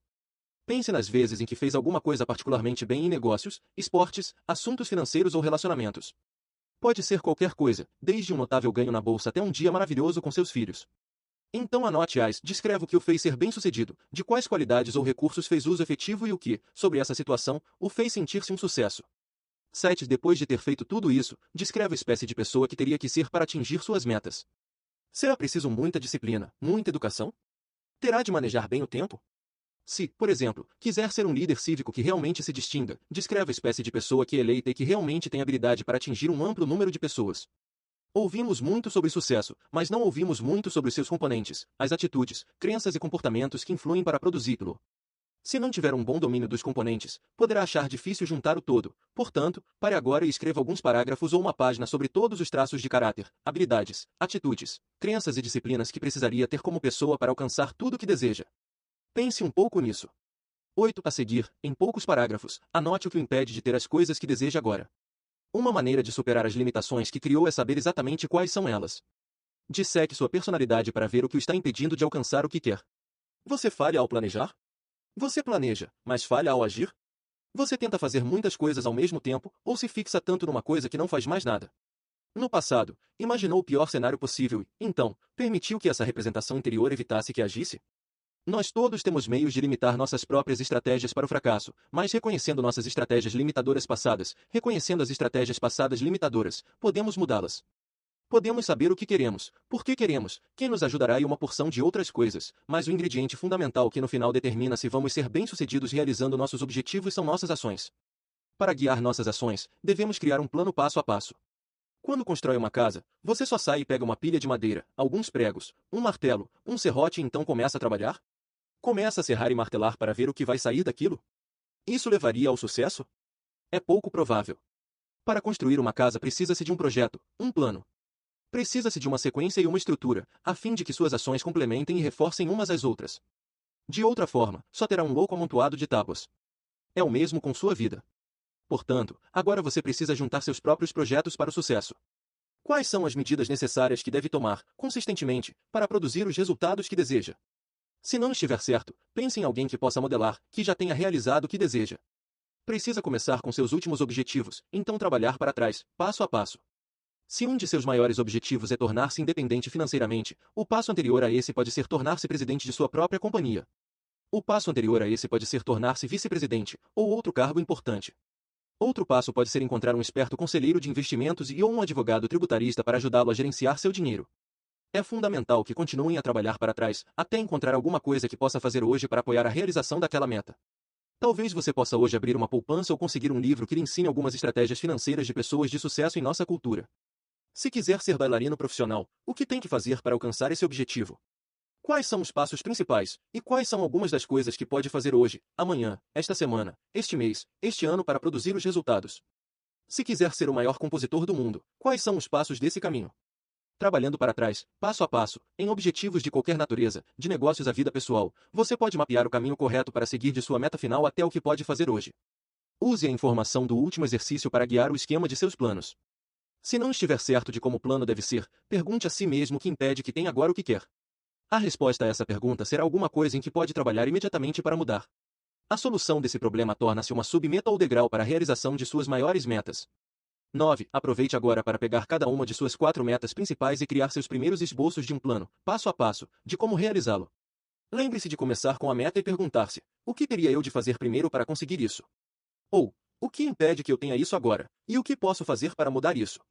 Esteja certo de que seus planos incluem alguma coisa que possa fazer hoje. Até aqui completamos a primeira parte da fórmula do sucesso definitivo.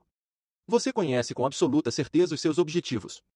Definiu seus objetivos tanto a curto como a longo prazo, e definiu quais aspectos de sua personalidade o ajudam e quais o impedem de ter o que quer.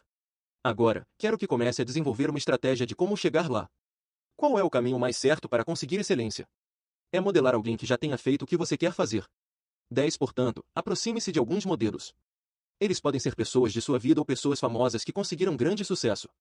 Anote os nomes de 3 a 5 pessoas que conseguiram o que você quer conseguir, e especifique em poucas palavras as qualidades e comportamentos que as fizeram um sucesso. Feito isso, feche os olhos e imagine por um momento que cada uma dessas pessoas vai lhe dar alguns conselhos sobre a melhor maneira de conseguir suas metas. Anote uma ideia principal que cada uma lhe daria se estivesse falando pessoalmente com você. Talvez seja como evitar um obstáculo, ou romper uma limitação, ou no que deve prestar atenção ou procurar. Imagine que elas estejam conversando com você, e anote rápido debaixo de cada um de seus nomes a primeira ideia que lhe ocorra sobre o que acha que cada um falaria. Mesmo sem conhecê-las pessoalmente, por meio desse processo elas podem tornar-se excelentes conselheiros no seu futuro. Adrian Khashoggi modelou Rockefeller.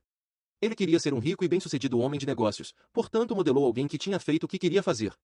Steven Spielberg modelou pessoas da Universal Studios, mesmo antes de ser contratado. Virtualmente, qualquer pessoa que tenha sido um grande sucesso teve um modelo, ou um mentor ou professor que o guiou na direção certa. Agora você tem uma clara representação interior de onde quer ir. Pode economizar tempo e energia, e evitar andar pelos caminhos errados, seguindo o exemplo de pessoas que já foram bem-sucedidas. Quais são as pessoas em sua vida que podem servir como modelos? Há recursos em amigos, na família, líderes nacionais, celebridades. Se você não conhece bons modelos, deve fazer questão de sair e procurar algum. O que você tem feito é dar sinais a seu cérebro, formando um padrão claro e conciso de objetivos.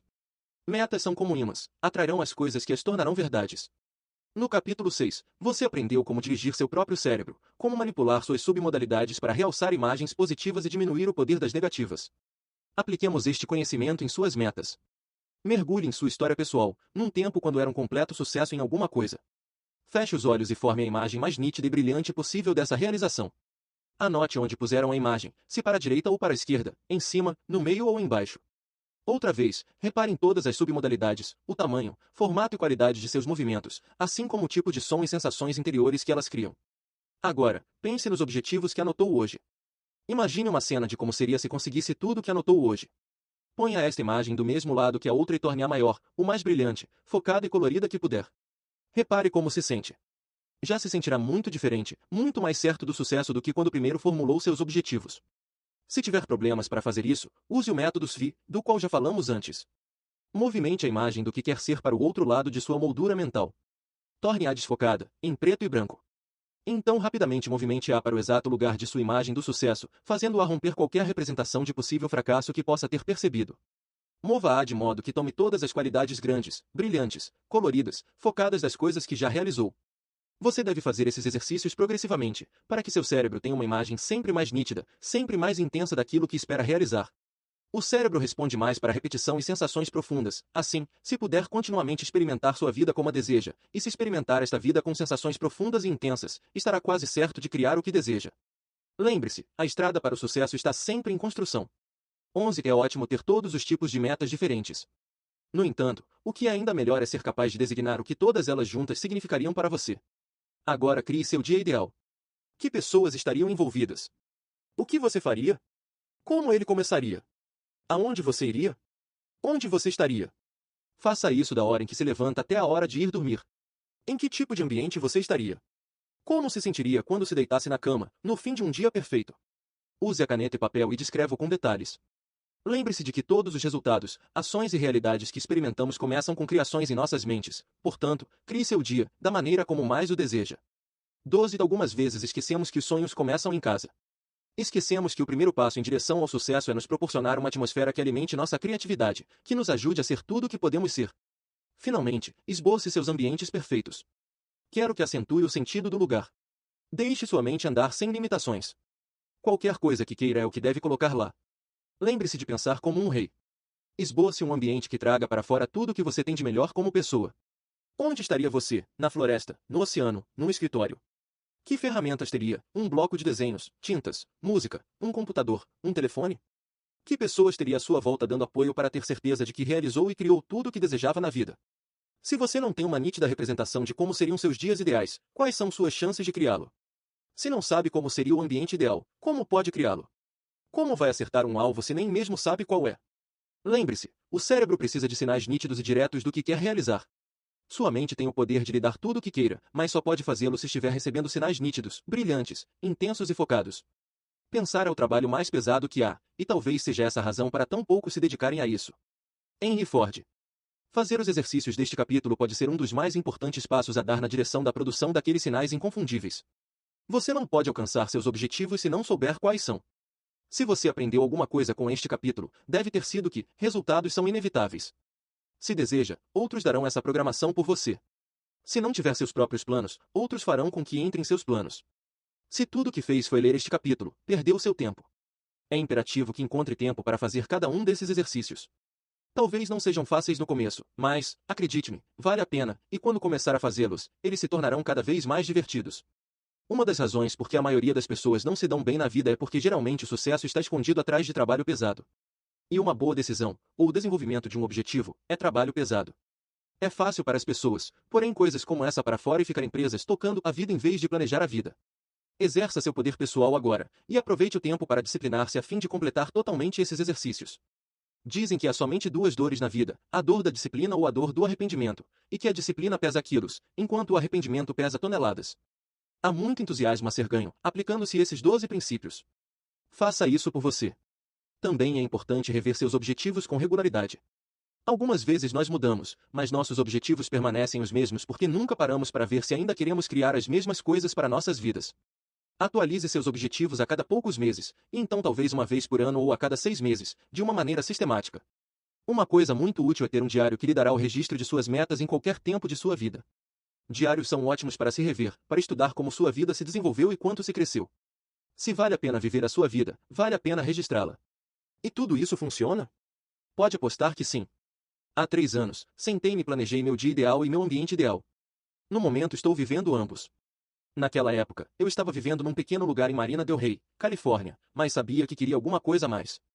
Portanto, decidi fazer minha própria oficina de determinação de meta. Decidi planejar meu dia perfeito e então programar meu subconsciente para criar aquela vida ideal, experimentando diariamente, em minha imaginação, a minha vida como mais a desejava. Foi assim que comecei. Sabia que queria ter condições de me levantar e ver o oceano pela manhã, e poder dar uma corrida na praia. Eu tinha uma imagem, não era perfeitamente nítida, de um lugar que fosse verde e tivesse praia. Após ter me exercitado, queria ter um lugar amplo para trabalhar. Eu o via como um local alto e espaçoso. Eu o via com uma forma cilíndrica no segundo ou terceiro andar de minha casa. Queria uma limusine e um motorista. Queria ter um negócio com 4 ou 5 sócios que fossem tão fortes e entusiasmados como eu, sócios com quem pudesse me encontrar e expor novas ideias, regularmente. Sonhei com a mulher ideal para ser minha esposa. Não tinha dinheiro algum, e decidi que queria ser financeiramente independente. Consegui tudo que programei em minha mente. Tudo que então imaginei, aconteceu. Meu castelo é exatamente a espécie de lugar que imaginei, quando morava em Marina del Rey. Encontrei minha mulher ideal, 6 meses após tê-la imaginado, e casei-me com ela 18 meses depois. Criei um ambiente que alimenta minha criatividade, que sempre aciona meu desejo de ser tudo o que posso ser, e que cria para mim uma atitude diária de gratidão. Por quê? Escolhi um alvo, e todos os dias enviava coerentemente a meu cérebro a mensagem nítida, precisa e direta de que essa era a minha realidade. Tendo um alvo nítido e preciso, minha poderosa mente inconsciente guiou meus pensamentos e ações para produzir os resultados que eu desejava. Funcionou para mim e pode funcionar para você. Não havendo profecia, o povo perece. Provérbios 2:18. Agora, você deve fazer uma última coisa, uma lista das coisas que já tem e que já foram metas, todas as coisas de seu dia ideal que já pode fazer, as atividades e pessoas de sua vida a quem seja mais grato, os recursos que já são possíveis para você. Chama isso de gratidão diária. Algumas vezes as pessoas ficam tão obcecadas com o que querem que não conseguem apreciar ou usar aquilo que já têm. O primeiro passo em direção a uma meta é ver o que se tem, agradecer por isso e aplicá-lo nas futuras realizações. Todos temos meios de melhorar nossas vidas a qualquer momento. Para realizar os seus mais loucos sonhos você deve começar hoje, com os passos de todo dia que possam colocá-lo no caminho certo. Shakespeare certa vez escreveu, ação é eloquência. Comece hoje com ações convincentes que o levarão a objetivos ainda mais convincentes. Neste capítulo você viu a importância da precisão ao formular seus objetivos. É a mesma coisa em todas as nossas comunicações conosco e com os outros. Quanto mais precisos nós formos, mais efetivos seremos. Agora vou compartilhar com você alguns dos meios para realizar essa espécie de precisão. Nota: Rupert Sheldrake, doutor em biologia, divulgou suas ideias em A New Science of Life. David Bohm, físico especializado em holografia, publicou A Totalidade e a Ordem Implicada. Capítulo 12. O poder da precisão. A linguagem humana é como uma chaleira rachada na qual tiramos melodias para ursos dançarem, quando durante o tempo todo estamos querendo comover as estrelas. Gustave Flaubert. Pense numa ocasião em que ouviu palavras que pareciam magia. Talvez tenha sido num evento público, como no discurso de Martin Luther King Jr., Eu tenho um sonho. Talvez fossem as palavras de seu pai, de sua mãe ou de um professor. Todos nós podemos nos lembrar de momentos quando alguém falou com tanta força, precisão e ressonância que as palavras ficaram conosco para sempre. A palavra é a mais poderosa droga estimulante usada pela humanidade, disse certa vez Rudyard Kipling. Todos nós podemos nos lembrar de ocasiões em que certas palavras pareceram ter uma qualidade mágica e inebriante. John Grinder e Richard Bandler estudaram pessoas de sucesso e encontraram muitos atributos comuns. Um dos mais importantes foi a técnica precisa de comunicação. Um diretor tem de dirigir informações para ser bem-sucedido. Bandler e Grinder descobriram que a maioria dos diretores de sucesso pareciam ter um talento para chegar rapidamente ao coração da informação e comunicar aos outros o que tinham aprendido. Tinham tendência a usar frases-chave e palavras que transmitiam suas ideias mais importantes com grande precisão. Eles também entendiam que não tinham necessidade de saber tudo. Distinguiam entre o que precisavam saber e o que não precisavam, concentrando-se no primeiro. Bandler e Grinder também observaram que eminentes terapeutas como Virginia Satir, Fritz Perls e Milton Erickson usaram algumas das mesmas frases, que muitas vezes lhes permitiram conseguir resultados imediatos com pacientes, em uma ou duas sessões, em vez de 1 ou 2 anos. Não há nada de surpreendente no que Bandler e Grinder encontraram. Lembre-se, aprendemos que o mapa não é o território. As palavras que usamos para descrever experiências não são as experiências. São apenas a melhor representação verbal que podemos apresentar. Assim, é evidente que uma das medidas do sucesso é como nossas palavras podem transmitir com cuidado e precisão o que queremos, ou seja, quanto nosso mapa pode aproximar-se do território. Assim como nos lembramos das vezes em que palavras nos tocaram como magia, também podemos lembrar as vezes em que nossa comunicação foi inteiramente mal compreendida. Talvez pensássemos que estávamos dizendo uma coisa, mas a outra pessoa entendeu uma mensagem diferente. Portanto, assim como a linguagem exata tem a capacidade de movimentar as pessoas em direções úteis, uma linguagem confusa pode desencaminhá-las. Se pensamento corrompe linguagem, linguagem também pode corromper pensamento, escreveu George Orwell, cujo livro 1984 é baseado exatamente nesse princípio. Neste capítulo, vamos conhecer instrumentos que o ajudarão a comunicar-se com mais precisão e eficiência do que já fez até agora. Você vai aprender como guiar outras pessoas em direção ao mesmo objetivo. Há instrumentos verbais simples que qualquer um de nós pode usar para desfazer as inconsequências verbais e distorções nas quais a maioria de nós é envolvida. Palavras podem ser paredes, mas também podem ser pontes. É mais importante usar palavras para unir pessoas do que para separá-las. Em minhas palestras públicas, digo às pessoas que vou mostrar-lhes como conseguirem o que querem. De fato, digo-lhes que escrevam bem no alto de uma folha de papel, como conseguir aquilo que quero. E após passar por uma preparação bastante longa, dou-lhes a fórmula mágica. Como conseguir aquilo que quero? Peça, eu digo. E é só. Estou brincando? Não. Quando digo peça, não pretendo que a pessoa se lamente ou implore, ou se queixe ou se rebaixe. Não pretendo que espere que alguém faça seus serviços. O que pretendo é que aprenda a pedir com inteligência e exatidão. Aprenda a pedir de uma forma que ajude tanto a definir como a realizar seus objetivos. No último capítulo, você começou a aprender a fazer isso, quando formulou os objetivos, metas e atividades específicas que queria alcançar. Agora, você precisa de mais alguns instrumentos verbais específicos. Há 5 diretrizes para pedir com inteligência e exatidão. 1. Peça especificamente. Você deve descrever o que quer, tanto para você como para alguém mais. Alto, longe, quanto. Quando, onde, como, com quem? Se seu negócio precisa de um empréstimo, você o conseguirá, se souber como pedir. Não o conseguirá se disser, precisamos de mais algum dinheiro para nos expandirmos em uma nova linha de produtos. Por favor, empreste-nos algum. Você deve definir com exatidão o que precisa, por que precisa e quando precisará. Deve ter habilidade para mostrar o que será capaz de produzir com o dinheiro.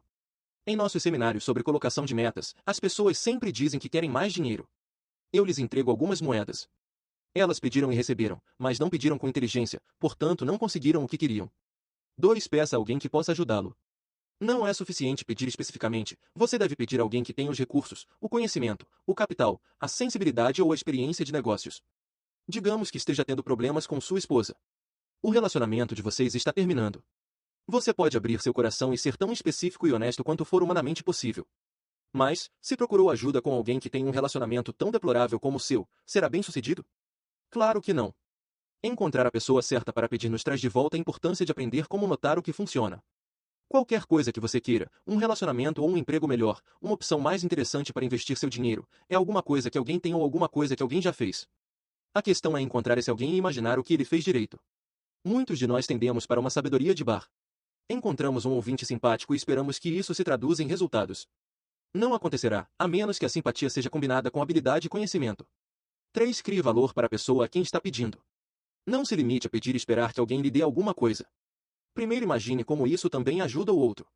Se teve uma ideia sobre negócios e precisa de dinheiro para concretizá-la, uma maneira de fazer isso é encontrar alguém que possa ajudar e também ter proveito. Mostre-lhe como sua ideia pode render dinheiro para você e para essa pessoa. Criar valor não precisa sempre ser tão tangível. O valor que você cria pode ser só uma sensação, ou uma satisfação íntima ou uma esperança plausível. Se você viesse a mim e dissesse que precisa de $10.000, provavelmente eu diria, uma porção de outras pessoas também. Se você dissesse que precisa do dinheiro para fazer uma mudança na vida das pessoas, eu poderia começar a escutar. Se especificamente me mostrasse como queria ajudar os outros e criasse valores para eles e para si, eu poderia ver como, ajudando, poderia criar valores para mim também. 4. Peça com crença concentrada, coerente. A maneira mais segura de fracassar é transmitir ambivalência. Se você não está convencido sobre o que está pedindo, como pode alguém mais estar? Portanto, quando pedir, faça-o com absoluta convicção. Expresse isso em suas palavras e sua fisiologia. Seja capaz de mostrar que está certo do que quer, de que está certo que será bem-sucedido e de que criará valores, não só para si, mas também para a pessoa a quem está pedindo. Algumas vezes as pessoas executam as 4 diretrizes com perfeição. Pedem especificamente. Pedem alguém que pode ajudá-las. Criam valores para a pessoa a quem estão pedindo. Pedem coerentemente. E, mesmo depois disso tudo, não conseguem o que querem. A razão é que não seguiram a 5ª diretriz. Elas não pediram até. Esta é a 5ª e a mais importante parte de pedir com inteligência. 5. Peça até conseguir o que quer. Isso não significa pedir à mesma pessoa. Não significa pedir precisamente da mesma maneira. Lembre-se, a fórmula do sucesso definitivo diz que você precisa desenvolver senso de perspicácia para saber o que está conseguindo, e ter flexibilidade pessoal para mudar.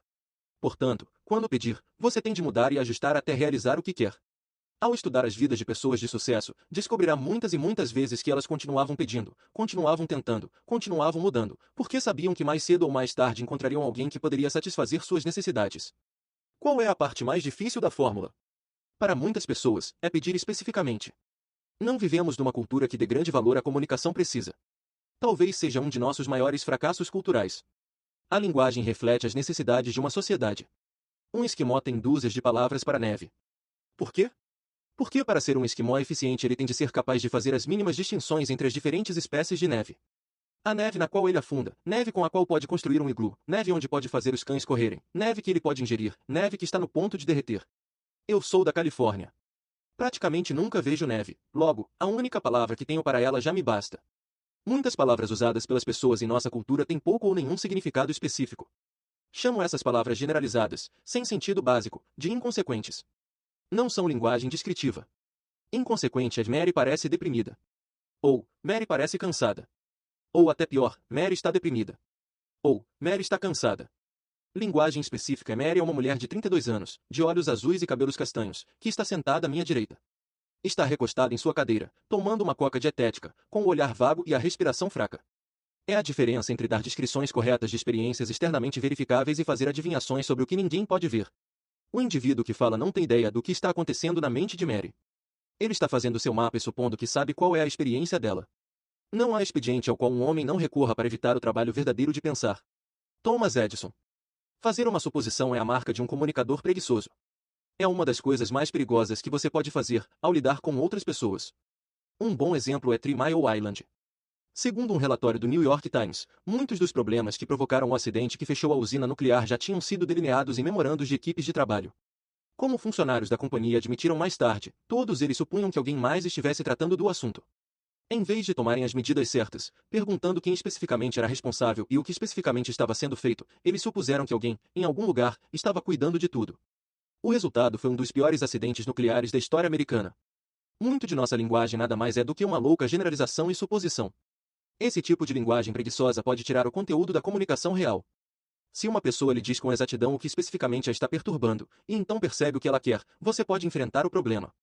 Se ela usa frases vagas e generalizações, você fica totalmente perdido na névoa mental dela. A chave para a comunicação efetiva é atravessar essa névoa, para tornar-se um desfazedor de inconsequências. Há inúmeras maneiras pelas quais sabotamos a comunicação real, usando linguagem preguiçosa e super generalizada. Se você quiser se comunicar efetivamente, tem de estar atento para a inconsequência, quando ela surgir, e saber como fazer perguntas para obter especificações. A finalidade da precisão de linguagem é encontrar o maior número possível de informações úteis. Quanto mais próximo você estiver de conseguir uma representação total da experiência interior da pessoa, mais poderá efetuar mudanças. Uma maneira de lidar com inconsequências verbais é o modelo de precisão. Ele pode ser mais bem ilustrado em suas mãos. Durante alguns minutos, memorize o diagrama ao lado. Erga uma das mãos, para frente e para a esquerda, de forma que seus olhos fiquem em posição de melhor guardar visualmente essa informação. Olhe para os dedos, um de cada vez, e repita as palavras diversas vezes. Então passe para o dedo seguinte, e para o próximo, até que tenha memorizado a mão. Faça o mesmo com a outra mão. Repita esse processo com todos os dedos, olhando a frase e fixando-a com nitidez em sua mente. Após ter feito isso, veja se pode olhar para cada dedo e logo pensar na palavra ou frase em sua ponta. Trabalhe na memorização do gráfico até que as associações sejam automáticas. Agora que já tem essas palavras e frases instaladas em sua mente, aqui está o que significam. O modelo de precisão é um guia para superar algumas das armadilhas mais comuns na linguagem. E um mapa de algumas das voltas mais perniciosas e erradas que as pessoas fazem com frequência. A ideia é anotá-las quando aparecerem e redirecioná-las para um sentido mais específico. Ele nos fornece os meios para qualificar as distorções, anulações e generalizações das pessoas, porém ainda mantendo uma concordância com elas. Comecemos com os dedos mínimos. Na mão direita, você deve ter a palavra universais. Na esquerda, tudo, todo, nunca. Universais são ótimos, quando são verdadeiros. Se você diz que toda pessoa precisa de oxigênio ou todos os professores da escola de seu filho são formados, você só está transmitindo fatos. Porém, com mais frequência, os universais são uma maneira de alçar-se à zona da inconsequência. Você vê um grupo de garotos barulhentos na rua e diz: meninos de hoje não têm modos. Um de seus empregados não faz o serviço direito e você diz: não sei por que pago a essas pessoas. Elas nunca trabalham. Em ambos os casos, e na maioria das vezes usamos universais, fomos de uma verdade limitada a uma inverdade geral. Talvez aqueles garotos sejam barulhentos, mas nem todos os garotos não têm modos. Talvez um empregado em particular pareça incompetente, mas nem todos o são. Portanto, da próxima vez que ouvir generalizações como essas, simplesmente lembre-se do modelo de precisão. Repita a afirmação, enfatizando o classificador universal. Todos os garotos são mal comportados? Pergunte a si mesmo, todos? Bem, suponho que não. Só esses garotos em particular. Seus empregados nunca trabalham? Sua pergunta, nunca? Bem, creio não ser verdade. É certo que este rapaz errou tudo, mas não posso dizer o mesmo dos outros. Agora junte os dois dedos seguintes e examine as palavras restritivas devo, não devo, tenho de, não posso. Se alguém lhe diz que não pode fazer alguma coisa, que sinal está ele enviando ao cérebro? Um limitador que dá certeza, de fato, de que ele não pode fazer aquilo. Se você pergunta às pessoas por que não podem fazer alguma coisa, ou por que se obrigam a fazer algo que não querem, elas sempre têm justificativas. Um modo de quebrar esse ciclo é dizer: o que aconteceria se você fosse capaz de fazer aquilo? Perguntar isso cria uma possibilidade que eles não percebiam antes, e faz com que considerem as consequências negativas e positivas da atividade. O mesmo processo funciona para você, num diálogo interior. Quando diz a si mesmo, não posso fazer aquilo, o que você tem a fazer em seguida é perguntar: o que aconteceria se eu pudesse? A resposta seria uma lista de ações e sensações positivas e habilitadoras. Criaria novas representações de possibilidades e assim novos estados, novas ações e, potencialmente, novos resultados. A simples solicitação dessa pergunta começará a mudar sua fisiologia e seu pensamento para tornar mais possível fazê-los. Acrescentando, pode perguntar: o que impede que eu faça isso agora? E então torna-se claro o que especificamente precisa mudar. Agora, vá para os dedos médios, que significam verbos, e pergunte: como, especificamente? Lembre-se, seu cérebro precisa de sinais claros para operar de maneira eficaz. Linguagem e pensamentos inconsequentes deixam o cérebro vagaroso. Se alguém diz, sinto-me deprimido, está só descrevendo um estado embaraçoso. Não está lhe dizendo nada específico. Não está lhe dando nenhuma informação com que você possa trabalhar de uma forma positiva. Quebre esse estado embaraçoso rompendo a inconsequência. Se alguém diz que está deprimido, você precisa perguntar-lhe como, especificamente, está deprimido, o que em especial está fazendo com que se sinta assim. Quando conseguir que a pessoa seja mais específica, você deve, em geral, mover-se de uma parte do modelo de precisão para outra. Então, se pedir à pessoa que seja mais específica, ela pode dizer, estou deprimida porque sempre confundo o trabalho todo. Qual é a próxima pergunta? É a verdade universal? Não parece. Portanto, deve perguntar, você sempre confunde o seu trabalho? Há a possibilidade de que a resposta seja, bem, não, nem sempre, suponho. Quebrando a inconsequência, conseguindo os específicos, você está a caminho de identificar um problema real e lidar com ele. O que em geral acontece é que a pessoa se confundiu um pouco e fez com que isso representasse um grande fracasso, que existe só em sua mente. Agora ponha seus indicadores juntos, aquele que representa os nomes, e o outro, que se refere ao quem ou o que, especificamente. Sempre que ouvir nomes, de pessoas, lugares ou coisas, em qualquer declaração generalizada, responda com uma frase que inclua quem ou o que, especificamente. É a mesma coisa que fez com os verbos, indo de uma inconsequência não específica para o mundo real. Você não pode trabalhar com uma nuvem generalizada que só existe na cabeça de alguém. Você pode lidar com o mundo real. Nomes não específicos são uma das piores espécies de inconsequências. Quantas vezes você já ouviu alguém dizer, eles não me compreendem, ou eles não vão me dar uma oportunidade? Bem, especificamente quem são eles? Se é uma grande organização, deve com certeza haver uma pessoa que irá tomar uma decisão. Portanto, em vez de permanecer nesse vago lugar onde eles não compreendem, você precisa encontrar uma maneira de tratar com a pessoa do mundo real, que toma as decisões no mundo real. Usar um eles não específico e sem nome pode ser a pior espécie de fuga. Se você não sabe quem são eles, irá sentir-se desamparado e incapaz de mudar sua situação. Mas se você se concentra em específicos, poderá readquirir o controle. Se alguém diz que seu plano simplesmente não funciona, você precisa descobrir especificamente onde está o problema. Uma réplica como sim, ele funcionará não manterá a harmonia ou resolverá a situação. Muitas vezes não é o plano todo, é uma pequena parte dele. Se tentar reorganizar seu programa todo, você será como um avião voando sem radar. Você pode consertar tudo, menos a coisa que é realmente o problema. Se você especifica onde está o problema e ocupa-se dele, está então no caminho para conseguir uma mudança valiosa. Lembre-se, quanto mais o mapa se aproxima do território real, mais valioso ele é. Quanto mais puder descobrir do que o território é feito, mais poder terá para mudá-lo. Agora pressione seus polegares juntos, para a última parte do modelo de precisão. Um polegar diz, demais, demasiado, muito caro. O outro diz, comparado com que? Quando dizemos, demais, demasiado, muito caro, estamos usando outra forma de anulação. Muitas vezes ela é baseada numa construção arbitrária que está alojada em nosso cérebro. Você pode dizer que mais de uma semana de férias é muito tempo afastado do trabalho. Você pode achar que o pedido que seus garotos fizeram de um mini-computador de $300 representa uma grande despesa. Você pode sair de suas generalizações fazendo uma comparação. 2 semanas longe de seu trabalho podem valer a pena, se você voltar totalmente relaxado e capaz de trabalhar melhor. Um mini-computador pode ser muito caro, se não pensar que poderá ser de utilidade. Se pensar que é um instrumento valioso de ensino, ele pode valer milhares de dólares. A única maneira de fazer esses julgamentos racionalmente é ter pontos válidos de comparação. Você descobrirá que depois de começar a usar o modelo de precisão, acabará utilizando-o com naturalidade. Por exemplo, de vez em quando alguém me diz: seu seminário é muito caro. Quando respondo: comparado com o quê? Ele pode dizer: bem, comparado a outros seminários a que fui. Então descubro a que seminários específicos ele está se referindo e pergunto sobre um deles. Como especificamente esse seminário é igual ao meu? Bem, réplica ele, realmente, não é. Isso é interessante. O que aconteceria se você sentisse que meu seminário realmente vale o tempo e o dinheiro? Seu modo de respirar muda, ele sorri e diz: não sei, suponho que me sentiria bem. O que especificamente eu poderia fazer agora para ajudá-lo a sentir-se desse modo sobre meu seminário? Bem, se você gastasse mais tempo em tal e tal assunto, provavelmente eu me sentiria bem sobre ele. Muito bem. Se eu gastasse mais tempo naquele assunto, você sentiria que meu seminário valeu seu tempo e dinheiro? Com um gesto de cabeça ele concorda. O que aconteceu nessa conversa? Nós encontramos o mundo real, os pontos específicos que precisávamos para tratar do assunto. Fomos de uma corrente de generalizações para uma corrente de específicos. E tendo chegado aos específicos, somos capazes de lidar com eles de uma maneira que resolva nossos problemas.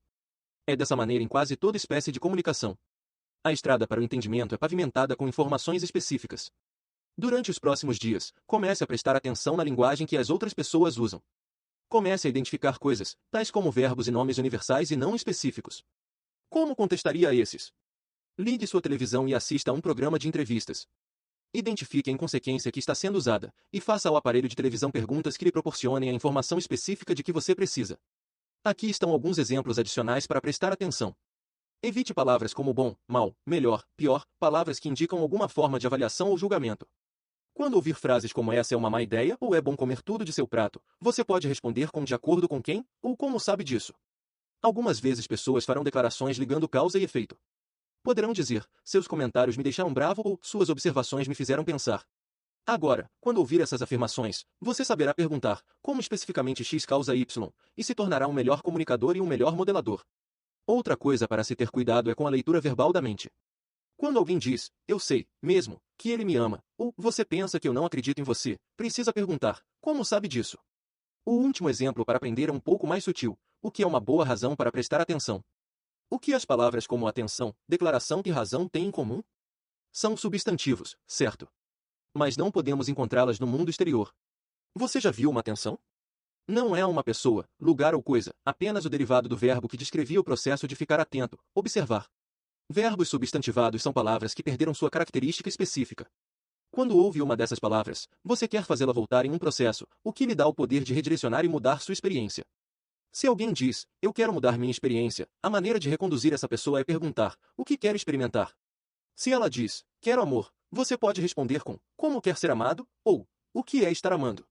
Há uma diferença em especificação nas duas formas? Com certeza, sim. Há outras maneiras de conduzir a comunicação, fazendo as perguntas certas. Uma é emoldurar objetivos. Se você pergunta a alguém o que o está aborrecendo ou o que está errado, conseguirá uma longa dissertação só sobre isso. Se perguntar, o que você quer, ou como quer mudar as coisas, você terá reconduzido sua conversação do problema para a solução. Em qualquer situação, não importa quão desanimadora, há um objetivo desejável para ser realizado. Sua meta deve ser mudar a direção para o objetivo e afastar o problema. Faça isso formulando as perguntas certas. Há um grande número delas. Na PNL, referimos-nos a elas como perguntas objetivas. O que eu quero? Qual é o objetivo? Para que estou aqui? O que quero para você? O que quero para mim? Outra moldura importante? Escolha perguntas com como, em vez de por quê. Perguntas de por quê podem lhe dar razões, explicações, justificações e desculpas. Mas em geral não trazem informações úteis. Não pergunte a seu filho por que ele está tendo problemas com álgebra. Pergunte-lhe o que precisa para se sair melhor.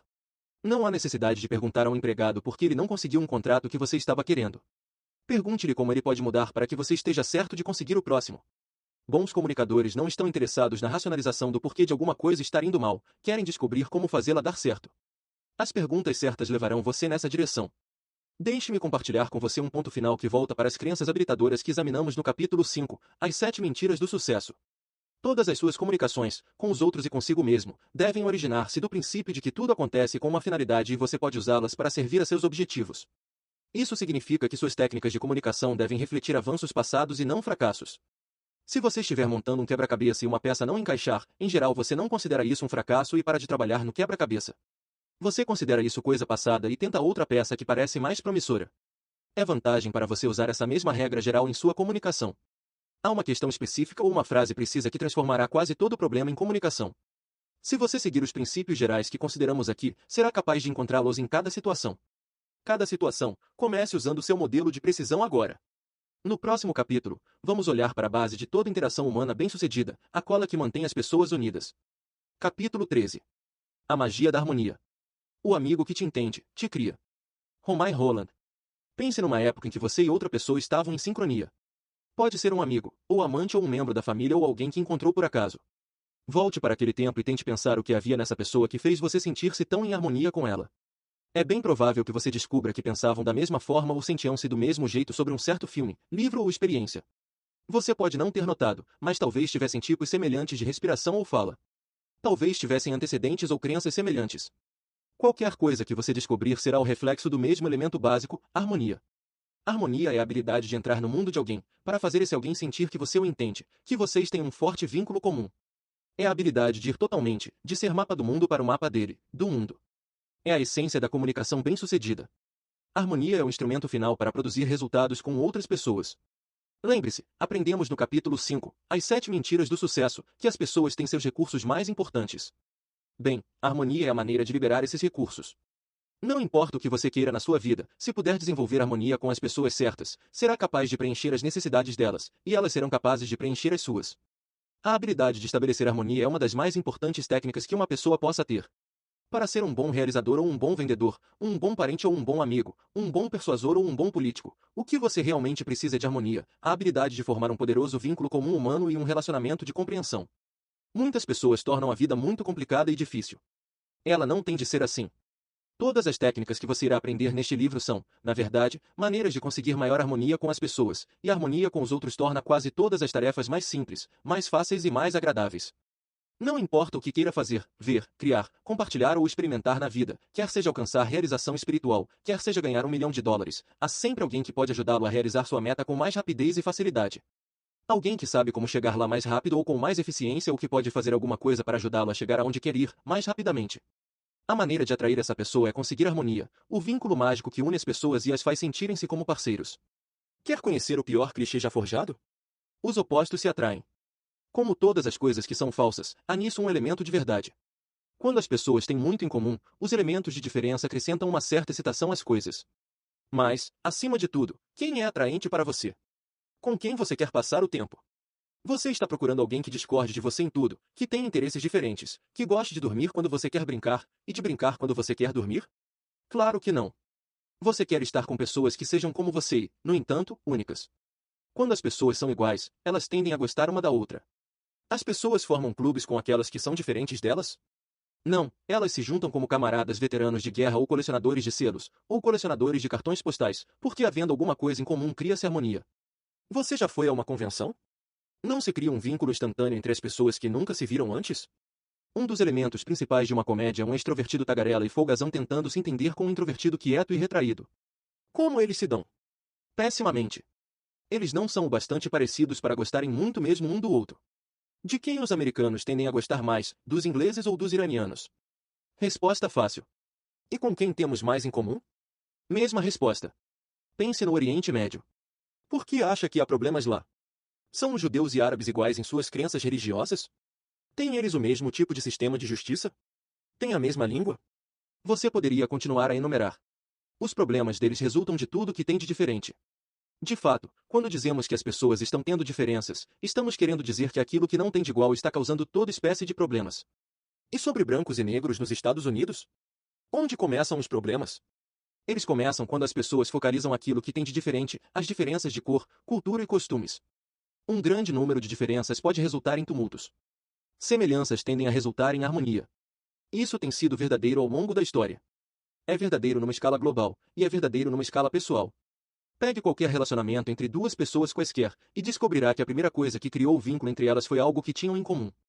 Elas podem ter maneiras diferentes de fazer a mesma coisa, mas foram as coisas em comum que primeiro as aproximaram.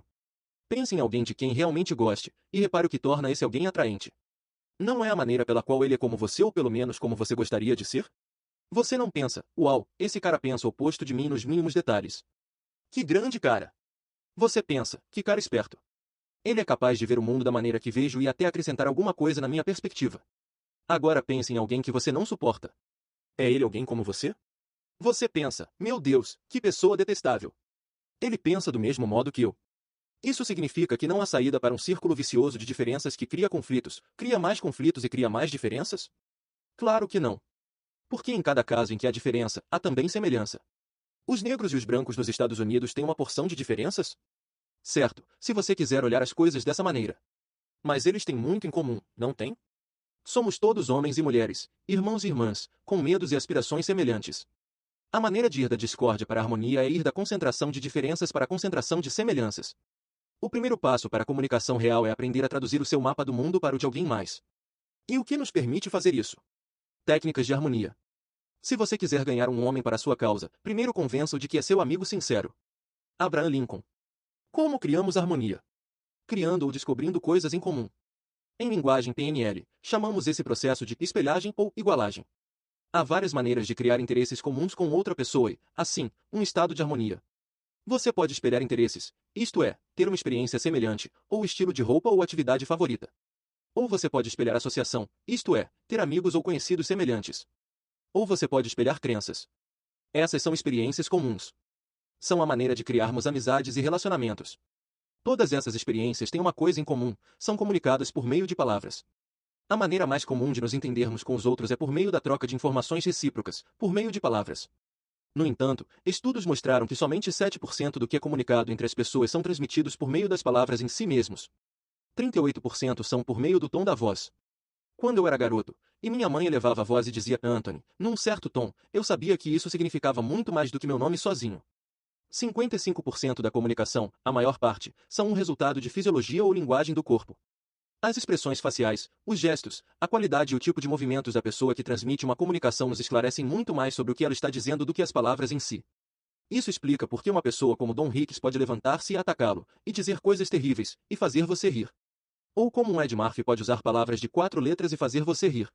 Porque não são as palavras, é a entrega, sua fisiologia e tonalidade, que o faz rir. Portanto, se estamos tentando criar harmonia, meramente pelo conteúdo de nossa conversa, estamos desperdiçando os meios mais amplos para comunicar coisas em comum para o cérebro de outra pessoa. Uma das melhores maneiras para alcançar harmonia é por meio da espelhagem, ou criando uma fisiologia comum com essa pessoa. Isso é o que o grande hipnoterapeuta, o Dr. Milton Erickson, fez. Ele aprendeu a espelhar os tipos de respiração, postura, tonalidade e gestos de outras pessoas. E fazendo isso ele alcançava uma total ligação harmoniosa em questão de minutos. Pessoas que não o conheciam de repente confiavam nele irrestritamente. Portanto, se você pode desenvolver harmonia só com palavras, pense no incrível poder da harmonia que pode desenvolver com palavras e fisiologia unidas. Enquanto as palavras estão trabalhando na mente consciente de uma pessoa, a fisiologia está trabalhando no inconsciente. É onde o cérebro está pensando, ei, essa pessoa é como eu. Ela deve ser legal. E uma vez que isso acontece, há uma tremenda atração, uma tremenda ligação. E por ser inconsciente, é ainda mais eficiente. Você não fica atento a nada, além do vínculo que foi formado. Assim, como você espelha a fisiologia de outra pessoa? Quais itens você pode espelhar? Comece com a voz dela. Espelhe sua tonalidade e fraseado, seu diapasão, a rapidez com que fala, o tipo de pausas que faz, seu volume. Espelhe as palavras ou frases favoritas.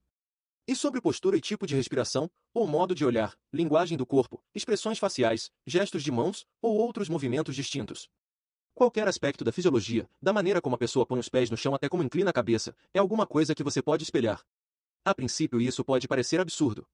E se você puder espelhar tudo sobre outra pessoa? Sabe o que acontece?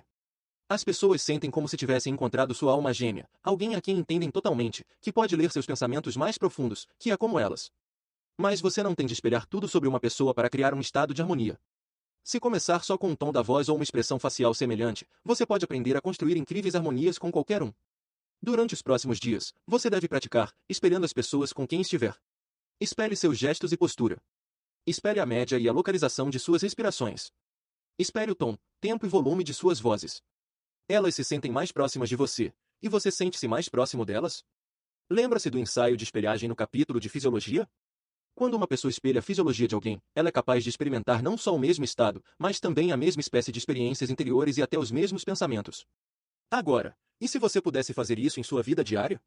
E se você se tornasse um espelhador tão experiente que pudesse saber o que outras pessoas estão pensando? Que espécie de harmonia teria então e o que poderia fazer com ela? É uma coisa assustadora de se considerar, mas os comunicadores profissionais fazem isso o tempo todo. Espelhar é uma técnica como qualquer outra. É preciso prática para desenvolvê-la. No entanto, você pode usá-la agora e ter resultados. Quando você a separa, há duas chaves para espelhar: observação aguda e flexibilidade pessoal. Aqui está um experimento para fazer quando estiver com mais alguém. Escolha uma pessoa para ser o espelhador e outra para ser o modelo. Faça o líder passar pelo maior número de mudanças físicas possíveis em 1 ou 2 minutos. Mude expressões faciais, posturas e respiração. Mude coisas grandes, como a maneira como cruza os braços, e mude coisas pequenas, como a tensão do pescoço. Este é um grande exercício para fazer com seus filhos. Eles adorarão. Quando tiver terminado, compare as notas. Veja como se saiu, espelhando a outra pessoa. Agora, mudem as posições. Provavelmente você descobrirá que deixou passar, no mínimo, tantas quanto as que acertou. Qualquer um pode tornar-se um especialista em espelhagem, mas você precisa começar reconhecendo que as pessoas usam seus corpos de centenas de formas, e quanto mais atento estiver a essas posições, mais bem-sucedido será. Apesar de haver possibilidades ilimitadas, as pessoas em posição sentada, por exemplo, geralmente fazem um número limitado de movimentos. Depois de alguma prática, você não terá nem de pensar conscientemente para fazer isso.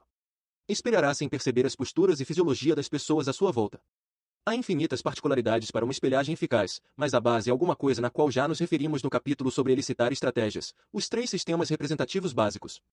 Lembre-se, todos usam os 3 sistemas representativos. Mas a maioria de nós tem fortes preferências, sistemas representativos para os quais tendemos muitas vezes. Quase sempre somos basicamente visuais, ou auditivos, ou sinestésicos. Uma vez que tenha descoberto o sistema representativo primário da pessoa, você simplificou de modo radical o trabalho de desenvolver harmonia com ela. Para nos comunicarmos efetivamente, devemos compreender que somos todos diferentes na maneira como vemos o mundo, e usar esse entendimento como guia para nossa comunicação com os outros. Tony Robbins. Se comportamento e fisiologia são feitos de uma série de fatores fortuitos, você teria de meticulosamente pegar cada sugestão e então pô-las todas juntas. Mas os sistemas representativos são como chaves para um código secreto. Saber um fato lhe dá uma pista para mais uma dúzia. Como vimos no capítulo 8, há uma total constelação de comportamentos que segue junto com quem é basicamente visual. Há sugestões verbais, frases do tipo, é como isso parece para mim, ou não posso me imaginar fazendo aquilo. A fala é, em geral, rápida, e a respiração é alta, no peito. O tom vocal é alto agudo, nasal, e ou muitas vezes forçado. Em geral a tensão muscular, particularmente nos ombros e abdômen. Pessoas visualmente orientadas tendem a indicar muito. Com frequência têm os ombros curvos e o pescoço alongado. Pessoas auditivas usam frases como, soa bem para mim, e isso não faz um sino tocar. A fala é mais modulada, o tempo é equilibrado, e a voz tende a ter uma tonalidade nítida e ressoante.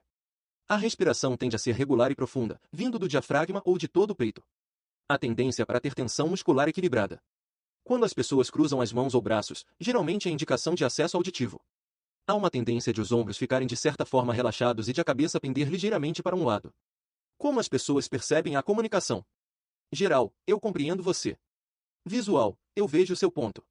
Geral, eu quero comunicar alguma coisa a você. Visual, eu quero que dê uma olhada nisso. Geral, você entende o que estou tentando comunicar? Visual, estou pintando um quadro claro?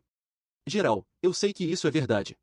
Visual, eu sei, sem sombra de dúvida, que isso é verdade. Geral, eu não estou certo sobre isso. Visual, isto é bastante obscuro para mim. Geral, eu não estou certo sobre isso. Visual, tem uma visão sombria de sua perspectiva. Geral, a vida é boa. Visual, minha imagem mental da vida é brilhante e cristalina. Auditiva, eu ouvi o que você estava dizendo. Sinestésica, eu senti que fiquei tocado com o que você estava dizendo.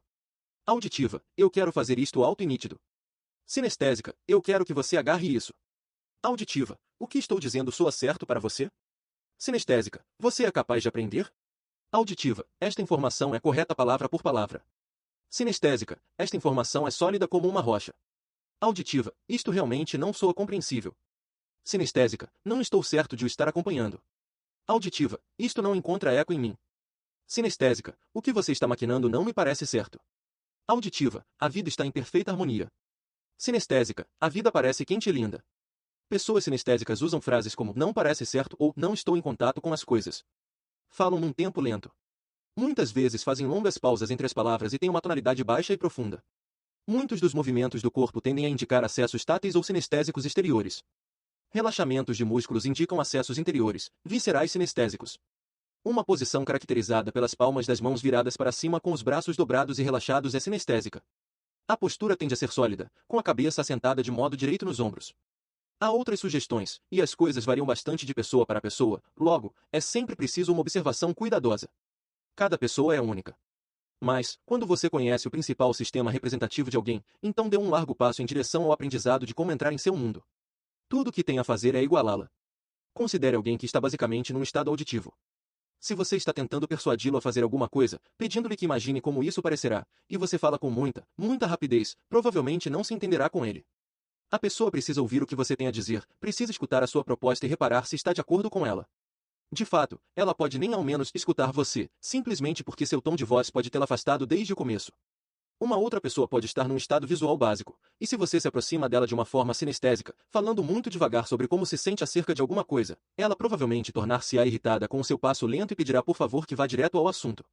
Para ilustrar essas diferenças, gostaria de dar o exemplo de uma vizinhança residencial que conheço. Uma casa está localizada numa rua calma e tranquila. A qualquer hora do dia, você pode passear lá fora e ouvir os pássaros cantando. Ela tem um jeito de casa de livro de histórias, que fala tão eloquentemente, que é difícil não nos perguntarmos como alguém pode ignorá-la. Ao entardecer, você pode vagar pelo jardim só para ouvir os pássaros, a brisa sussurrando através dos galhos, e o som do carrilhão no portão de entrada. A outra casa é espantosamente pitoresca. Você fica excitado só de olhá-la. É visualmente atordoante, do longo portão da entrada até os lindos detalhes em lambris nas paredes cor de pêssego. Há janelas por toda parte, e assim tem uma iluminação maravilhosa quase a qualquer hora do dia. Há tanta coisa para se ver, de suas escadas em espiral até as elegantes portas de carvalho entalhadas, que você poderia passar um dia inteiro explorando cada recanto, cada fenda, descobrindo que novas coisas há para se ver.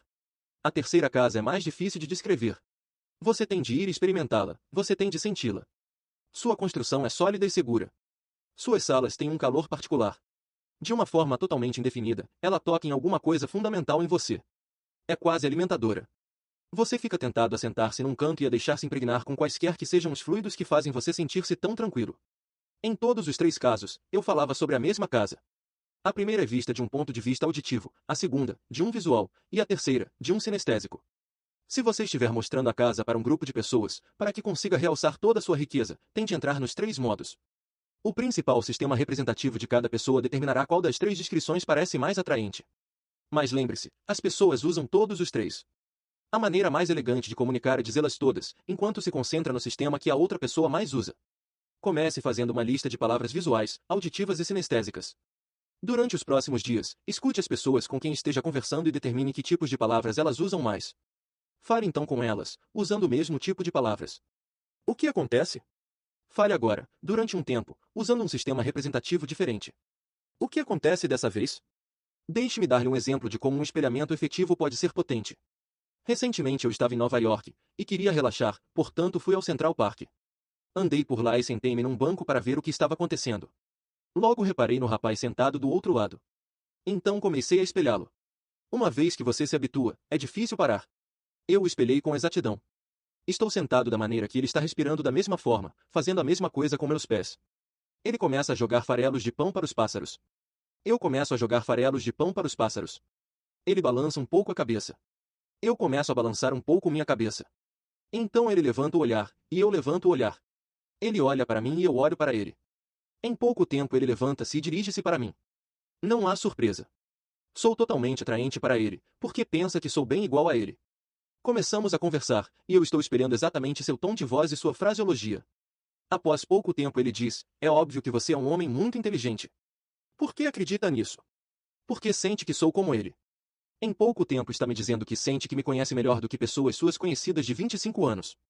E, logo depois disso, oferece-me um emprego. Sei que algumas pessoas a quem falo sobre espelhagem ficam logo revoltadas e dizem que isso não é natural, que é algo manipulatório. Mas a ideia de que não é natural é absurda.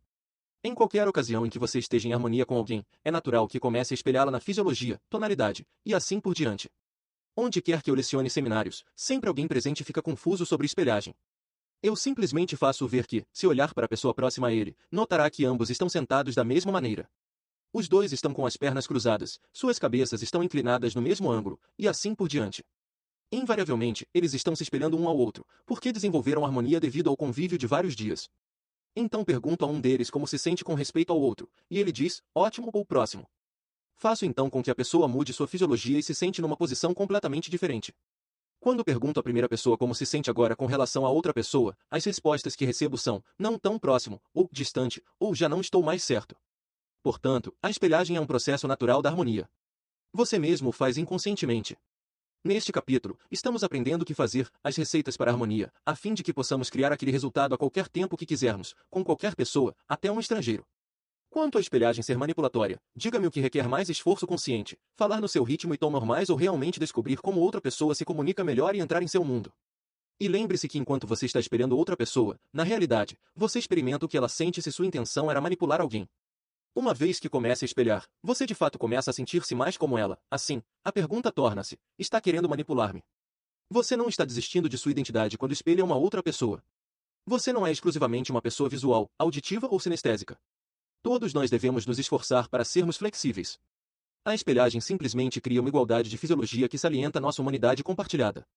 Quando estou espelhando, posso conseguir os benefícios das sensações, experiências e pensamentos de outra pessoa. É uma poderosa, bonita e fortalecedora lição para se aprender por experiência, sobre como compartilhar o mundo com outros seres humanos. Um sucesso cultural sólido resulta da harmonia com as massas. Os líderes Mais efetivos são fortes em todos os três sistemas representativos. Tendemos a confiar nas pessoas que nos atraem em todos os três níveis e que demonstram um senso de coerência. Todas as partes de sua personalidade transmitem a mesma coisa.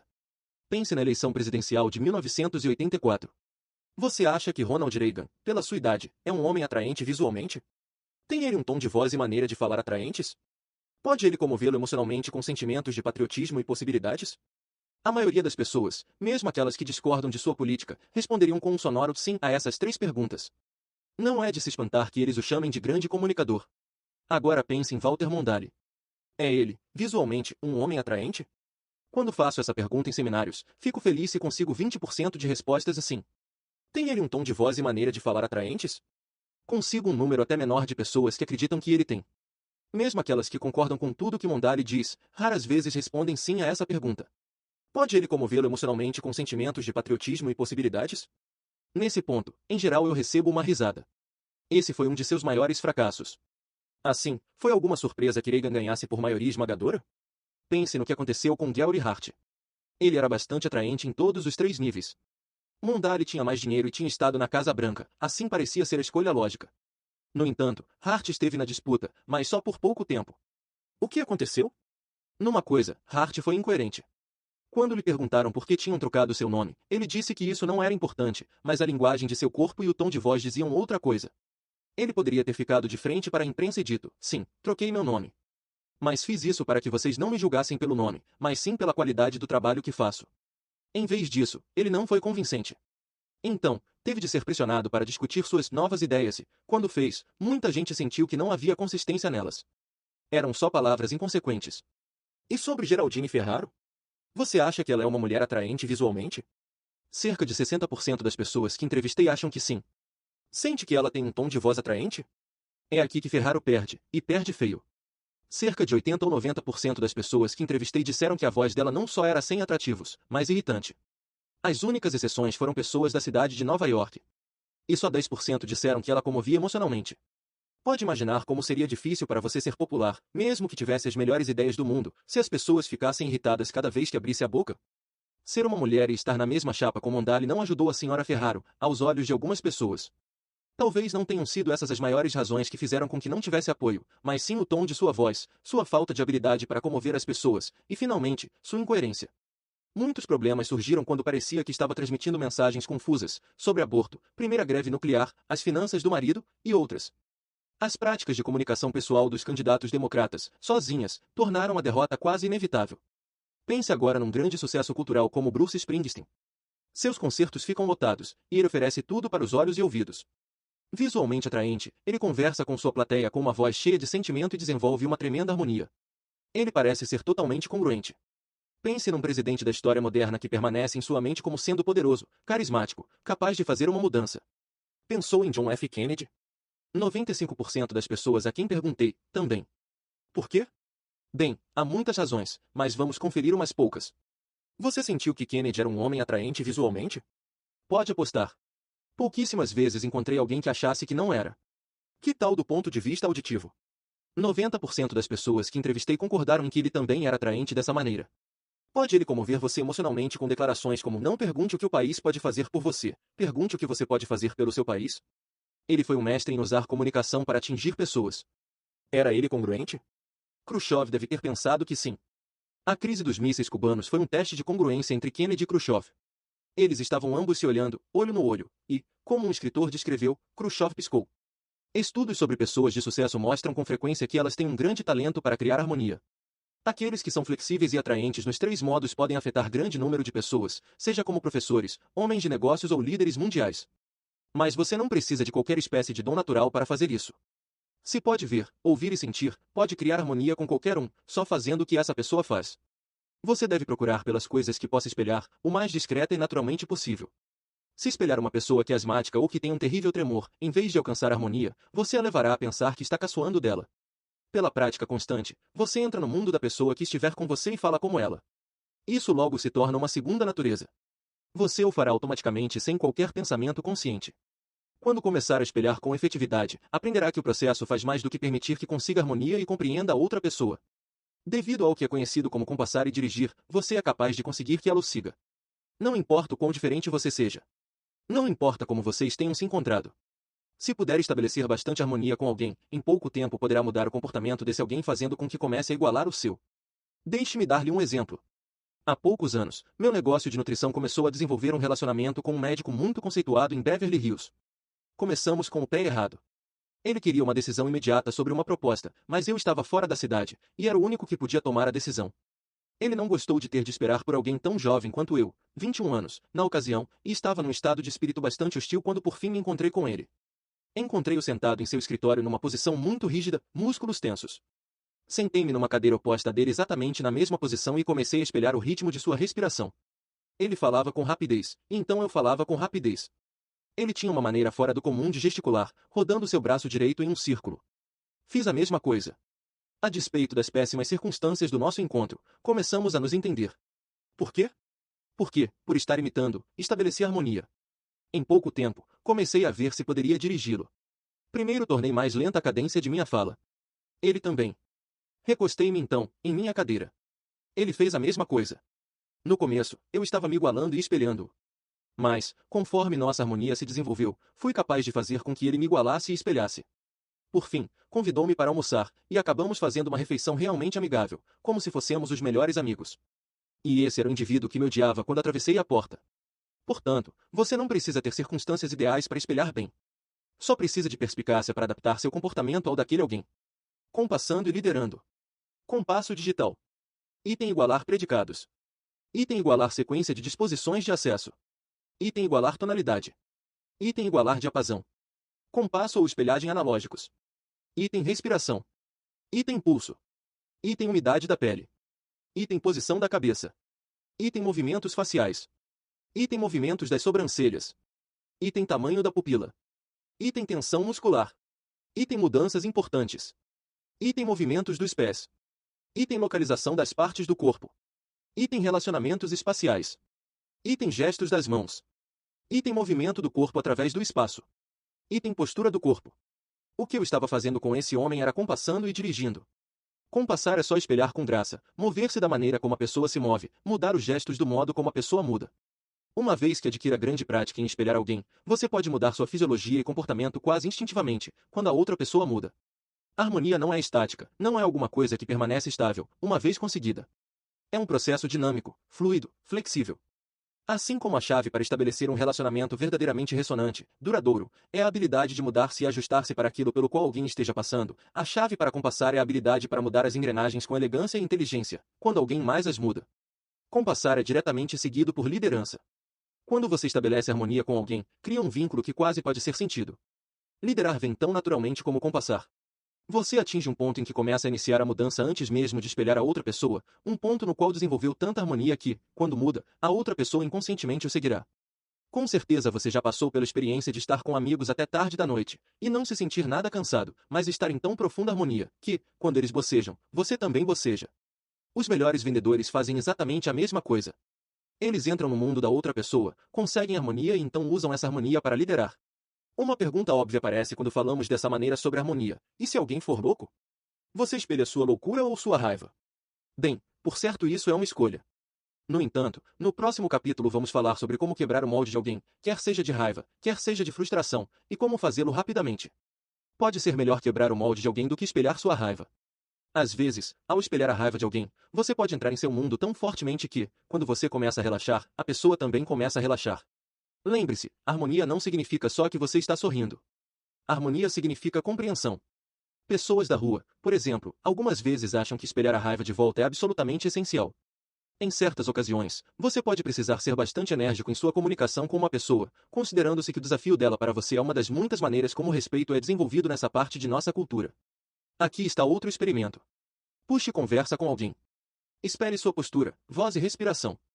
Após um tempo, mude aos poucos sua postura ou tom de voz. A outra pessoa seguiu após uns poucos minutos? Se não seguiu, simplesmente volte atrás e compasse outra vez. Tente então uma conduta diferente e faça a mudança menos radical. Se, quando você tenta conduzir alguém, ele não o segue, isso significa simplesmente que você ainda não tem harmonia suficiente. Desenvolva mais harmonia e tente outra vez. Eu mandei-o olhar a vida dos homens, como se fosse um espelho, e a dos outros para tirar um exemplo para si. Terêncio. Qual é a chave para estabelecer harmonia? Flexibilidade. Lembre-se, a maior barreira para a harmonia é pensar que outras pessoas têm o mesmo mapa que você, e que por você ver o mundo de uma forma elas também o veem assim. Excelentes comunicadores raramente cometem esse erro. Eles sabem que têm de mudar sua linguagem, sua tonalidade, seu tipo de respiração, seus gestos, até descobrirem uma abordagem que seja bem-sucedida na conquista de seus objetivos. Se você fracassa ao comunicar-se com alguém, é tentador assumir que a pessoa é uma tola sem tamanho, que recusa ouvir a razão. Mas isso virtualmente garante que você nunca conseguirá. O melhor é mudar suas palavras e comportamentos até que ela iguale seu modelo do mundo. Um princípio essencial da PNL é que o significado de sua comunicação é a reação que você elicita. A responsabilidade na comunicação fica sobre você. Se tentar persuadir alguém a fazer uma coisa e ele faz outra, a falha estava em sua comunicação. Você não encontrou uma maneira de transmitir sua mensagem. Isso é absolutamente crucial em qualquer coisa que faça. Olhemos o ensino. A maior tragédia em educação é que a maioria dos professores sabem suas matérias, mas não conhecem seus alunos. Não sabem como seus estudantes processam informações, não conhecem os sistemas representativos deles, não sabem como trabalhar as suas mentes. Os melhores professores sabem instintivamente como compassar e dirigir. São capazes de estabelecer harmonia, e assim suas mensagens são recebidas. Mas não há razão pela qual todos os professores não possam aprender a mesma coisa. Aprendendo a compassar seus alunos, aprendendo a apresentar-lhes informações de forma que possam processar efetivamente, eles podem revolucionar o mundo educacional. Alguns professores acham que, uma vez que conhecem seus assuntos, qualquer fracasso na comunicação é dos alunos que não conseguem aprender. Porém, reação, e não satisfação, é o significado da comunicação. Você pode saber tudo o que existe sobre o Sacro Império Romano, mas se não conseguir estabelecer harmonia, se não puder traduzir essa informação de seu mapa para o de outra pessoa, seu conhecimento não tem sentido. É por isso que os melhores professores são aqueles que estabelecem harmonia. Há uma história sobre uma classe na qual todos os garotos, como uma travessura, combinaram de deixar cair os livros às 9 horas em ponto, para se livrarem da professora. Sem perder o jeito, ela pousou o giz, pegou um livro, e jogou-o também. Desculpem, me atrasei, disse ela. Depois disso, os garotos passaram a comer em sua mão. Os fundadores da PNL dão um exemplo fascinante de como a educação deve trabalhar. Havia um jovem estudante de engenharia, cujo sistema representativo primário era sinestésico. A princípio teve problemas terríveis para aprender a ler esquemas elétricos. Achava o assunto difícil e aborrecido.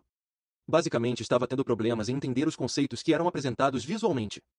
Então um dia começou a imaginar como se sentiria se fosse um elétron flutuando através do circuito que via diagramado em sua frente. Imaginou suas várias reações e mudanças de comportamento, enquanto entrava em contato com os componentes do circuito, simbolizados pelos caracteres no esquema. Quase imediatamente, os diagramas começaram a fazer mais sentido para ele. Começou até a apreciá-los. Cada esquema se apresentava para ele como uma nova aventura. Era tão agradável que acabou se tornando engenheiro. Teve sucesso porque foi capaz de aprender por meio de seu sistema representativo preferido. Quase todos os garotos que fracassam em nossos sistemas educacionais são capazes de aprender. Nós, simplesmente, nunca aprendemos como ensiná-los. Nunca estabelecemos harmonia com eles e nunca igualamos suas estratégias de aprendizado. Tenho enfatizado o ensino porque, afinal, é alguma coisa que todos nós fazemos, seja em casa com nossos filhos ou no serviço com nossos empregados ou colegas. O que funciona numa sala de aula também funciona numa sala de estar ou num escritório. Há uma coisa final maravilhosa sobre a magia da harmonia. É a mais acessível habilidade do mundo. Você não precisa de livros, e não precisa de cursos. Você não precisa viajar para estudar junto de um mestre, você não precisa receber um grau. Os únicos instrumentos de que necessita são seus olhos, seus ouvidos, seus sentidos de tato, gosto e cheiro. Você pode começar a cultivar a harmonia agora mesmo. Estamos sempre nos comunicando e nos influenciando. Harmonia é simplesmente fazer ambas as coisas nas maneiras mais efetivas possíveis. Você pode estudar harmonia na mercearia. Pode usá-la no trabalho e em sua casa. Se, quando for entrevistado para se candidatar a um emprego, você igualar e espelhar o seu entrevistador, ele gostará de você de imediato. Use harmonia em seu negócio, para criar uma ligação imediata com os clientes. Se quiser tornar-se um mestre comunicador, tudo o que precisa fazer é aprender como entrar no mundo das outras pessoas. Você já tem tudo o que precisa para fazê-lo agora. Há uma outra maneira de estabelecer harmonia, conjuntos de distinções que ajudam a determinar as escolhas que as pessoas fazem.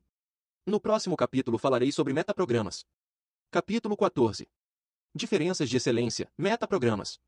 Na chave certa, alguém pode dizer qualquer coisa. Na chave errada, nada. A única parte delicada é a escolha da chave. George Bernard Shaw. Uma das melhores maneiras para tornar-se ciente da espantosa diversidade de reações humanas é falar com um grupo de pessoas.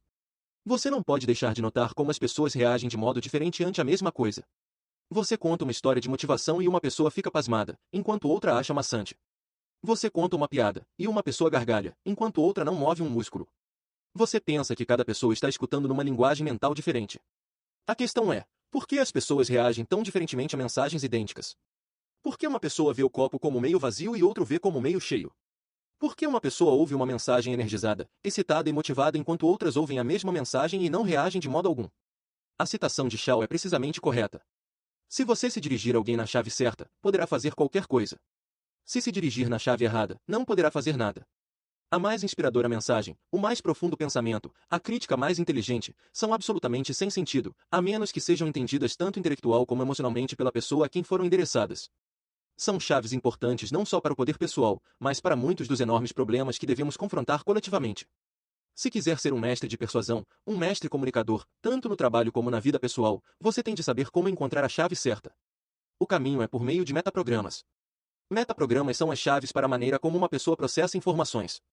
São poderosos padrões interiores que ajudam a determinar como ela forma suas representações interiores e dirige seu comportamento. Metaprogramas são os programas, ou escolhas, interiores que usamos para decidir a que devemos prestar atenção. Nós distorcemos, cancelamos e generalizamos as informações, porque a mente consciente só pode prestar atenção a um certo número delas, num dado tempo. Nosso cérebro processa as informações da mesma forma que um computador. Capta uma quantidade fantástica de dados e os organiza numa configuração que faz sentido para aquela pessoa. Um computador não pode fazer nada sem software, que fornece a estrutura para realizar tarefas específicas. Metaprogramas operam da mesma maneira em nossos cérebros. Eles fornecem a estrutura que governa aquilo em que devemos prestar atenção, como damos sentido a nossas experiências e as direções em que elas nos levam. Eles fornecem a base a partir da qual decidimos que alguma coisa é interessante ou enfadonha, uma bênção ou uma ameaça em potencial. Para se comunicar com um computador, você tem de compreender seu software. Para se comunicar efetivamente com uma pessoa, você tem de compreender seus metaprogramas. As pessoas têm padrões de comportamento, e têm padrões pelos quais organizam suas experiências para criar aqueles comportamentos. Somente por meio do conhecimento daqueles padrões mentais você pode esperar que sua mensagem seja dada, seja para tentar fazer alguém comprar um carro, seja para compreender que você realmente a ama. Ainda que as situações possam variar, há uma estrutura consistente de como as pessoas compreendem as coisas e organizam seus pensamentos. O primeiro metaprograma inclui mover-se em direção a alguma coisa ou afastar-se. Todo comportamento humano gira em torno da ânsia de obter prazer ou evitar dor. Você se afasta de um fósforo aceso a fim de evitar a dor de queimar sua mão. Você se sente e olha um lindo pôr do sol porque sente prazer no fato de o glorioso show celestial do dia transformar-se em noite. O mesmo é verdadeiro para ações mais ambíguas. Uma pessoa pode andar quase 2 quilômetros para ir trabalhar porque gosta de exercício. Outra pode andar por ter uma terrível fobia de estar num carro. Uma pessoa pode ler Faulkner, Hemingway ou Fitzgerald porque aprecia sua prosa e discernimento. Ela se move em direção a alguma coisa que lhe dá prazer. Outra pode ler os mesmos escritores porque não quer que as pessoas a julguem estúpida e sem cultura. Não está tanto procurando prazer como evitando a dor, está se afastando de alguma coisa, e não indo na direção dela. Assim como os outros metaprogramas que discutirei, este processo não é um dos absolutos. Todos se movem em direção a alguma coisa e afastam-se de outras. Ninguém reage da mesma maneira a todo e qualquer estímulo, apesar de todos terem um modo dominante, uma forte tendência para um ou outro programa. Algumas pessoas tendem a ser energéticas, são curiosas e expõem-se a riscos. Podem se sentir mais confortáveis movendo-se na direção do que as excita. Outras tendem a ser cautelosas, atentas e protetoras, veem o mundo como um lugar muito perigoso. Preferem tomar medidas que não sejam prejudiciais ou ameaçadoras, em vez de tomar as que sejam excitantes. Para descobrir de que modo as pessoas se movem, pergunte-lhes o que querem de um relacionamento, uma casa, carro, emprego ou alguma outra coisa. Elas lhe dizem o que querem ou o que não querem. O que significa essa informação? Tudo. Se você é um comerciante vendendo um produto, pode promovê-lo de duas maneiras, pelo que ele faz e pelo que não faz. Você pode tentar vender carros enfatizando que são rápidos, confortáveis ou sensuais, ou pode salientar que eles não gastam muita gasolina, não são de manutenção cara e são particularmente seguros em acidentes. A estratégia que você usa deve depender só da estratégia da pessoa com quem está negociando. Use o metaprograma errado com uma pessoa, e seria melhor que tivesse ficado em casa. Você tenta movê-la em direção a alguma coisa e tudo que ela quer é encontrar uma boa razão para voltar. Lembre-se, um carro pode andar ao longo de um mesmo caminho, para frente ou para trás. Depende da direção em que esteja colocado. O mesmo é verdade para uma situação pessoal. Digamos que você queira que seu filho passe mais tempo fazendo o trabalho da escola. Você pode dizer-lhe, é melhor você estudar ou não entrará numa boa faculdade. Ou, olhe o Fred. Não estudou, e foi reprovado na escola, vai passar o resto de sua vida operando uma bomba de gasolina. É esse tipo de vida que quer para você. Como funcionará essa estratégia? Depende de seu filho. Se ele for primariamente motivado pelo afastamento, então poderá funcionar bem. Mas, e se ele se move em direção às coisas? E se ele for motivado por coisas que o excitem, por dirigir-se a coisas que acha atraentes? Se é assim que ele reage, você não irá mudar seu comportamento oferecendo-lhe o exemplo de alguma coisa da qual deve se afastar. Você pode insistir até ficar roxo, mas está falando na chave errada. Está falando em latim, e o garoto entende grego. Está gastando o seu tempo, e o dele. De fato, pessoas que vão ao encontro das coisas muitas vezes ficam zangadas ou ressentidas com as que apresentam coisas de que devem ser afastadas. Você motivaria melhor seu filho se dissesse: se você fizer isso, pode escolher qualquer faculdade que queira. O segundo metaprograma trata de estruturas conceituais exteriores e interiores. Pergunte a qualquer pessoa como ela sabe que fez um bom trabalho. Para algumas, a prova vem de fora. O patrão lhe dá um tapinha nas costas e diz que seu trabalho estava ótimo. Você consegue um aumento. Ganha uma grande recompensa. Seu trabalho é notado e aplaudido pelos colegas. Quando consegue essa espécie de aprovação exterior, você sabe que seu trabalho é bom. Isso é uma estrutura conceitual exterior. Para outros, a prova vem do interior. Eles simplesmente sabem dentro de si, quando trabalham bem. Se você tem uma estrutura conceitual interior, pode projetar um edifício que ganhe todas as espécies de prêmios de arquitetura, mas, se você não sente que o projeto é especial, nenhuma aprovação de fora o convencerá. Reciprocamente, você pode fazer um serviço que tem uma recepção indiferente por parte de seu patrão e colegas, mas, se você sente que é um bom trabalho, confiará mais em seus próprios instintos do que nos deles. Isso é uma estrutura conceitual interior. Digamos que esteja tentando convencer alguém a assistir a um seminário. Você pode dizer: você tem de assistir a esse seminário. É ótimo. Eu fui e todos meus amigos foram, e todos acharam que foi fora de série e ficaram entusiasmados com ele durante vários dias. Todos disseram que ele mudou suas vidas para melhor. Se a pessoa com quem está falando tiver uma estrutura conceitual exterior, é provável que se convença. Se todas aquelas pessoas disseram que é verdade várias vezes, ela assumirá que provavelmente é verdade. Mas e se ela tiver uma estrutura conceitual interior? Você terá muito trabalho para convencê-la, contando-lhe o que os outros disseram. Não significa nada para ela. Isso não computa. Você só pode convencê-la, apelando para coisas que ela já saiba. Se você lhe disser: lembra-se da série de conferências a que assistiu no ano passado? Lembra-se como disse que foi a experiência mais criteriosa que teve em anos? Bem, sei de alguma coisa que talvez seja como aquela. Penso que, se for constatar, você pode descobrir que terá a mesma espécie de experiência. O que você acha? Dará certo? Certo que dará, porque você está falando com ela na linguagem dela. É importante notar que todos esses metaprogramas são contextos e relacionados à atenção.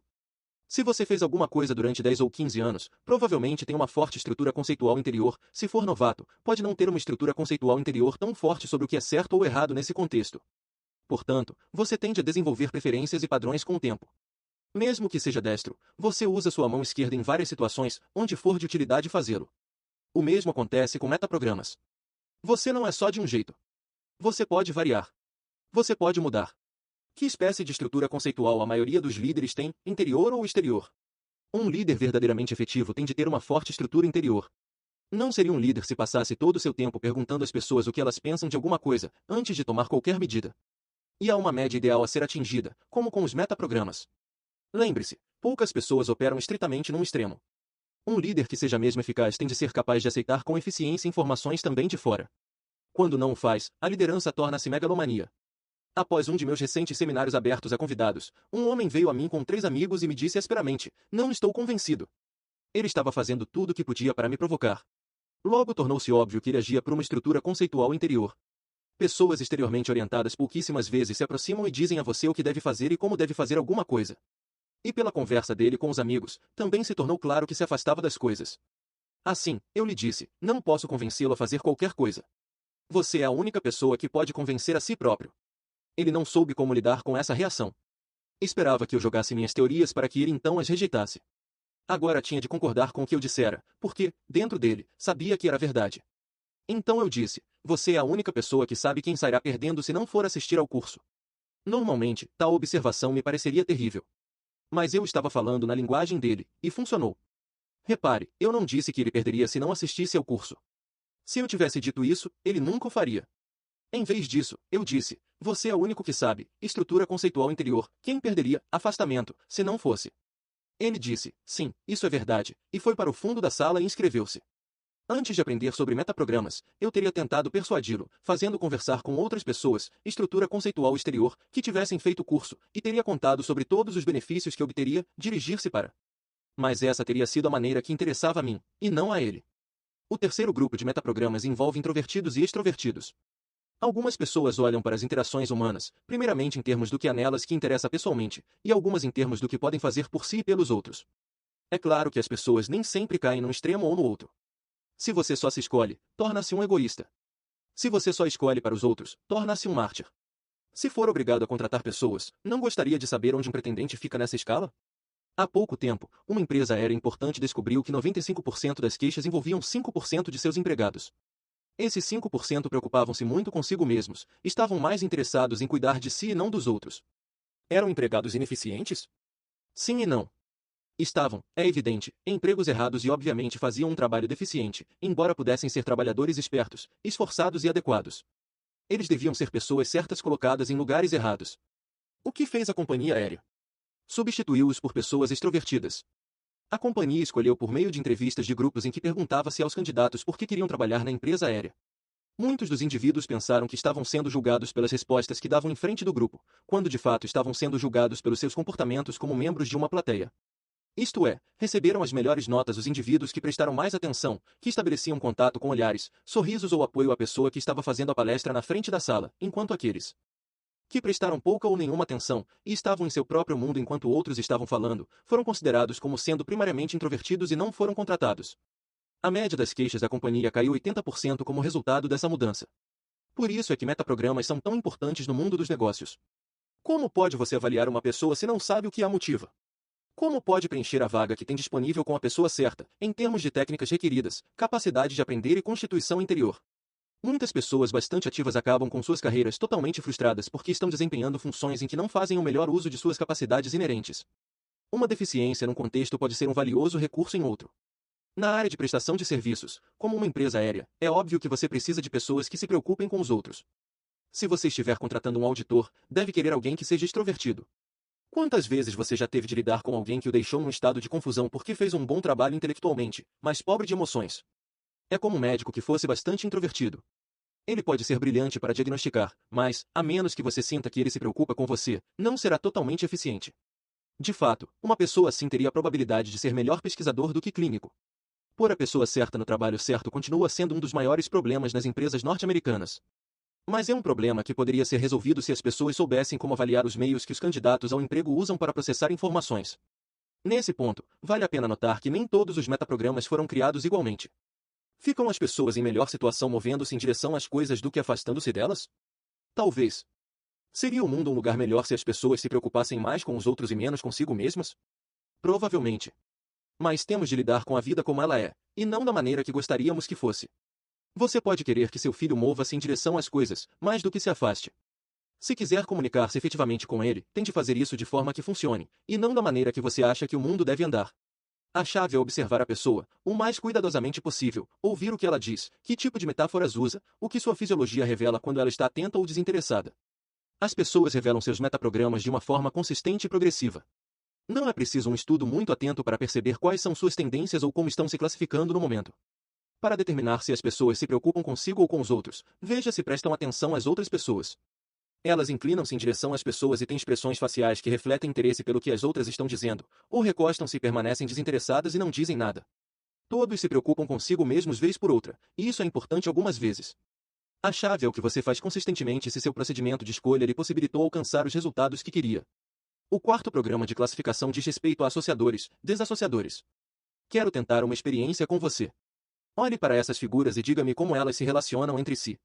Se eu lhe peço que descreva a relação entre as três figuras, você pode responder de diversas maneiras. Pode dizer que todas são retângulos. Pode dizer que todas têm 4 lados. Pode dizer que 2 são verticais e uma é horizontal, ou que 2 estão de pé e uma está deitada, ou que nenhuma figura tem precisamente a mesma relação com as outras 2. Ou que uma é diferente e as outras 2 são iguais. Tenho certeza de que você pode pensar em mais descrições. O que está acontecendo? Todas foram descrições da mesma cena, mas foram feitas abordagens completamente diferentes. Assim é com associadores e desassociadores. Esse metaprograma determina como você escolhe informação para aprender e compreender os outros. Algumas pessoas reagem ao mundo encontrando semelhanças. Elas olham para as coisas e veem o que têm em comum. Elas são associadoras. Assim, quando olham para as nossas figuras, poderão dizer, bem, todas são retângulos. Outra espécie de associador encontra semelhanças com exceções. Poderá olhar as figuras e dizer, todas são retângulos, mas uma está deitada e as outras 2 estão em pé. Outras pessoas são desassociadoras, pessoas que diferenciam. Há 2 espécies delas. Um tipo olha para o mundo e vê como as coisas são diferentes. Ele pode olhar as figuras e dizer que elas são todas diferentes e têm diferentes relações entre si. Não são iguais de forma alguma. O outro tipo de desassociador vê diferenças com exceções. Ele é como um associador, que encontra semelhanças com exceções. Ao contrário, ele vê primeiro as diferenças e então acrescentará as coisas que têm em comum. Para determinar se uma pessoa é um associador ou desassociador, pergunte-lhe sobre a relação entre qualquer conjunto de objetos ou situações e repare se ele focaliza primeiro as semelhanças ou as diferenças. Pode imaginar o que acontece quando um associador de semelhanças encontra-se com um desassociador de diferenças? Quando um diz que todos são iguais, o outro diz, não, não são. São todos diferentes. O raciocínio da pessoa que acha sempre semelhanças é que são todos retângulos. O das pessoas que acham tudo diferente é que a espessura das linhas pode não ser exatamente a mesma, ou que os ângulos não são exatamente os mesmos em todas as três figuras. Portanto, quem está certo? É claro que ambos estão, tudo depende da percepção da pessoa. No entanto, os desassociadores muitas vezes têm dificuldade em criar harmonia com as pessoas, por estarem sempre criando diferenças. Eles podem desenvolver harmonia com mais facilidade com outros desassociadores. Por que é importante compreender essas distinções? Vou dar um exemplo no meu trabalho. Tenho 5 sócios e todos, menos um, são associadores. Na maioria das vezes, isso é extraordinário. Somos parecidos, portanto gostamos uns dos outros.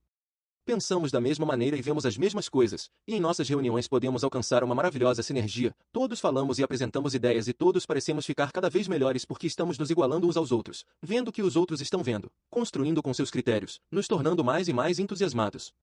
Isso, até o nosso desassociador falar. O tempo todo, ele vê as coisas de forma diferente de nós. Enquanto vemos como as coisas se juntam, ele vê a maneira como elas não se juntam. Enquanto ficamos entusiasmados e queremos ir em frente, ele pula e nos diz que não vai dar certo. Não presta atenção ao que vemos e em vez disso enxerga toda espécie de problemas, com os quais não queremos nos preocupar. Nós queremos devagar em nossa nuvem mental. Ele quer os pés no chão, e diz, ah, sim? E sobre isso? E sobre aquilo? Ele é uma pessoa difícil? Pode apostar que sim. É um sócio valioso? Com certeza. O que precisamos fazer é usá-lo no processo de planejamento, na hora certa. Não o queremos criando casos com detalhes e arruinando nossa inspiração. A sinergia que conseguimos planejando juntos é mais valiosa do que suas minúcias, naquela hora. Depois que nos acalmamos, precisamos então desesperadamente de alguém que veja as falhas, as incongruências, que veja como as coisas não se encaixam, como não combinam. Essa é a função que ele desempenha, e muitas vezes nos salva de nós mesmos.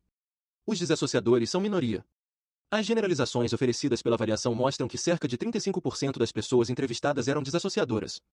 Se você for um desassociador, provavelmente dirá que as avaliações não são exatas. No entanto, os desassociadores são muito valiosos porque tendem a ver o que o resto de nós não vê. Não são, em geral, as almas da inspiração poética. Muitas vezes, mesmo quando ficam excitados, começam a desassociar e encontram uma maneira de perder o interesse. Mas suas sensibilidades críticas e analíticas são importantes para qualquer negócio. Pense no fracasso de um negócio titânico como o filme Portal do Paraíso. Se você pudesse olhar atrás das cenas, poderia ter encontrado um grupo de associadores criativos com estruturas conceituais interiores, todos movendo-se em direção à meta e não olhando para nada do qual precisassem se afastar. Eles precisavam desesperadamente de um desassociador que dissesse, esperem um segundo. E sobre isto, e comunicasse isso de uma forma que pudesse ser aceita pelas molduras interiores de referência das pessoas criativas. Os hábitos de associar e desassociar são extremamente importantes porque podem ser aplicados de muitas formas, até mesmo na nutrição. Associadores extremos muitas vezes podem acabar comendo alimentos que são maus para eles, porque querem que a comida seja sempre a mesma. Eles não quereriam uma maçã ou uma ameixa. Há uma variedade muito grande de maturação, textura, sabores, tempo de conservação e várias outras variáveis. Em vez disso, eles podem comer muita comida enlatada, porque estas não mudam. Pode ser comida pouco apetitosa, mas satisfaz a alma imutável de um associador. Se você tem um negócio que requer o mesmo serviço repetitivo, ano após ano, quereria contratar uma pessoa que faz distinções? Claro que não. Você quer contratar uma pessoa que seja uniforme, e ela ficará feliz, muito feliz em tal serviço enquanto você precisar dela. Se, no entanto, você tem um negócio que requer grande flexibilidade ou mudança constante, quereria contratar uma pessoa uniforme para essa posição? É óbvio que não. Essas distinções podem ser muito úteis para se descobrir em que tipo de serviço as pessoas ficariam mais felizes durante um período de tempo mais longo. Considere o caso de um artilheiro de futebol. Poucos anos atrás, ele começou o campeonato com grande sucesso, chutando com precisão notável. Mas, uma vez que era um desassociador, logo sentiu-se obrigado a variar sua rotina, e começou a fracassar. Começou a concentrar-se nos vários tipos de fãs por trás do gol, em cada estádio diferente. Reparando em como eram diferentes, ele podia desassociar para sua alegria, em alguma coisa trivial, quando na realidade o que interessava é que continuasse o seu melhor desempenho, da mesma maneira. Você usaria as mesmas técnicas de persuasão com um associador e um desassociador? Você os quereria no mesmo serviço? Trataria da mesma forma duas crianças com estratégias de associação diferentes? Claro que não. Isso não quer dizer que as estratégias são imutáveis. Pessoas não são como os cachorros de Pavlov. Elas podem modificar suas estratégias até um certo ponto, mas somente se alguém conversar com elas, em suas próprias linguagens, sobre como fazer isso. É preciso um tremendo esforço e paciência para transformar uma pessoa que foi desassociadora em uma associadora, mas você pode ajudá-la a fazer grande parte de sua abordagem, e a ser um pouco menos rude e doutrinária no processo. Esse é um dos segredos para viver com pessoas que são diferentes de você. Por outro lado, é útil aos associadores verem mais diferenças, pois têm uma tendência a generalizar. Pode ser útil para os associadores notar todas as diferenças entre esta semana e a semana passada, ou entre as cidades que visitam, em vez de dizerem que Los Angeles é muito parecida com Nova York. Focalize, você também, um pouco as diferenças, são parte do tempero da vida. Podem um associador e um desassociador viver felizes juntos? Sim, desde que se compreendam.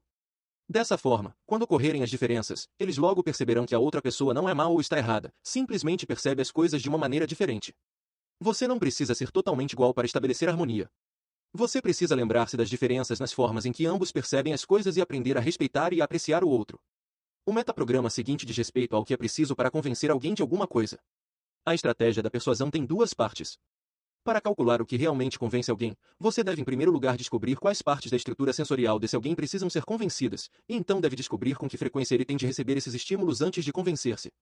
Para descobrir o metaprograma de persuasão de alguém, pergunte: como você sabe quando alguém está indo bem num trabalho? Você tende a vê-lo trabalhando, b ouvir dizer como ele é bom, c trabalhar com ele, ou d ler sobre sua capacidade. A resposta pode ser uma combinação disso tudo.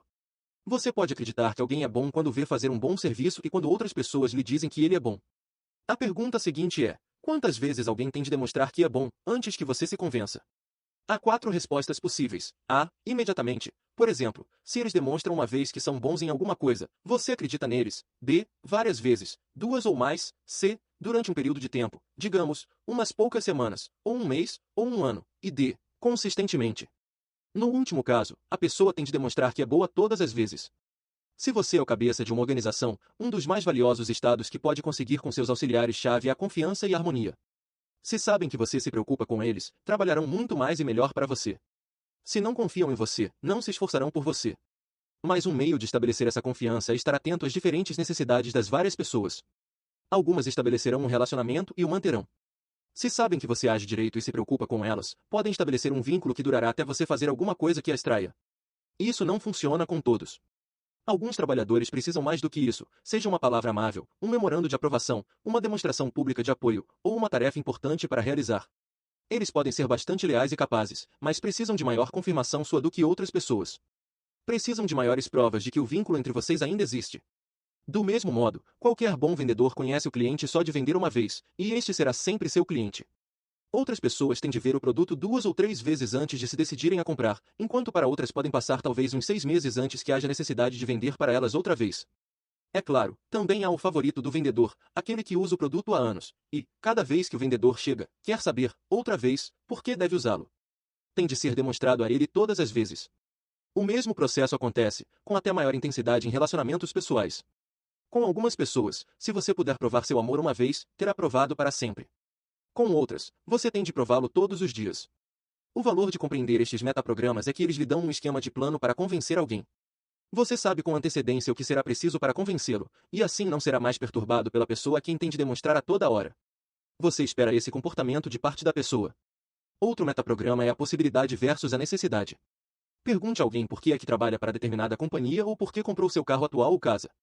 Algumas pessoas são principalmente movidas pela necessidade, mais do que pelo que querem. Fazem alguma coisa porque devem fazê-lo. Não são levadas a agir pelo que é possível. Não estão procurando por infinitas variedades de experiências. Elas seguem pela vida aceitando o que aparece e o que está disponível. Quando precisam de um novo trabalho ou de uma nova casa ou de um novo carro ou mesmo de uma nova esposa, elas saem e aceitam o que estiver disponível. Outras são motivadas pela procura de possibilidades. São menos motivadas pelo que já têm do que pelo que querem fazer. Elas procuram opções, experiências, escolhas, caminhos. A pessoa que é motivada pela necessidade está interessada no que é conhecido e seguro. A pessoa que é motivada pela possibilidade está igualmente interessada no que não é conhecido. Ela quer saber o que pode evoluir, que oportunidades deve desenvolver. Se você fosse um empregador, que tipo de pessoas gostaria de contratar? Alguns provavelmente responderiam: a pessoa que é motivada pela possibilidade. Afinal, ter um senso rico de potencial resulta numa vida mais rica. Instintivamente, a maioria de nós, mesmo muitas pessoas que são motivadas pela necessidade, defenderia a virtude de se permanecer aberto a uma infinita variedade de novas direções. Na realidade, nem tudo está tão pronto. Há serviços que requerem atenção para detalhes, firmeza e persistência. Digamos que você seja um inspetor de controle de qualidade de uma fábrica de autos. Um senso de possibilidade é bom. No entanto, o que você pode precisar mais é de senso de necessidade. Você precisa saber exatamente o que é necessário, e tem de verificar se está sendo feito. Alguém motivado por possibilidade provavelmente ficaria muito aborrecido num emprego desses, enquanto alguém motivado pela necessidade se sentiria perfeitamente de acordo com o emprego.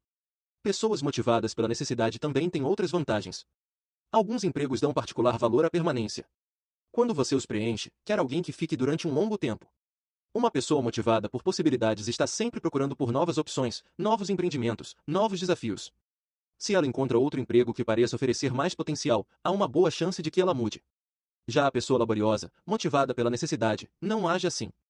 Ela aceita um emprego quando precisa de um e permanece nele porque trabalhar é uma necessidade da vida.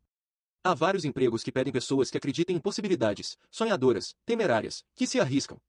Se sua companhia estiver diversificando num campo todo novo, você quer contratar alguém que se adapte a todas as possibilidades.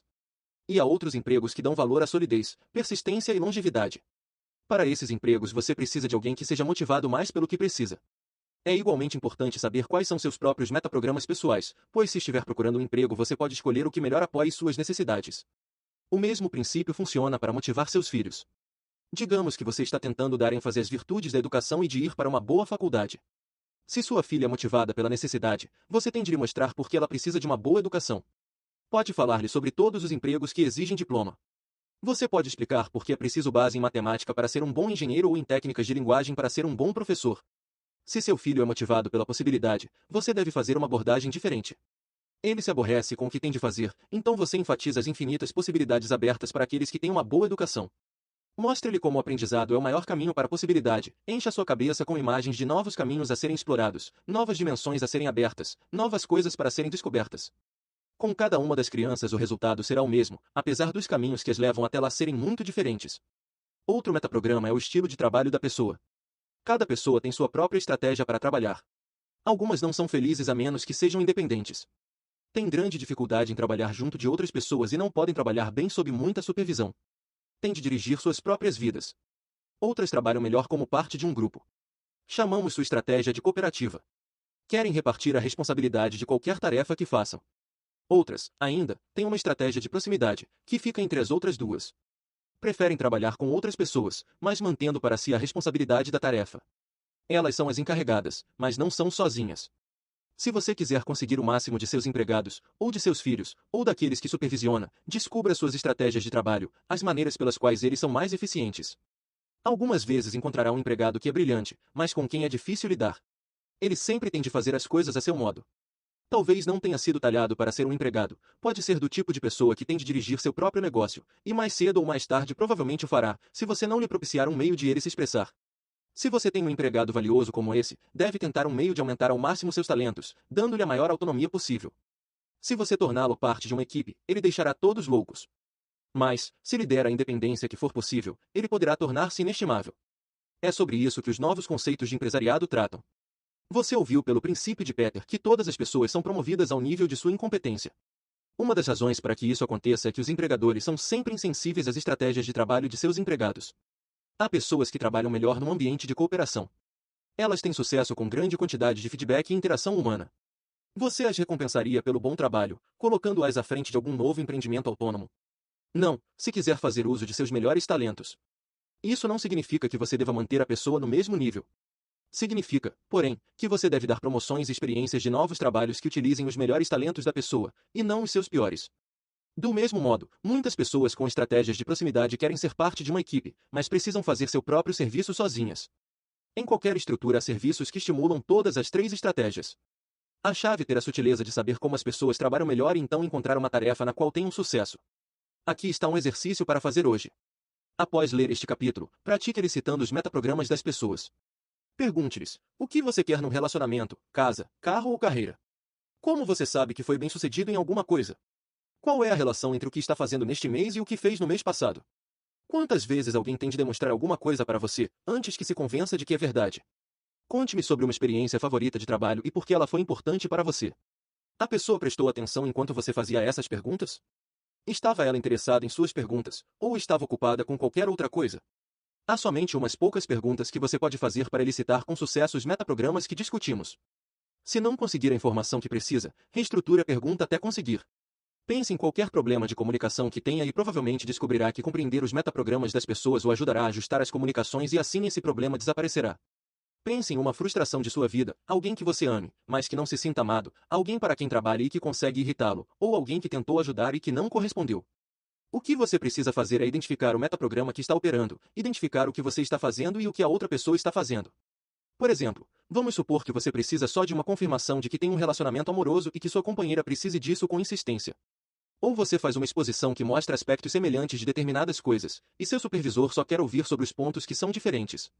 Ou você tenta prevenir alguém sobre alguma coisa que precisa evitar, e ele só está interessado em ouvir sobre alguma coisa que quer seguir. Quando você fala na chave errada, a mensagem que sai é errada. É tanto um problema para pais que lidam com filhos como para executivos que lidam com empregados. No passado, muitos de nós não desenvolvemos a perspicácia de reconhecer e calibrar as estratégias básicas que outros usam. Quando você falha em transmitir sua mensagem para alguém, não há necessidade de mudar o significado. Você tem de desenvolver a flexibilidade de ser capaz de alterar sua forma para se ajustar ao metaprograma da pessoa com quem está tentando se comunicar. Muitas vezes você pode comunicar-se mais efetivamente quando usa diversos metaprogramas juntos. Meus sócios e eu certa vez tivemos um desacordo de negócios com um homem que tinha feito determinado trabalho para nós.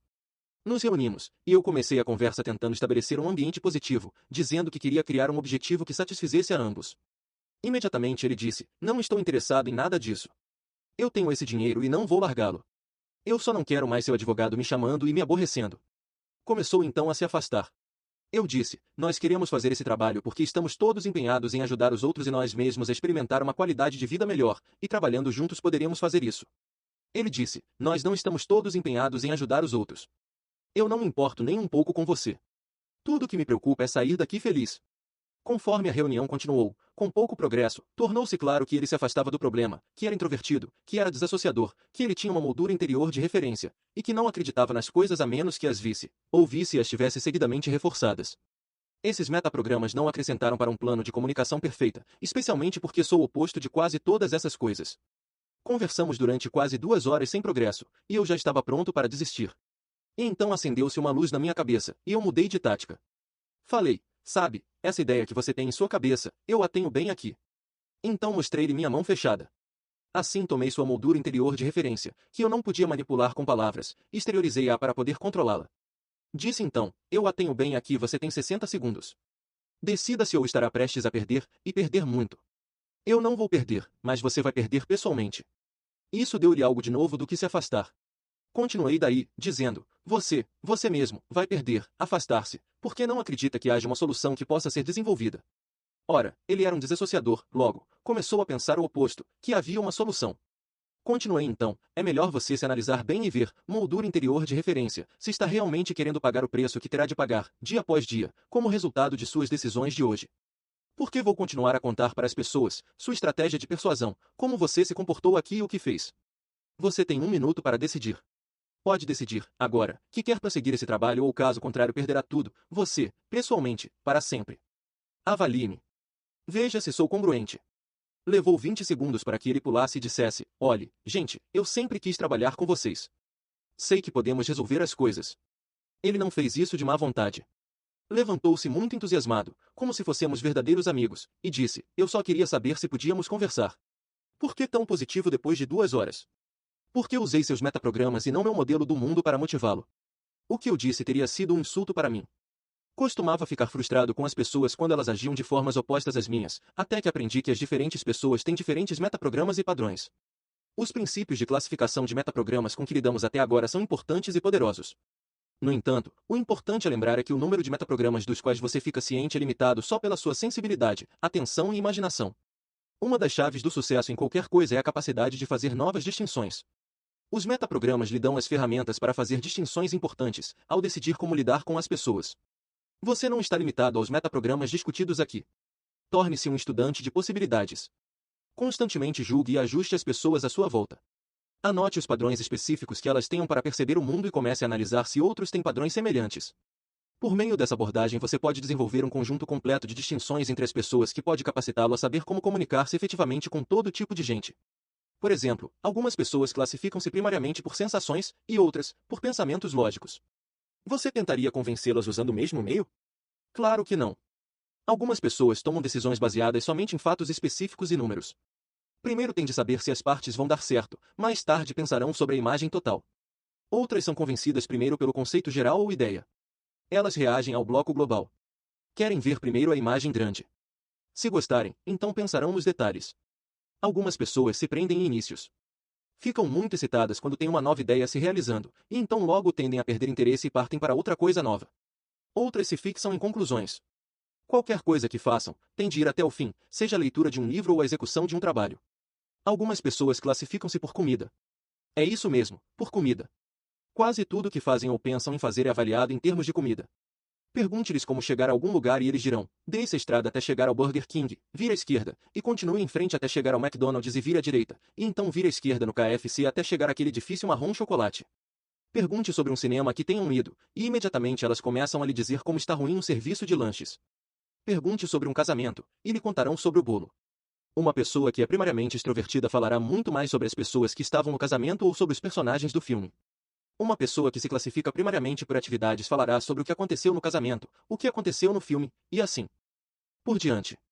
A outra coisa que um empreendimento de metaprogramas estabelece é um modelo para a balança. Todos nós seguimos uma ou outra estratégia para usar os metaprogramas. Por alguns metaprogramas nós poderíamos pender ligeiramente mais para um lado do que para outro. Por outros poderemos balançar fortemente para uma estratégia em vez de outra. Mas não há nada que não possa ser mudado em qualquer dessas estratégias. Assim como você pode decidir se a se colocar num estado que o fortaleça, você pode escolher e adotar um metaprograma que mais o ajude do que o embarace. O que o metaprograma faz é dizer a seu cérebro o que cancelar. Assim se, por exemplo, você estiver avançando, você está cancelando as coisas para afastar-se. Se você estiver se afastando, está cancelando as coisas das quais poderia se aproximar. Para mudar seus metaprogramas, tudo o que tem a fazer é tornar-se consciente das coisas que você normalmente cancela. E começar a concentrar sua atenção nelas. Não cometa o engano de confundir-se com seus comportamentos, ou fazer o mesmo com outra pessoa. Você diz: eu conheço o Joe.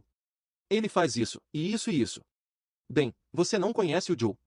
Você o conhece por meio de seu comportamento. Mas ele não é o comportamento dele, assim como você não é o seu. Se você for alguém que tende a se afastar de qualquer coisa, talvez esse seja seu padrão de comportamento. Se você não gosta dele, pode mudá-lo. De fato, não há desculpa para que não o mude. Você agora tem o poder. A única questão é se você tem bastantes motivos para fazer uso do que sabe. Há duas maneiras de mudar os metaprogramas. Uma é pelos acontecimentos emocionais significativos, Significant Emotional Events, SES. Se você vê seus pais constantemente se afastando das coisas, sem serem capazes de atingir como resultado seus potenciais completos, isso pode influenciá-lo na maneira como avança ou se afasta. Se você só se classifica pela necessidade e perdeu a oportunidade de um grande emprego porque a firma estava procurando alguém com um dinâmico senso de possibilidade, você pode ficar chocado em mudar sua abordagem. Se você tende a mover-se em direção a tudo e foi logrado por um chamativo investimento falso, isso provavelmente afetará a maneira como olhará a próxima proposta que aparecer em seu caminho. A outra maneira pela qual você pode mudar é pela decisão consciente de fazê-lo. A maioria das pessoas nunca se preocupa com os metaprogramas que utiliza. O primeiro passo para a mudança é o reconhecimento. A consciência exata do que estamos fazendo presentemente proporciona oportunidade para novas escolhas e, assim, para mudanças. Digamos que perceba que tem uma forte tendência a se afastar das coisas. Como você se sente sobre isso? Claro, há coisas das quais você quer se afastar. Se você puser a mão num ferro quente, quererá tirá-lo o mais depressa que puder. Mas não há coisas das quais você gostaria realmente de se aproximar? A parte que está no controle não está fazendo um esforço consciente para fazer um movimento em direção de alguma coisa? A maioria dos grandes líderes e grandes sucessos não se movem em direção das coisas, mais do que se afastam. Portanto, você deve querer começar a se estender um pouco.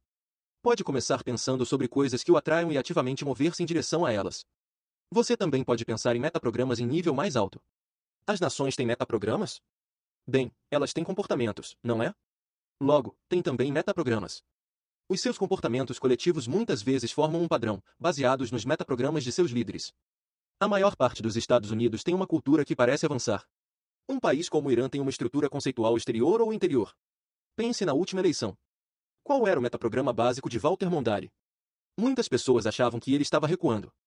Ele falava sobre condenação e tristeza, e sobre como Reagan não estava falando a verdade e iria aumentar os impostos. Ele nos disse: pelo menos, eu lhes direi agora que teremos de subir os impostos ou o desastre é certo. Não estou dizendo que ele estava certo ou errado, só anote o padrão. Ronald Reagan só passava mensagens positivas, enquanto Mondale era notório por invocar questões importantes que a nação precisava confrontar. Mas em nível emocional, que é onde muito da política é apresentado, parece que os metaprogramas de Reagan combinaram mais efetivamente com os da nação. Como tudo mais neste livro, os metaprogramas devem ser usados em dois níveis. No primeiro, como um instrumento para ajustar e guiar nossa comunicação com os outros. Assim como a fisiologia de uma pessoa lhe contará inúmeras histórias sobre ela, seus metaprogramas lhe falarão com eloquência sobre o que a motiva e a afugenta. No segundo, como um instrumento para a mudança pessoal. Lembre-se, você não é o seu comportamento. Se você tende a seguir qualquer espécie de padrão que trabalhe contra você, tudo o que tem a fazer é mudá-lo. Os metaprogramas oferecem uma das mais úteis ferramentas para o ajuste e a mudança pessoal. Eles proporcionam chaves para algumas das mais úteis ferramentas de comunicação disponíveis. No próximo capítulo, veremos outras ferramentas valiosas de comunicação, ferramentas que lhe mostrarão como enfrentar resistência e resolver problemas. Capítulo 15. Como enfrentar a resistência e resolver problemas. Uma pessoa pode permanecer parada numa correnteza, mas não no mundo dos homens. Provérbio japonês. No começo do livro você aprendeu a modelar, a elicitar os padrões decisivos das ações humanas que produzem resultados desejáveis, a dirigir suas próprias ações para ter controle de sua vida.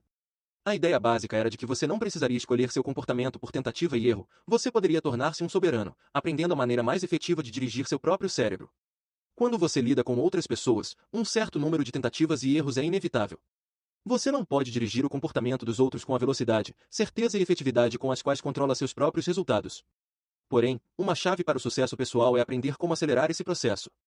Você pode fazê-lo, desenvolvendo harmonia, entendendo metaprogramas, aprendendo a ajustar os outros de forma que possa lidar com eles em seus termos. Este capítulo é sobre como dominar tentativas e erros inerentes à interação humana, e aumentar a marcha da descoberta, aprendendo como enfrentar a resistência e resolver problemas. Se havia uma palavra-chave na primeira parte do livro, ela era as modelagem. Modelar a excelência é crucial para aprender a criar rapidamente os resultados que você deseja. Se há uma palavra-chave para a segunda parte deste livro, ela é flexibilidade, a coisa efetiva que os comunicadores têm em comum. Eles aprendem como ajustar alguém e então ficam mudando seu próprio comportamento, verbal e não verbal, até criarem o que querem. A única maneira de se comunicar bem é começar com senso de humildade e vontade de mudar. Você não pode comunicar-se por força de vontade, você não pode ameaçar alguém para que entenda seu ponto de vista. Você só pode comunicar-se por flexibilidade constante, rica de recursos e atenta. Muitas vezes, a flexibilidade não vem naturalmente. Muitos de nós seguimos os mesmos padrões com uma regularidade sem emoções.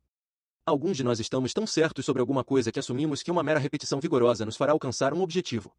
Há uma combinação de ego e inércia trabalhando. Muitas vezes é mais fácil fazer exatamente o que fizemos antes. Mas o mais fácil é muitas vezes a pior coisa para se fazer. Neste capítulo, vamos ver as maneiras de mudar direções, quebrar padrões, redirecionar comunicações e lucrar com a confusão. O poeta místico William Blake certa vez escreveu: "O homem que nunca muda sua opinião é como água estagnada e cria répteis da mente. O homem que nunca altera seus padrões de comunicação encontra-se na mesma lama perigosa."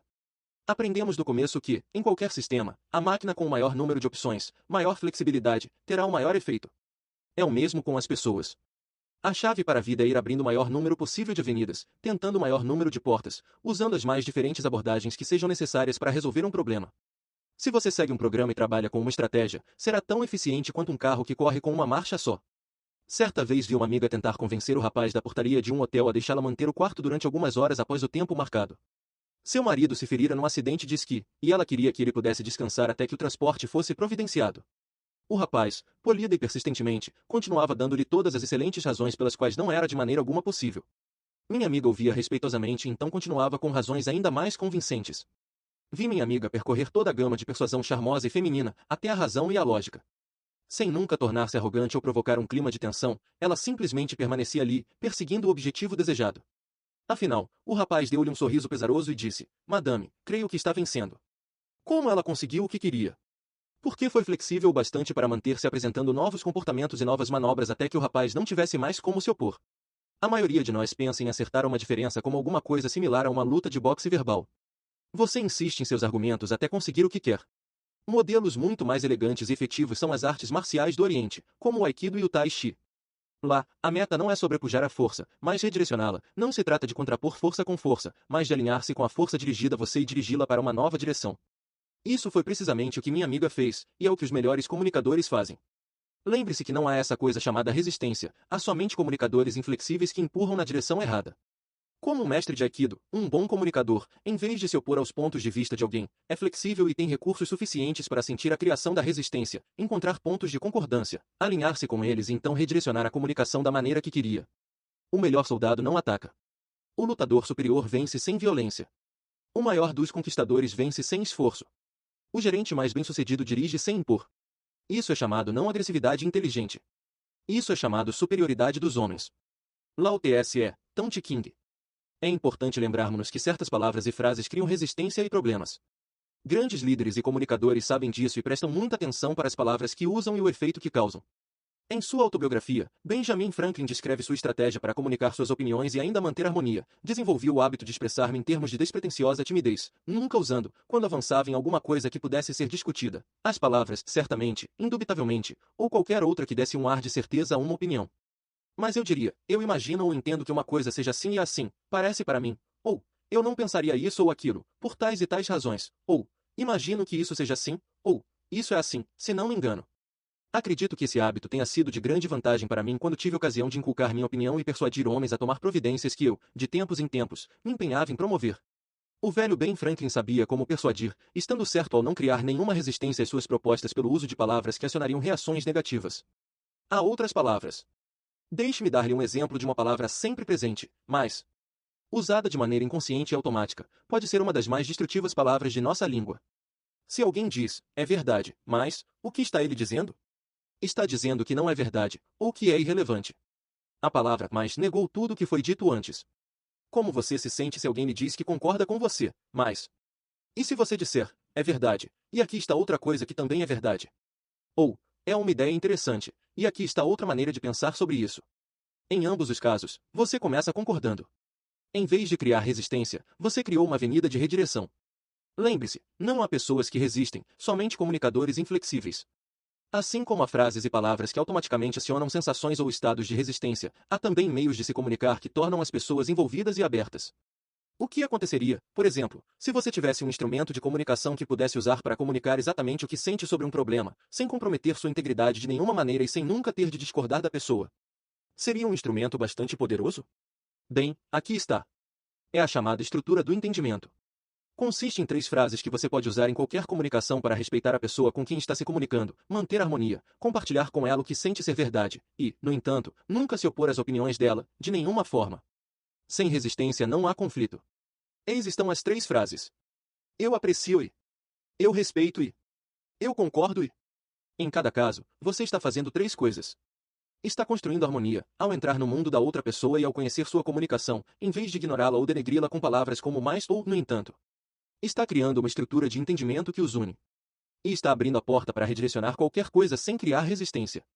Deixe-me dar-lhe um exemplo. Alguém lhe diz, você está absolutamente errado, sobre alguma coisa. Se você disser, não, não estou errado, com bastante veemência, vocês irão continuar em harmonia? Não. Haverá um conflito, e haverá resistência. Em vez disso, diga àquela pessoa, respeito a intensidade de seus sentimentos sobre isso, e penso que, se você ouvir o que penso a respeito, poderá se sentir diferente.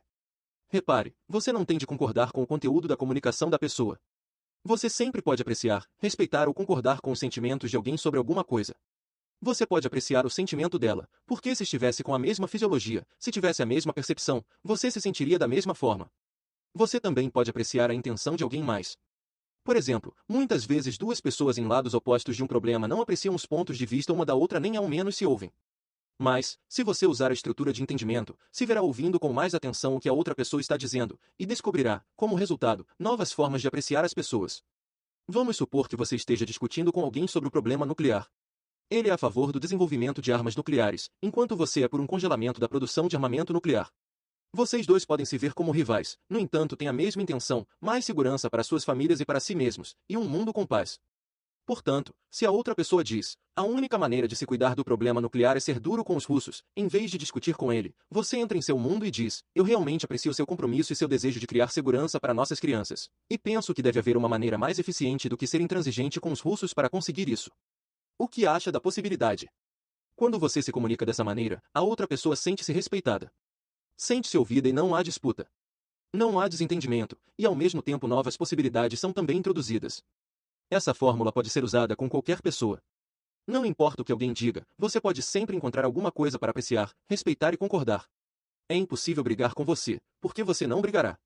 A pessoa que é muito insistente em seus próprios pontos de vista encontra poucos para concordar com ela.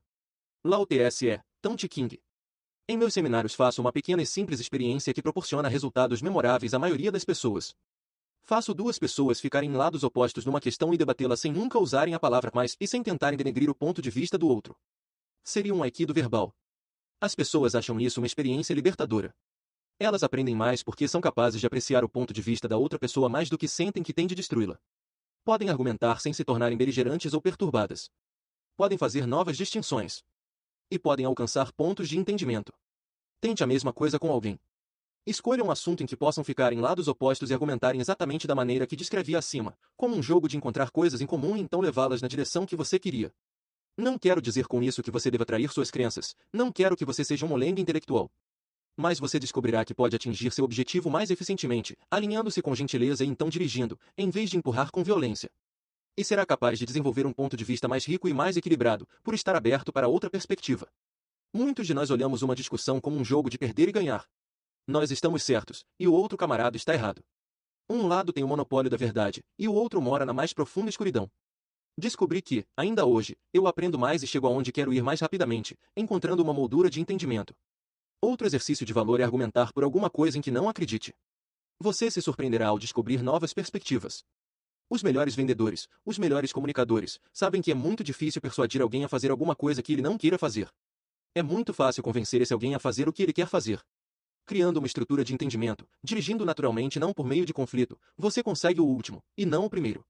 A chave para a comunicação efetiva é estruturar as coisas de forma que a pessoa faz o que quer fazer, e não o que você quer que ela faça. É muito difícil superar a resistência. É muito mais fácil evitá-la construindo entendimento e harmonia. Essa é uma maneira de transformar resistência em assistência.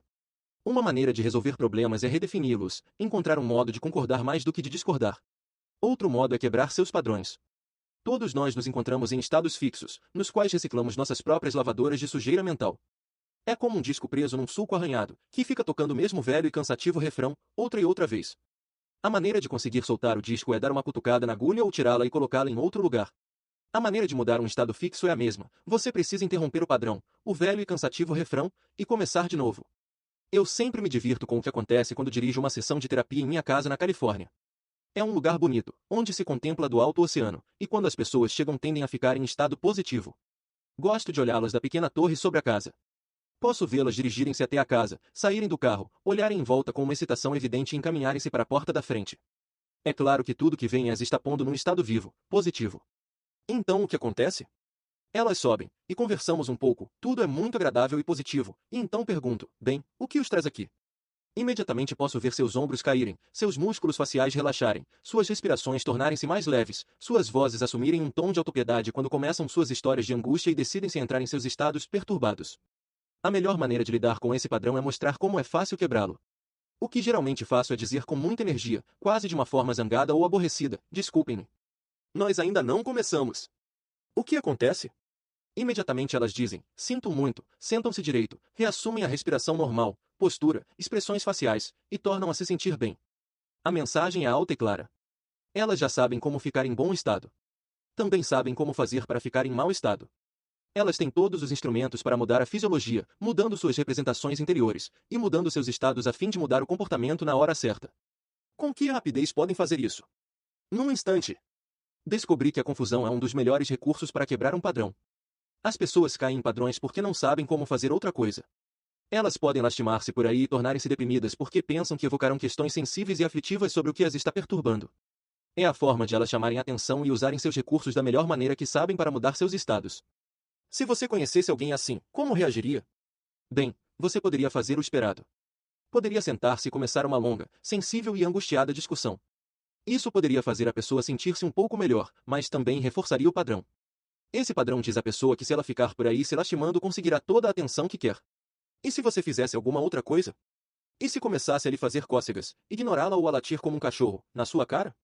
Descobriria que essa pessoa não saberia como reagir, e a partir da confusão ou risada dela, surgiria um novo padrão de como perceber sua experiência. Existem horas em que todos nós precisamos de alguém para conversar, em que precisamos de um amigo. Há circunstâncias reais de pesar e dor que requerem um ouvido sensível e carinhoso. Mas estou falando sobre padrões e estados fixos, repetidas sequências de comportamento que são auto-perpetuadoras e destrutivas. Quanto mais você as reforça, mais dano você causa. O verdadeiro alvo é mostrar para as pessoas que elas podem mudar esses padrões, que podem mudar os comportamentos. Se você acredita que há bola na linha, esperando que alguém a chute, assim é que agirá. Se você acredita que está no controle, que pode mudar seus padrões, então será capaz. O problema é que muitas vezes nossa cultura nos fala de outro modo. Ela diz que não controlamos nossos comportamentos, que não controlamos nossos estados, que não controlamos nossas emoções. A maioria de nós adotou um modelo terapêutico que diz que estamos à mercê de tudo, desde traumas de infância até descontrole hormonal. Portanto, a lição a aprender é que padrões podem ser interrompidos e mudados, num instante. Quando Richard Bandler e John Grinder estavam fazendo terapia particular, eram conhecidos como os mestres da interrupção de padrões. Bandler contou-me uma história sobre uma visita a uma instituição para doentes mentais e sobre o procedimento com um homem que insistia que era Jesus Cristo, não metaforicamente, não em espírito, mas em carne. Um dia, Bandler foi lá para encontrar esse homem. Você é Jesus? Perguntou. Sim, meu filho, respondeu o homem. Bandler disse, voltarei em 1 minuto. Aquilo deixou o homem um pouco confuso. Em 3 ou 4 minutos, Bandler voltou trazendo uma fita métrica. Pedindo ao homem que abrisse os braços, Bandler mediu a largura de seus braços e a altura da cabeça ao dedo do pé. Depois disso, Bandler saiu. O homem que dizia ser Jesus ficou um pouco preocupado. Um pouco mais tarde, Bandler voltou com um martelo, alguns pregos grandes e afiados e uma porção de tábuas. Começou a prendê-los em forma de uma cruz. O homem perguntou, o que está fazendo? Enquanto Richard punha os últimos pregos na cruz, perguntou, você é Jesus? Outra vez o homem respondeu, sim, meu filho. Bandler disse, então você sabe por que estou aqui. De alguma forma, o homem subitamente lembrou-se quem era na realidade. Seu velho padrão já não parecia uma ideia tão boa. Eu não sou Jesus. Eu não sou Jesus, começou o homem a gritar. Caso encerrado. Uma interrupção de padrão mais positiva é uma campanha contra o fumo que começou poucos anos atrás. Ela sugeria que cada vez que alguém que você ama lhe pedisse um cigarro, você lhe desse um beijo em vez do cigarro. Em primeiro lugar, interrompe o padrão automático de procurar por um cigarro. Ao mesmo tempo, produz uma nova experiência que pode colocar dúvidas na sabedoria da antiga. Interrupções de padrões são também valiosas em negócios. Um executivo usou-as para fazer os trabalhadores de sua fábrica mudarem a maneira como encaravam seu trabalho. Quando assumiu a direção, foi à fábrica onde estavam fazendo seu modelo pessoal do produto da companhia. Mas, quando saiu de linha, em vez de aproveitá-lo, ele escolheu outro modelo que era feito para o público em geral. Não deu nem para começar. Ele ficou com raiva e deixou claro que queria cada um dos produtos da fábrica feitos como se fossem para seu uso pessoal. Disse que poderia aparecer a qualquer hora para checar a qualidade de cada produto. A notícia se espalhou como fogo, e a experiência interrompeu o padrão de manufatura pobre, e fez com que muitas pessoas reexaminassem o que estavam fazendo. Um mestre de harmonia, o executivo foi capaz de trazer isso para fora sem que os trabalhadores se ressentissem, porque apelou para o orgulho deles. Interrupções de padrões podem ser particularmente úteis em política. Houve um bom exemplo recentemente, na Louisiana. Kevin Haley, um deputado estadual de lá, tentava obter aprovação, por meio da sessão legislativa, para mais dinheiro para os colégios e universidades do estado. Todos os seus esforços pareciam em vão, não havia mais dinheiro disponível. Quando, furioso, se retirava da capital estadual, um repórter perguntou-lhe o que pensava. Ele lançou-se em uma tirada, declarando que a Louisiana não passava de uma república de bananas. Disse, o que devíamos fazer é declarar falência, nos separar da União e pedir auxílio estrangeiro. Lideramos em todas as boas coisas, falta de instrução, mães solteiras, e somos os últimos em educação. A princípio suas declarações provocaram uma tempestade de críticas, porque tinham ido muito além do nível geralmente circunspecto de um discurso político. Mas logo ele se tornou uma espécie de herói. Provavelmente ele fez mais para mudar o pensamento do Estado sobre verbas para educação, com aquela única tirada, do que ao longo de toda a sua ardente carreira política. Você pode usar interrupções de padrões na vida diária. Todos nós temos disputas que levam uma vida inteira. A razão original por trás da disputa pode já ter sido esquecida há muito tempo, mas nós nos enraivecemos, ficando mais e mais raivosos, e cada vez mais querendo vencer, provando nosso ponto. Disputas como essa podem ser a coisa mais destrutiva que um relacionamento pode enfrentar. Quando terminam, é possível que você pense, como foi que isso escapou tanto do controle? Mas, enquanto a disputa ainda está acontecendo, você não tem nenhuma outra perspectiva. Pense nas situações em que esteve ultimamente, em que você ou outros estavam enredados. Que interrupções de padrões poderia ter usado? Pare por um momento agora para criar 5 interrupções de padrões que possa usar no futuro e pense nas situações em que elas seriam úteis. Reage inteligentemente mesmo a um tratamento não inteligente. Lao Tse, Tao Te Ching. E se você tivesse uma interrupção de padrão marcada com antecedência, como um despertador, para cortar uma disputa antes que ela saia de seu controle? Descobri que uma piada é um dos melhores interruptores de padrões. É difícil ficar zangado quando você está rindo. Minha esposa, Beck, e eu temos uma escolhida, que usamos a toda hora. A sátira do programa de televisão Saturday Night Live, baseada na frase "Eu odeio quando isso acontece", é bastante hilariante. Os atores contam uns aos outros as coisas horríveis que fazem para si mesmos, como esfregar lixa nos lábios ou, então, pôr e esfregar álcool neles, ou ralar o nariz com um raspador de cenoura e então grudar uma pastilha de mentol nele. E depois eles dizem, sim, sei o que quer dizer, odeio quando isso acontece. Assim Beck e eu fizemos um acordo. Quando um de nós sente que uma discussão está se tornando corrosiva, o parceiro pode dizer, eu odeio quando isso acontece, e o outro tem de parar. Isso nos força a quebrar o estado negativo em que estamos, só de pensar em alguma coisa que nos faz rir. E também nos faz lembrar que odiamos fazer isso. É tão desagradável começar uma discussão viciosa com a pessoa que você ama quanto esfregar lixa nos lábios e depois passar álcool neles. Tudo que alarga a esfera dos poderes humanos, que mostra ao homem que ele pode fazer o que pensa que não pode, é valioso. Ben Johnson. Há duas coisas principais neste capítulo, e ambas vão contra a base na qual muitos de nós fomos ensinados. A primeira é que você pode persuadir melhor por meio de entendimento do que de conquista. Vivemos numa sociedade que se diverte com competições, que gosta de fazer claras distinções entre ganhadores e perdedores, como se cada interação devesse ter ambos. Lembra-se de uma propaganda de cigarros, de poucos anos atrás, que trazia a mensagem "Prefiro lutar do que bater". Mostrava uma pessoa ostentando orgulhosamente um olho preto como prova de que mantinha seus princípios, não importa o que acontecesse. Mas tudo o que conheço sobre comunicação me diz que o modelo competitivo é muito limitado. Já falei sobre a magia da harmonia e como ela é essencial para o poder pessoal. Se você vê alguém como um competidor, alguém para ser conquistador, você está começando com uma estrutura exatamente oposta. Tudo o que conheço sobre comunicação me diz para construir a partir de entendimento, não de conflito, para aprender a alinhar e dirigir mais do que tentar superar a resistência. Isso é mais fácil de dizer do que fazer. No entanto, por meio de atenção consciente e coerente, podemos mudar nossos padrões de comunicação. A segunda ideia é que nossos padrões de comportamento estão indelevelmente gravados em nosso cérebro. Se repetidas vezes fazemos alguma coisa que nos limita, nós não estamos sofrendo de alguma confusa indisposição mental. Estamos só usando um terrível padrão muitas e muitas vezes. Pode ser uma maneira de nos relacionarmos com os outros ou uma maneira de pensarmos. A solução é simplesmente interromper o padrão, parar o que estávamos fazendo e tentar alguma coisa nova. Nós não somos robôs ligados apenas em lembranças de traumas pessoais. Se fazemos alguma coisa de que não gostamos, tudo o que temos a fazer é reconhecer e mudar. O que diz a Bíblia? Nós seremos mudados no instante. Num piscar de olhos. Nós seremos, se quisermos ser. Em ambos os casos, a base comum é a ideia da flexibilidade. Se você tem dificuldade em montar um quebra-cabeça, não chegará a lugar nenhum tentando a mesma solução diversas vezes. Você o resolverá sendo flexível o bastante para mudar, adaptar, experimentar, tentar alguma coisa nova. Quanto mais flexível você for, mais opções criará, mais portas poderá abrir e mais bem-sucedido será. No próximo capítulo, olharemos outro instrumento crucial para a flexibilidade pessoal. Capítulo 16. Reestruturando o poder da perspectiva. A vida não é uma coisa estática. As únicas pessoas que não mudam suas mentes são os incapazes nos asilos, porque não podem, e aqueles nos cemitérios. Everett Dirksen. Considere o som de um passo.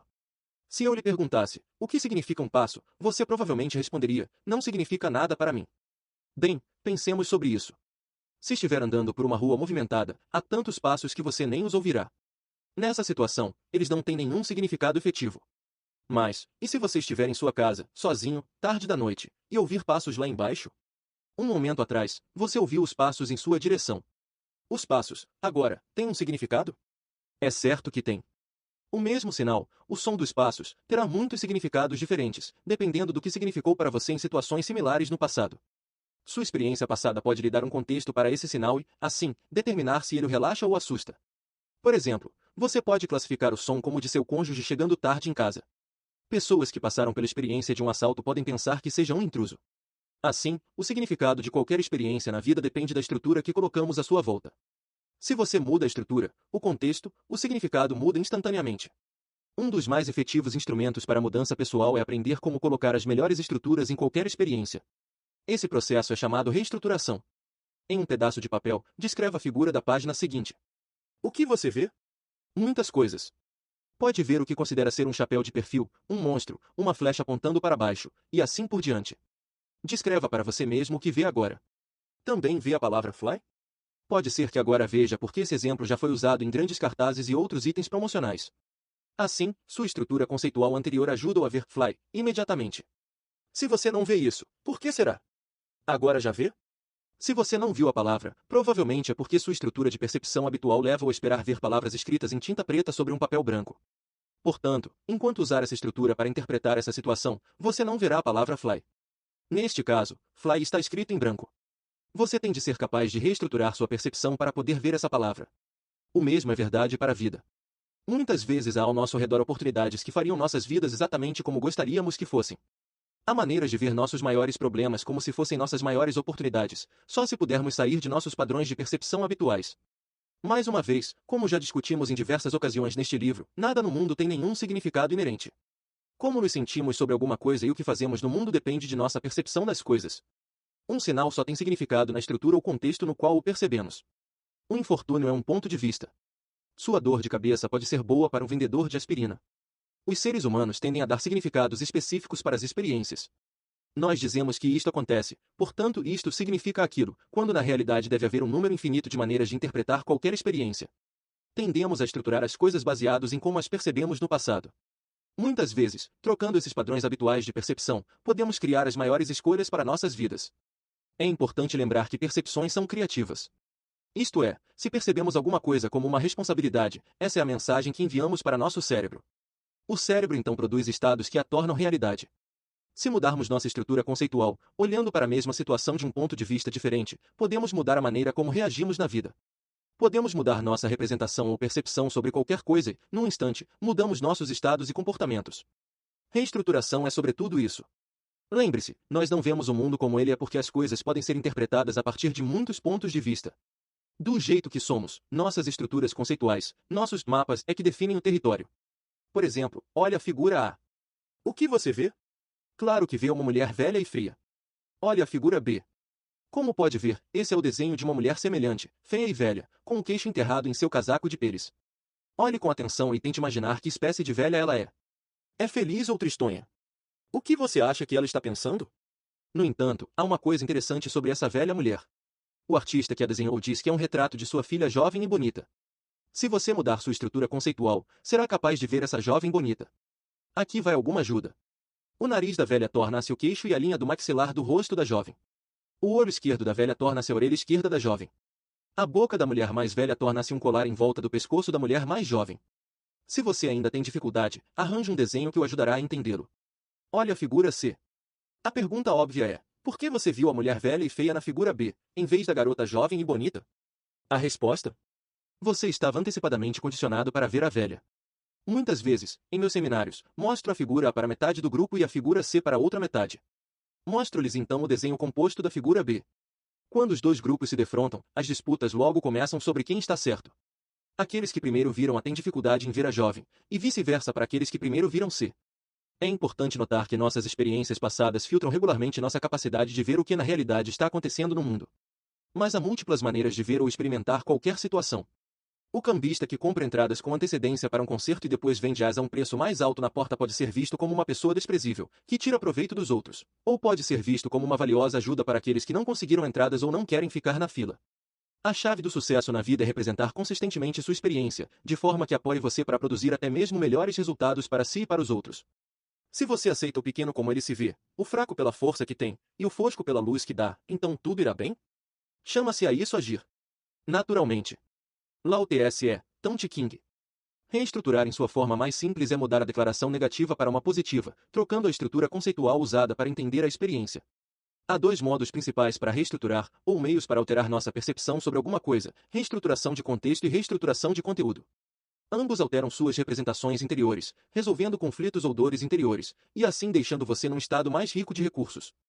A reestruturação de contexto inclui tomar uma experiência que parece ser ruim, perturbadora ou indesejável e mostrar como o mesmo comportamento ou experiência pode ser na verdade uma grande vantagem em outro contexto. A literatura infantil está cheia de exemplos de reestruturação de contexto. O nariz de Rudolph, que fazia as pessoas caçoarem dele, torna-se uma vantagem e transforma-o em herói no contexto de uma noite escura e de nevasca. O patinho feio sofre muito por ser tão diferente, mas sua diferença foi sua beleza ao tornar-se um cisne adulto. A reestruturação de contexto é inestimável em negócios. Nosso sócio desassociador era ineficiente, até que percebemos, depois de uma súbita inspiração, que ele podia ser uma grande ajuda como observador, como a pessoa que nota com antecedência qualquer problema em potencial.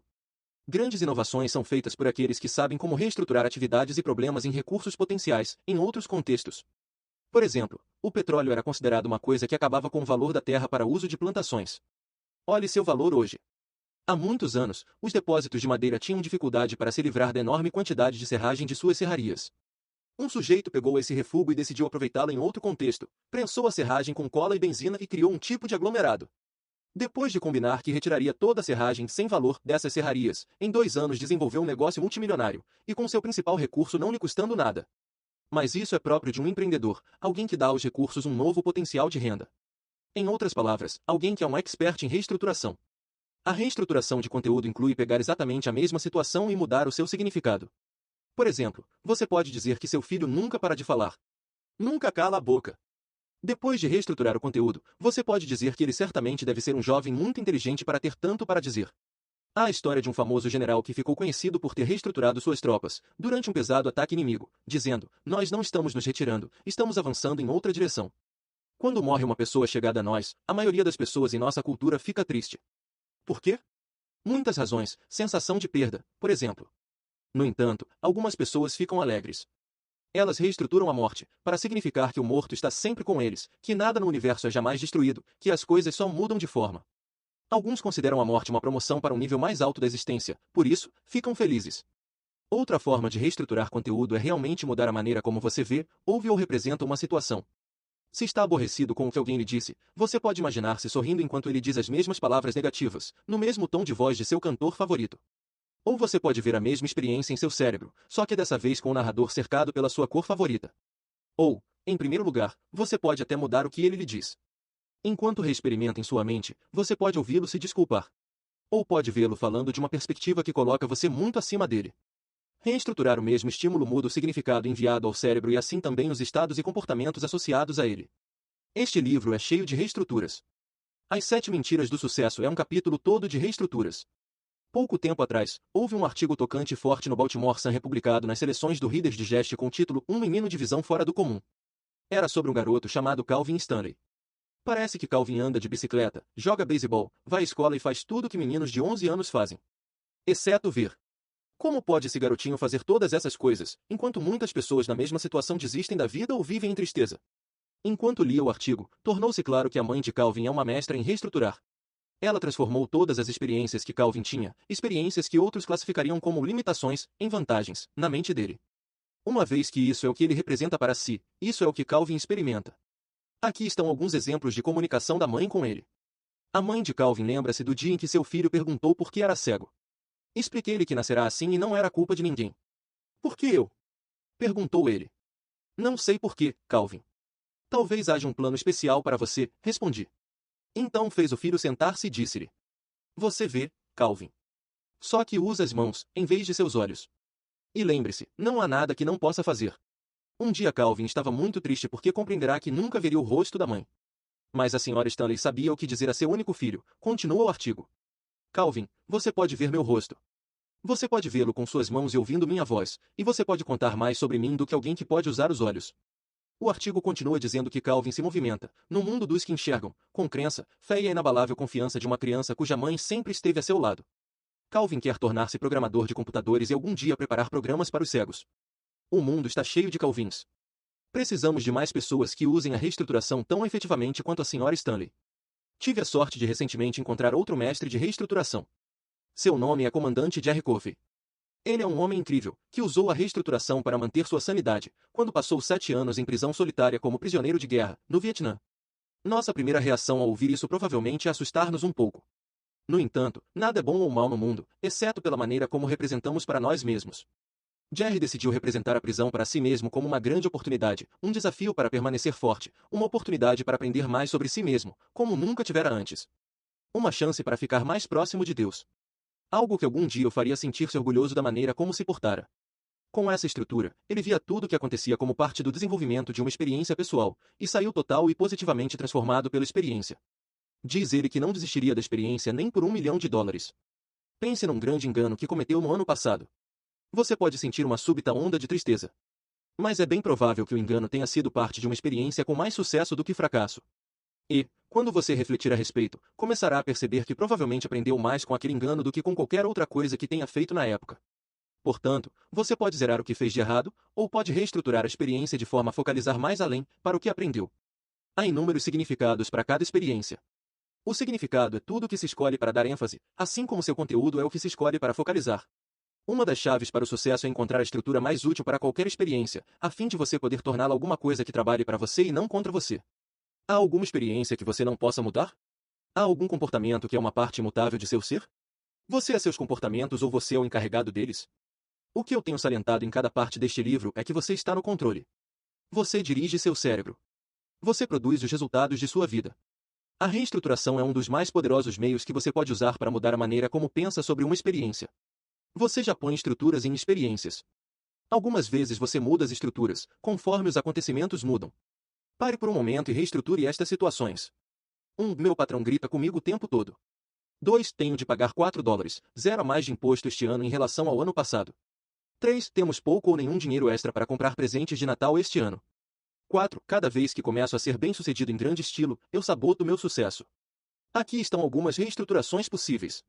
Primeiro, é ótimo que ele se preocupe o bastante para lhe dizer como na realidade se sente. Ele poderia simplesmente despedi-lo. Segundo, isso é ótimo. Você deve ter ganho muito mais dinheiro neste ano do que no ano passado. Terceiro, ótimo. Assim você pode se tornar muito mais inventivo e fazer alguma coisa de que as pessoas nunca se esquecerão, em vez de comprar presentes comuns. Seus presentes serão pessoais. Quarto, é ótimo que você esteja tão consciente do que seu padrão foi no passado. Agora você pode perceber o que acionou a mudá-lo para sempre. Reestruturar é crucial para aprendermos a nos comunicar com nós mesmos e com os outros. No âmbito pessoal, é como escolhemos o significado para colocar nos eventos. Num âmbito mais amplo, é um dos instrumentos de comunicação mais efetivos de que dispomos. Pense em vendas. Pense em qualquer forma de persuasão. A pessoa que prepara a estrutura, a pessoa que define o campo, é a maior influência. A maioria dos grandes sucessos em que você possa pensar, em campos que variem da propaganda à política, é o resultado de reestruturações engenhosas, mudanças nas percepções das pessoas, de forma que suas novas representações sobre alguma coisa as coloquem em um estado que as faça sentir ou agir diferentemente.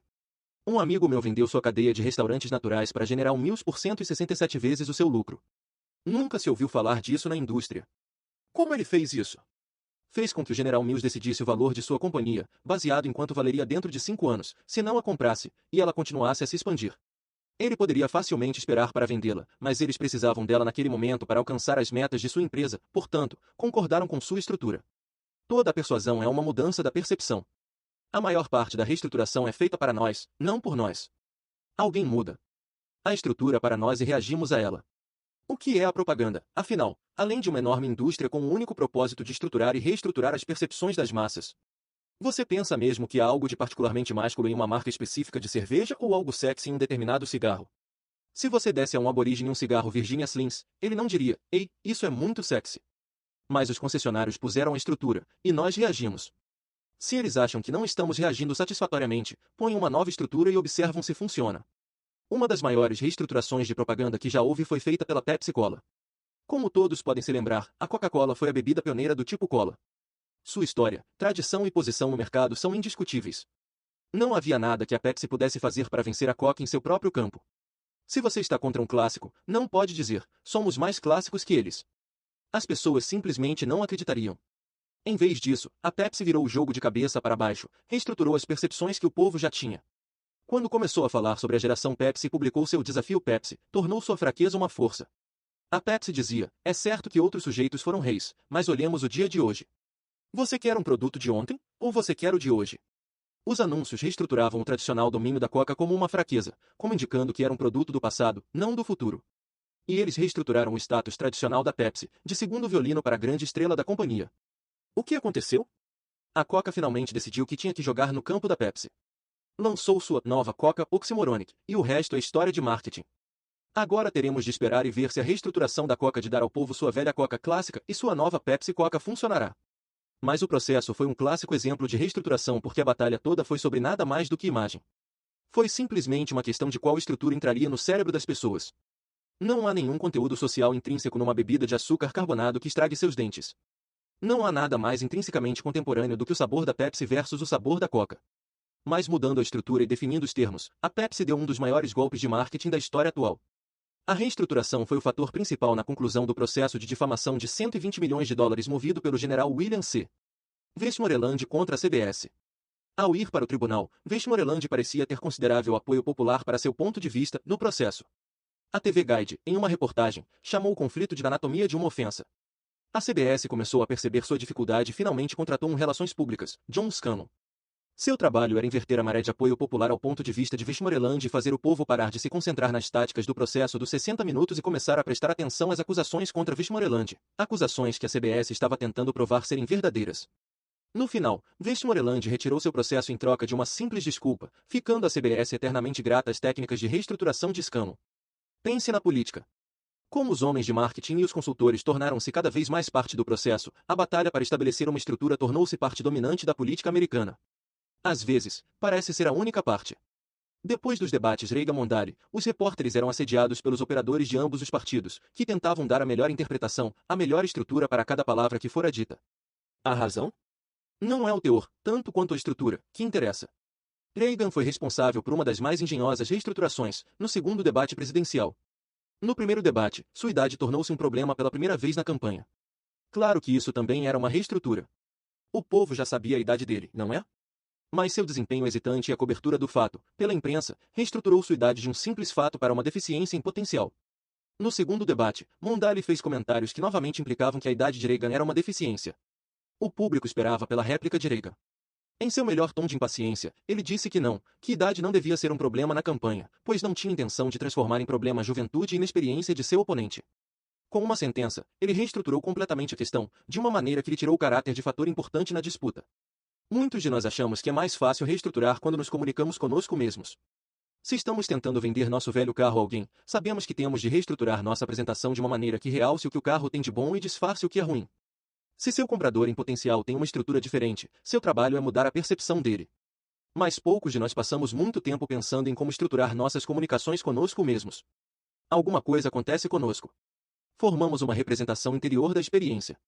E pensamos que é com isso que temos de viver. Pense como isso é louco. É como ligar a ignição, dar partida no carro, e só então decidir para onde ir. Em vez disso, você precisa aprender a comunicar-se consigo mesmo com tanta finalidade, direção e persuasão como faria em uma apresentação de negócios. Precisa começar estruturando e reestruturando experiências de forma a fazê-las trabalhar para você. Uma maneira está simplesmente no nível do pensamento cuidadoso e consciencioso. Todos nós conhecemos pessoas que ficam inseguras depois de um romance mal-sucedido. Elas se tornam namoradeiras ou magoadas, e decidem afastar-se de relacionamentos subsequentes. O fato é que os relacionamentos traziam a elas mais alegria do que dor. É por isso que era tão difícil de desistir. Mas bloquear as lembranças boas e concentrar-se nas mais faz com que a pessoa ponha a estrutura pior possível numa experiência. A ideia é mudar a estrutura, ver a alegria, ver o lucro, ver o crescimento. Então, é possível passar para uma estrutura positiva, mais do que para uma negativa, e ficar fortalecido para criar um relacionamento até maior, no futuro. Pare por um minuto e pense em 3 situações, em sua vida, que o estão desafiando. De quantas maneiras diferentes você pode ver cada uma das situações? Quantas estruturas pode pôr ao redor delas? O que você aprende ao vê-las de uma maneira diferente? Como isso liberta você para agir diferentemente? Eu até posso ouvir alguns de vocês dizerem, isso não é fácil de fazer. Algumas vezes fico muito deprimido para fazer isso. O que é depressão? É um estado. Lembra-se do começo do livro, quando discutimos associação-desassociação. Um pré-requisito para ser capaz de reestruturar-se é a habilidade de desassociar-se da experiência depressiva e vê-la sob uma nova perspectiva. Você pode então mudar sua representação interior e a fisiologia. Se estiver em estado rico, então sabe como mudá-la. Se estiver pondo alguma coisa numa estrutura que não lhe esteja fazendo bem, mude a estrutura. Uma maneira de reestruturar é mudar o significado de uma experiência ou comportamento. Imagine uma situação na qual alguém faz alguma coisa de que você não goste, e então você pensa que o comportamento da pessoa tem um significado particular. Consideremos um casal, no qual o marido gosta especialmente de cozinhar e acha importante que suas comidas sejam apreciadas. Sua esposa permanece muito quieta durante a refeição. O marido acha isso muito perturbador. Se ela estivesse gostando da refeição, deveria comentar. Se não está falando, é porque não deve estar satisfeita. O que você faria para reestruturar a percepção dele em relação ao comportamento da esposa? Lembre-se, o importante para ele era a apreciação. Uma reestruturação de significado envolve a mudança de uma percepção para outra, que apoie o que é importante para a pessoa e que faça isso de uma forma como ela nunca considerou antes. Nós poderíamos sugerir ao cozinheiro que talvez sua companheira esteja apreciando tanto que não quer perder tempo falando quando pode estar comendo. A ação fala mais alto do que palavras, certo? Outra possibilidade seria fazê-lo reestruturar, ele mesmo, o significado do comportamento. Poderíamos perguntar, já houve alguma ocasião em que você pessoalmente ficou quieto durante uma refeição por estar apreciando muito? O que acontece com você? O comportamento de sua esposa só era aborrecido dentro da estrutura em que ele o colocará. Em casos como esse, só é preciso um pouco de flexibilidade para mudar a estrutura. A segunda espécie de reestrutura é a respeito de trabalhar com um comportamento do qual você não gosta. Geralmente você não aprecia o que ele diz sobre você como pessoa ou não gosta do que ele consegue para você. A maneira de reestruturá-lo é imaginar outra situação, ou contexto, na qual esse comportamento seria útil para conseguir para você alguma coisa que quisesse. Vamos supor que você seja um vendedor.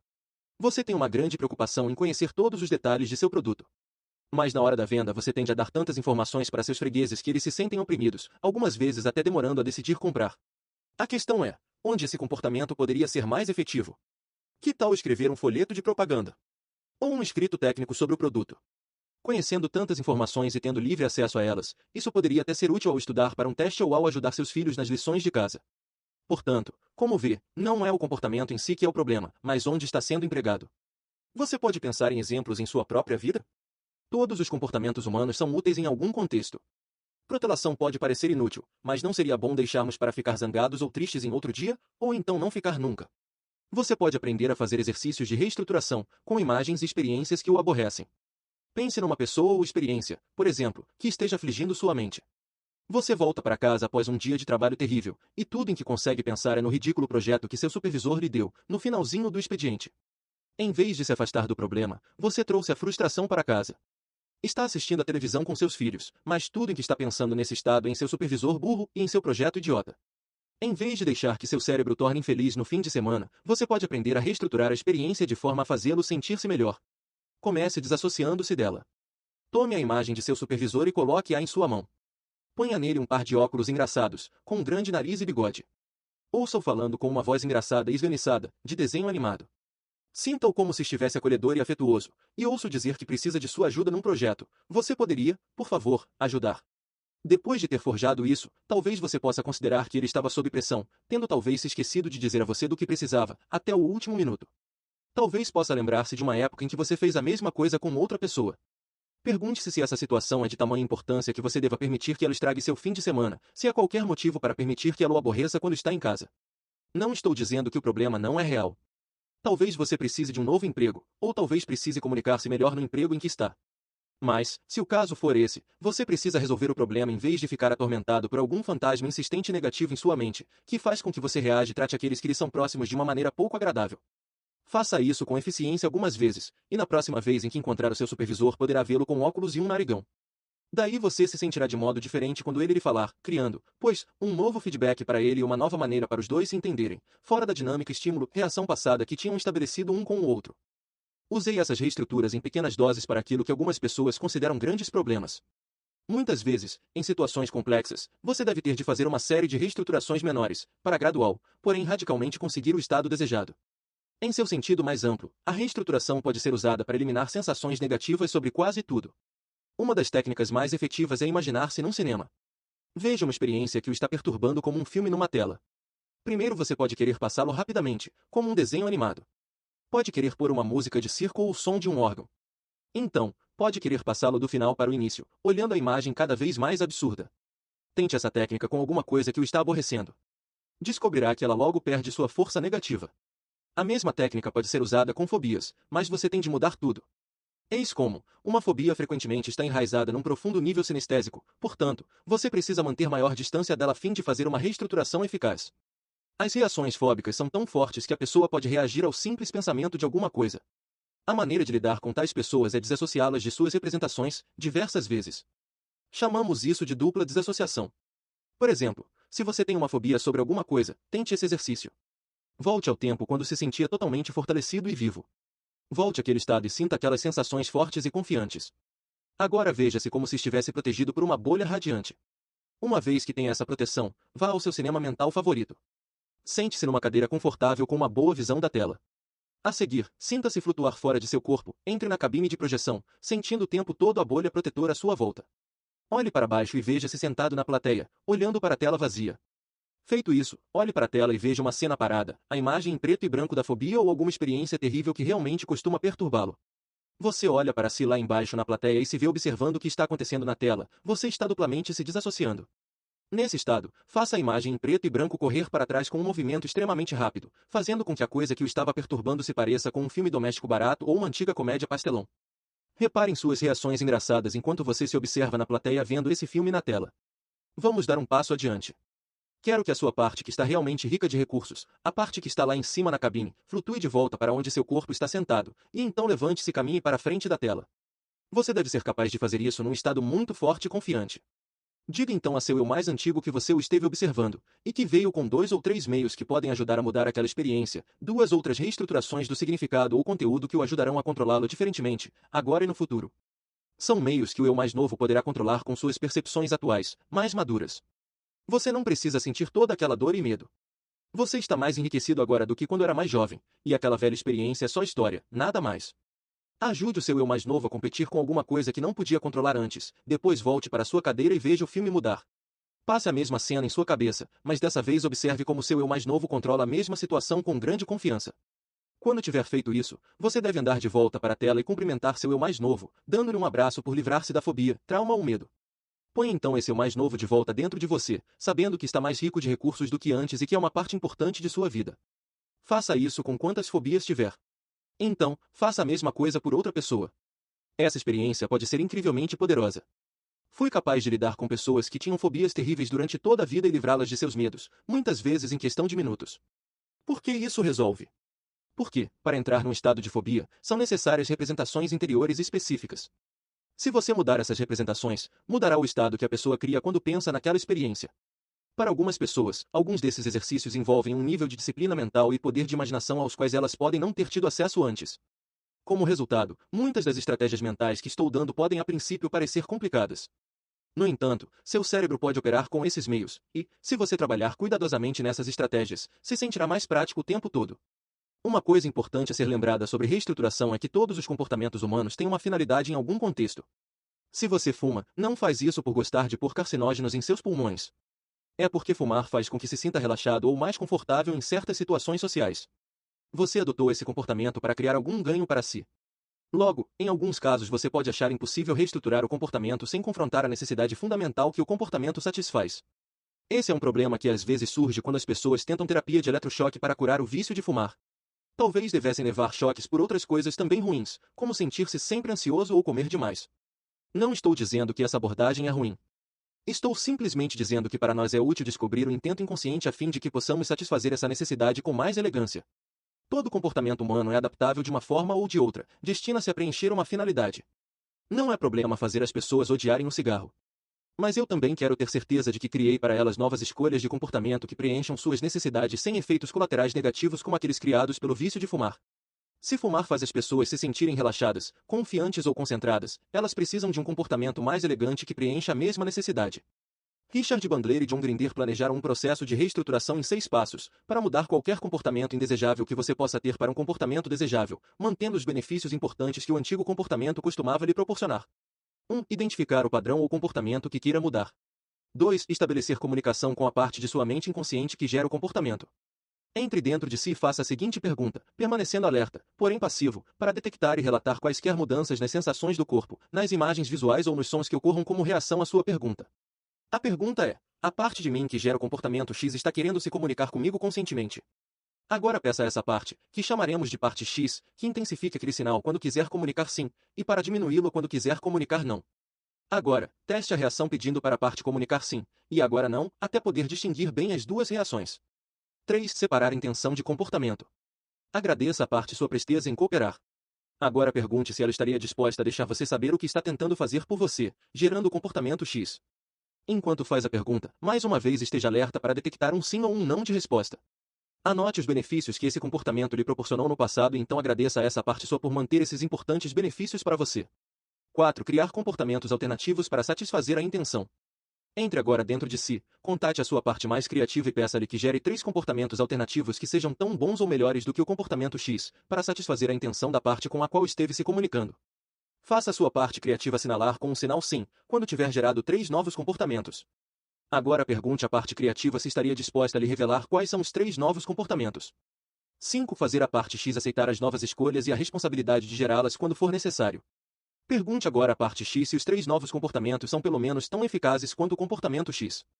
Pergunte-lhe então se está disposta a aceitar a responsabilidade de gerar os novos comportamentos em situações apropriadas, quando sua intenção precisar ser preenchida. 6. Fazer uma verificação ecológica. Agora entre dentro de si e pergunte se alguma das partes se opõe às negociações que acabaram de ser feitas ou se todas concordam em apoiá-lo. Entre então no futuro e imagine uma situação que teria acionado o velho comportamento. Experimente usar uma de suas novas opções e ainda alcançar os benefícios que deseja. Entre em outra situação que, no futuro, teria acionado um comportamento indesejável e experimente outra de suas novas opções. Se você receber um sinal de que outras partes se opõem às novas opções, deve recomeçar do início, identificar qual parte está se opondo e quais benefícios ela lhe proporcionou no passado. Faça-a trabalhar com a parte X para gerar novas opções, que manteriam os benefícios que sempre lhe deu, e também para providenciar-lhe um novo conjunto de opções. Pode parecer um tanto estranho falar sobre conversar com partes de si mesmo, mas isso é um padrão hipnótico básico que pessoas como Erikson, Bandler e Grinder acharam bastante úteis. Se você anda comendo realmente muito, por exemplo, pode executar um padrão SVI que fará com que produza novas espécies de comportamento, ou pode identificar isso como um comportamento que gostaria de mudar. Você pode pedir a seu inconsciente que compartilhe com você os benefícios desse padrão, no passado. Talvez descubra que usa a comida para mudar seu estado, quando se sente sozinho. Ou talvez ela ajude você a criar um senso de segurança e o faça relaxar. A seguir, você deve criar 3 novos meios para dar a si a sensação de posse e companheirismo, ou segurança e relaxamento. Talvez possa entrar para uma academia de esportes, onde a estrutura dos eventos torna fácil para você conhecer pessoas e sentir a segurança de relaxar com amigos e, simultaneamente, tornar-se mais magro. Além disso, você pode ganhar mais adiante a segurança de saber que está com boa aparência. Talvez você possa meditar e criar uma sensação de unidade com todo o universo, e com essa conexão sentir-se mais seguro e relaxado do que quando comia muito. Uma vez que apresentou essas alternativas, veja se elas se sentem congruentes, isto é, esteja certo de que você todo está querendo apoiar o uso dessas novas opções no futuro. Se se sentir congruente, essas opções produzirão comportamentos que agora o apoiam para conseguir o que quer, e você não terá de comer muito para consegui-lo. Entre agora no futuro e experimente em sua mente usar essas novas opções efetivamente, anotando o resultado que produzem. Agradeça à sua mente inconsciente essas novas opções, e aproveite seu novo comportamento. Você pode até querer fazer um padrão SVI, recolocando o comportamento que deseja, uma vez que descobriu o que apoiaria melhor suas necessidades inconscientes do que o velho comportamento indesejado fazia. Você deu novas opções. Quase toda experiência aparentemente negativa pode ser reestruturada numa positiva. Quantas vezes você disse, algum dia, provavelmente olharei para trás e rirei disso? Por que não olhar para trás e rir disso agora? É tudo uma questão de perspectiva. É importante notar que você pode reprogramar a representação de alguém por meio de padrões SVI e outras técnicas, mas, se a pessoa consegue maiores benefícios com o velho comportamento do que com as novas opções que desenvolveu, provavelmente voltará para o velho comportamento. Se trabalho, por exemplo, com uma mulher com uma inexplicável dormência no pé e descubro o que ocorre em sua cabeça e fisiologia para criar isso, e então ela aprende a dar um sinal a seu corpo de uma maneira que não mais crie dormência, seu problema está resolvido. Mas a dormência pode voltar quando ela vai para casa, se não receber mais os grandes benefícios secundários que tinha quando seu pé estava adormecido, tais como seu marido lavar os pratos, dar atenção a ela, massagear seus pés, e assim por diante. Nas primeiras semanas ou meses, ele está entusiasmado por ela não ter mais o problema. No entanto, depois de um tempo, já que ela não tem mais problemas, ele não só espera que ela recomece a lavar os pratos, como não massageia mais seus pés, e até parece lhe dar menos atenção. Logo seu problema reaparece misteriosamente. Ela não fez isso de maneira conscientemente. Para sua mente inconsciente, o velho comportamento funciona melhor para oferecer-lhe o que quer, e pronto, seu pé está dormente outra vez. Em tal caso, ela deve encontrar outros comportamentos que lhe deem a mesma qualidade de experiência com seu marido. Deve conseguir mais do novo comportamento do que conseguiu com o comportamento passado. Num de meus treinamentos, uma mulher que estava cega há 8 anos parecia invulgarmente habilitada e concentrada. Mais tarde, descobri que ela não era de todo cega. No entanto, tinha vivido sua vida como se o fosse. Por quê? Bem, ela sofrerá um acidente no começo de sua vida e ficará com a visão muito fraca. Depois disso, as pessoas à sua volta deram-lhe uma tremenda demonstração de amor e apoio, mais do que já tinha experimentado antes em sua vida. Além do mais, começou a descobrir que, mesmo fazendo as coisas comuns do dia a dia, obtinha grande reconhecimento quando as pessoas pensavam que era cega. Eles a tratavam de modo especial e assim ela manteve seu comportamento, até se convencendo, às vezes, de sua cegueira. Ela não encontrara uma maneira mais poderosa para fazer com que as pessoas reagissem automaticamente a ela de uma forma carinhosa e amorosa. Até estranhos tratavam-na como deficiente. O comportamento só mudaria se ela desenvolvesse alguma coisa maior da qual se afastar ou alguma coisa que lhe desse mais benefícios do que seu atual comportamento oferecia. Até agora estamos nos concentrando nas maneiras pelas quais podemos reestruturar percepções negativas em positivas. Mas não quero que você pense em reestruturação como uma terapia, como um meio de ir de situações que considera mais para outras que considera boas. Reestruturação é na realidade nada mais do que uma metáfora para potencial e possibilidade. Há muito poucas coisas em sua vida que não possam ser reestruturadas em alguma coisa melhor. Uma das mais importantes estruturas a considerar são as possibilidades. Muitas vezes caímos em rotinas. Podemos estar conseguindo resultados confortáveis, mas poderíamos estar conseguindo resultados espetaculares. Portanto, por favor, faça este exercício. Faça uma lista de 5 coisas que esteja vivendo agora, e com as quais esteja muito satisfeito. Elas podem ser relacionamentos que estão indo bem, alguma coisa no serviço, talvez alguma coisa que tenha a ver com seus filhos ou suas finanças. Agora imagine as bem melhores. Passe alguns minutos pensando sobre isso. Você provavelmente se surpreenderá por encontrar maneiras pelas quais sua vida seria dramaticamente melhorada. Reestruturação de possibilidade é alguma coisa que todos podemos fazer. Tudo o que é preciso é flexibilidade mental para estar alerta para um potencial e poder pessoal para agir. Deixe-me acrescentar um pensamento final que se aplica a tudo neste livro. Reestruturação é outra técnica efetiva que você pode tirar do seu estojo de instrumentos mentais para produzir resultados maiores. Pense nisso num sentido mais amplo, como um processo em andamento, de explorar suposições e encontrar contextos úteis para aquilo que você faz bem. Os líderes e todos os outros grandes comunicadores são mestres da arte de reestruturar. Eles sabem como motivar e fortalecer pessoas, pegando qualquer coisa que aconteça e transformando em modelo para a possibilidade. Há uma história famosa contada sobre Tom Watson, o fundador da IBM. Um de seus subordinados cometeu um engano pavoroso que custará à companhia $10 milhões. Ele foi chamado ao escritório de Watson e disse: "Suponho que queira minha demissão." Watson olhou e respondeu: "Está brincando? Nós acabamos de gastar $10 milhões educando você." Há uma lição valiosa em tudo o que acontece. Os melhores líderes são aqueles que aprendem a lição e põem as estruturas mais fortalecedoras em acontecimentos de fora. Isso funciona para a política, negócios, ensino e também na sua vida doméstica. Todos nós conhecemos pessoas que são reestruturadoras às avessas. Não importa quão brilhante seja o céu, elas podem sempre encontrar uma nuvem escura. Mas para cada atitude incapaz, para cada comportamento contraproducente há uma reestruturação efetiva. Você não gosta de alguma coisa? Mude-a. Você está se comportando de uma forma que não o apoia? Faça alguma outra coisa. Há uma maneira de produzir não só comportamentos efetivos, mas de ter certeza de que eles estão disponíveis quando precisamos deles. No próximo capítulo, aprenderemos como acionar de novo qualquer comportamento útil no momento em que desejarmos. Capítulo 17. Ancorar-se no sucesso.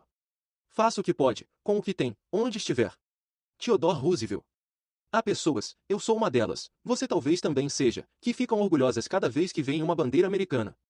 É uma reação curiosa, se você pensar analiticamente sobre isso. Afinal, uma bandeira é só um pedaço de tecido com um padrão colorido e decorativo. Não há nada de mágico inerente a isso. Mas é claro que essa interpretação omite o fundamental. Sim, é só um pedaço de tecido. Ao mesmo tempo, porém, ela representa todas as virtudes e características de nossa nação. Portanto, quando uma pessoa vê uma bandeira, ela também vê um símbolo poderoso e ressoante de tudo que nossa nação significa. Uma bandeira, como inúmeras outras coisas em nossa volta, é uma âncora, um estímulo sensorial ligado a um conjunto específico de estados. Uma âncora pode ser uma palavra ou uma frase, ou um toque ou um objeto. Pode ser alguma coisa que vemos, ouvimos, sentimos, provamos ou cheiramos. As âncoras têm grande poder porque podem instantaneamente acessar estados poderosos. É o que acontece quando você vê a bandeira do seu país. Imediatamente você experimenta sensações e emoções fortes, que representam como você se sente com relação à nação como um todo, porque tais sentimentos estão associados àquela cor e àquele desenho em particular. O mundo é cheio de âncoras, algumas delas profundas, outras triviais. Se você não fuma, pode achar que todos os cigarros têm um gosto horrível. Mas os anúncios de determinada marca nada falam do gosto. Ao invés disso, recorrem a imagens agradáveis de beleza, lazer e sucesso, de tal modo que você ficará tentado a experimentar um cigarro. A propaganda foi tão efetiva que ancorou uma reação em você, mesmo que você não acredite nela. O mesmo tipo de reação acontece a toda hora. Você pode ver certas pessoas e ficar instantaneamente num estado bom ou mau, dependendo dos sentimentos que associa a elas. Você pode ouvir uma música e ter uma mudança instantânea de estado. Tudo isso resulta de âncoras poderosas. Esta parte do livro termina com este capítulo sobre ancoragem por um bom motivo. A ancoragem é a maneira de tornar permanente uma experiência. Podemos mudar nossas representações interiores ou nossa fisiologia num momento e criar novos resultados, e essas mudanças requerem pensamento consciente. No entanto, com a ancoragem você pode criar um mecanismo acionador consistente, que automaticamente fará com que crie o estado que deseja em qualquer situação, sem ter que pensar a respeito. Quando você âncora alguma coisa com bastante eficácia, ela estará lá sempre que você quiser. Até agora você aprendeu neste livro um grande número de lições e técnicas muito valiosas. A ancoragem é a técnica mais efetiva que conheço para canalizar construtivamente nossas poderosas reações inconscientes, de forma a estarem sempre ao nosso dispor. Leia outra vez a citação com a qual este capítulo começa. Todos nós tentamos fazer o melhor com o que temos. Todos tentamos usar o máximo dos recursos ao nosso dispor. A ancoragem é a maneira de assegurar que sempre teremos acesso aos nossos maiores recursos. É uma forma de ter certeza de que sempre teremos o que precisamos. Todos nós ancoramos regularmente. Na verdade, é impossível não fazê-lo. Toda ancoragem é uma associação de pensamentos, ideias, sentimentos ou estados criados por um estímulo específico. Você se lembra de ter estudado sobre Pavlov? Ele pegou cachorros famintos e colocou carne onde estes pudessem cheirá-la e vê-la, mas não alcançá-la. Essa carne tornou-se um estímulo poderoso para as sensações de fome dos cachorros. Logo eles estavam salivando abundantemente. Enquanto estavam nesse intenso estado de salivação, Pavlov insistentemente tocava uma campainha com um tom específico. Logo ele não precisava mais de carne, era só tocar a campainha e os cachorros salivavam como se a carne estivesse na frente deles. Ele criará um vínculo neurológico entre o som da campainha e o estado de fome ou salivação. A partir daí, tudo o que tinha a fazer era tocar a campainha, e os cachorros literalmente entravam em estado de salivação. Nós também vivemos num mundo de estímulo-reação, onde muito do comportamento humano consiste em reações inconscientes programadas. Por exemplo, muitas pessoas sob pressão imediatamente procuram por um cigarro, álcool ou, em alguns casos, alguma coisa para dormir. Elas não pensam sobre isso. São exatamente como os cachorros de Pavlov. De fato, muitas dessas pessoas gostariam de mudar sua atitude. Elas sentem que seus comportamentos são inconscientes e incontroláveis. A chave é tornar-se consciente do processo. Assim, se as âncoras não o apoiam, você pode eliminá-las e substituí-las, com novos vínculos estímulo-reação, que automaticamente o colocarão nos estados que deseja. Portanto, como são criadas as âncoras? Toda vez que uma pessoa encontra-se num estado intenso, em que a mente e o corpo estão fortemente envolvidos juntos, e um estímulo específico é coerente e simultaneamente propiciado no auge do estado, o estímulo e o estado tornam-se neurologicamente ligados. Então, cada vez que o estímulo for propiciado, resulta automaticamente o estado intenso. Nós cantamos o hino nacional, criamos certos sentimentos em nosso corpo, e olhamos para a bandeira. Pronunciamos o compromisso de fidelidade e vemos a bandeira. Em pouco tempo, só de olhar para a bandeira esses sentimentos são automaticamente acionados. No entanto, nem todas as âncoras são associações positivas. Algumas são desagradáveis ou piores. Depois de ter sido multado por excesso de velocidade, você fica apreensivo cada vez que passa no mesmo lugar. Como se sente quando vê uma luz vermelha brilhando em seu espelho retrovisor? Seu estado muda de forma instantânea e automática. Uma das coisas que afeta o poder de uma âncora é a intensidade do estado original. Algumas vezes as pessoas têm uma experiência desagradável tão intensa, como brigar com a esposa ou o chefe, que, a partir de então, cada vez que veem o rosto da pessoa, logo sentem raiva por dentro, e a partir desse ponto seu relacionamento ou emprego perdem toda a alegria. Se você tem tais âncoras negativas, este capítulo ensinará a substituí-las por âncoras positivas. Você não terá de se lembrar, acontecerá automaticamente.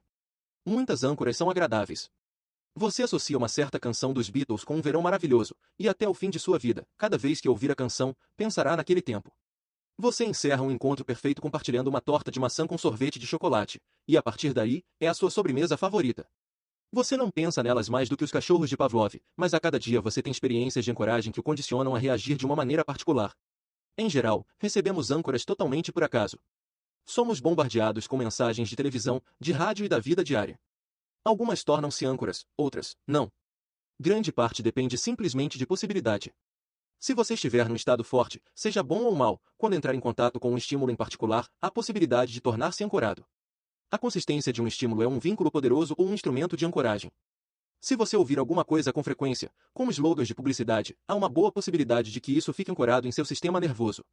A boa nova é que você pode aprender a controlar o processo de ancoragem, portanto, instalar âncoras positivas e afastar as negativas. Ao longo da história, líderes de sucesso souberam como fazer uso das âncoras culturais que os rodeavam. Quando um político está enrolando-se na bandeira, ele está tentando fazer uso de toda a magia dessa âncora poderosa. Está tentando ligar-se à bandeira. No seu melhor resultado, esse processo pode criar um saudável elo comum de patriotismo e harmonia. Pense em como se sente quando assiste a um desfile do Dia da Independência. Há alguma surpresa no fato de que qualquer candidato a cargo público que se preze não deixe de comparecer àquele desfile? No seu pior resultado, a ancoragem pode proporcionar assustadoras exibições de infâmias coletivas. Hitler era um gênio de ancoragem. Ele vinculou estados específicos de mente e emoção à suástica, tropas com passo de ganso e comícios de massa. Punha o povo em estados intensos, enquanto os tinha assim, proporcionava coerentemente estímulos específicos e únicos até que tudo o que tinha a fazer mais tarde era oferecer aqueles mesmos estímulos, como levantar a mão aberta no gesto de Heil, para fazer surgir toda a emoção que havia vinculado a eles. Ele usava constantemente esses instrumentos para manipular as emoções e, assim, os estados e comportamentos de uma nação. Em nosso capítulo sobre reestruturação, notamos que os mesmos estímulos podem ter significados diferentes, dependendo da estrutura que colocarmos em volta deles. A ancoragem vai tanto para o lado positivo como para o negativo. Para os membros do partido, Hitler vinculava emoções positivas, fortes e de orgulho pelos símbolos nazistas. Mas também os vínculos ao estado de medo, para seus oponentes. A suástica tinha o mesmo significado para um membro da comunidade judaica como tinha para um da tropa de choque? É óbvio que não. No entanto, a comunidade judaica fez história dessa experiência e criou uma poderosa âncora positiva que a ajudou a construir uma nação e protegê-la do que poderiam parecer desigualdades impossíveis. A âncora auditiva nunca mais que muitos judeus usam os leva a ficar num estado de total compromisso de fazerem o que for preciso para proteger seus direitos soberanos. Muitos analistas políticos acreditam que foi um erro de Jimmy Carter tentar desmistificar o cargo de presidente dos Estados Unidos. No começo de seu mandato, pelo menos, ele cortou as mais fortes âncoras da presidência, pompas e cerimônias, coisas como tocar Rei Todetif. A intenção pode ter sido admirável, mas do ponto de vista tático foi provavelmente tolice. Os líderes são mais efetivos quando podem fazer uso de âncoras poderosas para viabilizar apoio. Poucos presidentes têm se enrolado na bandeira com tanta assiduidade como Ronald Reagan. Quer você goste ou não de sua política, é difícil não admirar sua perspicácia, ou a de seus assessores, para simbolismo político. A ancoragem não está restrita às mais profundas emoções e experiências. Os comediantes são mestres de ancoragem. Eles sabem como usar uma frase e tonalidade específicas ou a fisiologia para conseguir risadas instantaneamente. Como fazem isso? Fazem alguma coisa para fazer você rir, e, enquanto você está nesse estado intenso específico, providenciam um estímulo específico e único, como um certo sorriso ou expressão facial, ou talvez um tom de voz específico. Eles fazem isso coerentemente até que o estado de riso esteja vinculado às suas expressões. Em pouco tempo, fazem a mesma expressão facial e você não pode deixar de rir. Richard Pryor é um mestre nisso. E Johnny Carson tem toda a cultura ancorada. Tudo o que ele tem a fazer é aquele trejeito com a língua e a bochecha e, antes mesmo de terminar a piada, sua audiência já começa a rir. Ele já fez isso tantas vezes antes que todos sabem o que vai acontecer e suas mentes acionam os mesmos estados. E o que acontece quando Rodney Dangerfield diz, leve minha esposa? Não há nada intrinsecamente engraçado nessas palavras. Mas a frase está ancorada numa piada tão conhecida que quase qualquer pessoa pode dizer essas 3 palavras e começar a rir. Deixe-me dar um exemplo de uma época em que eu era capaz de fazer o uso máximo de âncoras disponíveis. John Grinder e eu estávamos negociando com o exército dos Estados Unidos para criar uma série de novos modelos de treinamento para melhorar a efetividade de várias áreas. O general encarregado arranjou para nós os encontros com os oficiais adequados para combinarmos horários, preços, locais, e assim por diante. Encontramo-nos com eles numa grande sala de conferências, dispostos em forma de ferradura. Na cabeceira da mesa estava a cadeira reservada ao general. Era claro que, mesmo sem ele estar lá, sua cadeira era a mais poderosa âncora na sala. Todos os oficiais tratavam-na com o máximo respeito. Era de onde as decisões eram tomadas, e de onde ordens inquestionáveis eram dadas. John e eu fizemos questão de passarmos pelo outro lado, por trás da cadeira do general, tocando ai, até por fim, sentando-se nela. Fizemos isso até que transferimos para nós algumas das reações que os oficiais tinham para com o general e aquele símbolo dele. Quando chegou a hora de apresentar o preço que eu queria, fiquei de pé próximo à cadeira do general e disse-lhes, na minha voz e fisiologia mais decisiva e autoritária, quanto queria receber. Antes tínhamos regateado sobre o preço, mas dessa vez ninguém questionou. Por ter usado a âncora da cadeira do general, fomos capazes de negociar por um bom preço. Sem perder tempo em discussões. As negociações foram tão decisivas como se eu as tivesse ordenado. A maioria das negociações de alto nível faz uso de processos de ancoragem efetivos. A ancoragem é um instrumento usado por muitos atletas profissionais. Eles podem não a chamar assim, ou não terem consciência do que estão fazendo, mas estão usando esse princípio. Há atletas que são acionados, ou ancorados, por situações de fazer ou morrer para ficarem em seus estados mais efetivos e ricos, com os quais conseguem resultados mais relevantes. Alguns atletas fazem certas coisas para ficarem em estado. Tenistas usam um certo ritmo para jogar a bola ou uma certa maneira de respirar para se colocarem em seus melhores estados antes de dar o saque. Eu usei ancoragem e reestruturação ao trabalhar com Michael O'Brien, o ganhador da medalha de ouro do Zoom 500 metros estilo livre, nas Olimpíadas de 1984. Reestruturei suas crenças limitadoras e ancorei seus estados melhores ao disparo do revólver de partida, fazendo-o lembrar o estímulo da música que usara anteriormente, numa disputa bem-sucedida contra seu oponente, e a linha preta que podia focalizar embaixo da água, enquanto nadava. Os resultados que consegui nesse estado máximo eram aqueles que mais desejava. Vamos rever mais especificamente como você pode, com consciência, criar uma âncora para si ou para os outros. Basicamente, são 2 passos simples. Primeiro você deve se pôr, ou a pessoa que vai ancorar, no estado específico que deseja ancorar. Então deve proporcionar consistentemente um estímulo específico, único, enquanto a pessoa experimenta o auge desse estado. Por exemplo, quando alguém está rindo, está num estado congruente específico, naquele momento, seu corpo todo está envolvido. Se você apertar sua orelha com pressão única e específica e simultaneamente emitir um certo som muitas vezes, você pode voltar mais tarde, providenciar o estímulo, o apertão e o som, e ela começará a rir outra vez. Outra maneira de criar uma âncora de confiança para alguém é pedir-lhe que se lembre de uma época em que sentiu o estado que agora deseja ter disponível, sob sugestão. Faça a pessoa então voltar para aquela experiência, de maneira que fique totalmente associada e possa sentir aquelas sensações em seu corpo. Enquanto ela faz isso, você começará a ver mudanças em sua fisiologia, expressões faciais, postura, respiração.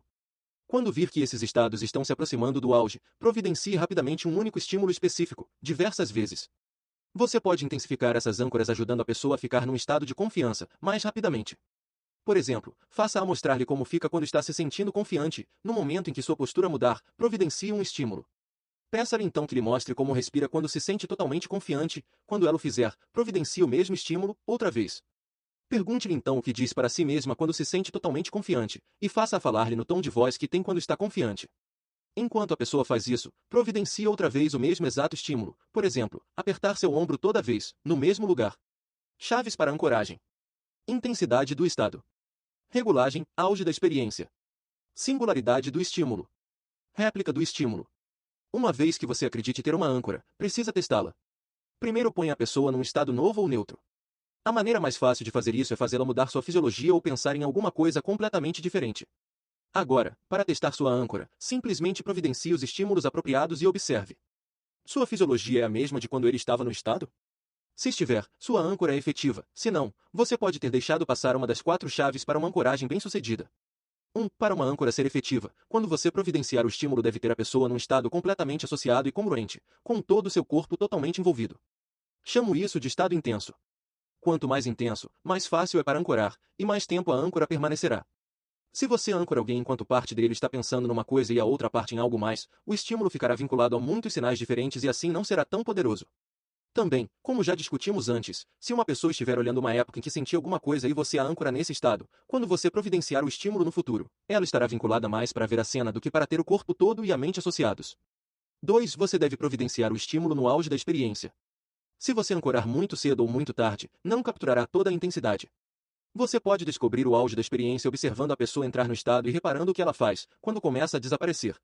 Ou pode pedir sua ajuda fazendo com que lhe diga quando estiver se aproximando do auge e usar essa informação para ajustar a chave do momento, para providenciar seu único estímulo. 3. Você deve escolher um único estímulo. É essencial que a âncora dê um sinal claro e inconfundível para o cérebro. Se alguém entra num estado intenso específico e você tenta vinculá-lo, digamos, com um olhar que dá a essa pessoa o tempo todo, isso provavelmente não será uma âncora muito efetiva porque não é única, e será difícil para o cérebro perceber um sinal específico a partir disso. Um aperto de mão, da mesma forma, pode não ser efetivo porque apertamos mãos a toda hora, apesar de que funcionaria se você apertasse mãos de maneira única, tais como uma pressão diferente, localização e outras. As melhores âncoras combinam vários sistemas de representação, visual, auditivo, sinestésico e outros, de uma só vez para formar um único estímulo que o cérebro pode mais facilmente associar a um significado específico. Portanto, ancorar uma pessoa com um toque e um certo tom de voz em geral será mais efetivo do que ancorar só com um toque. 4. Para uma âncora funcionar, você deve reproduzi-lo exatamente. Se você põe uma pessoa num estado e toca sua omoplata num ponto específico e com uma pressão específica, você não pode acionar essa âncora mais tarde se tocá-la num lugar diferente ou com uma pressão diferente. Se seus procedimentos de ancoragem seguirem essas 4 regras, eles serão efetivos. Uma das coisas que faço no Passeio no Fogo é ensinar às pessoas como produzir âncoras que mobilizem suas energias mais ricas de recursos e mais positivas. Por meio de um processo de condicionamento, fiz com que fechassem com força as mãos cada vez que convocassem suas mais poderosas energias. No fim da noite, podiam fechar a mão e imediatamente sentiam uma onda poderosa de energia produtiva. Façamos agora um exercício simples de ancoragem. Levante-se e pense numa época em que você estava totalmente confiante, quando sabia que poderia fazer qualquer coisa que quisesse. Ponha seu corpo na mesma fisiologia em que estava então. Fique em pé, do jeito que fazia quando estava totalmente confiante. No auge dessa sensação, feche a mão e diga sim, com força e certeza. Respire do jeito que fazia quando estava totalmente confiante. Outra vez faça a mesma mão fechada e diga sim, na mesma tonalidade. Agora fale no tom de uma pessoa com confiança e controle total. Enquanto faz isso, torne a fechar a mesma mão e então diga sim, da mesma maneira. Se não pode lembrar-se de uma época, pense como ficaria se tivesse tido tal experiência. Ponha seu corpo na fisiologia em que ele estaria se você soubesse como se sentir totalmente confiante e controlado. Quero que você faça isso agora, como qualquer outro exercício deste livro. Só ler a respeito não o ajudará. Fazê-lo, operará maravilhas. Agora, enquanto você permanece num estado de confiança total, no auge dessa experiência, suavemente feche a mão e diga sim, num tom poderoso de voz. Perceba o poder à sua disposição, os notáveis recursos físicos e mentais que tem, e sinta a irrupção completa daquele poder e concentração. Comece novamente e faça isso mais vezes, 5 ou 6, cada vez sentindo-se mais forte, criando uma associação em seu sistema nervoso entre esse estado e o ato de fechar a mão e dizer sim. Mude então seu estado, mude sua fisiologia. Agora feche a mão e diga sim, da mesma forma que fez quando estava ancorado, e repare como se sente. Faça isso diversas vezes durante os próximos dias. Ponha-se no estado mais confiante e poderoso de que esteja ciente, e no auge desses estados feche a mão de uma única maneira. Em pouco tempo, descobrirá que, fechando a mão, você pode provocar aquele estado à vontade, instantaneamente. Pode não acontecer depois de uma ou duas vezes, mas não levará muito tempo para que você faça isso consistentemente. Você pode ancorar-se com somente uma ou duas repetições, se o estado for bastante intenso e seu estímulo for também único. Uma vez que se ancorou dessa forma, você pode usá-la na próxima vez que estiver numa situação que ache difícil. Pode fazer o gesto de fechar a mão e sentir-se totalmente rico de recursos. A ancoragem tem muito poder porque num instante alinha sua neurologia. O tradicional pensamento positivo faz com que você pare e pense. Mesmo o ato de colocar-se numa fisiologia poderosa leva tempo e esforço consciente. A ancoragem leva um só instante para convocar seus recursos mais poderosos. Como ancorar?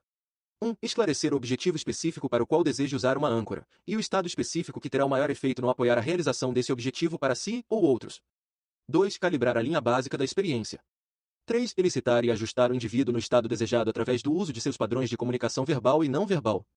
4. Usar a acuidade sensorial para determinar quando a pessoa está no auge do estado e nesse exato momento providenciar o estímulo, âncora. 5. Testar a âncora. A. Mudando a fisiologia para interromper o estado. B. Acionando o estímulo, âncora, e observando se a reação é o estado desejado. É importante para você saber que as âncoras podem ficar mais poderosas se forem amontoadas, uma empilhada em cima da outra, juntando muitas das mesmas ou semelhantes experiências ricas de recursos sobre uma base cumulativa. Eu, por exemplo, fico num de meus mais poderosos e centralizados estados entrando numa fisiologia e posição que é alguma coisa como a de um mestre de karatê. Nesse estado, fiz centenas de passeios no fogo, saltei de paraquedas em queda livre, superei desafios notáveis, de todas as espécies. Em cada uma dessas situações, quando me punha mais rico de recursos, no auge da experiência eu fazia um único fechamento de mão. Agora, portanto, quando faço o mesmo gesto, todas aquelas poderosas sensações e fisiologias são simultaneamente acionadas dentro de meu sistema nervoso. É uma sensação maior do que qualquer droga jamais poderia criar. Tive experiência de saltar de paraquedas, mergulhar à noite no Havaí, dormir nas grandes pirâmides, nadar com golfinhos, andar no fogo, romper limitações e ganhar uma competição esportiva, tudo ao mesmo tempo. Assim, quanto mais frequentemente fico nesse estado e anexo a ele experiências novas, poderosas e positivas, mais poder e sucesso é ancorado nele. É outro exemplo do ciclo do sucesso.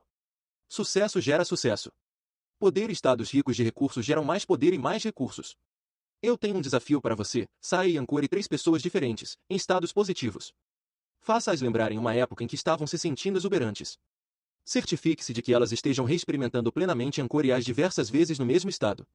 Comece então a conversar com elas, e teste a âncora quando estiverem distraídas. Elas voltaram para o mesmo estado? Se não voltaram, verifique os 4 postos-chaves e ancore outra vez. Se sua âncora falhou ao acionar o estado que desejava, você omitiu um dos 4 pontos. Talvez você, ou a outra pessoa, não estivesse num estado específico e totalmente associado. Talvez você tenha aplicado a âncora no tempo errado, depois que o auge do estado tinha passado. Talvez o estímulo não fosse bastante distinto, ou você não o reaplicou perfeitamente quando tentou trazer de volta a experiência ancorada.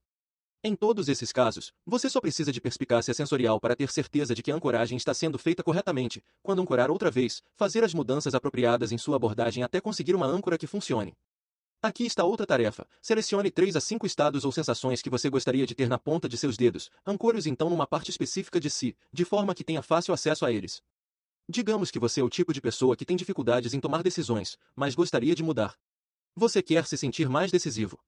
Para ancorar a sensação de ser capaz de tomar uma decisão rápida, efetiva e facilmente, você deve escolher a junta de seu dedo indicador. A seguir, pense numa época de sua vida em que você se sentiu totalmente cheio de decisão. Entre dentro dessa situação em sua mente e associe-se plenamente a ela, para se sentir da mesma maneira. Comece por experimentar-se tomando a grande decisão de seu passado. No auge da experiência, quando se sentir com maior espírito de decisão, aperte sua junta e emita um som em sua mente, como a palavra sim. Agora, pense em outra experiência parecida e, no auge desse processo de tomar decisões, crie a mesma pressão e o mesmo som. Faça isso 5 ou 6 vezes para acumular uma série de âncoras poderosas. Agora, pense numa decisão que precisa tomar, pense em todos os fatos que precisa saber. Então, apronte-se e dispare a âncora, e você será capaz de tomar uma decisão rápida e facilmente. Você pode usar outro dedo para ancorar sensações de relaxamento, se precisar. Eu ancorei sensações de criatividade numa junta. Posso transformar-me em questão de momentos, de sentir-me parado a sentir-me criativo. Aproveite o tempo para selecionar 5 estados e instalá-los, e então divirta-se usando-os para dirigir seu sistema nervoso com rapidez e precisão infinitesimal. Por favor, faça isso agora. Maneiras de calibrar, identificar, mudanças do estado. Notar mudanças em respiração, localização, pausas, média, volume, movimento dos olhos, tamanho do lábio inferior, postura, tônus muscular, dilatação da pupila, coloração da pele e reflexo, voz, predicados, tempo, timbre, tom, volume. A ancoragem sempre é mais efetiva quando a pessoa que está sendo ancorada não sabe o que aconteceu. Em seu livro Keeping Faith, Jimmy Carter dá um exemplo excepcional de ancoragem. Durante as conversações sobre controle de armas, Leonid Brasil surpreendeu-o ao colocar sua mão no ombro de Carter e dizer em um inglês perfeito: Jimmy, se nós não tivermos sucesso, Deus não nos perdoará. Anos mais tarde, quando entrevistado na televisão, Carter descreveu Brasil como um homem de paz e contou sua história. Enquanto falava, Carter tocou o próprio ombro e disse: Eu ainda posso sentir sua mão em meu ombro. Carter lembrava-se tão vivamente da experiência porque Brasil surpreendeu-o ao usar o inglês perfeito e falar em Deus. Sendo profundamente religioso, é óbvio que Carter teve sensações intensas sobre o que Brasil falou, e o momento-chave foi quando ele o tocou. A intensidade da emoção de Carter e a importância do problema virtualmente garantem que ele se lembrará dessa experiência pelo resto de sua vida. A ancoragem pode ser muito bem-sucedida para superar medos e mudar comportamentos. Deixe-me dar um exemplo de ancoragem que uso em meus seminários. Peço a alguém, homem ou mulher, que tenha dificuldade em lidar com o sexo oposto, que venha à frente da sala. Recentemente, foi um jovem bastante tímido que se ofereceu.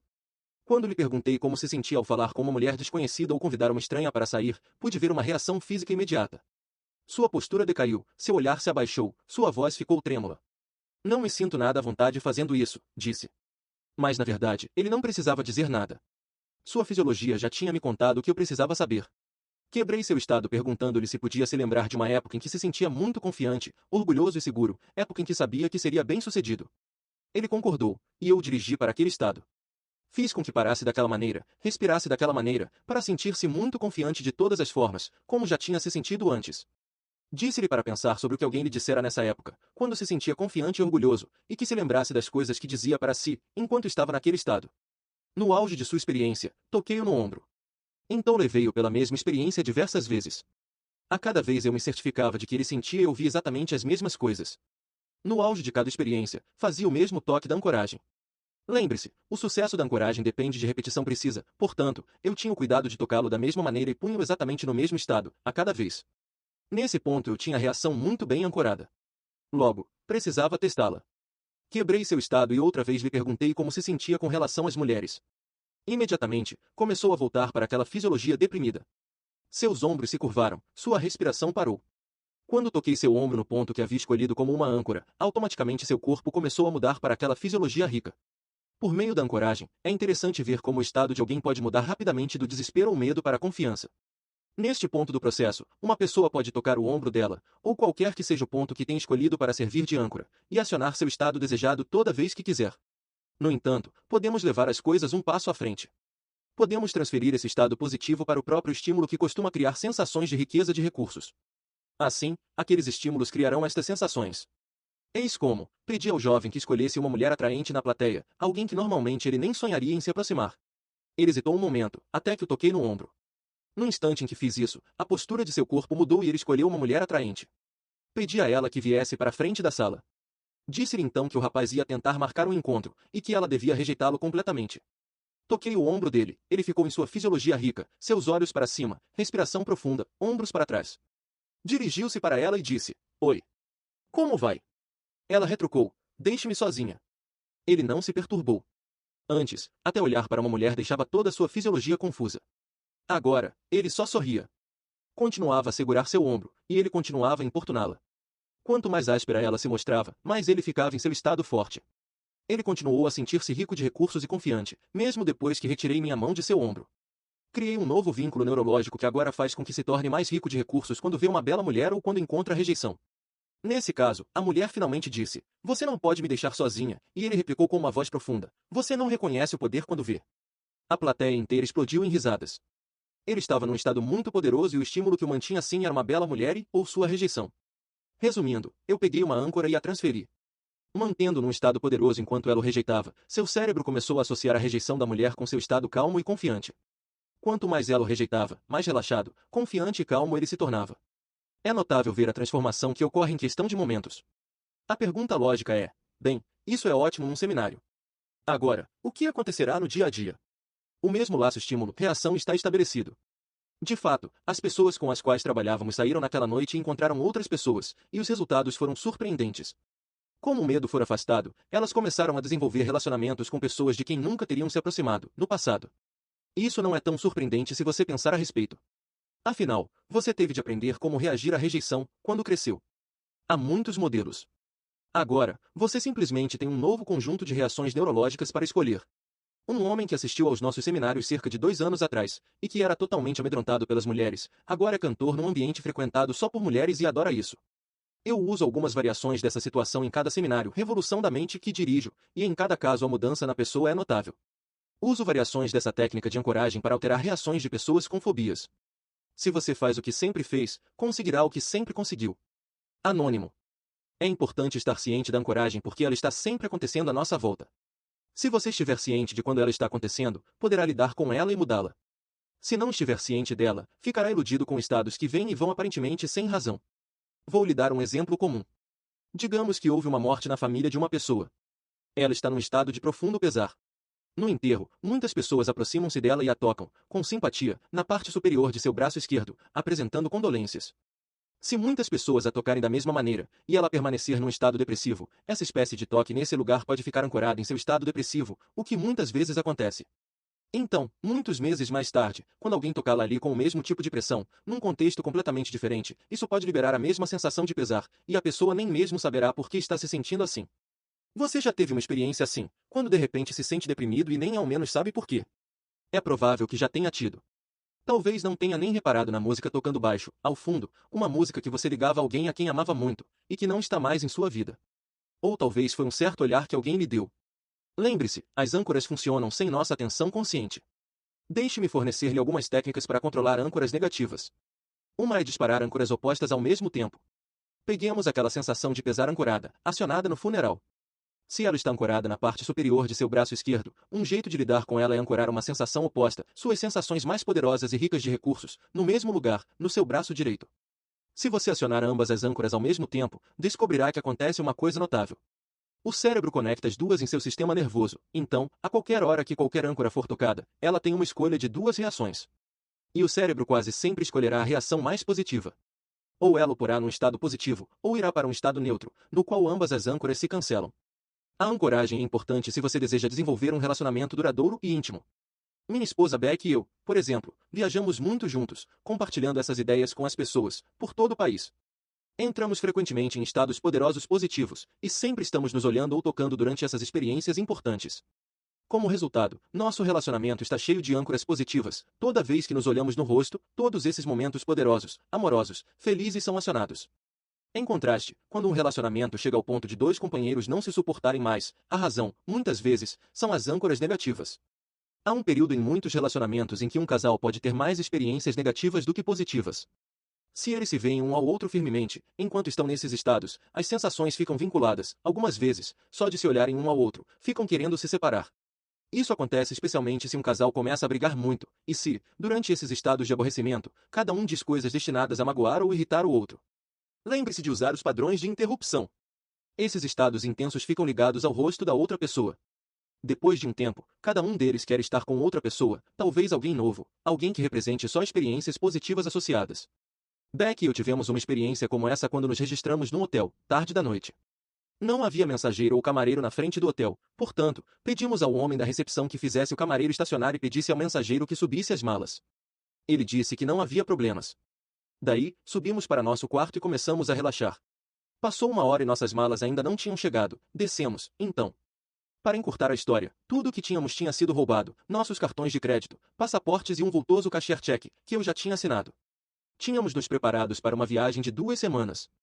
Pode imaginar em que estado fiquei. Enquanto sentia essa raiva, um estado perturbador, ficava olhando para Beck e ela também estava brava. Cerca de 15 minutos depois, compreendi que ficar perturbado não iria mudar nada, e, uma vez que acredito que nada acontece por acaso, tinha de haver algum benefício naquilo. Portanto, mudei meu estado e estava me sentindo bem outra vez. Mas, 10 minutos depois olhei para Beck, e quando fiz, comecei a sentir raiva pelas coisas que ela não havia feito naquele dia. Certamente, eu não estava me sentindo atraído por ela. Parei, então, e perguntei-me, o que está acontecendo aqui? Compreendi que tinha vinculado todos os meus sentimentos negativos por ter perdido nossas coisas a Beck, apesar de ela não ter nada com aquilo. Olhar para ela fazia com que eu me sentisse desprezível. Quando lhe contei o que estava sucedendo, percebemos que ela também estava sentindo a mesma coisa em relação a mim. Por conseguinte, o que fizemos? Simplesmente deixamos cair as âncoras. Começamos a fazer algumas coisas excitantes positivas, um com o outro, coisas que em 10 minutos nos puseram num estado ótimo, enquanto nos olhávamos no rosto. Virginia Satir, a mundialmente famosa conselheira familiar e conjugal, usa ancoragem o tempo todo em seu trabalho.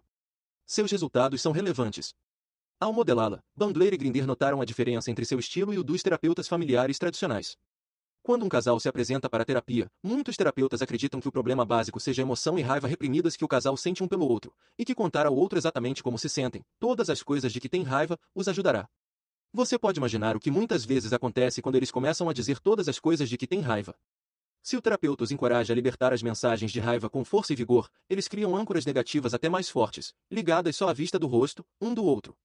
Com certeza expressar esses sentimentos pode ajudar, se as pessoas os mantiveram dentro de si durante um longo tempo. E, mesmo acreditando que contar a verdade no relacionamento é necessário para o sucesso, eu questiono os efeitos das âncoras negativas que esse processo possa criar. Todos nós tivemos discussões, em que começamos a dizer coisas que não são realmente o que significam, e quanto mais dizemos, pior fica. Assim, quando uma pessoa sabe quais são seus reais sentimentos, há um número regular de desvantagens em se pôr num estado negativo antes de comunicar seus sentimentos a uma pessoa amada. Em vez de fazê-los gritarem um com o outro, Virginia Satir faz com que seus pacientes orem-se como se olharam quando se apaixonaram. Ela lhes pede que falem um ao outro como falaram quando se apaixonaram. Sugere empilhar âncoras positivas, a fim de que ao se olharem no rosto sintam-se muito bem. A partir desse estado, eles podem resolver seus problemas por meio de uma comunicação clara, sem ferir os sentimentos um do outro. De fato, eles se tratam com muito mais carinho e um novo padrão se estabelece, uma nova maneira de resolver os problemas no futuro. Deixe-me dar-lhe outro poderoso instrumento para lidar com âncoras negativas.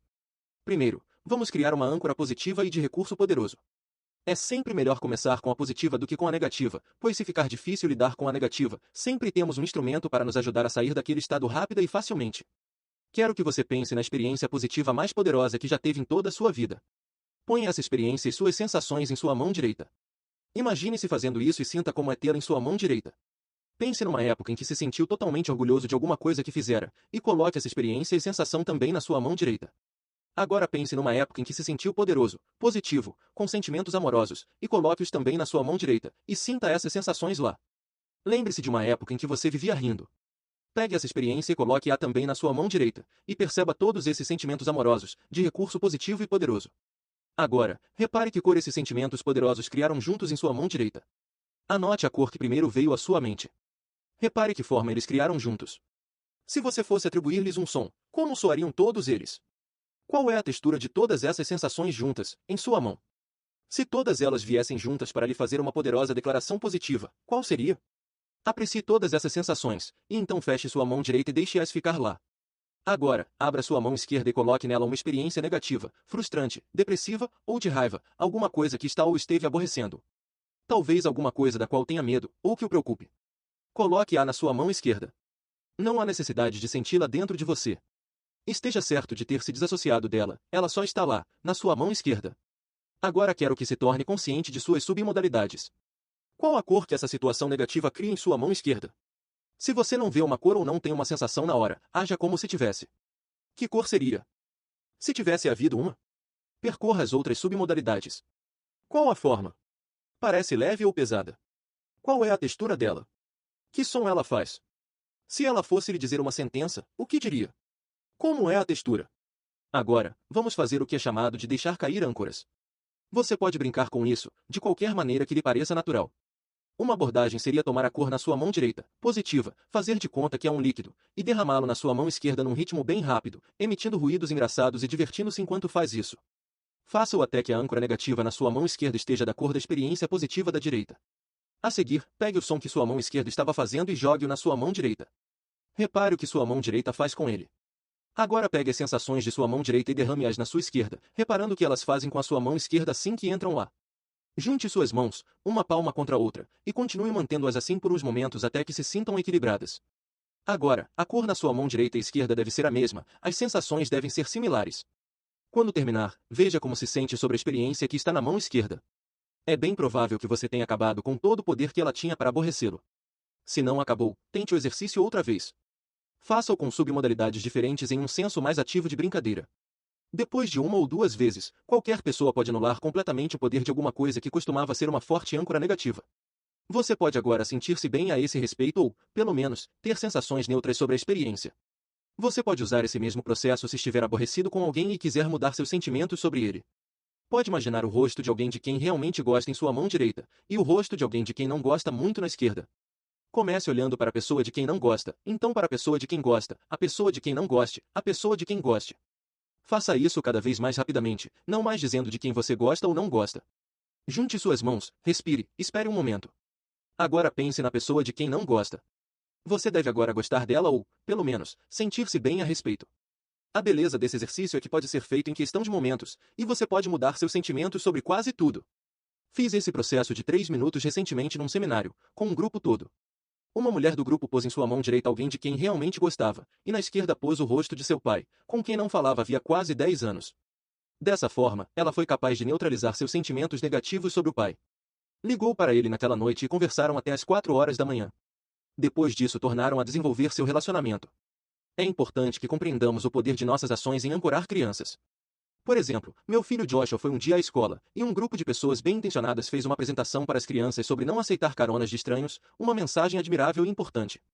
Eu gostei de meu filho ter sido reforçado a respeito. O problema foi a maneira como a mensagem foi transmitida.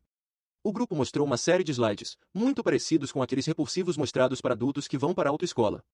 Mostraram posteres de crianças desaparecidas. Mostraram até os corpos de criancinhas sendo retiradas de valas. Crianças, diziam eles, que aceitam caronas de estranhos podem acabar assim. Obviamente essa era uma grande motivação para a estratégia de afastar-se. Os resultados, no entanto, foram bastante destrutivos, pelo menos para meu filho, e posso supor que para outras crianças também. O que eles fizeram foi o equivalente a instalar uma fobia. Meu filho tinha agora aquelas figuras grandes, brilhantes, ensanguentadas associadas com a volta para casa. Naquele dia recusou-se a voltar andando e tivemos de ir buscá-lo na escola. Nos 2 ou 3 dias seguintes ele acordou à noite com pesadelos e recusava-se a ir a pé para a escola, com a irmã. Felizmente, conheço os princípios do que cria e afeta o comportamento humano. Eu tinha estado fora da cidade, quando soube da situação, fiz uma série de quedas de âncoras e uma cura de fobia pelo telefone. No dia seguinte, ele foi a pé para a escola, sozinho, confiante, forte e cheio de recursos. Ele não iria ser imprudente, sabia o que evitar, o que fazer para cuidar-se. Até agora ele está fortalecido para viver sua vida da maneira que quiser, sem medo. As pessoas que fizeram a apresentação tinham a melhor das intenções. No entanto, sinceridade não garante que não resultarão danos de uma falta de entendimento sobre os efeitos da ancoragem. Preste atenção no efeito que está causando nas pessoas, especialmente nos pequeninos. Façamos um último exercício. Ponha-se naquele estado poderoso e cheio de recursos e escolha a cor que seja a de mais recursos para você. Faça a mesma coisa com uma forma, um som e uma sensação que você associaria ao seu estado mais poderoso e cheio de recursos. Pense agora numa frase que você diria quando estivesse se sentindo mais feliz, mais centralizado e mais forte, como nunca se sentiu antes. A seguir, pense numa experiência desagradável, uma pessoa que seja uma âncora negativa, alguma coisa de que tenha medo. Em sua mente, ponha aquela forma positiva em volta da experiência negativa. Faça isso com a completa crença de que pode capturar a sensação negativa dentro da forma. Pegue então sua cor cheia de recursos e fisicamente atire-a por sobre toda a âncora negativa, com uma força tal que a âncora se dissolva. Ouça o som e sinta a sensação que ocorre quando está totalmente rico de recursos. Por fim, diga a coisa que você diria em seu estado mais poderoso. Enquanto a âncora negativa dissolve-se numa névoa de sua cor favorita, diga a coisa que acentua seu poder. Como se sente agora sobre a situação negativa? É provável que ache difícil imaginar que aquilo possa tê-lo aborrecido tanto antes. Faça isso com 3 outras experiências, e então faça-o com mais alguém. Se você só estiver lendo o livro, esses exercícios poderão lhe parecer estranhos e tolos. Mas, se os fizer, será capaz de ver o incrível poder que tem. Esta é a chave componente do sucesso, a capacidade de eliminar de seu próprio ambiente acionadores que tendem a colocá-lo em estados negativos ou pobres de recursos, enquanto instala outros positivos em si e em outros. Uma das maneiras de fazer isso é elaborar uma relação de âncoras importantes, positivas e negativas, em sua vida. Anote se são primariamente acionadas por estímulos visuais, auditivos ou sinestésicos. Uma vez que sabe o que são suas âncoras, você deve seguir, deixando cair as negativas e fazendo melhor uso das positivas. Pense no bem que pode fazer ao aprender como ancorar aqueles estados positivos efetivamente, não só em você, mas também nos outros. Já pensou se você falasse com seus associados, deixasse-os com uma estrutura mental motivada e otimista, e ancorasse isso com um toque, expressão ou tom de voz que pudesse repetir no futuro? Depois de um tempo, ancorando aqueles estados mentais positivos diversas vezes, você poderia elicitar aquela espécie de motivação intensa, a qualquer hora. Seus trabalhos seriam mais recompensadores, a empresa, mais lucrativa, e todos seriam muito mais felizes. Pense no poder que poderia ter em sua própria vida, se pudesse pegar as coisas que costumavam aborrecê-lo e fazer com que elas o fizessem sentir-se bem ou cheio de recursos, o bastante para mudá-las. Você tem poder para fazê-lo. Vou deixá-lo com um pensamento final, não só sobre ancoragem, mas sobre todas as técnicas que aprendeu até agora. Há uma incrível sinergia, um sentido processional, sequencial, que surge do domínio de qualquer dessas técnicas. Assim como uma pedra atirada numa lagoa calma forma um padrão de ondulações, o sucesso com qualquer dessas técnicas gera mais e mais sucesso. Você já deve ter uma percepção forte e clara de como elas são poderosas. Minha esperança é que você as use não só hoje, mas, continuamente, em sua vida. Assim como as âncoras empilhadas em minha postura de karatê ficam mais poderosas cada vez que as uso, você aumentará seu poder pessoal com cada técnica que aprende, domina e usa. Há um filtro para experiências humanas que afeta como nos sentimos sobre tudo o que fazemos ou não fazemos em nossas vidas. Esses filtros afetam a ancoragem e tudo mais de que já falamos neste livro. Estou falando de liderança. Parte 3. Liderança, o desafio da excelência. Capítulo 18. Avaliar hierarquias, o julgamento definitivo do sucesso. Um músico deve fazer música, um artista deve pintar, um poeta deve escrever, se for para estar em paz consigo mesmo no fim. Abraham Maslow. Todo sistema complexo, seja um instrumento de fábrica, seja um computador ou um ser humano, tem de ser congruente. Suas partes têm de trabalhar juntas, cada ação deve apoiar uma outra ação, se é para trabalhar em um nível alto. Se as partes de uma máquina tentam ir em duas direções diferentes ao mesmo tempo, a máquina sairá de sincronia e pode acabar quebrando. É assim também com os seres humanos. Podemos aprender a produzir os mais efetivos comportamentos, mas se esses comportamentos não apoiam nossas mais profundas necessidades e desejos, se infringem outras coisas que são importantes para nós, então temos conflitos interiores, e nos falta a congruência necessária para um sucesso em larga escala. Se uma pessoa está conseguindo uma coisa, mas vagamente quer alguma outra, ela não será totalmente feliz ou realizada. Ou se uma pessoa alcança uma meta, mas, a fim de fazê-lo, violou sua própria crença sobre o que é certo ou errado, então resulta confusão. A fim de realmente mudarmos, crescermos e prosperarmos, precisamos nos tornar muito conscientes das regras que temos para nós e para os outros, e de como realmente medimos ou julgamos o sucesso ou o fracasso. Caso contrário, podemos ter tudo e ainda nos sentirmos nada. Esse é o poder do elemento final e crítico chamado valor. Que são valores? São simplesmente suas próprias crenças, pessoais e individuais, sobre o que é mais importante para você. Seus valores são seus sistemas de crenças sobre certo, errado, bom e mal. Maslow fala sobre artistas, mas a questão é universal. Nossos valores são as coisas de que todos nós fundamentalmente precisamos para seguir em frente. Se não os temos, não nos sentiremos completos e realizados. Essa sensação de congruência, ou de totalidade e unidade, vem da compreensão de que estamos satisfazendo nossos valores com nosso comportamento presente. Eles até determinam do que você deve se afastar. Eles governam todo o seu estilo de vida. Determinam como você reagirá a qualquer experiência na vida. Eles são muito parecidos com o executive level de um computador. Você pode colocar qualquer programa de que goste, mas se o computador vai aceitar o programa, ou se vai usá-lo ou não, só depende de como o executive level foi programado pela fábrica. Valores são como o executive level do julgamento no cérebro humano. O impacto de seus valores é sem fim, sobre o que você veste e o que dirige para onde mora, com quem você se casa, se casar, ou como educa seus filhos, os motivos que o levaram a escolher o que faz para viver. Eles são a base que define nossas reações a qualquer situação dada, na vida. São a chave máxima para compreender e prognosticar seus próprios comportamentos assim como os comportamentos dos outros, a chave mestra que libera a magia interior.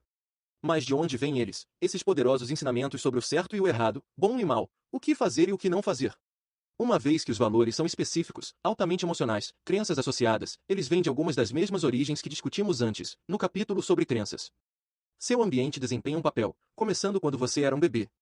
Seu pai e sua mãe, especialmente em famílias tradicionais, desempenharam o papel principal ao programarem a maioria de seus valores originais.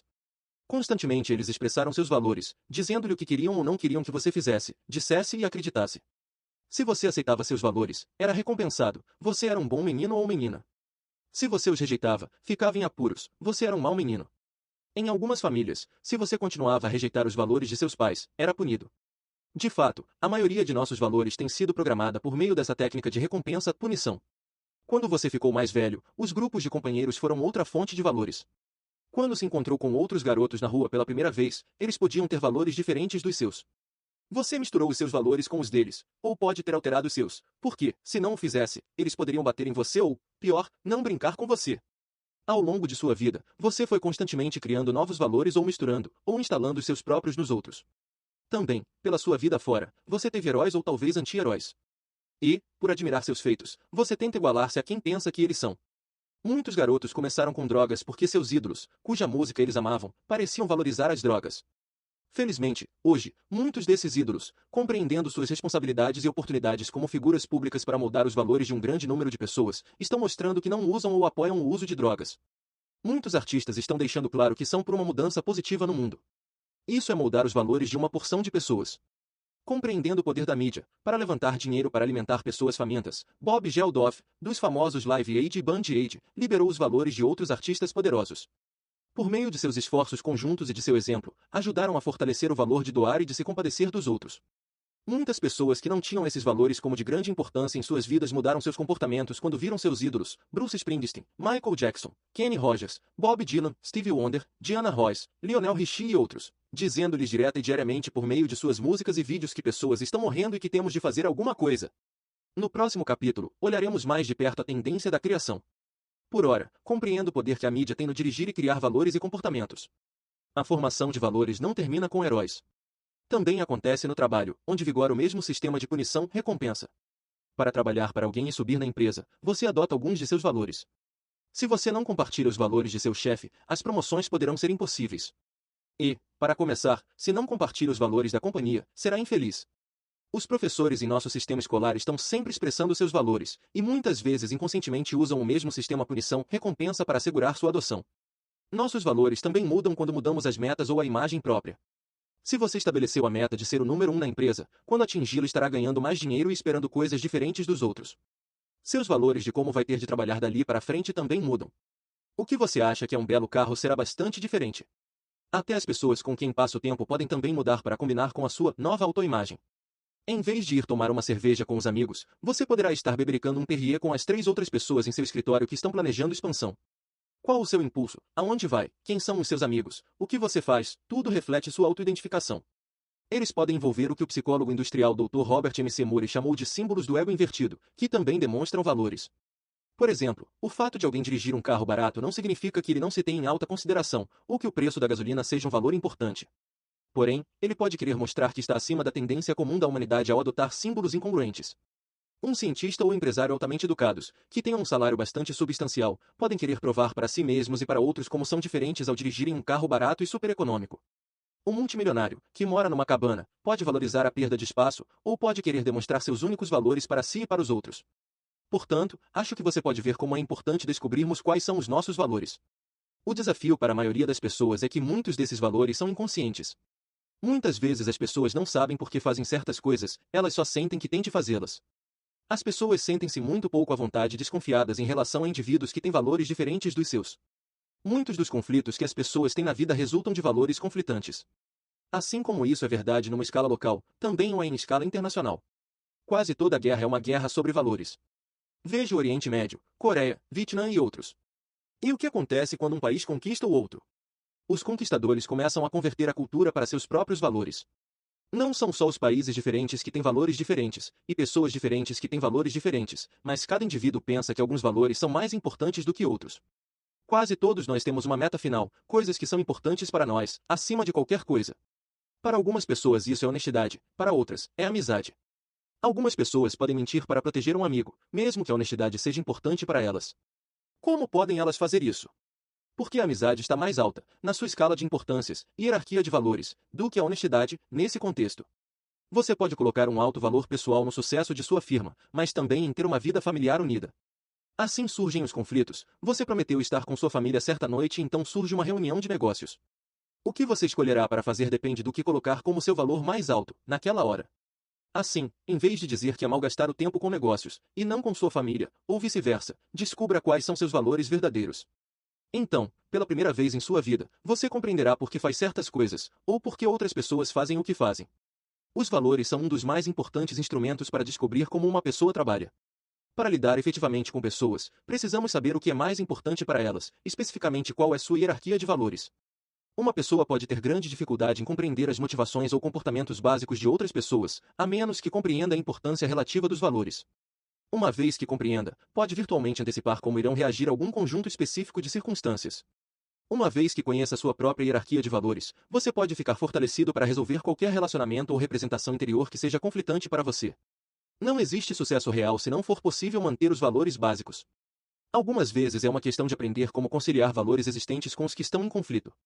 Se uma pessoa está tendo problemas num trabalho altamente remunerado, e um de seus principais valores é que dinheiro é nocivo, não basta concentrar-se no trabalho. O problema está no nível mais alto de valores conflitantes.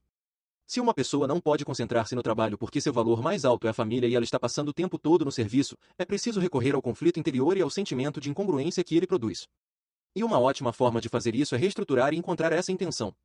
Você pode ter US$ 1 bilhão, mas se a vida que você leva entra em conflito com seus valores, você não será feliz. Vemos isso frequentemente.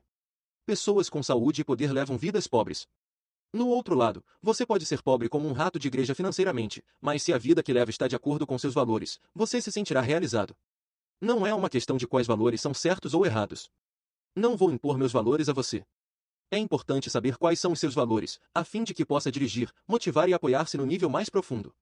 Todos temos um valor maior, uma coisa que mais desejamos de qualquer situação, quer seja um relacionamento ou um trabalho. Pode ser liberdade, pode ser amor, pode ser excitação ou pode ser segurança. Provavelmente você lê esta lista e diz consigo mesmo, eu quero todas estas coisas. A maioria de nós também. Mas colocamos um valor relativo nelas todas. O que uma pessoa mais quer de uma amizade é êxtase, outra, amor, uma terceira, comunicação honesta, uma quarta, a sensação de segurança. A maioria das pessoas são totalmente ignorantes de suas hierarquias ou daquelas das pessoas que amam. Tem um senso vago de querer amor, ou desafio, ou êxtase, mas não tem ideia de como essas peças se juntam. Essas distinções são absolutamente críticas. Determinam se as máximas necessidades da pessoa serão ou não encontradas. Você não pode satisfazer as necessidades de alguém se não souber quais são elas. Você não pode ajudar alguém a fazer o mesmo por você, e não pode lidar com seus próprios valores conflitantes, até compreender as hierarquias nas quais elas estão interagindo. A primeira chave para compreender é elicitá-las. Como você descobre a hierarquia de valores, sua ou de alguém mais?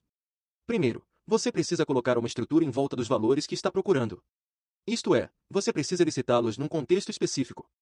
Eles são divididos em compartimentos. Muitas vezes temos valores diferentes, relacionamentos ou família.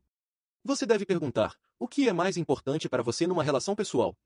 A pessoa pode responder, os sentimentos de apoio.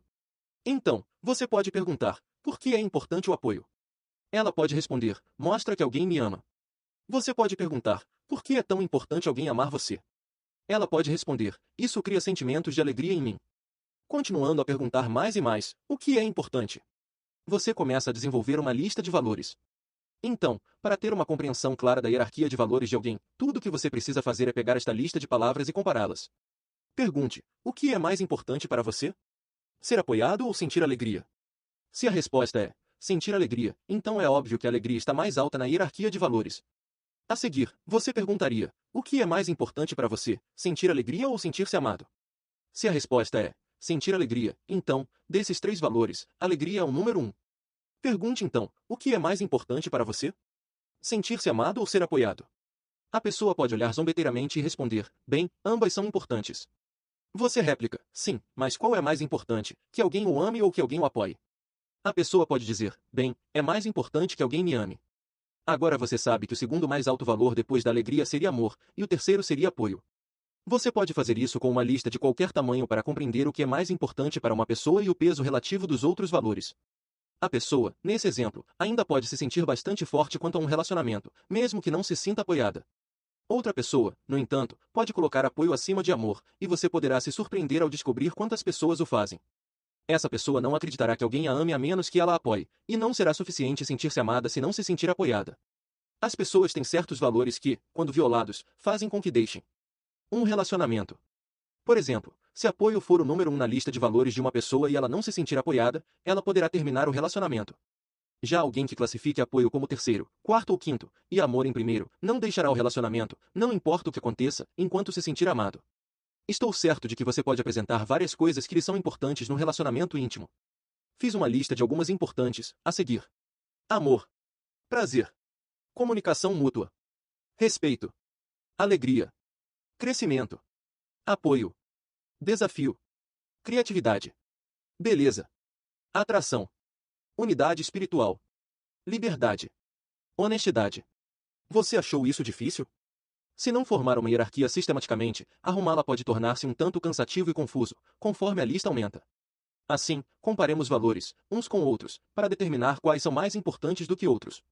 Comecemos com os dois primeiros da lista. O que é mais importante para você, amor ou prazer? Se a resposta for amor, ele é mais importante do que comunicação mútua? Você precisa percorrer a lista toda e ver se alguma coisa é mais importante do que o valor com o qual começou. Se não, amor está no alto da hierarquia. Agora, vá para a palavra seguinte da lista. O que significa mais para você, prazer ou comunicação mútua? Se a resposta é prazer, continue descendo pela lista, comparando-a à palavra seguinte. Se a qualquer hora outra escolha é preferida à escolha inicial, nesse caso, amor, comece fazendo as comparações para o valor. Por exemplo, se comunicação mútua está mais valorizada do que prazer, você deve então continuar com a pergunta: o que é mais importante, comunicação mútua ou respeito? Se ainda for comunicação mútua, então pergunte: comunicação mútua ou alegria? Se nenhum valor for considerado mais importante do que comunicação mútua, ele é o segundo na hierarquia. Se outro valor for considerado mais importante, você compara os valores remanescentes com ele até completar a lista. Se você, por exemplo, comparou comunicação mútua com todas as palavras deste exemplo e chegou ao último valor da lista, honestidade, e verificou ser mais importante do que comunicação mútua, então você não tem de compará-lo com criatividade, uma vez que criatividade não é tão importante como comunicação mútua.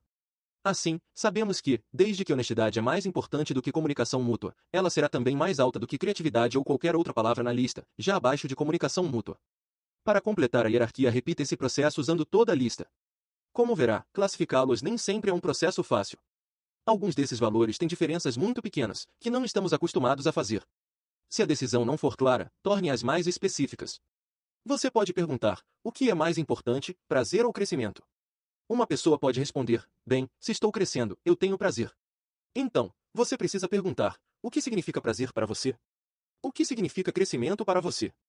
Se a resposta for: prazer significa sentir uma sensação total de alegria pessoal, e crescimento significa superar obstáculos, então, você pode perguntar: o que é mais importante, superar obstáculos ou sentir uma sensação total de alegria? Isso tornará a decisão mais fácil. Se as diferenças ainda não estiverem claras, pergunte o que aconteceria se você excluísse um valor. Se você nunca pudesse sentir prazer, mas pudesse crescer, seria essa a sua escolha? Ou, se você nunca pudesse crescer, mas pudesse ficar extasiado, qual delas você preferiria? Isso, em geral, proporciona a informação necessária para distinguir qual valor é mais importante. Reunir uma de suas próprias hierarquias de valores é um dos mais valiosos exercícios que você pode fazer neste livro. Pare um pouco para decidir o que deseja de um relacionamento. Você deve fazer a mesma coisa com sua parceira, se estiver com um relacionamento agora. Cada um de vocês irá desenvolver uma nova consciência das mais profundas necessidades do outro. Façam uma lista de todas as coisas que são mais importantes para vocês no relacionamento, por exemplo, atração, alegria, excitação e respeito. Para aumentar essa lista, você deve perguntar: o que é importante com relação ao respeito? E sua parceira pode dizer: é a principal coisa no relacionamento. Portanto, você já tem o valor número 1. Ou, sua parceira pode dizer: quando me sinto respeitada, sinto-me unida a outra pessoa. Logo, você tem outra palavra: união. Você pode perguntar: qual a importância da união? E sua parceira pode dizer: se eu me sinto unida a outra pessoa, eu me sinto amada por ela.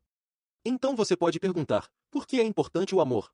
Continue dessa maneira para desenvolver uma lista de palavras, até que fique satisfeito por estabelecer a maioria dos principais valores que são importantes para você num relacionamento. Agora, crie uma hierarquia de importância usando a técnica descrita anteriormente. Compare sistematicamente cada valor até que tenha uma hierarquia clara, que lhe pareça certa. Após ter criado uma hierarquia de valores para seus relacionamentos pessoais, faça a mesma coisa com seu ambiente de trabalho. Crie o contexto de trabalho e pergunte: o que é importante para mim, no trabalho? Você poderia dizer: criatividade. A questão óbvia seguinte seria: o que é importante sobre criatividade? Você poderia responder: quando sou criativo, sinto que cresço. Então, o que é importante sobre crescer? Continue daí. Se você for pai ou mãe, sugiro fazer o mesmo com seus filhos. Descobrindo as coisas que verdadeiramente os motivam, você terá instrumentos únicos e efetivos para criá-los melhor. O que descobriu? Como se sente sobre a lista que criou? Na sua opinião, ela é correta? Se não for, faça comparações adicionais até que sinta que está certa. Muitas pessoas ficam surpresas ao descobrirem seus valores mais altos. No entanto, tornando-se conscientemente informadas de suas hierarquias de valores, elas começam a entender por que fazem o que fazem. Em relacionamentos pessoais, ou no trabalho, você pode expressar o que lhe é mais importante, agora que já sabe quais são seus valores. E, conhecendo-os, pode começar a dirigir suas energias para alcançá-los. Reunir uma hierarquia não é suficiente. Como veremos mais tarde, as pessoas têm significados diferentes para uma mesma palavra, quando se trata de valores. Agora que você se tornou consciente de sua hierarquia, aproveite para perguntar o que ela significa. Se o valor primário num relacionamento é amor, você pode perguntar: o que faz alguém sentir-se amado? Ou, o que faz com que uma pessoa ame alguém? Ou, como se pode saber quando não se é amado? Você deve fazer isso com a maior precisão possível, pelo menos com os 4 primeiros itens de sua hierarquia. Sozinha, a palavra amor provavelmente significa dúzias de coisas para você, e vale a pena descobrir quais são. Não é um processo fácil, mas, executando cuidadosamente, você saberá mais sobre si mesmo, o que deseja de verdade e que evidência deve usar para saber se seus desejos estão sendo satisfeitos. É claro que você não pode ir pela vida fora fazendo escalas completas de iniciações de valores, para todas as pessoas que conhece. O grau de precisão e especificidade que você irá buscar dependerá inteiramente de seu objetivo. Se for para ter um relacionamento que durará para sempre com sua esposa ou um filho, você quererá saber tudo o que for possível sobre como funciona o cérebro dessas pessoas. Se você for um treinador tentando motivar um jogador ou um homem de negócios procurando avaliar um possível cliente, você ainda desejará conhecer os valores da pessoa, mas não com tanta profundidade. Você só está procurando vantagens grandes. Lembre-se, em qualquer relacionamento, seja intenso, como entre pai e filho, ou casual, como o de dois vendedores que compartilham o mesmo telefone, você tem um contrato, quer este tenha sido verbalizado ou não. Ambos esperam certas coisas um do outro. Ambos julgam as ações e palavras do outro, pelo menos inconscientemente, por seus valores. Você pode muito bem ficar sabendo quais são esses valores e criar um acordo a fim de que saiba com antecedência como seus comportamentos afetarão a ambos e quais são suas verdadeiras necessidades. Você pode licitar esses valores dominantes em uma conversa casual. Uma técnica simples, mas valiosa, é ouvir com atenção as palavras que as pessoas usam. As pessoas tendem a usar com frequência palavras-chave que demonstram quais são os valores no alto de suas hierarquias. Duas pessoas podem compartilhar juntas uma experiência de prazer. Uma pode delirar com ela, dizendo como deixou sua criatividade ativa. Outra pode só ter ficado entusiasmada, e poderá dizer como eram intensas as sensações compartilhadas pela comunidade. É provável que elas lhe deem pistas fortes sobre seus valores mais altos e sobre o que você deve entender se quiser motivá-las ou excitá-las.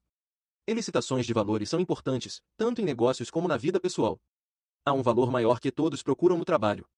É o que leva uma pessoa a entrar num serviço e, se o trabalho não satisfizer este valor, ou se este valor for violado, faz com que ela o deixe. Para algumas pessoas, pode ser dinheiro. Se você os paga bem, você os manterá. Para muitos outros, todavia, é alguma coisa a mais. Pode ser criatividade, ou desafio, ou um senso de família. É fundamental para o gerente saber o valor mais alto na hierarquia de valores de seus empregados. Para elicitá-lo, a primeira coisa a perguntar é: o que faz com que você entre numa organização? Digamos que o empregado responda: um ambiente criativo. Você desenvolve uma lista sobre o que é importante perguntando: o que mais o faria entrar?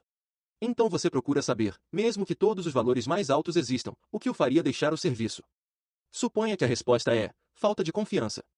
Poderia continuar daí perguntando: mesmo que haja falta de confiança, o que o faria ficar? Algumas pessoas poderiam dizer que nunca ficariam numa organização com falta de confiança. Se dizem isso, esse é o maior valor para elas, a coisa que devem ter para permanecer no emprego.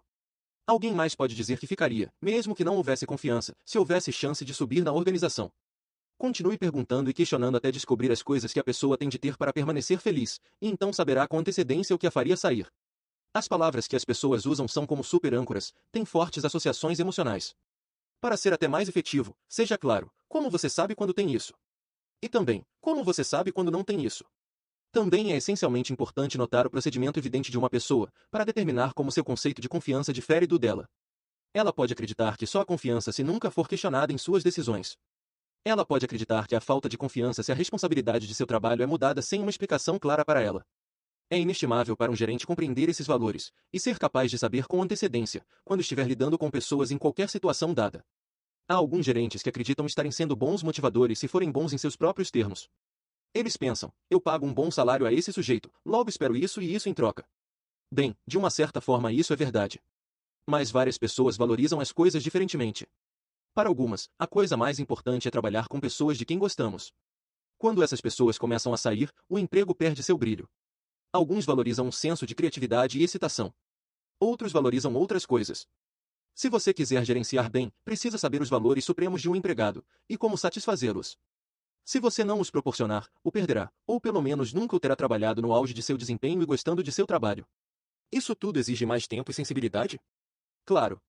Mas, se você valoriza as pessoas com quem trabalha, vale a pena, por você e por elas. Lembre-se de que os valores têm enorme poder emocional. Se você se afasta de seus valores e assume que não está agindo certo do seu ponto de vista, provavelmente passará muito tempo sentindo-se amargurado e traído. Se você puder resolver a diferença de valores, provavelmente terá associados, amigos e membros da família mais felizes, e também será mais feliz. Não é essencial na vida ter os mesmos valores de outra pessoa. Mas é essencial ser capaz de alinhar-se com outras pessoas para entender quais são seus valores e também para apoiá-los e trabalhar com eles. Os valores são os instrumentos de motivação mais poderosos que temos. Se quiser mudar um mau hábito, a mudança pode ser feita muito rapidamente se você vincular o sucesso da manutenção dessa mudança a altos valores. Sei de uma mulher que colocou um valor extremamente alto no orgulho e no respeito. Assim, o que fez foi escrever um bilhete para as 5 pessoas que ela mais respeitava no mundo, dizendo que nunca mais fumaria, que tinha respeito pelo seu próprio corpo e pelo dos outros e não permitiria que isso acontecesse outra vez. Após ter enviado as cartas, deixou de fumar. Houve muitas ocasiões quando, disse ela, teria dado qualquer coisa por um cigarro, mas seu orgulho nunca a deixou voltar atrás. Era um valor mais importante do que a sensação de tirar baforadas de um cigarro. Hoje ela é uma saudável não fumante. Valores usados corretamente têm um grande poder para mudar nosso comportamento. Deixe-me compartilhar com vocês uma experiência recente que tive. Estava trabalhando com um time de futebol de faculdade que tinha 3 zagueiros. Todos tinham valores muito diferentes. Ele citei seus valores simplesmente perguntando a cada um por que era importante jogar futebol, o que isso dava a ele. Um disse que futebol era a maneira de fazer sua família ficar orgulhosa e glorificar Deus e Jesus Cristo, nosso Senhor. O segundo disse que futebol era importante como uma expressão de poder, e que quebrar as limitações, vencer e subjugar outros eram os valores máximos para ele. O terceiro era um jovem do gueto que não foi capaz de encontrar nenhum valor particular no futebol. Quando lhe perguntei por que é importante jogar futebol, ele disse que não sabia. Acontece que estava quase sempre se afastando das coisas, como pobreza e vida difícil em casa, e não tinha uma noção clara do que o futebol significava para ele. Obviamente, você motivaria esses 3 de maneiras muito diferentes. Se tentasse motivar o primeiro, cujos valores eram fazer Jesus e sua família orgulhosos, enchendo-lhe a cabeça com a importância de agarrar seus oponentes e amassá-los na poeira, isso provavelmente lhe causaria um grande conflito interno porque ele vê no jogo um valor positivo e não violento, negativo. Se você conversasse com ardor sobre glorificar Jesus e deixar a família orgulhosa com o segundo, ele não ficaria motivado porque não é essa a principal razão para ele estar jogando. Acontece que o terceiro zagueiro é que tinha mais talento, mas estava fazendo menos uso dele do que os outros 2. Os treinadores estavam tendo dificuldades em motivá-lo porque não tinha valores claros, nada claro, para o que iria dirigir-se ou afastar-se. Nesse caso, eles tinham de encontrar algum valor que ele tivesse em outro contexto, como orgulho, e transferi-lo para o contexto do futebol. Por fim, apesar de já ter se machucado antes do primeiro jogo, pelo menos tornou-se motivado para apoiar o time, e os treinadores tinham um meio de motivá-lo no futuro, quando seu corpo ficasse curado. Os valores trabalham de uma maneira tão complexa e delicada como tudo de que já falamos neste livro. Lembre-se de que quando usamos palavras, estamos usando um mapa, e o mapa não é o território. Se eu lhe digo que estou com fome ou que quero dar uma volta de carro, você ainda está trabalhando a partir de um mapa. Fome pode significar estar pronto para uma grande refeição ou querer um pequeno lanche. Sua ideia de um veículo pode ser um Honda ou uma limusine. Mas o mapa se aproxima bastante. Sua equivalência complexa está bastante perto da minha e não temos muitos problemas em nos comunicar. Os valores se apresentam a nós como os mapas mais sutis de todos. Portanto, quando lhe digo quais são os meus valores, você está trabalhando com um mapa do mapa. O seu mapa, sua equivalência complexa dos valores, pode ser muito diferente do meu. Se você ou eu dizemos que a liberdade é o nosso valor mais alto, isso cria harmonia e concordância entre nós, porque queremos a mesma coisa, estamos motivados na mesma direção. Mas não é tão simples assim. Liberdade para mim pode significar ser capaz de fazer o que eu quiser, quando quiser, onde quiser, com quem eu quiser e tanto quanto eu quiser. Liberdade para você pode significar ter alguém que tome conta de você o tempo todo, ficar livre de discussões vivendo num ambiente estruturado. Liberdade para outra pessoa, ainda, pode ser um planejamento político, a disciplina necessária para manter um determinado sistema político. Se um homem não descobriu algo por que morrer, ele não está preparado para viver. Martin Luther King Jr. Por terem tanta prioridade, os valores carregam uma incrível carga emocional. Não há maneira mais fácil de ligar pessoas do que alinhá-las por meio de seus valores mais altos. É por isso que uma força leal lutando pelo seu país quase sempre subjugará um grupo de mercenários. Não há maneira mais traumática de separar pessoas do que criar comportamentos que ponham seus valores mais altos em conflito. As coisas que valem mais para nós, seja um sentimento de patriotismo, seja o amor pela família, são todas reflexos dos valores. Assim, construindo hierarquias exatas, você desenvolve alguma coisa que nunca teve antes, o mapa mais útil possível do que alguém precisa e do que será a reação desse alguém. O tempo todo vemos nos relacionamentos o poder explosivo e as delicadas nuances dos valores. Uma pessoa pode sentir-se traída por um romance que fracassou. Ele dizia que me amava, diz ela. Que piada! Para uma pessoa, amor pode ser um compromisso que dure para sempre. Para outra, pode ser uma união breve, mas intensa. Essa pessoa pode ter sido grosseira, ou pode ter sido alguém com um complexo de equivalência diferente do que é o amor. Portanto, é absolutamente fundamental que você construa um mapa o mais correto possível, que você determine o que o mapa da outra pessoa é realmente. Você precisa saber não só a palavra que ela está usando, mas o que significa. A maneira de fazer isso é perguntar com toda a flexibilidade e persistência que você consiga para construir um complexo de equivalência exato do que seja a hierarquia de valores deles. Muitas vezes, as ideias de valores variam tanto que duas pessoas que professam valores partilhados podem não ter nada em comum, e duas pessoas que professam valores diferentes podem descobrir que realmente querem a mesma coisa. Para uma pessoa, diversão pode significar usar drogas, ficar acordado todas as noites em festas e dançar até o dia raiar. Para outra, diversão pode significar subir montanhas ou descer corredeiras, qualquer coisa que seja nova, excitante ou desafiadora. A única coisa que seus valores têm em comum é a palavra que usam. Uma terceira pessoa pode dizer que seu valor mais importante é o desafio. Para ela também pode significar subir montanhas e descer corredeiras. Pergunte-lhe sobre diversão, e ela pode dispensá-la como algo frívolo e sem importância. Mas, por desafio, ela pode querer significar exatamente a mesma coisa que a segunda pessoa faz para a diversão. Valores comuns formam a base para a harmonia máxima. Se duas pessoas têm valores totalmente vinculados, seu relacionamento pode durar para sempre. Se seus valores são totalmente diferentes, há pouca chance de um relacionamento ser duradouro e harmonioso. Poucos relacionamentos podem ser classificados em qualquer dessas categorias extremas. Como resultado, você tem de fazer duas coisas.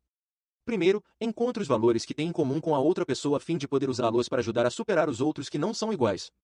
Não foi isso que Reagan e Gorbachev tentaram fazer em seus encontros de cúpula. Preservar os valores que ambos os países têm em comum, capazes de manter seu relacionamento, como a sobrevivência, por exemplo. Segundo, procure apoiar e preencher os valores mais importantes da outra pessoa, o mais que puder. Isso é a base de um relacionamento poderoso, apoiador e duradouro, quer seja de negócios, quer seja pessoal ou familiar. Os valores são um fator dominante, que provocam congruência e fazem com que as pessoas fiquem motivadas ou não. Se você conhece os valores delas, você tem a chance final. Se não tem, pode criar um comportamento poderoso, que não dura ou não produz o seu final desejado. Se estiver em conflito com os valores da pessoa, ela agirá como um interruptor de circuito para dominá-los. Os valores são como uma corte suprema. Eles decidem quais comportamentos funcionam e quais não, quais produzem estados desejados e quais produzem incongruência. Assim como as pessoas têm ideias diferentes do que os valores significam, elas têm diferentes maneiras de determinar se seus valores estão sendo preenchidos. Num âmbito pessoal, o procedimento para elicitar uma evidência é uma das coisas mais valiosas que você pode fazer para estabelecer metas para si. Aqui está um exercício que vale a pena. Pense em 5 valores que são importantes para você e imagine seu procedimento evidencial. O que tem de acontecer para que você saiba que seus valores estão sendo encontrados e preenchidos? Responda a isso agora em outra folha de papel. Avalie se seu procedimento evidencial o ajuda ou o afasta.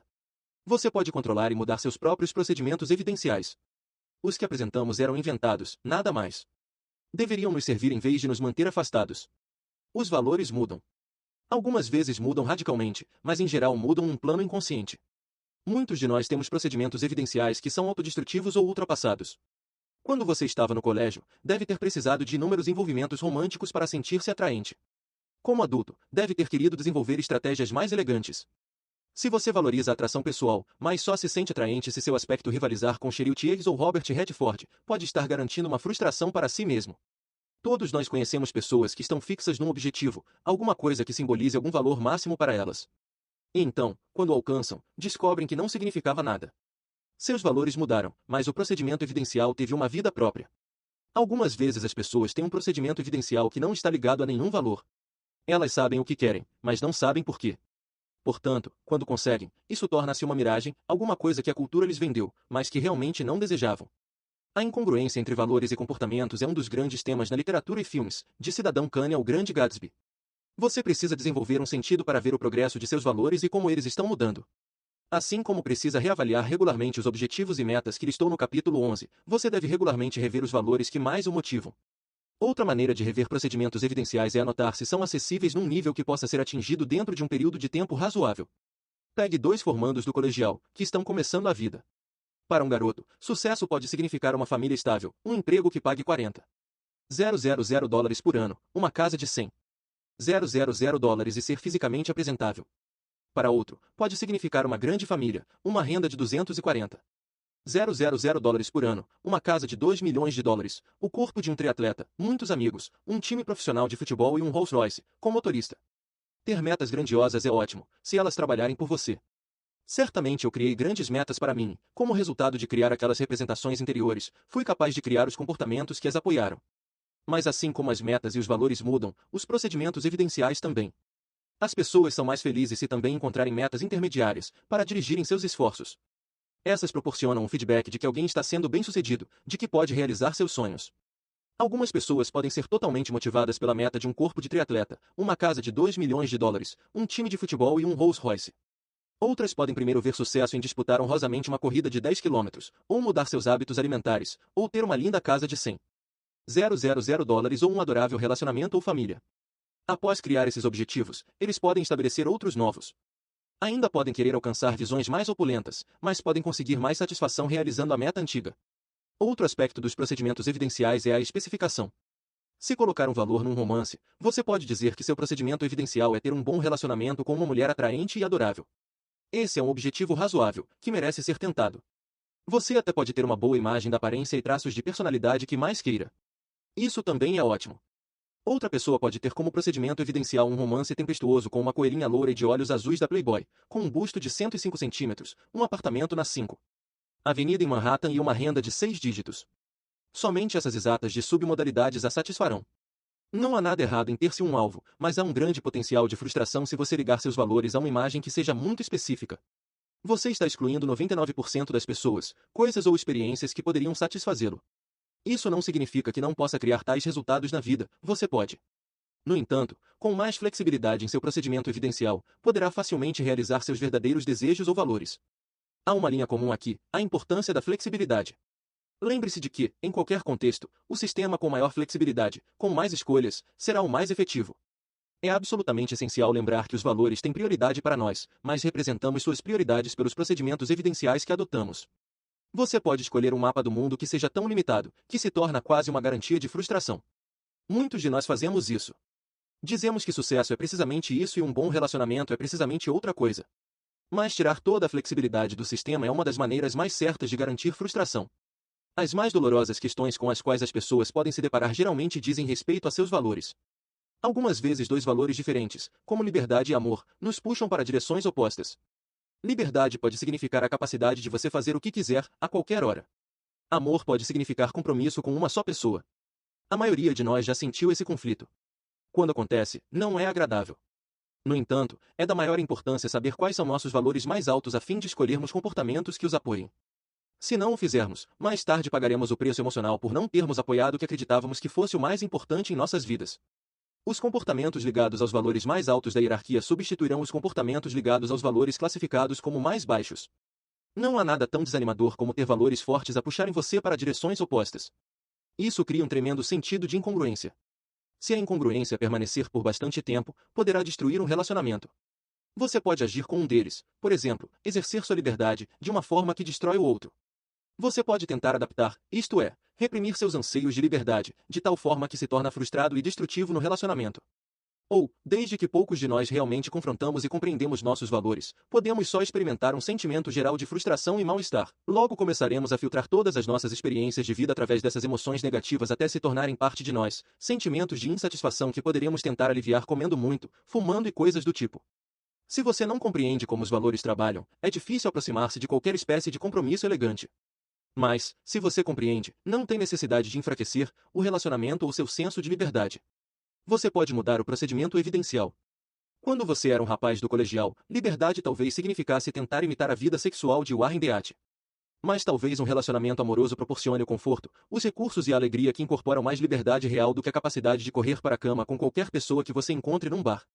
Esse é essencialmente o processo de reestruturar uma experiência, de forma a criar congruência. Às vezes a incongruência não vem dos valores em si, mas dos procedimentos evidenciais para os valores diferentes. Sucesso e espiritualidade não têm de produzir incongruência. Você pode ser um grande sucesso e ainda ter uma vida espiritual rica. Mas o que acontece se o seu procedimento evidencial para o sucesso é ter uma imensa mansão e o seu procedimento evidencial para a espiritualidade é viver uma vida simples e austera? Você terá de redefinir seu procedimento evidencial ou reestruturar sua percepção. De outra forma, você poderia estar se condenando a uma vida de conflitos interiores. Poderia ser útil lembrar o sistema de crenças que W. Mitchell usou para apoiar-se a fim de ter uma vida rica e feliz, apesar do que poderiam ter sido circunstâncias limitadoras. Não há nenhuma relação entre dois fatores. Isto é, para ele, estar paralítico não significa que não possa ser feliz. Ter muito dinheiro não significa que você não seja espiritual e viver uma vida austera necessariamente não significa que você seja espiritual. A PNL proporciona instrumentos para mudar a estrutura da maioria das experiências, a fim de que possam criar congruência.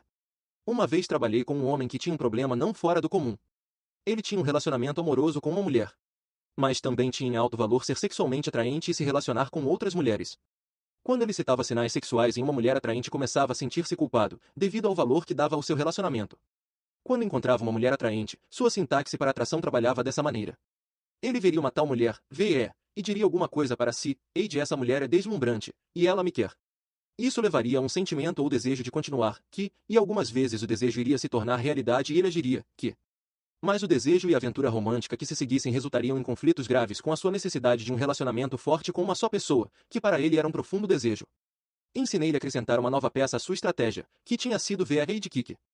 Instalei-a de forma que depois que visse uma mulher, e dissesse para si, essa é uma bela mulher, e ela me quer, acrescentasse outra frase auditiva interior, e eu amo a mulher com quem estou.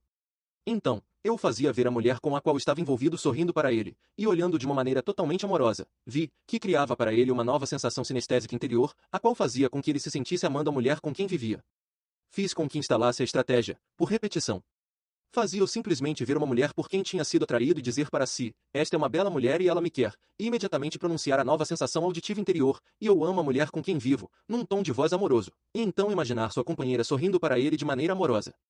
Fiz com que repetisse muitas e muitas vezes, até que estivesse instalado, como um sistema SVI, de forma que cada vez que uma mulher atraente passasse, imediatamente fizesse com que ele percorresse o novo padrão. Essa estratégia permitiu-lhe ter tudo. Sua antiga estratégia o empurrava para duas direções ao mesmo tempo, provocando grande desgaste no seu relacionamento. Só reprimir o impulso de sentir-se atraente teria feito com que se sentisse frustrado e conflitado.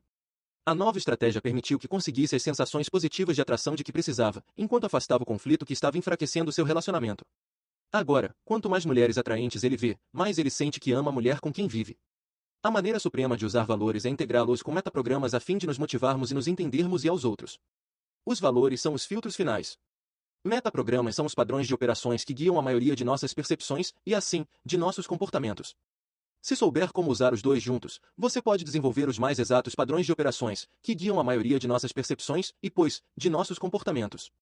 Se souber como usar os dois juntos, você pode desenvolver os mais exatos padrões de motivação. Uma vez trabalhei com um jovem tão irresponsável que deixava seus pais loucos. Seu problema era que vivia completamente o momento, sem nenhuma consideração pelas consequências. Se surgissem oportunidades que o mantivessem fora a noite toda, não queria dizer com isso que fosse irresponsável. Mas ele reagia às coisas que estivessem diretamente à sua frente, às coisas para as quais se dirigia, mais do que reagia às consequências de suas ações, coisas das quais devia se afastar. Quando encontrei esse jovem e conversei com ele citei seus metaprogramas. Aprendi que se movia em direção às coisas e agia pela necessidade. Comecei então a elicitar seus valores. Ficou claro que seus 3 valores mais altos eram segurança, felicidade e confiança. Essas eram as coisas principais de que precisava na vida. Portanto, estabeleci harmonia igualando e espelhando. Então, de uma maneira totalmente congruente, comecei a explicar como seus comportamentos estavam enfraquecendo todas as coisas nas quais ele colocava o maior valor. Ele tinha acabado de voltar depois de uma ausência de 2 dias inteiros, sem ter permissão de seus pais e sem se comunicar com eles, o que os deixará desesperados e transtornados. Disse-lhe que eles estavam perdendo toda a paciência e que seu comportamento iria abalar toda a segurança, felicidade e confiança que a família lhe proporcionava. Se ele continuasse a agir assim, iria viver num lugar sem segurança, felicidade ou confiança. Poderia ser a cadeia. Poderia ser o reformatório. Mas, se ele não fosse suficientemente responsável para viver em casa, seus pais teriam de mandá-lo para algum lugar onde alguém mais fosse responsável por ele. Assim, dei-lhe alguma coisa do que se afastar, alguma coisa que era a antítese de seus valores. A maioria das pessoas, mesmo que se mova normalmente para frente, evitará perder um valor-chave. A seguir dei-lhe a alternativa otimista, alguma coisa para a qual se dirigir. Dei-lhe tarefas específicas que serviriam como um procedimento evidencial, que seus pais usariam para determinar a sua capacidade de continuar e apoiar os valores de segurança, felicidade e confiança que eram tão importantes para ele. Ele teria de estar em casa todas as noites às 10 horas. Teria de arranjar um emprego, em 7 dias. Teria de fazer seus deveres domésticos todos os dias. Disse-lhe que reveríamos seus progressos dentro de 60 dias, e que, se ele mantivesse seus acordos, o nível de confiança de seus pais se elevaria, e assim também o apoio deles para sua felicidade pessoal e segurança. Deixei bem claro que essas coisas eram necessidades para as quais ele devia se dirigir agora. Se quebrasse seu acordo uma vez, seria visto como uma experiência de aprendizado. Se quebrasse seu acordo 2 vezes, seria repreendido. Se quebrasse seu acordo uma terceira vez, iria embora. O que fiz foi dar-lhe coisas para as quais se dirigir na hora, a fim de manter e aumentar o aproveitamento das coisas que valorizava. Antes, ele não tinha as coisas certas para as quais se dirigir, que apoiassem seu relacionamento com os pais. Também deixei claro que essas mudanças eram totalmente necessárias e lhe davam um procedimento evidencial muito específico. Para seguir. A última vez que ouvi falar dele ainda estava se comportando como um rapaz modelo. Juntos, seus valores e metaprogramas lhe proporcionaram os instrumentos motivadores fundamentais. Dei-lhe uma maneira de criar para si a segurança, felicidade e confiança de que precisava. Aquele que sabe muito sobre os outros pode ser instruído, mas aquele que se compreende é mais inteligente.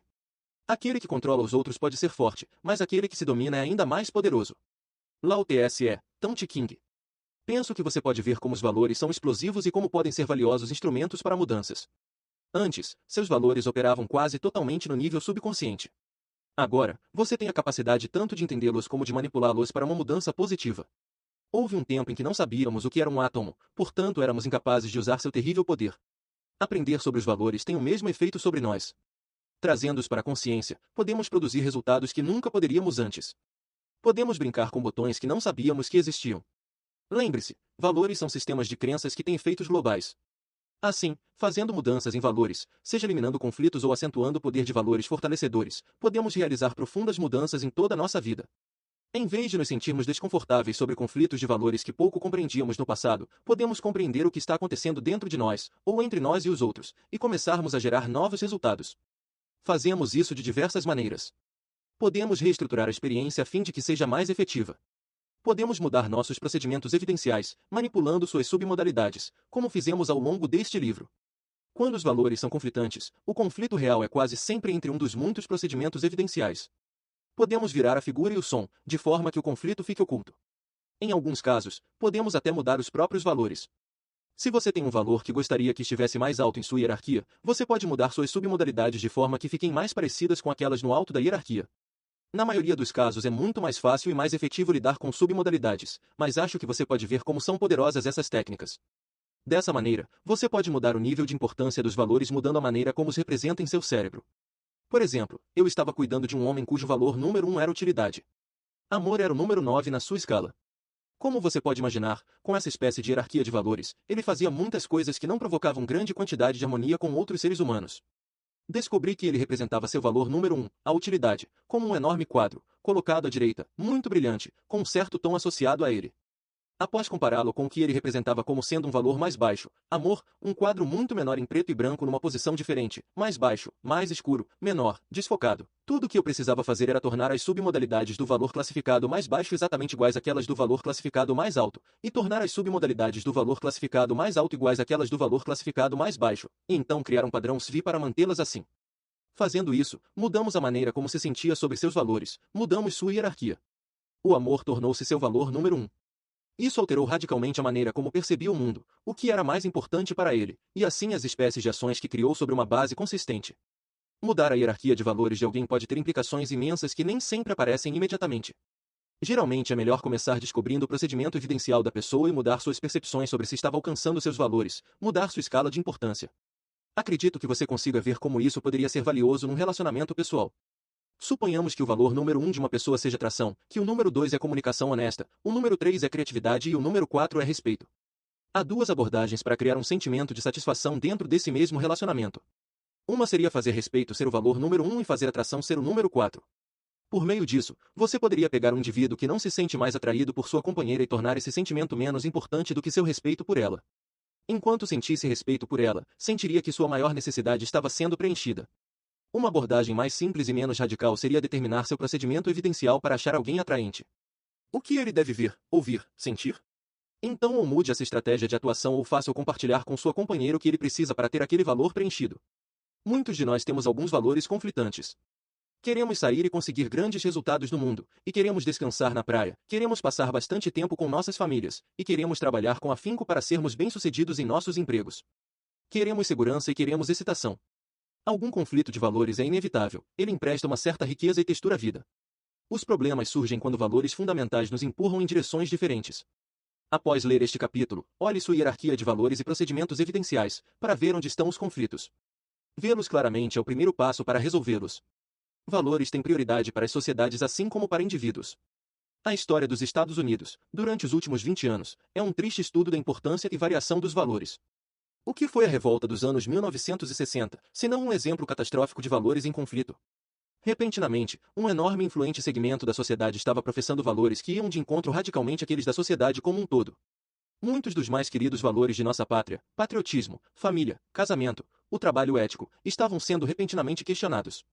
O resultado foi um período de incongruência social e tumultos. Há duas diferenças principais entre hoje e ontem. Uma é que a maioria dos jovens dos anos 1960 encontraram maneiras novas e mais positivas para expressar seus valores. Nos anos 1960, uma pessoa podia achar que liberdade significava usar drogas e deixar o cabelo crescer. Nos anos 1980, a mesma pessoa podia sentir que ter um negócio e estar no controle de sua vida era a maneira mais efetiva de alcançar o mesmo resultado. A outra diferença é que nossos valores mudaram. Quando você olha para a evolução dos valores americanos, realmente não vê a vitória de um conjunto de valores sobre outros. Em vez disso, você vê que um conjunto de valores evoluiu. De certa maneira, retrocedemos para alguns valores tradicionais, como patriotismo ou vida familiar. Em outros, adotamos muitos dos valores dos anos 1960. Somos mais tolerantes, temos valores diferentes sobre os direitos das mulheres e minorias, sobre a natureza do trabalho produtivo e satisfatório. Há uma lição útil para todos nós no que ocorreu: os valores mudam, e as pessoas mudam. As únicas pessoas que não mudam são aquelas que não respiram. Portanto, o importante é estar consciente desse fluxo e mover-se com ele. Lembre-se do exemplo das pessoas que se fixam um objetivo, só para descobrir que ele não serve mais a seus valores. Muitas vezes, nos encontramos nessa situação, em diferentes ocasiões. O meio de contorná-las é reconhecer nossos valores atenta e ativamente e os procedimentos evidenciais que construímos para elas. Todos nós temos de viver com algum grau de incongruência. Isso é parte da ambiguidade do ser humano. Assim como as sociedades atravessaram períodos de alterações como os anos 60, as pessoas também. Mas, se sabemos o que está acontecendo, estamos mais bem capacitados para competir ou mudar o que pudermos. Se sentimos a incongruência e a compreendemos, frequentemente agiremos de maneira imprópria. Começaremos a fumar, ou beber ou qualquer outra coisa para fazer frente a frustrações que não entendemos. Assim, o primeiro passo para lidar com conflitos de valores é compreendê-los. A fórmula do sucesso supremo confirma os valores, assim como as outras coisas. Você precisa saber o que quer, seus valores primários e sua hierarquia de valores. Você precisa agir. Você precisa desenvolver o sentido de perspicácia para saber o que está conseguindo. E precisa desenvolver a flexibilidade para mudar. Se seus comportamentos atuais não combinam com seus valores, você precisa modificar seus comportamentos para resolver o conflito. Há um ponto final que vale a pena considerar. Lembre-se, todos nós estamos modelando, o tempo todo. Nossas crianças, nossos empregados e nossos sócios nos negócios estão sempre nos modelando de diferentes maneiras. Se quisermos ser modelos efetivos, não há nada mais importante do que termos valores fortes e comportamentos congruentes. Modelar comportamentos é importante, mas os valores dominam quase completamente. Se você apoia compromisso enquanto sua vida reflete infelicidade e confusão, aqueles que veem você como um modelo ligarão a ideia de compromisso a uma infelicidade confusa. Se você apoia um compromisso enquanto sua vida reflete excitação e alegria, você está proporcionando um modelo congruente que liga compromisso e alegria. Pense nas pessoas que mais o afetaram em sua vida. É bem provável que tenham proporcionado os mais efetivos e congruentes modelos. Foram pessoas cujos valores e comportamentos proporcionaram o mais vibrante e convincente modelo de sucesso. As mais importantes forças motivadoras na história, livros como a Bíblia, são a respeito de nada mais do que valores. As histórias que os livros religiosos contam, as situações que descrevem, são modelos que enriqueceram a vida da maioria das pessoas no planeta, dando grande poder àqueles valores. Descobrir os valores de alguém é simplesmente uma questão de descobrir o que é mais importante para ele ou ela. Sabendo disso, você pode conhecer mais efetivamente não somente as necessidades do outro, mas as suas próprias. No próximo capítulo vamos olhar as 5 coisas que toda pessoa de sucesso tem de confrontar e com as quais tem de se haver a fim de usar e aplicar tudo de que falamos neste livro. Capítulo 19. As 5 chaves para a prosperidade e a felicidade. O homem não é criação das circunstâncias. As circunstâncias é que são criação dos homens. Benjamin Disraeli. Você tem agora os recursos para se responsabilizar por sua vida. Tem capacidade para formar representações interiores e produzir os estados que levam ao sucesso e poder. Ter a capacidade, porém, nem sempre é o mesmo que usá-la. Há certas experiências que vez por outra põem as pessoas em estados pobres de recursos. Há curvas na estrada, corredeiras nos rios, pessoas traídas. Há experiências que consistentemente evitam que as pessoas sejam tudo o que poderiam ser. Neste capítulo, quero lhe dar um mapa mostrando onde estão os perigos e o que você precisa saber para superá-los. Eu as chamo de as 5 chaves da prosperidade e da felicidade. Se você for usar todas as habilidades que tem agora, se você for tudo o que pode ser, vai ter de entender essas chaves. Toda pessoa que é sucesso, mais cedo ou mais tarde, tem de entendê-las. Se você as entender, se puder usá-las consistentemente, sua vida será um sucesso indômito. Tempos atrás, eu estava em Boston. Uma noite, depois do seminário, fui dar uma volta em Copley Square. Estava reparando nas construções, que vão de modernos arranha-céus até estruturas tão antigas como a América, quando reparei num homem oscilando para frente e para trás, vindo em minha direção. Seu aspecto era de quem estava dormindo nas ruas havia semanas. Recendia álcool e parecia que não fazia barba havia meses. Imaginei que se aproximaria e pediria dinheiro. Bem, assim você pensa, assim você atrai. Ele aproximou-se e pediu: Senhor, poderia me emprestar uma moeda de 25 centavos? Primeiro perguntei-me se eu queria recompensar seu comportamento. Então, disse a mim mesmo que não queria que ele sofresse. De qualquer forma, uma moeda desse valor não ia fazer muita diferença. Então imaginei que o mínimo que poderia fazer era tentar ensinar-lhe uma lição, uma moeda. É isso que você quer, uma moeda de 25 centavos? Ele disse, só isso. Assim, procurei em meu bolso, tirei uma moeda desse valor, e falei, a vida pagará qualquer preço que você pedir. O camarada olhou espantado, e então afastou-se cambaleando. Enquanto o vi afastar-se, eu pensava sobre as diferenças entre aqueles que são bem-sucedidos e os que falham. Pensei, qual é a diferença entre mim e ele? Por que minha vida é tão feliz, eu que posso fazer o que quiser, quando quiser, onde quiser, com quem quiser, o quanto quiser? Ele deve ter 60 anos e mora na rua, pedindo moedas. Deus desceu e disse, Robbins, você foi bom. Você vai viver a vida que sonhou. Não foi nada disso. Alguém lhe deu recursos superiores ou vantagens? Não creio. Eu estava num estado quase tão ruim quanto o dele, apesar de não ter tomado nada de álcool e de não ter dormido na rua. Penso que parte da diferença é a resposta que lhe dei, que a vida lhe pagará aquilo que pedir. Peça uma moeda de 25 centavos, e é o que receberá. Peça alegria retumbante ou sucesso, e conseguirá isso, também. Tudo que estudei convence-me de que, se você aprende a dirigir seus estados e comportamentos, você pode mudar qualquer coisa. Você pode aprender o que pedir da vida, e pode ter certeza de que conseguirá. Nos meses seguintes, encontrei mais pessoas nas ruas e perguntei-lhes sobre suas vidas e como tinham chegado lá. Comecei a descobrir que tínhamos desafios em comum. A diferença era como os controlávamos. Qualquer espécie de palavra que você disser, a mesma você ouvirá. Provérbio grego. Deixe-me compartilhar com você 5 coisas para usar como sinais na estrada do sucesso. Não há nada profundo ou obscuro a respeito delas. Mas elas são absolutamente cruciais. Se você dominá-las, não há limite para o que queira fazer. Se não usá-las, você já colocou limites na altura a que pode chegar. Pensamentos afirmativos e positivos são um começo, mas eles não são a resposta completa. Afirmação sem disciplina é o começo da desilusão. Afirmação com disciplina cria milagres. Aqui está a primeira chave para a criação da prosperidade e da felicidade. Você deve aprender como controlar a frustração. Se quiser tornar-se tudo o que você pode se tornar, fazer tudo o que pode fazer, ouvir tudo o que pode ouvir, ver tudo o que pode ver, você tem de aprender a lidar com a frustração. Ela pode matar sonhos. Acontece a toda hora. A frustração pode mudar uma atitude positiva em negativa, um estado fortalecedor num decadente. A pior coisa que uma atitude negativa faz é destruir a autodisciplina. E quando essa disciplina se vai, os resultados que deseja também se vão. Assim, para assegurar sucesso duradouro, você deve aprender como disciplinar sua frustração. Deixe-me contar-lhe uma coisa. A chave do sucesso está na frustração maciça. Olhe para quase todos os grandes sucessos, e descobrirá que houve muita frustração pelo caminho. Qualquer pessoa que lhe diga outra coisa, não sabe nada sobre realização. Há 2 espécies de pessoas, aquelas que controlaram as frustrações e aquelas que gostariam de tê-las controlado. Havia uma pequena companhia chamada Federal Express. Um sujeito chamado Fred Smith começou a firma e construiu um negócio de muitos milhões de dólares, a partir de montes de frustrações. Quando começou a firma, após tê-la financiado com cada centavo que tinha, ele esperava entregar aproximadamente 150 encomendas. Em vez disso, entregou 16, 5 das quais eram para a casa de um dos empregados. As coisas então pioraram. Periodicamente, os empregados descontavam seus cheques com agiotas, porque não havia fundos para cobri-los. Muitas vezes seus aviões estavam quase para ser devolvidos, e algumas vezes tinham de conseguir uma certa quantidade de vendas durante um dia para continuar operando. A Federal Express é agora uma empresa de bilhões de dólares.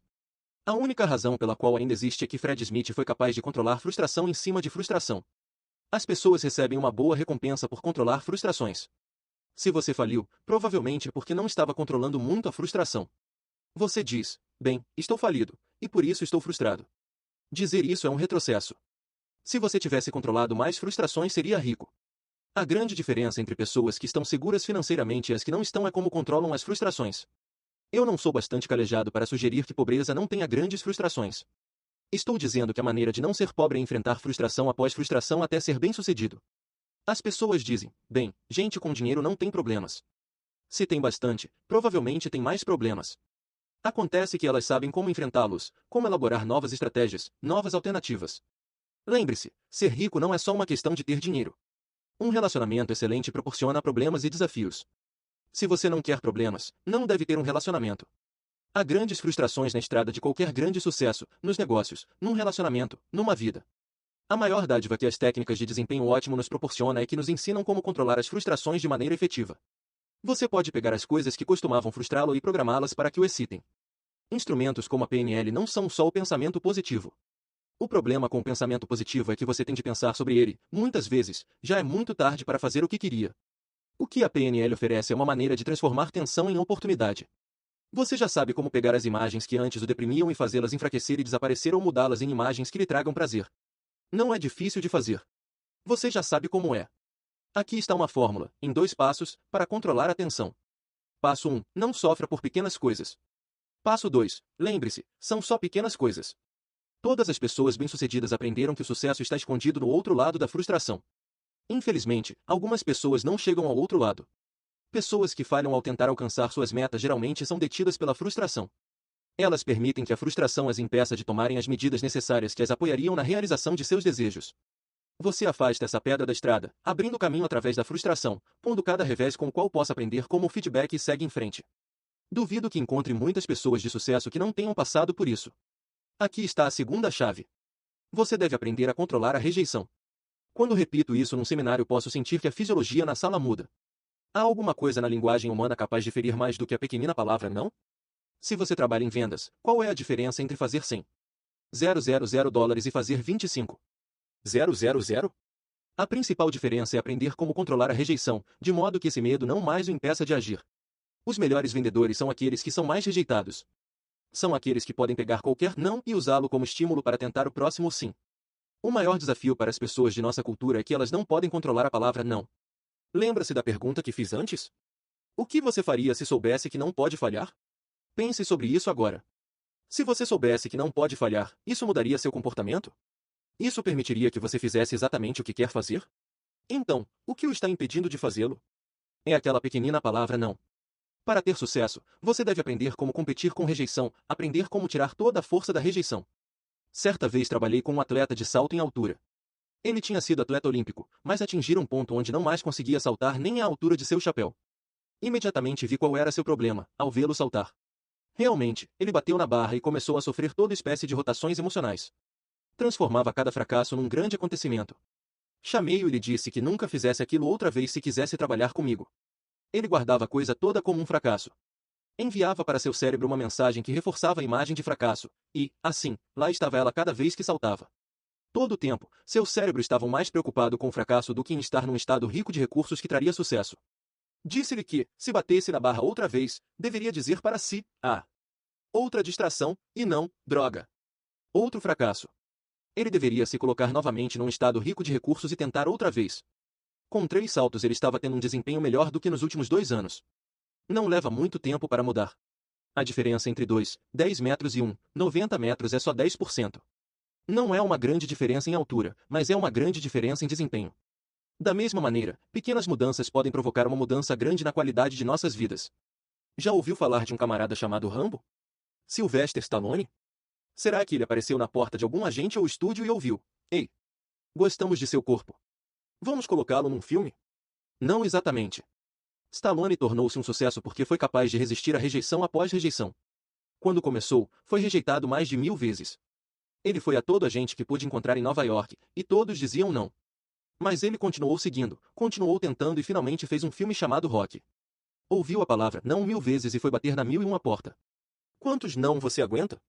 Quantas vezes você quis se aproximar e falar com alguém que achou atraente e decidiu não ir porque não queria ouvir a palavra não? Quantas pessoas decidiram não tentar um emprego, ou fazer uma visita de vendas, ou um teste para um papel, porque não queriam ser rejeitadas? Pense em como isso é loucura. Pense em como você está criando limitações por causa de seu medo dessa pequena palavra de 3 letras. A palavra em si não tem poder. Ela não pode cortar sua pele ou absorver sua força. Seu poder vem da maneira como você a representa para si. Seu poder vem das limitações que ela faz você criar. E o que os pensamentos limitados criam? Vidas limitadas. Assim, quando você aprende a dirigir seu cérebro, pode aprender a controlar a rejeição. Pode até ancorar-se a fim de que a palavra não o mude. Você pode pegar qualquer rejeição e transformá-la em oportunidade. Se trabalha em vendas por telefone, pode ancorar-se de forma que simplesmente, ao pegar o telefone, se põe em êxtase, em vez de fazer surgir o medo da rejeição. Lembre-se, o sucesso está escondido do outro lado da rejeição. Não há sucessos reais sem rejeição. Quanto mais rejeição receber, melhor você se torna, mais você aprende e mais próximo de seu objetivo você fica. Na próxima vez que alguém rejeitá-lo, você deve dar-lhe um abraço. Isso mudará a fisiologia dele. Transforme-os não em abraços. Se você puder controlar a rejeição, aprenderá a conseguir tudo o que quer. Aqui está a terceira chave para a prosperidade e a felicidade. Você deve aprender a controlar a pressão financeira. A única maneira de não ter pressão financeira é não ter nenhum dinheiro. Há várias espécies de pressão financeira, e elas destruíram muitas pessoas. Elas podem criar ganância, inveja, falsidades ou paranoia. Podem roubar sua sensibilidade ou roubá-lo de seus amigos. Agora, lembre-se, eu disse que elas podem, e não que elas farão isso. Controlar a pressão financeira significa saber como conseguir e como dar, saber como ganhar e como economizar. A princípio, quando comecei a ganhar dinheiro, passei o inferno por isso. Meus amigos me repudiavam. Eles diziam, você está cheio de dinheiro. Qual é seu problema? Eu dizia, não estou cheio de dinheiro. Eu só tenho algum. Mas eles não viam desse jeito. De repente, as pessoas por algum motivo achavam que eu era uma pessoa diferente porque tinha um status financeiro diferente. Algumas estavam muito ressentidas. Assim, essa é uma das espécies de pressão financeira. Não ter dinheiro suficiente é outra espécie de pressão financeira. Você provavelmente sente essa pressão todos os dias.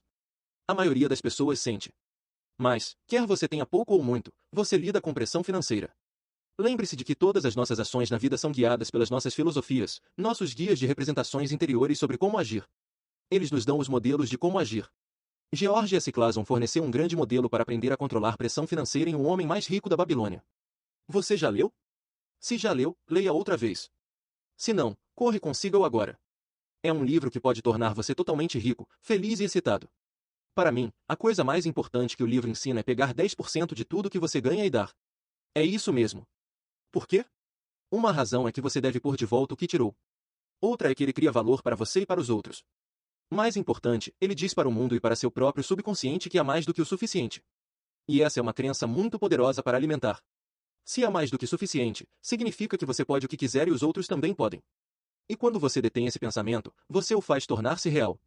Quando você começa a dar 10%? Quando estiver rico e famoso? Não. Você deve fazê-lo quando estiver começando. Porque o que você dá torna-se como uma semente de milho.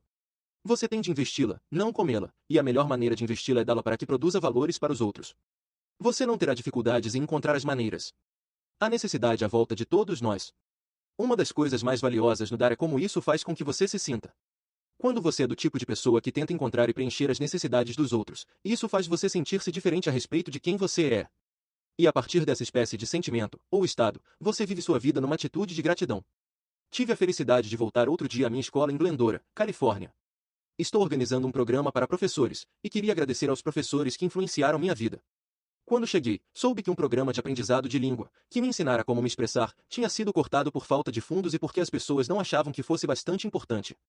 Assim, patrocinei o programa. Devolvi uma parte do que tinha sido dado para mim. Não o fiz por ser um camarada legal. Fiz porque devia isso. E não é ótimo saber que você pode pagar uma coisa que está devendo? Essa é a verdadeira razão para se ter dinheiro. Todos nós temos débitos positivos. A melhor razão para se ter dinheiro é sermos capazes de pagá-lo. Quando eu era pequeno, meus pais trabalhavam diligentemente para nos criar bem. Por várias razões nos encontrávamos em situação financeira extremamente difícil. Lembro-me de um dia de ação de graças em que não tínhamos dinheiro. Recordo-me que estávamos tristes, até que alguém chegou à porta da frente, com uma caixa cheia de enlatados e um peru. O homem que a entregou disse que era da parte de alguém que sabia que não pediríamos nada, que nos amava e queria que tivéssemos um ótimo dia de ação de graças. Nunca esqueci esse dia. Assim, todo ano, no dia de ação de graças, faço o que alguém fez por mim naquele dia, saio e compro mantimentos para uma semana e entrego-os a uma família necessitada. Entrego os mantimentos como um empregado ou garoto de entregas, nunca como a pessoa que está proporcionando o presente. Sempre deixo uma nota que diz, isto é da parte de alguém que se preocupa com vocês, e espera que algum dia vocês possam se cuidar e que saiam e devolvam o favor para alguém mais que precise. Isso tornou-se um dos pontos mais luminosos de meu ano. Ver o rosto das pessoas quando sabem que alguém se preocupa, faz uma diferença, isso é que é vida. Num ano eu quis dar perus no Harlem, mas não tínhamos uma caminhonete, nem mesmo um carro, e tudo estava fechado. Minha equipe disse, esqueçamos disso este ano. Eu retruquei, não, eu vou. Eles perguntaram, como você vai fazer isso?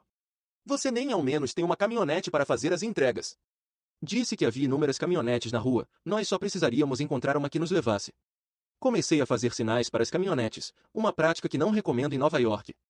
Muitos motoristas pensavam que estávamos em uma missão de procurar e destruir, e o fato de ser dia de ação de graças não mudou nada. Assim, fui para um semáforo e comecei a bater nas janelas dos carros, dizendo às pessoas que eu lhes daria $100 se nos levassem ao Harlem. Quando isso também não resolveu, mudei um pouco a minha mensagem. Dizia às pessoas que queria tomar 1h30 de seu tempo para entregar mantimentos para pessoas necessitadas numa área pobre da cidade. Isso nos aproximou mais um pouco. Eu já tinha decidido que queria ir numa caminhonete que fosse comprida e larga o bastante para fazer uma grande entrega. Logo, uma linda caminhonete, vermelha, apareceu, e era extra longa, com uma extensão atrás. Eu disse, é essa. Um dos meus rapazes correu imediatamente para a rua e, pegando-a no sinal, bateu na janela e ofereceu $100 ao motorista se nos levasse aonde queríamos. O motorista falou, olhe, você não tem que me pagar. Ficarei feliz em levá-los. Essa era a 10ª pessoa que tentávamos. Então ele nos alcançou, pegou o chapéu e colocou-o. Estava escrito Exército de Salvação. Disse que seu nome era Capitão John Rondon, e queria ter certeza de que trazíamos comida para pessoas realmente necessitadas. Assim, em vez de só entregarmos comida no Harlem, também fomos ao South Bronx, que é uma das mais arruinadas paisagens do país. Passamos pelos terrenos vazios e ruínas de edifícios até uma mercearia. Lá compramos comida e a entregamos aos invasores, refugiados urbanos, gente da rua e famílias que lutavam para conseguir uma vida decente. Não sei quanto modificamos a vida dessas pessoas, mas, de acordo com o Capitão Rondon, aquilo mudava suas crenças sobre pessoas que se preocupavam com outras. Não há quantia de dinheiro que possa comprar o que você ganha quando você dá de si. Nenhum planejamento financeiro pode fazer mais por você do que você doar 10%. Isso lhe ensina o que o dinheiro pode fazer, e o que o dinheiro não pode fazer. E essas são duas das mais valiosas lições que você pode aprender. Costumava achar que a melhor maneira de ajudar os pobres era ser um deles. A melhor maneira de ajudar os pobres é ser um modelo de outras possibilidades, deixá-los saber que há outras escolhas possíveis e auxiliá-los a desenvolver os recursos para se tornarem autossuficientes. Depois de dar 10% de seu rendimento, pegue outros 10% para diminuir suas dívidas e um terceiro 10% para formar um capital para investir. Você precisa viver com 70% do que ganha. Vivemos numa sociedade capitalista na qual a maioria dos seres humanos não são capitalistas. Como resultado, eles não têm o estilo de vida que desejam. Por que viver numa sociedade capitalista, rodeado de oportunidades, e não tirar vantagem do mesmo sistema que nossos antepassados lutaram para criar? Aprenda a pegar seu dinheiro e usá-lo como capital. Se você o está gastando, nunca formará nenhum capital. Nunca terá os recursos de que precisa. Quando este livro foi escrito, a renda média na Califórnia era de $25,000 por ano. A despesa média era de $30,000. A diferença entre esses dois valores é chamada pressão financeira. Não queira juntar-se à multidão que sofre com essa pressão. O essencial é que o dinheiro é como todas as coisas. Você pode fazê-lo trabalhar para si ou pode deixá-lo trabalhar contra você. Você deve ser capaz de lidar com o dinheiro em sua mente como com qualquer outra coisa, com a mesma finalidade e elegância. Aprenda a ganhar, a economizar e a doar. Se puder fazer isso, aprenderá a controlar a pressão financeira e o dinheiro nunca mais será um estímulo para pô-lo em estado negativo, que faz com que você seja infeliz ou trate os outros à sua volta de uma maneira menos rica de recursos. Quando dominar as primeiras 3 chaves, você começará a sentir a vida como um imenso sucesso. Se puder controlar a frustração, a rejeição e a pressão financeira, não há limites para o que possa fazer. Já viu Tina Turner representar? Ela é alguém que controlou grandes quantidades de todas as 3. Depois de tornar-se uma estrela, desmanchou seu casamento, perdeu seu dinheiro e passou 8 anos no purgatório de shows em saguões de hotéis e clubes baratos.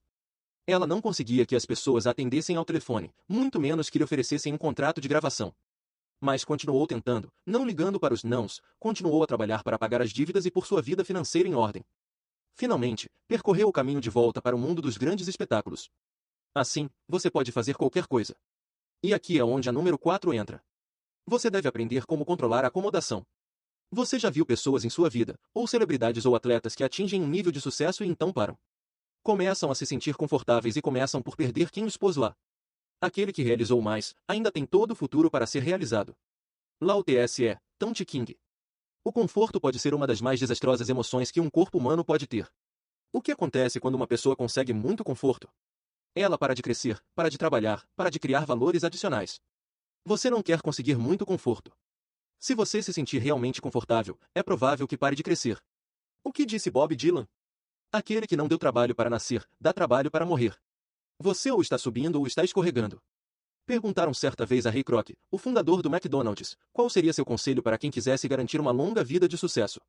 Ele disse para simplesmente lembrarem-se disso: quando você está verde, você cresce; quando você amadurece, você apodrece. Enquanto você permanecer verde, você cresce. Você pode pegar qualquer experiência e torná-la uma oportunidade para crescer, ou pode pegá-la e torná-la um convite para decair. Você pode encarar a aposentadoria como o começo de uma vida mais rica, ou pode vê-la como o fim de sua vida de trabalho. Você pode ver o sucesso como trampolim para coisas maiores, ou pode encará-lo como um lugar de descanso. E se for um lugar de descanso, é provável que não o manterá por muito tempo. Uma espécie de acomodação, ou complacência, vem da comparação. Eu costumava pensar que estava indo tudo bem, porque estava indo bem comparado com pessoas que eu conhecia. Esse é um dos maiores enganos que você pode fazer. Talvez só signifique que seus amigos não estão indo muito bem. Aprenda a julgar-se por suas metas em vez de tomar como base aquelas pelas quais seus colegas parecem estar se realizando. Por quê? Porque você pode sempre encontrar pessoas para justificar o que está fazendo. Você não fez isso quando era garoto? Você dizia, Johnny fez isso, por que eu não posso? Provavelmente sua mãe dizia, bem, não importa o que Johnny faz, e ela estava certa. Você não deve se preocupar com o que Johnny ou Mary ou os outros fazem. Preocupe-se com o que você é capaz. Preocupe-se com o que você cria e com o que quer fazer. Trabalhe a partir de um conjunto de metas dinâmicas, envolventes, cheias de possibilidades que o ajudarão a fazer o que quer, não o que alguém fez.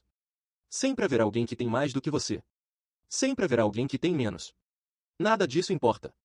Você precisa julgar-se pelas suas metas e nada mais. Pequenas coisas afetam pequenas mentes.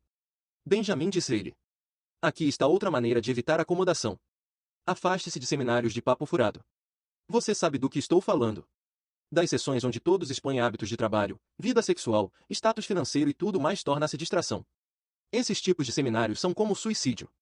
Eles envenenam seu cérebro, fazendo com que você concentre sua atenção no que as outras pessoas estão fazendo em suas vidas privadas, em vez do que você pode estar fazendo para intensificar sua experiência de vida. É fácil cair nesses seminários, mas lembre-se de que as pessoas que o fazem estão meramente tentando se distrair do aborrecimento criado por sua incapacidade de produzir os resultados que desejam em suas próprias vidas. Há uma frase que Rolling Thunder, o índio sábio, usava muito e que era, só fale com bons propósitos. Lembre-se, o que colocamos para fora, volta para nós. Portanto, meu desafio para você é, mantenha-se afastado do lixo da vida. Não cresça em coisas pequenas. Se quiser ser acomodado e medíocre, passe sua vida mexericando sobre quem está dormindo com quem. Se quiser ser diferente, esteja certo de que você se desafia, se testa, que faz de sua vida algo especial. Aqui está a última chave. Sempre dê mais do que espera receber. Esta pode ser a chave mais importante de todas porque virtualmente garante a verdadeira felicidade.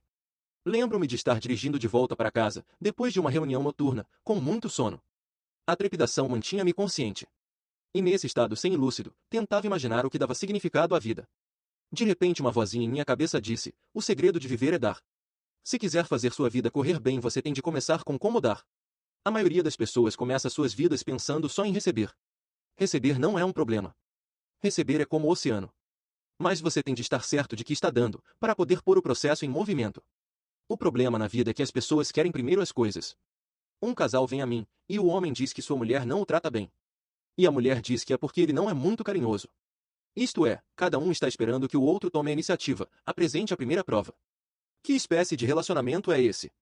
Quanto tempo irá durar? A chave para qualquer relacionamento é que você tem primeiro de dar e continuar dando. Não pare e espere para receber. Quando você começa a marcar pontos, o jogo termina. Você fica lá, dizendo, eu dei, agora é a vez dela, e o papo termina. Ela se foi. Você pode pegar seu resultado e levar para outro planeta, porque o placar não funciona desta maneira aqui. Você tem de estar querendo plantar a semente, e cuidar para que ela germine. O que aconteceria se você se dirigisse ao solo e dissesse, dê-me alguns frutos? Dê-me algumas plantas? O solo provavelmente responderia, desculpe-me, senhor, mas está um pouco confuso. Deve ser novo aqui. As regras do jogo são outras. Então explicaria que você planta a semente, cuida dela, põe água e lavra a terra. Fertiliza-a, protege-a e alimenta-a. Então, se cuidar bem dela, conseguirá sua planta ou seu fruto, mais tarde. Você pode pedir ao solo muitas vezes, mas isso não muda as coisas. Você tem de continuar dando, alimentando, para que o solo produza frutos, e a vida é exatamente da mesma maneira. Você pode ganhar muito dinheiro. Você pode imperar sobre reinos ou dirigir grandes empresas ou controlar vastas terras. Mas, se estiver fazendo só para si, você realmente não é um sucesso. Na verdade, você não tem poder, não tem riqueza real. Se você subiu ao topo da montanha do sucesso em seu benefício, provavelmente pulará fora. Quer saber qual a maior das ilusões sobre o sucesso? Que ele é como um pináculo a ser atingido, uma coisa a ser possuída, ou um resultado estático a ser obtido. Se quiser ter sucesso, se quiser realizar todos os seus objetivos, você tem de pensar no sucesso como um processo, um meio da vida, um hábito da mente, uma estratégia para a vida. Este capítulo foi sobre isso. Você deve saber o que tem e deve conhecer os perigos em seu caminho. Você deve ter a habilidade de usar seu poder de uma forma responsável e amorosa se quiser experimentar a verdadeira riqueza e felicidade. Se puder controlar essas 5 coisas, será capaz de usar todas as técnicas e poderes ensinados neste livro para fazer coisas maravilhosas. Agora vejamos como são as mudanças em nível mais elevado, envolvendo grupos, comunidades e nações. Capítulo 20. Dirigir a criação. O poder da persuasão. Nós não vamos ser capazes de operar com sucesso nossa nave espacial Terra por muito mais tempo, a menos que a vejamos como uma nave inteira e nosso destino como comum. Tem que ser todos ou ninguém. Buckminster Fuller. Até agora lidamos principalmente com mudanças individuais, maneiras como as pessoas podem crescer e tornarem-se fortalecidas. Mas um dos aspectos inconfundíveis do mundo moderno é a quantidade de mudanças que acontecem no plano das massas. A ideia de uma aldeia global há muito tempo tornou-se um clichê, mas ainda é verdadeira. Nunca antes na história do mundo houve tantos mecanismos poderosos para a persuasão de grupo, maciça e duradoura. Isso pode significar mais gente comprando Coca-Cola, usando jeans leves e ouvindo bandas de rock e indie roll. Pode também significar mudanças nas atitudes maciças, positivas no mundo todo. Tudo depende de quem esteja persuadindo e por quê. Neste capítulo, vamos ver as mudanças que ocorrem em grande escala, ver como elas acontecem e examinar o que significam. Vamos então ver como você pode se tornar um persuasor e o que pode fazer com suas habilidades. Pensamos em nosso mundo de hoje como estando inundado de estímulos, mas não é o que realmente o diferencia dos tempos antigos. Um índio andando pelos bosques confrontava-se constantemente com visões, sons e cheiros que poderiam significar a diferença entre a vida e a morte, entre comer e morrer de fome. Não havia falta de estímulos em seu mundo. A maior diferença hoje está na intenção e procura dos estímulos. O índio na floresta tinha de interpretar os significados dos estímulos do acaso. Contrastando, nosso mundo está cheio de estímulos que são conscientemente dirigidos para que façamos alguma coisa. Pode ser uma justificativa para comprar um carro ou um pedido para votar num candidato. Pode ser um apelo para salvar crianças famintas ou um lance para fazer com que compremos mais bolo e bolinhos. Pode ser uma tentativa para nos fazer sentir bem sobre ter alguma coisa ou uma mensagem para nos frustrar por não termos alguma coisa. Mas o fato principal que caracteriza o mundo moderno é a persistência da persuasão. Estamos constantemente cercados por pessoas com os meios, a tecnologia e o know-how para nos persuadir a fazer alguma coisa. E essa persuasão tem alcance global. A mesma imagem que nos está sendo imposta pode ser imposta em grande parte do mundo no mesmo exato instante. Consideremos o hábito de fumar cigarros. As pessoas em tempos antigos podiam alegar ignorância. Mas, hoje, sabemos que cigarros são prejudiciais à nossa saúde. Eles contribuem para tudo, desde câncer até doenças do coração.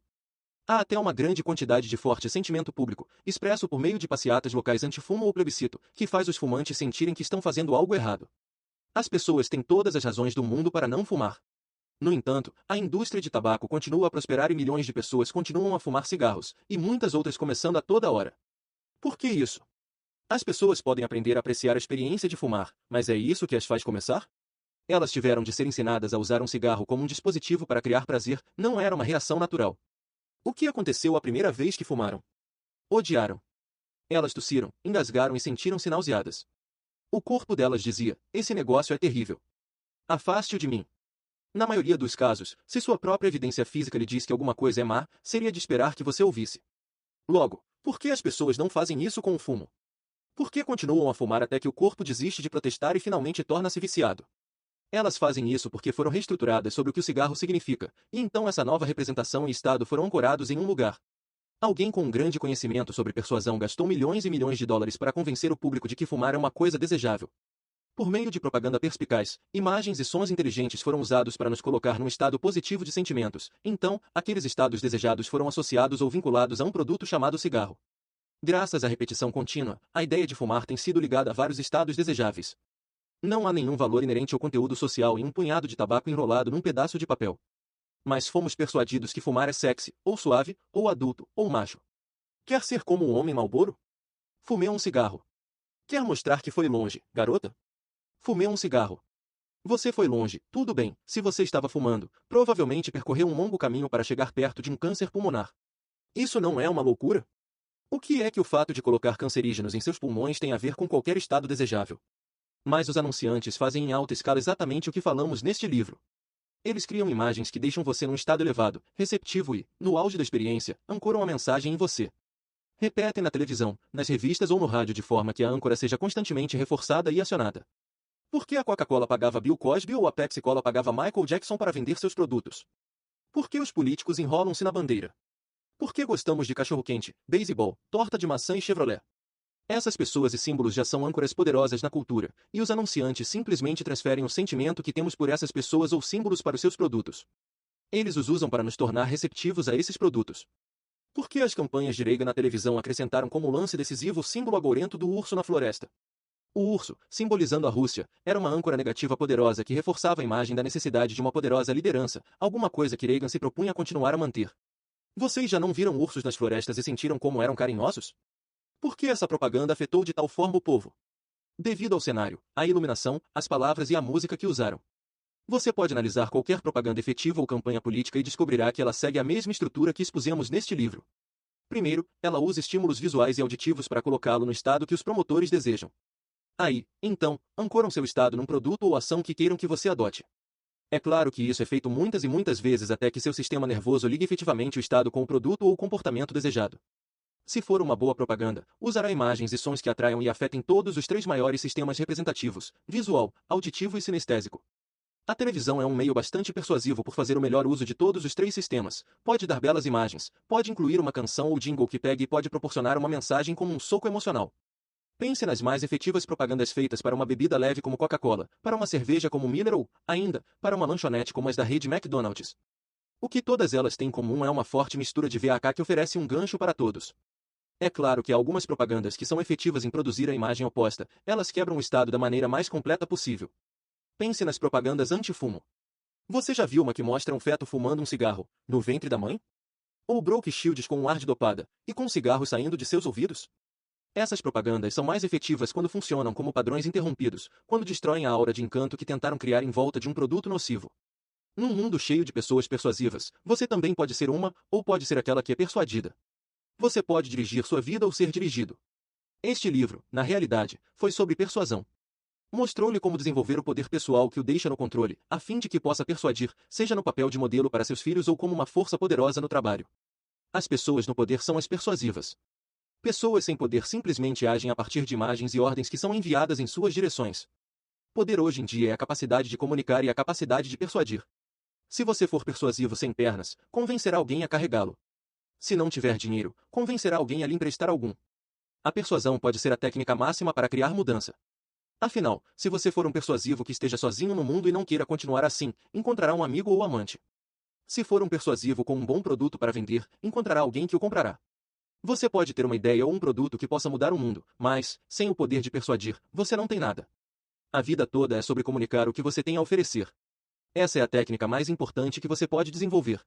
Deixe-me dar-lhe um exemplo de como essa tecnologia é poderosa e quanto você pode fazer uma vez que domine as técnicas que a PNL oferece.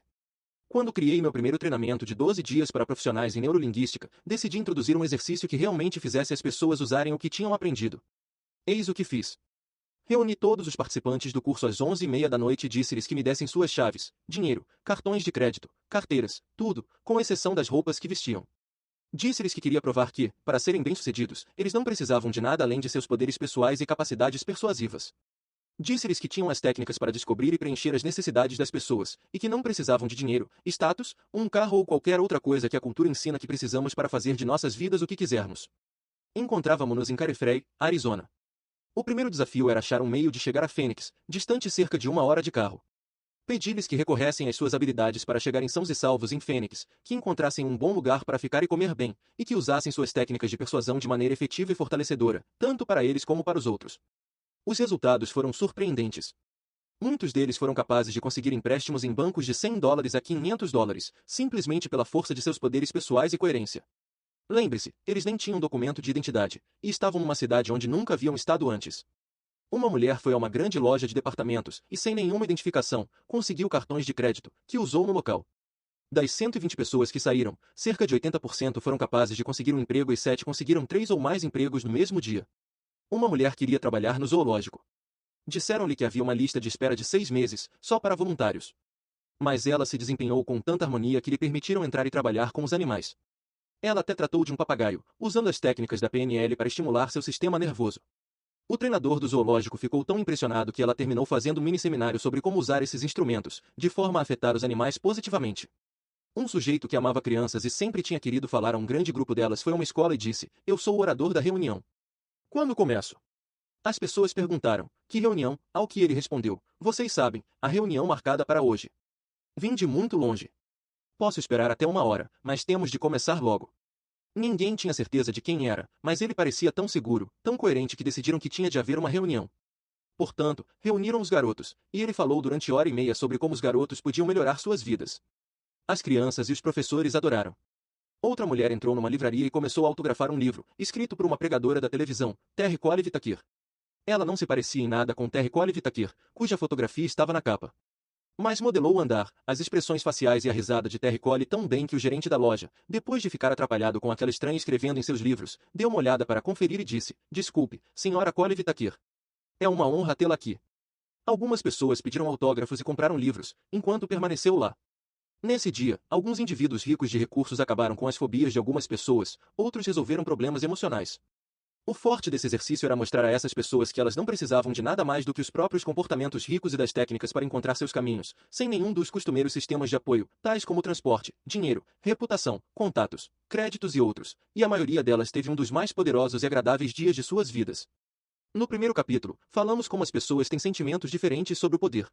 Algumas pensam que, de alguma forma, ele é inconveniente, significa ter controle indevido sobre outros. Permita-me dizer algo: no mundo moderno, a persuasão não é uma escolha. É um fato presente na vida. Alguém está sempre persuadindo. As pessoas estão gastando milhões e milhões de dólares para que suas mensagens saiam com poder máximo e técnica. Portanto, ou você ou outra pessoa qualquer persuadem. A diferença no comportamento de nossos filhos pode ser a diferença entre quem é o mais persuasivo, você, eu ou o passador de drogas. Se quiser controlar sua vida, se quiser ser o modelo mais elegante e efetivo para aqueles com quem se preocupa, você tem de aprender como ser persuasivo. Se você abdica da responsabilidade, há muitos outros prontos para preencher a vaga. Até aqui, você viu o que essas técnicas de comunicação podem significar para você. Agora, precisamos considerar o que essas técnicas podem significar para todos nós juntos.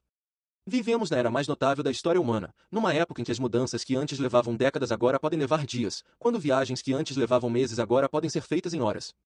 Muitas dessas mudanças são boas. Vivemos mais, com mais conforto, e com mais estímulos e liberdade do que nunca antes. Algumas das mudanças, no entanto, podem também ser terríveis. Pela primeira vez na história, sabemos que temos a capacidade de destruir um planeta inteiro, seja por meio de explosões terríveis ou por morte lenta, poluindo e envenenando o planeta e a nós mesmos. Não é algo sobre o que a maioria de nós goste de conversar, é alguma coisa de que nossas mentes se afastam e não se aproximam. Mas essas situações são fatos da vida.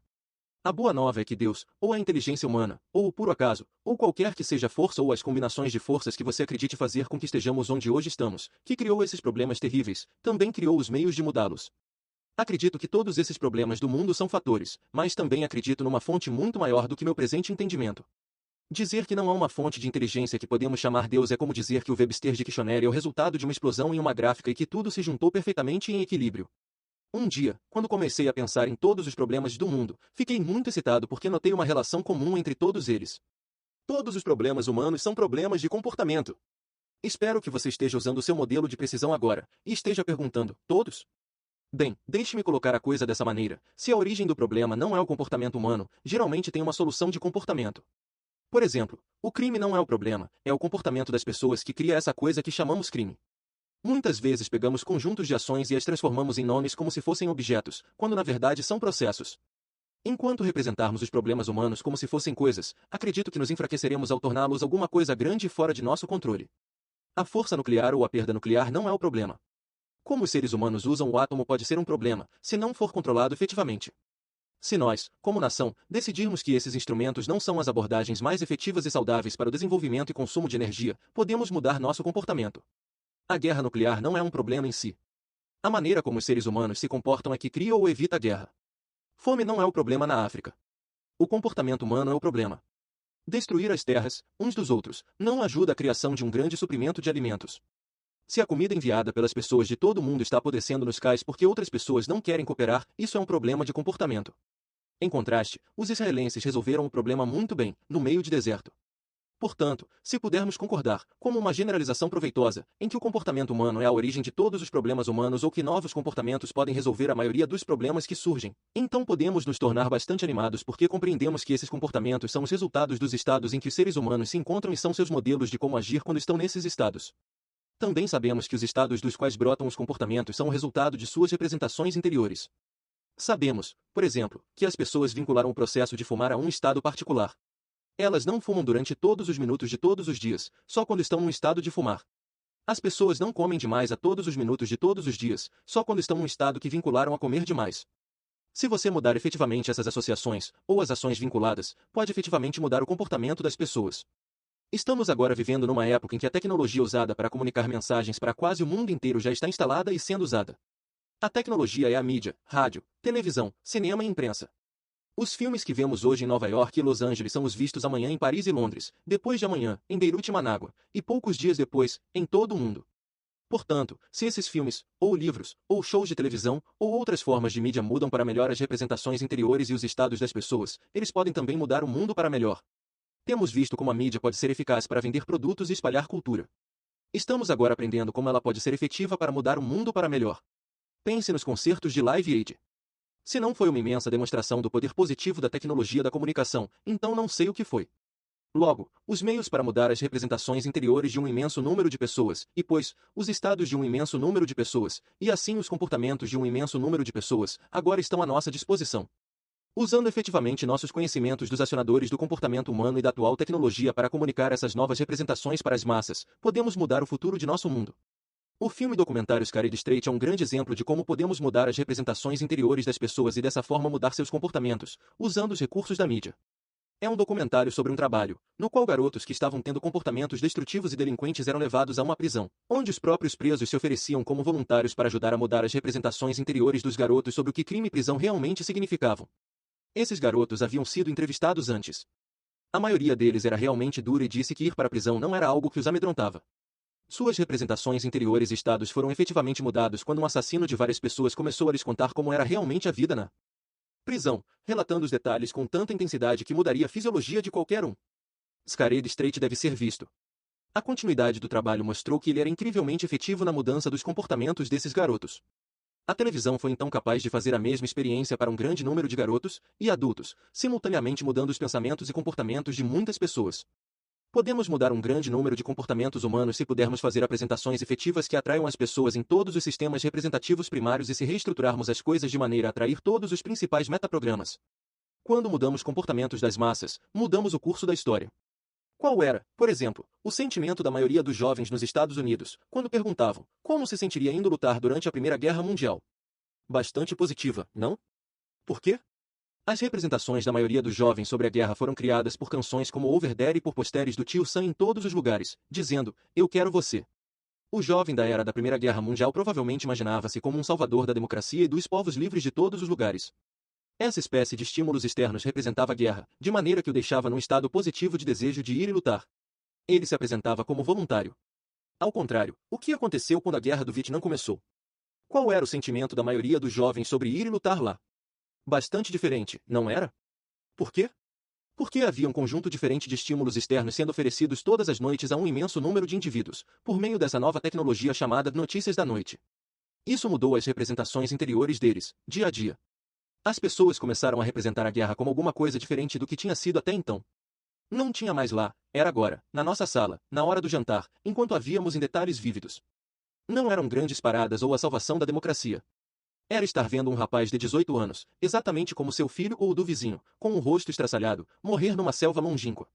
Como resultado, mais e mais pessoas desenvolveram uma nova representação interior do que significava a guerra, e consequentemente seus comportamentos mudaram. Não estou dizendo que a guerra era má ou boa, estou simplesmente chamando a atenção para o fato de que as representações das pessoas estavam mudadas, e assim estavam seus comportamentos, e a mídia criou o veículo para essa mudança. Nossos sentimentos e comportamentos estão até agora sendo mudados de algumas formas, nas quais podemos nem ter reparado antes. Por exemplo, como você se sente sobre extraterrestres? Pense em filmes como E.T., Cocom ou Contatos Imediatos do Terceiro Grau. Costumamos pensar em alienígenas como horríveis monstros disformes que viriam morder seu rosto, engolir sua casa e torturar sua mãe. Agora pensamos neles como seres que se escondem em armários de meninos e andam de bicicleta com seus filhos até poderem voltar para casa, ou como sujeitos que emprestam ao avô a sua piscina, para refrescar-se em dias quentes. Se você fosse um alienígena, com vontade de que as pessoas reagissem a você de forma positiva, preferiria que eles o encontrassem depois de terem visto invasores de corpos ou saindo de alguns dos filmes de Steven Spielberg? Se eu fosse um alienígena, antes de vir a um planeta como este, conseguiria alguém para fazer muitos filmes sobre o grande sujeito que sou. Assim, o povo me receberia entusiasticamente, de braços abertos. Conseguiria para mim um grande agente de relações públicas, para mudar representações interiores das massas sobre quem sou, ou com o que me pareço. Talvez Steven Spielberg seja, no final das contas, de um planeta diferente. Como é que um filme como Rambo faz você se sentir sobre a guerra? Faz com que matar e atirar bombas na palma pareça uma diversão ótima, alegre, muito engraçada, não é? Ele nos faz menos ou mais receptivos à ideia de lutar numa guerra. Obviamente, um filme não consegue mudar os comportamentos de um país. Também é importante notar que Sylvester Stallone não está tentando promover a matança de pessoas. Muito pelo contrário, seus filmes são todos sobre como superar grandes limitações por meio de trabalho duro e disciplina. Eles são modelos da possibilidade de ganhar, apesar das enormes desigualdades. No entanto, é importante para nós observarmos o efeito da cultura de massa com que nos deparamos constantemente. É importante para nós ficarmos conscientes daquilo que estamos colocando em nossas mentes e termos certeza de que isso está apoiando os nossos objetivos desejados. O que aconteceria se você trocasse a representação interior do mundo sobre a guerra? E se o mesmo poder e tecnologia que fazem com que um enorme número de indivíduos lute pudessem ser usados efetivamente para ligar as diferenças de valores e representar a união de todos os povos? A tecnologia existe? Acredito que sim. Não me entenda mal, não estou sugerindo que isso seja fácil, que tudo que temos a fazer seja realizar uns poucos filmes, exibi-los para todos, e o mundo mudará. O que estou sugerindo é que os mecanismos para a mudança estão tão à disposição como os instrumentos para a destruição. Estou sugerindo que nos tornemos mais conscientes daquilo que vemos e ouvimos de uma forma coerente e que prestemos atenção em como representamos essas experiências para nós mesmos individual e coletivamente. Se temos de criar os resultados que queremos dentro de nossas famílias, comunidades, países e mundo, devemos nos tornar muito mais conscientes. Aquilo que representamos conscientemente numa larga escala tende a tornar-se interiorizado em um grande número de pessoas. Essas representações afetam os futuros comportamentos de uma cultura e do mundo. Assim, se quisermos criar um mundo que trabalha, devemos querer rever e planejar consistentemente aquilo que queremos fazer para criar representações que nos fortaleçam numa escala global unida. Você pode viver sua vida de duas maneiras. Você pode ser como os cachorros de Pavlov, respondendo a todas as ordens e mensagens que surgem em seu caminho. Você pode ser seduzido pela guerra, seduzido por uma droga de comida ou cativado por todas as tendências que passem pelos canais. Alguém certa vez descreveu a propaganda como a ciência de controlar a inteligência humana o tempo suficiente para tirar dinheiro dela. Alguns de nós vivemos num mundo de inteligências permanentemente controladas. A alternativa é tentar alguma coisa mais elegante.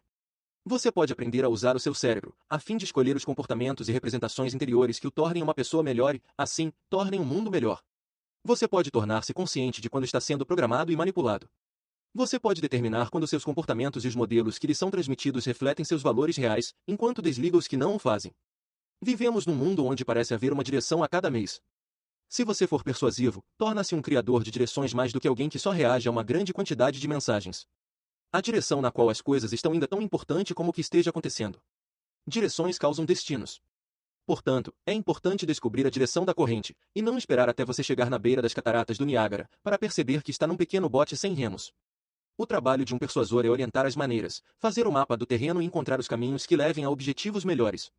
Tendências são criadas por indivíduos. Por exemplo, o feriado nacional do Dia de Ação de Graças foi criado não por um político, mas por uma mulher que teve uma enorme vontade de unir nosso país. Seu nome era Sarah Joseph Ali, e ela foi bem-sucedida numa tarefa que durante mais de 250 anos frustrara outros. Muitas pessoas têm a falsa ideia de que o feriado do Dia de Ação de Graças é uma tradição desde que os pioneiros deram graças em outubro de 1621, mas isso não é verdade. Durante 155 anos depois disso, não havia uma celebração regular ou unificada do Dia de Ação de Graças nas colônias. A Guerra da Independência conseguiu uma vitória que foi celebrada pela primeira vez, por todo o país. Mas, ainda assim, a tradição não foi mantida.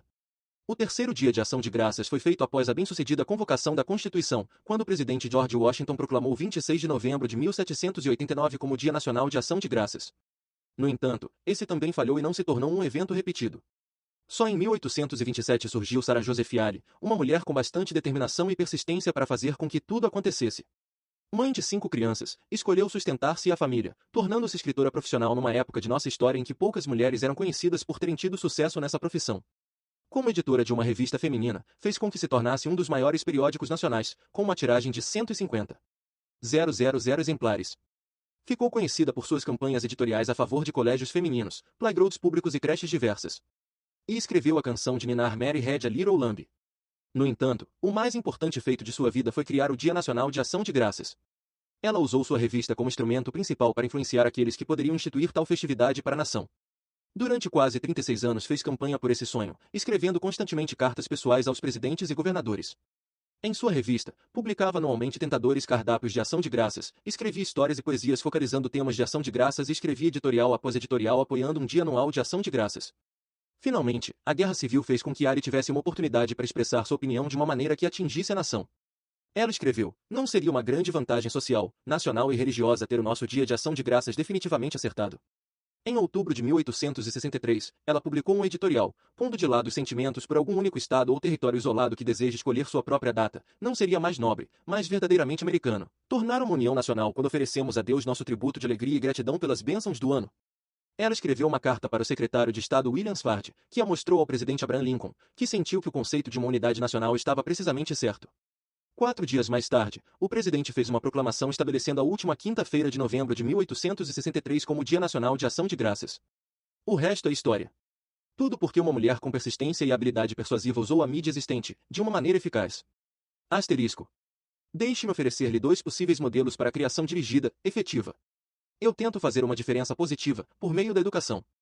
Se quisermos ter um efeito positivo no futuro, devemos dar aos membros da próxima geração os instrumentos disponíveis mais efetivos para criarem o mundo deles, da maneira que quiserem. Nossa organização tenta fazer isso por meio de nossos campos de excelência ilimitada. Nesses campos, ensinamos as crianças a usarem instrumentos específicos para dirigirem seus próprios cérebros, para dirigirem seus próprios comportamentos, e assim, os resultados que criam em suas vidas. Elas aprendem a desenvolver profundos níveis de harmonia com pessoas de todas as origens, a modelar pessoas efetivas, a superar limitações e a reestruturar suas percepções do que é possível para elas. No fim do curso, a grande maioria das crianças me diz que foi a mais poderosa experiência de aprendizado que já tiveram. É um dos mais agradáveis e recompensadores programas que já tive o privilégio de dirigir. Porém, eu sou só uma pessoa, e nossos sócios só podem atingir algumas crianças. Assim, desenvolvemos um programa de treinamento para preparar professores com técnicas de PNL e outras capacidades de técnicas de desempenho ótimo. Esse foi um grande passo visando atingir mais jovens, apesar de não ser em alta escala, que verdadeiramente criasse uma nova tendência em educação. Estamos nos primeiros estágios da conceituação de um novo projeto, ao qual chamamos de Challenge Foundation Fundação Desafio. Um dos desafios que muitos garotos enfrentam, particularmente aqueles em áreas carentes, é que não têm acesso a modelos poderosos e positivos. A ideia da Challenge Foundation é formar uma biblioteca de apresentações de vídeos interativos, mostrando os mais poderosos e positivos desempenhos modelo de nossa cultura, pessoas contemporâneas, como juízes da Suprema Corte, artistas e homens de negócios, assim como figuras poderosas que já faleceram, como John F. Kennedy, Martin Luther King Jr. ou Mahatma Gandhi. Isso dará aos jovens poderosas experiências para tentarem igualar. Você pode ouvir um professor falar em Martin Luther King Jr. e pode ler as palavras dele, mas isso é só uma parte da experiência. E se você pudesse passar 30 minutos vendo falar-lhe pessoalmente sobre suas filosofias e crenças? E se nos últimos 5 minutos ele o desafiasse a fazer alguma coisa com sua vida? Eu gostaria que as crianças fossem capazes de modelar não só as palavras, mas a tonalidade, fisiologia e presença total desses mestres da persuasão. Muitas crianças, ao estudarem a Constituição, por exemplo, não têm ideia de como ela se relaciona com a vida de hoje. E se tivéssemos um vídeo do principal juiz da Suprema Corte dizendo aos estudantes por que ele dedica cada dia de sua vida para preservar esse documento e como ele as afeta, hoje? E se no final ele fizesse a esses jovens um desafio? Pode imaginar o que aconteceria se uma grande quantidade de jovens por todo o país pudesse ter acesso regular a essa espécie de input positivo e desafio? Um programa assim poderia mudar o futuro. Se você tem sugestões para tal sistema, convido-o a nos escrever e fazer comentários. Outro exemplo de como usar influência para criar novas tendências positivas é o trabalho de um homem chamado Amory Lovins, diretor de pesquisa do Rocky Mountain Institute, em Somas, Colorado. Lovins está envolvido há anos em projetos de energia alternativa. Hoje, muitas pessoas acreditam que a energia nuclear é muito dispendiosa, muito ineficiente e muito perigosa para ser usada. No entanto, o movimento antinuclear fez pouco progresso porque é só isso. É antinuclear. Muitas pessoas que se movem em busca de soluções imaginam para que é esse movimento. Algumas vezes é difícil dizer. Mas Lovins foi capaz de ter grande sucesso com as companhias de energia por ser mais um perspicaz persuasor do que um mero protestador. Em vez de atacar as empresas de energia nuclear, ele está proporcionando alternativas que são mais rentáveis porque não requerem fábricas enormes com custos que podem ultrapassar a casa dos bilhões.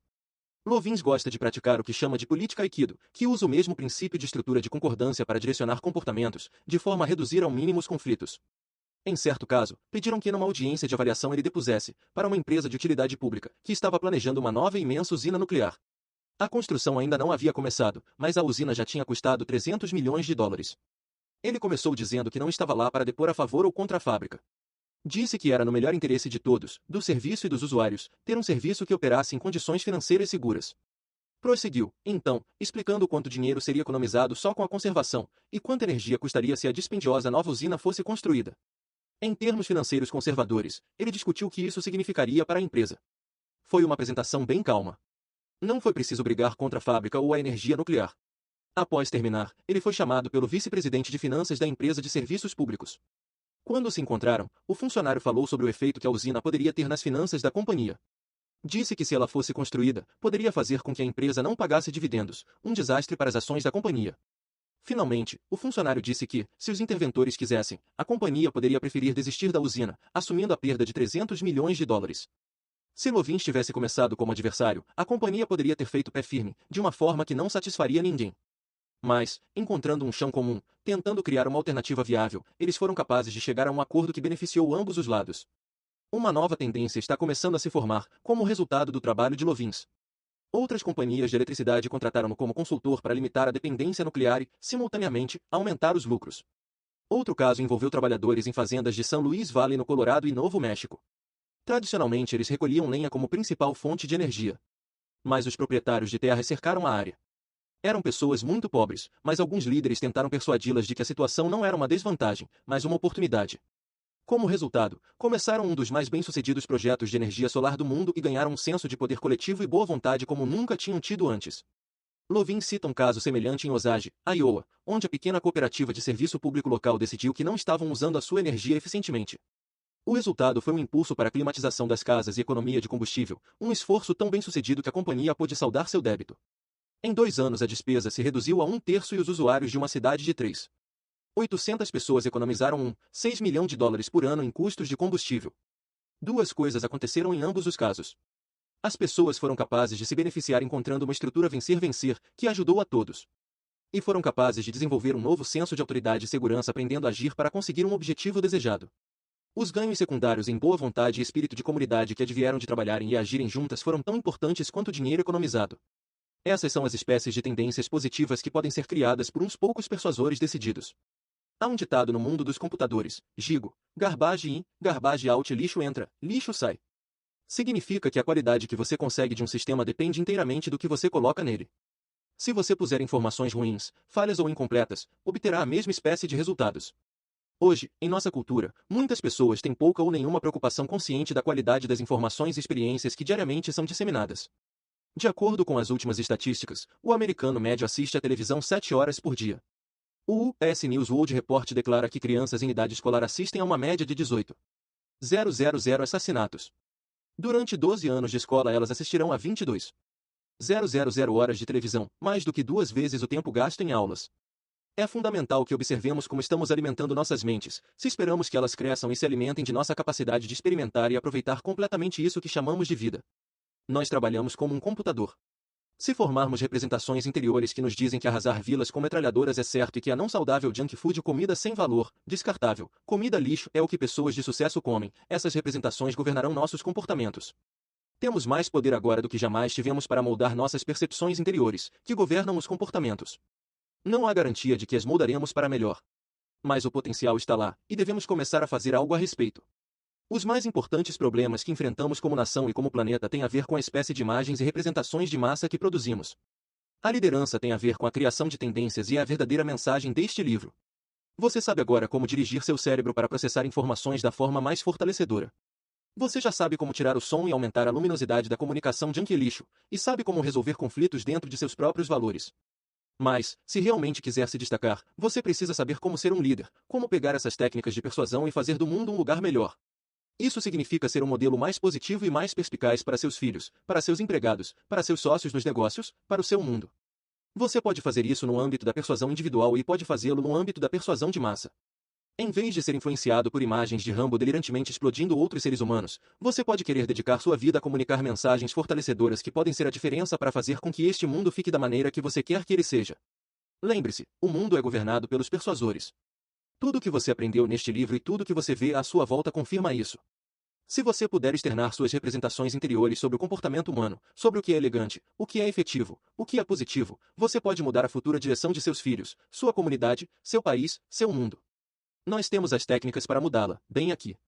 Sugiro que você as use para maximizar seu poder pessoal, aprender como ser efetivo e bem-sucedido no que tentar fazer. Mas não há valor em ser soberano de um planeta agonizante. Tudo sobre o que conversamos, a importância das estruturas de acordo, a natureza da harmonia, a modelagem da excelência, a sintaxe do sucesso e todo o resto, funciona melhor quando é usado de forma positiva, que gere sucesso para os outros tão bem como para nós mesmos. O poder supremo é sinérgico. Vem de pessoas que trabalham juntas, não separadas. Nós agora temos as técnicas para mudar as percepções das pessoas quase num instante. É tempo de usá-las de maneira positiva para a melhoria de todos nós. Thomas Wolfe certa vez escreveu: não há nada no mundo para acabar com o aborrecimento de alguém como um sentimento de sucesso. Esse é o real desafio da excelência, usar essas técnicas em nível mais amplo para nos fortalecer, e aos outros, de forma a serem verdadeiramente positivas, de forma a gerarem sucesso maciço, alegre e comunitário. A hora de começar a usá-las é agora. Nota, asterisco informações de Marshall Berges, do Los Angeles Times. Capítulo 21. Vivendo excelência, o desafio humano. O homem não é a soma do que ele tem, mas a totalidade do que ainda não tem, do que poderia ter, Jean-Paul Sartre. Viemos juntos por um longo caminho. Quanto mais longe você for, será decisão sua. Este livro lhe deu instrumentos, técnicas e ideias que podem mudar sua vida.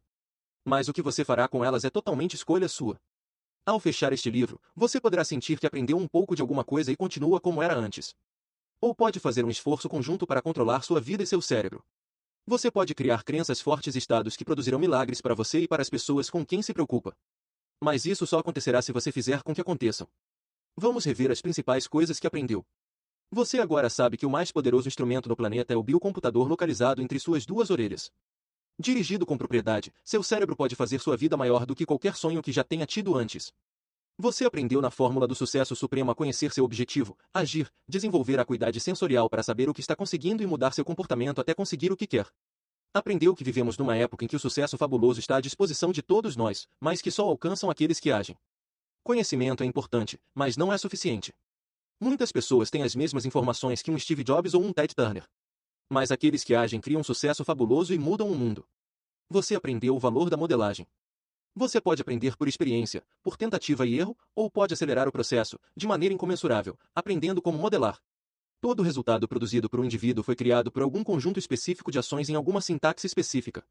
Você pode diminuir grandemente o tempo que leva para dominar alguma coisa, modelando as ações interiores, mentais, e as ações exteriores, físicas, das pessoas que produzem resultados relevantes. Em poucas horas, ou poucos dias, ou poucos anos, dependendo do tipo de tarefa, você pode aprender o que eles levaram meses ou anos para descobrir. Você aprendeu que a qualidade de sua vida é a qualidade de sua comunicação. A comunicação tem duas formas. A primeira é sua comunicação consigo mesmo. O significado de cada acontecimento é o significado que você lhe dá. Você pode enviar a seu cérebro sinais poderosos, sensíveis e fortalecedores que farão tudo trabalhar para você, ou pode enviar a seu cérebro sinais sobre o que você não pode fazer. Pessoas de excelência podem encarar qualquer situação e fazê-las trabalhar para elas. Pessoas como W. Mitchell, Júlio Iglesias, o comandante Jerry Coffey, que puderam enfrentar terríveis tragédias e transformá-las em triunfos. Não podemos voltar no tempo, não podemos mudar o que já aconteceu. Mas podemos controlar nossas representações de forma que nos deem alguma coisa positiva no futuro. A segunda forma de comunicação é com os outros. As pessoas que mudaram nosso mundo foram mestres de comunicação. Você pode usar tudo neste livro para descobrir o que as pessoas querem, assim você pode tornar-se um comunicador efetivo, perito elegante. Você aprendeu sobre o temível poder das crenças. Crenças positivas podem torná-lo um mestre, crenças negativas podem torná-lo um perdedor. Você aprendeu que pode mudar suas crenças para fazê-las trabalhar para você. E aprendeu sobre o poder do Estado e o poder da fisiologia. Você aprendeu as sintaxes e estratégias que as pessoas usam, e aprendeu a estabelecer harmonia com qualquer pessoa que encontre. Você aprendeu técnicas poderosas para reestruturar e ancorar. Aprendeu como se comunicar com precisão e perspicácia, como evitar a linguagem inconsequente que mata a comunicação e como usar o modelo de precisão para conseguir que os outros se comuniquem efetivamente com você. Aprendeu como controlar os 5 empecilhos na estrada do sucesso e aprendeu sobre os metaprogramas e valores que servem como os principais organizadores do comportamento pessoal. Não espero que você se encontre totalmente transformado quando puser este livro de lado. Algumas coisas que discutimos virão com mais facilidade para você do que outras. Mas a vida tem um efeito sequencial, mudanças levam a mais mudanças. Crescimento leva a mais crescimento. Começando a fazer mudanças, crescendo aos poucos e por partes, você pode lenta, mas firmemente mudar sua vida. Assim como a pedra jogada na lagoa tranquila, você cria circuitos que se alargam no futuro. Muitas vezes são as menores coisas que, vistas depois de um tempo, fazem as maiores diferenças. Pense em duas flechas apontando para a mesma direção. Se você fizer uma pequena mudança na direção de uma delas, se empurrá-la 3 ou 4 graus numa direção diferente, a mudança provavelmente será imperceptível, a princípio. Mas, se você seguir esse caminho durante metros e depois por quilômetros, a diferença se tornará maior e maior, até que não haja relação nenhuma entre o primeiro e o segundo caminho. É isso que este livro pode fazer por você. Ele não mudará você numa noite, a menos que você trabalhe em si, esta noite. Mas, se você aprende a dirigir seu cérebro, se você compreende e faz uso de coisas como sintaxe, submodalidades, valores e metaprogramas, as diferenças, em 6 semanas, 6 meses, 6 anos, mudarão sua vida. Algumas coisas neste livro, como modelagem, de alguma forma você já faz. Outras são novas. Lembre-se apenas de que tudo na vida é cumulativo. Se você usa um dos princípios deste livro hoje, já deu um passo. Você pôs uma causa em movimento, e cada causa cria um efeito ou resultados, e cada resultado se acumula com o último, para nos levar numa direção. Cada direção traz consigo um destino final. Há duas coisas a almejar na vida. A primeira, conseguir o que se quer, e, depois disso, aproveitá-la. Logan Pearsall Smith. Agora a questão final a considerar. Em que direção você está indo neste momento? Se você seguir sua atual direção, onde estará em 5 ou 10 anos? É para onde quer ir? Seja honesto consigo mesmo. John Naisbitt certa vez disse que a melhor maneira de se predizer o futuro é ter uma ideia clara do que está acontecendo agora. Você precisa fazer a mesma coisa em sua vida. Assim, quando terminar este livro, sente-se e pense na direção em que está indo, e se é para onde realmente quer ir. Se não for, sugiro que mude. Se este livro lhe ensinou alguma coisa, foi a possibilidade de criar mudanças positivas com rapidez, quase instantaneamente, tanto em âmbito pessoal como global. Poder supremo significa a capacidade de mudar, adaptar-se, crescer e evoluir. Poder ilimitado não significa que você será sempre bem-sucedido ou que nunca fracassará. Poder ilimitado significa só que você aprende com cada experiência humana e faz com que toda experiência trabalhe para você, de alguma maneira. É poder ilimitado para mudar suas percepções, para mudar suas ações, e para mudar os resultados que está criando. É o seu poder ilimitado para se preocupar e amar que pode fazer a maior diferença na qualidade de sua vida. Gostaria de sugerir outra maneira de mudar sua vida e assegurar a continuação do sucesso. Encontre um time onde gostaria de jogar. Lembre-se, falamos sobre poder em termos do que as pessoas podem fazer juntas. O poder supremo é o poder das pessoas trabalhando juntas, não separadas. Ele pode significar sua família, ou pode significar bons amigos.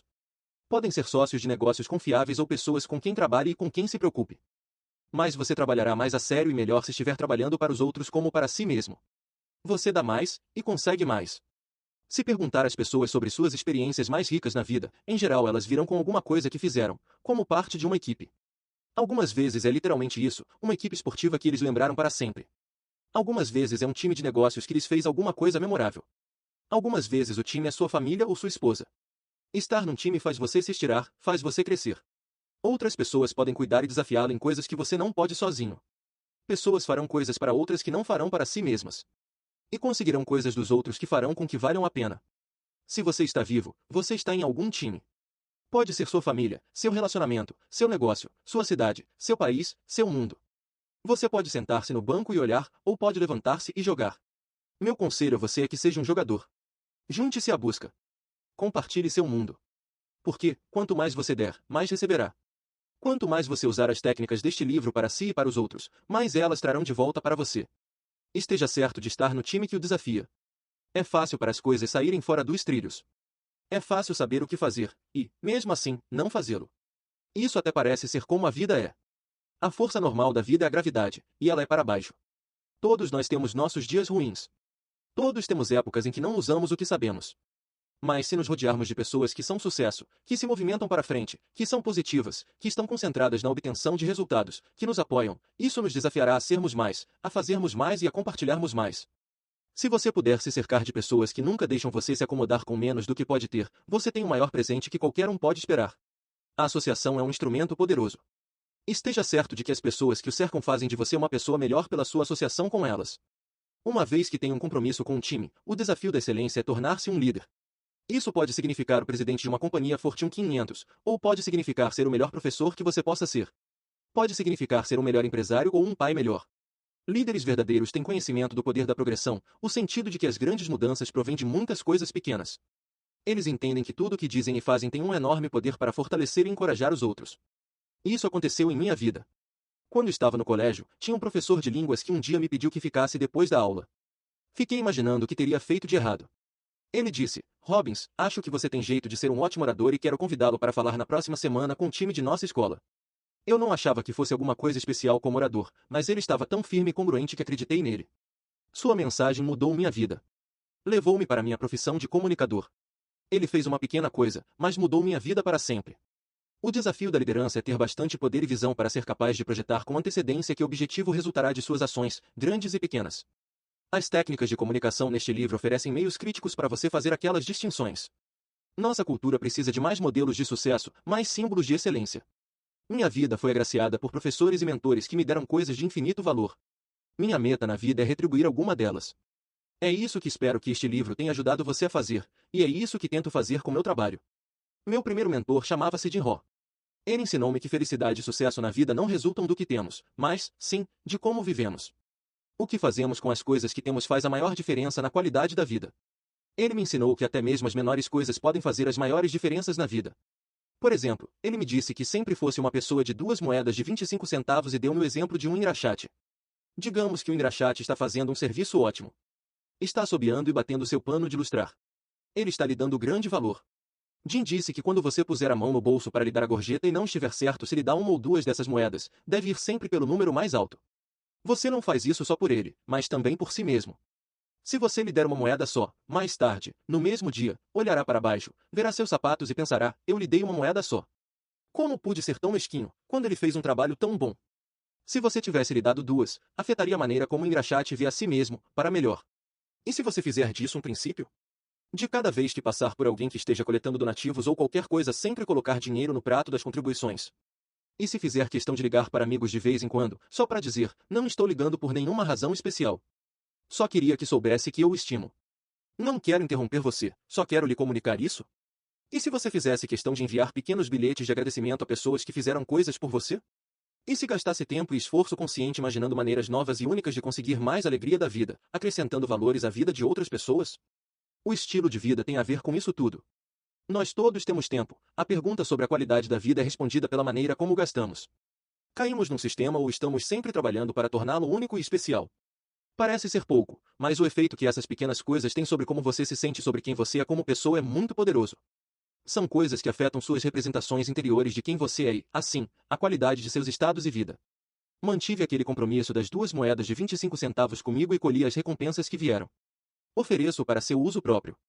Acredito que é uma filosofia que possa enriquecer sua vida imensamente, se é que ainda não a está praticando. O químico que puder extrair de seu coração os elementos compaixão, respeito, saudade, paciência, tristeza, surpresa e esquecimento, e os juntar em um pode criar aquele átomo que é chamado amor. Khalil Gibran.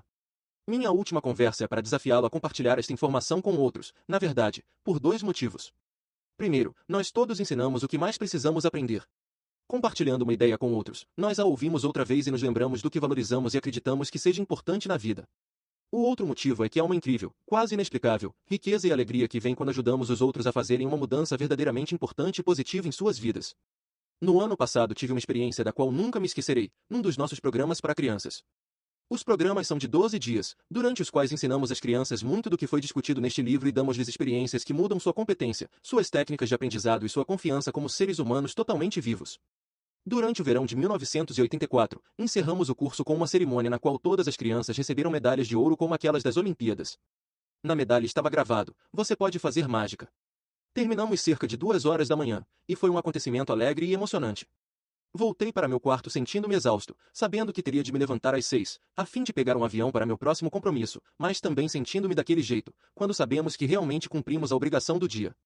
Estava pronto para me deitar às 3, quando ouvi uma batida na minha porta. Pensei, quem poderá ser? Abri a porta e encontrei um rapazinho. Ele disse, Sr. Robbins, preciso de sua ajuda.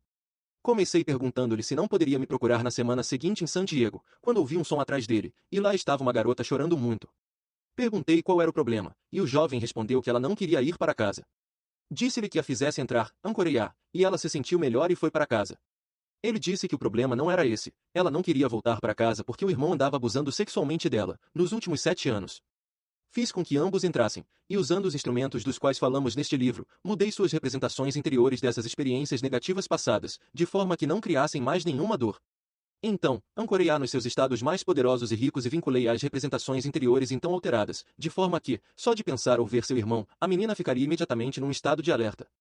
Depois da sessão, decidiu ligar para o irmão.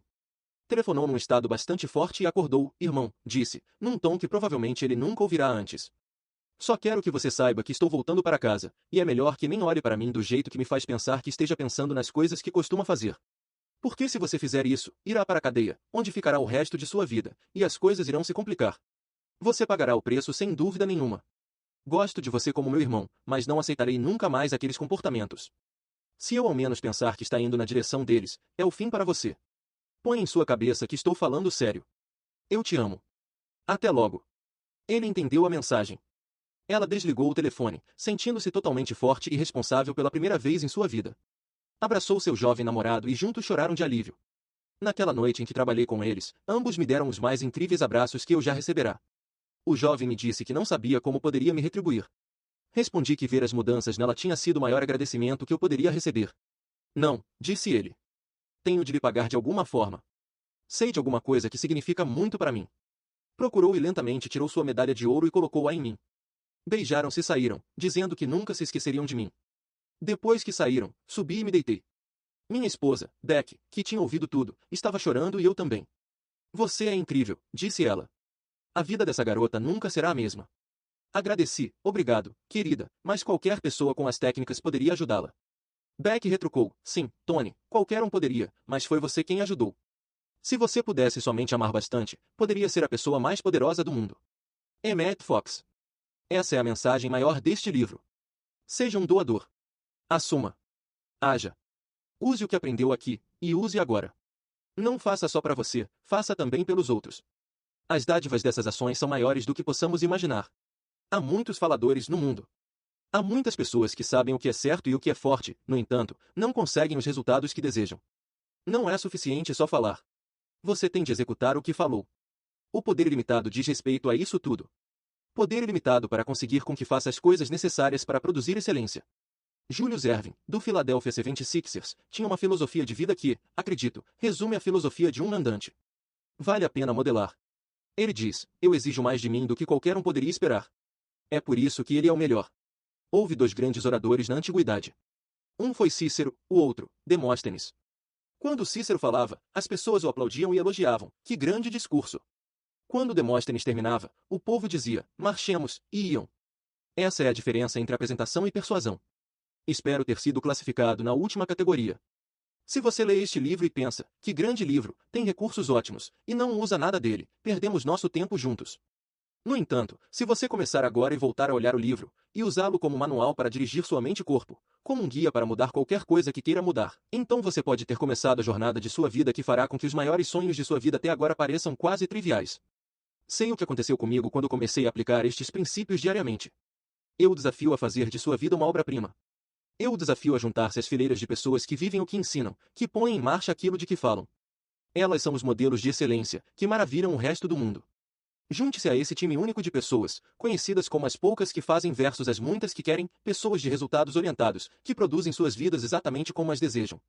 Minha vida é inspirada pela história de pessoas que usaram seus recursos para criar novos sucessos e realizações para si e para os outros. Algum dia talvez eu contarei sua história. Se este livro ajudou você a se mover nessa direção, eu, honestamente, vou me considerar muito feliz. Enquanto isso, eu lhe agradeço o compromisso de aprender e crescer, desenvolver-se e permitir que eu compartilhe com você alguns dos princípios que fizeram grande diferença em minha vida. Possa sua busca pela excelência humana ser frutífera e eterna. Possa você dedicar-se não somente a conquistar as metas que estabeleceu, mas a encontrá-las e estabelecer outras e não somente apegar-se aos sonhos que teve, mas sonhar sonhos maiores do que antes, não somente aproveitar esta terra e suas riquezas, mas torná-la um lugar melhor para viver, não somente tomar o que puder desta vida, mas amar e dar generosamente. Eu o deixo com uma bênção irlandesa simples, possa a estrada levantar-se para encontrá-lo. Possa o vento estar sempre às suas costas. Possa o sol brilhar quente em seu rosto, as chuvas caírem macias em seus campos, e, até que nos encontremos outra vez, possa Deus tê-lo mansamente na palma de sua mão. Asterisco até breve e Deus o abençoe. Nota, asterisco bênção irlandesa, copyright 1967 Bolin, Inc., Boulder, 80.302. Glossário.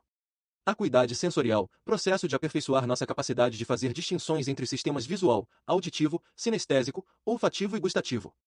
Isso nos dá experiências sensoriais mais plenas, mais ricas e a capacidade de criar descrições detalhadas, baseadas em sensações, de nossa interação com o mundo exterior. Ancoragem, processo pelo qual qualquer representação, interior ou exterior, fica vinculada e aciona uma subsequente corrente de representações e reações. As âncoras podem ocorrer naturalmente ou serem instaladas deliberadamente. Um exemplo de âncora para um conjunto particular de reações é o que acontece quando você pensa na maneira como uma pessoa muito especial e amada diz o seu nome. Calibragem, capacidade de notar e medir as mudanças relativas a um padrão. A calibragem depende de uma aperfeiçoada acuidade sensorial. Provavelmente você logo percebe quando uma pessoa amada está se sentindo insegura ou muito feliz. Isso é porque você calibrou o significado de sua filosofia. Combinar, adotar partes do comportamento de outra pessoa, tais como gestos particulares, expressões faciais, maneiras de falar, tom de voz e outras. Feito com sutileza, ajuda a criar um sentimento de harmonia entre as pessoas. Compassar, alcançar e manter harmonia durante um período de tempo, enquanto um atua sobre o outro. Você pode compassar crenças e ideias tão bem quanto comportamentos. Comportamento, atividade que os seres humanos adotam. Inclui grandes comportamentos, como gestos ou atirar uma bola, e pequenos comportamentos, talvez mais difíceis de serem observados, como pensamentos, movimentos dos olhos, mudanças de respiração, e assim por diante.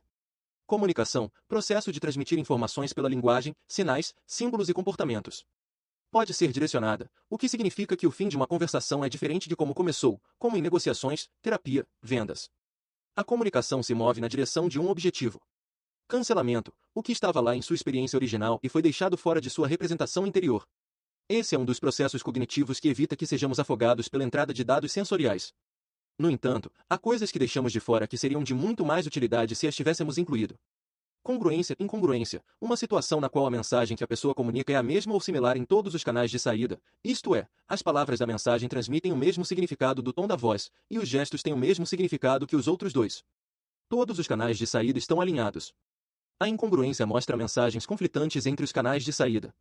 Descrições baseadas nos sentidos, usar palavras que transmitem informações que podem ser observadas e verificadas pelos seus 5 sentidos. É a diferença entre, os lábios dela estão repuxados, algumas partes de seus dentes estão à mostra, os cantos de sua boca estão mais altos do que a linha principal de seus lábios e ela está feliz. Distorção, processo pelo qual coisas são incluídas incorretamente na representação interior de uma pessoa, de forma a limitá-la. Pode ser fora de proporção, distorcido e outros. Permite-nos trocar nossos dados sensoriais. Ecologia, uma preocupação com a totalidade dos tipos de relacionamento entre um ser e seu ambiente. Na PNL o termo é usado também com referência à ecologia interior, padrões de valores, estratégias e comportamentos que uma pessoa expressa em relação a si mesma.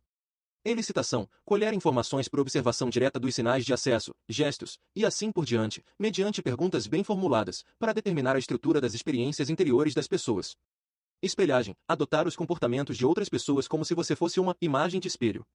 Se você estiver de frente para alguém que tem a mão esquerda na face, você deve colocar sua mão direita em sua face, na mesma posição.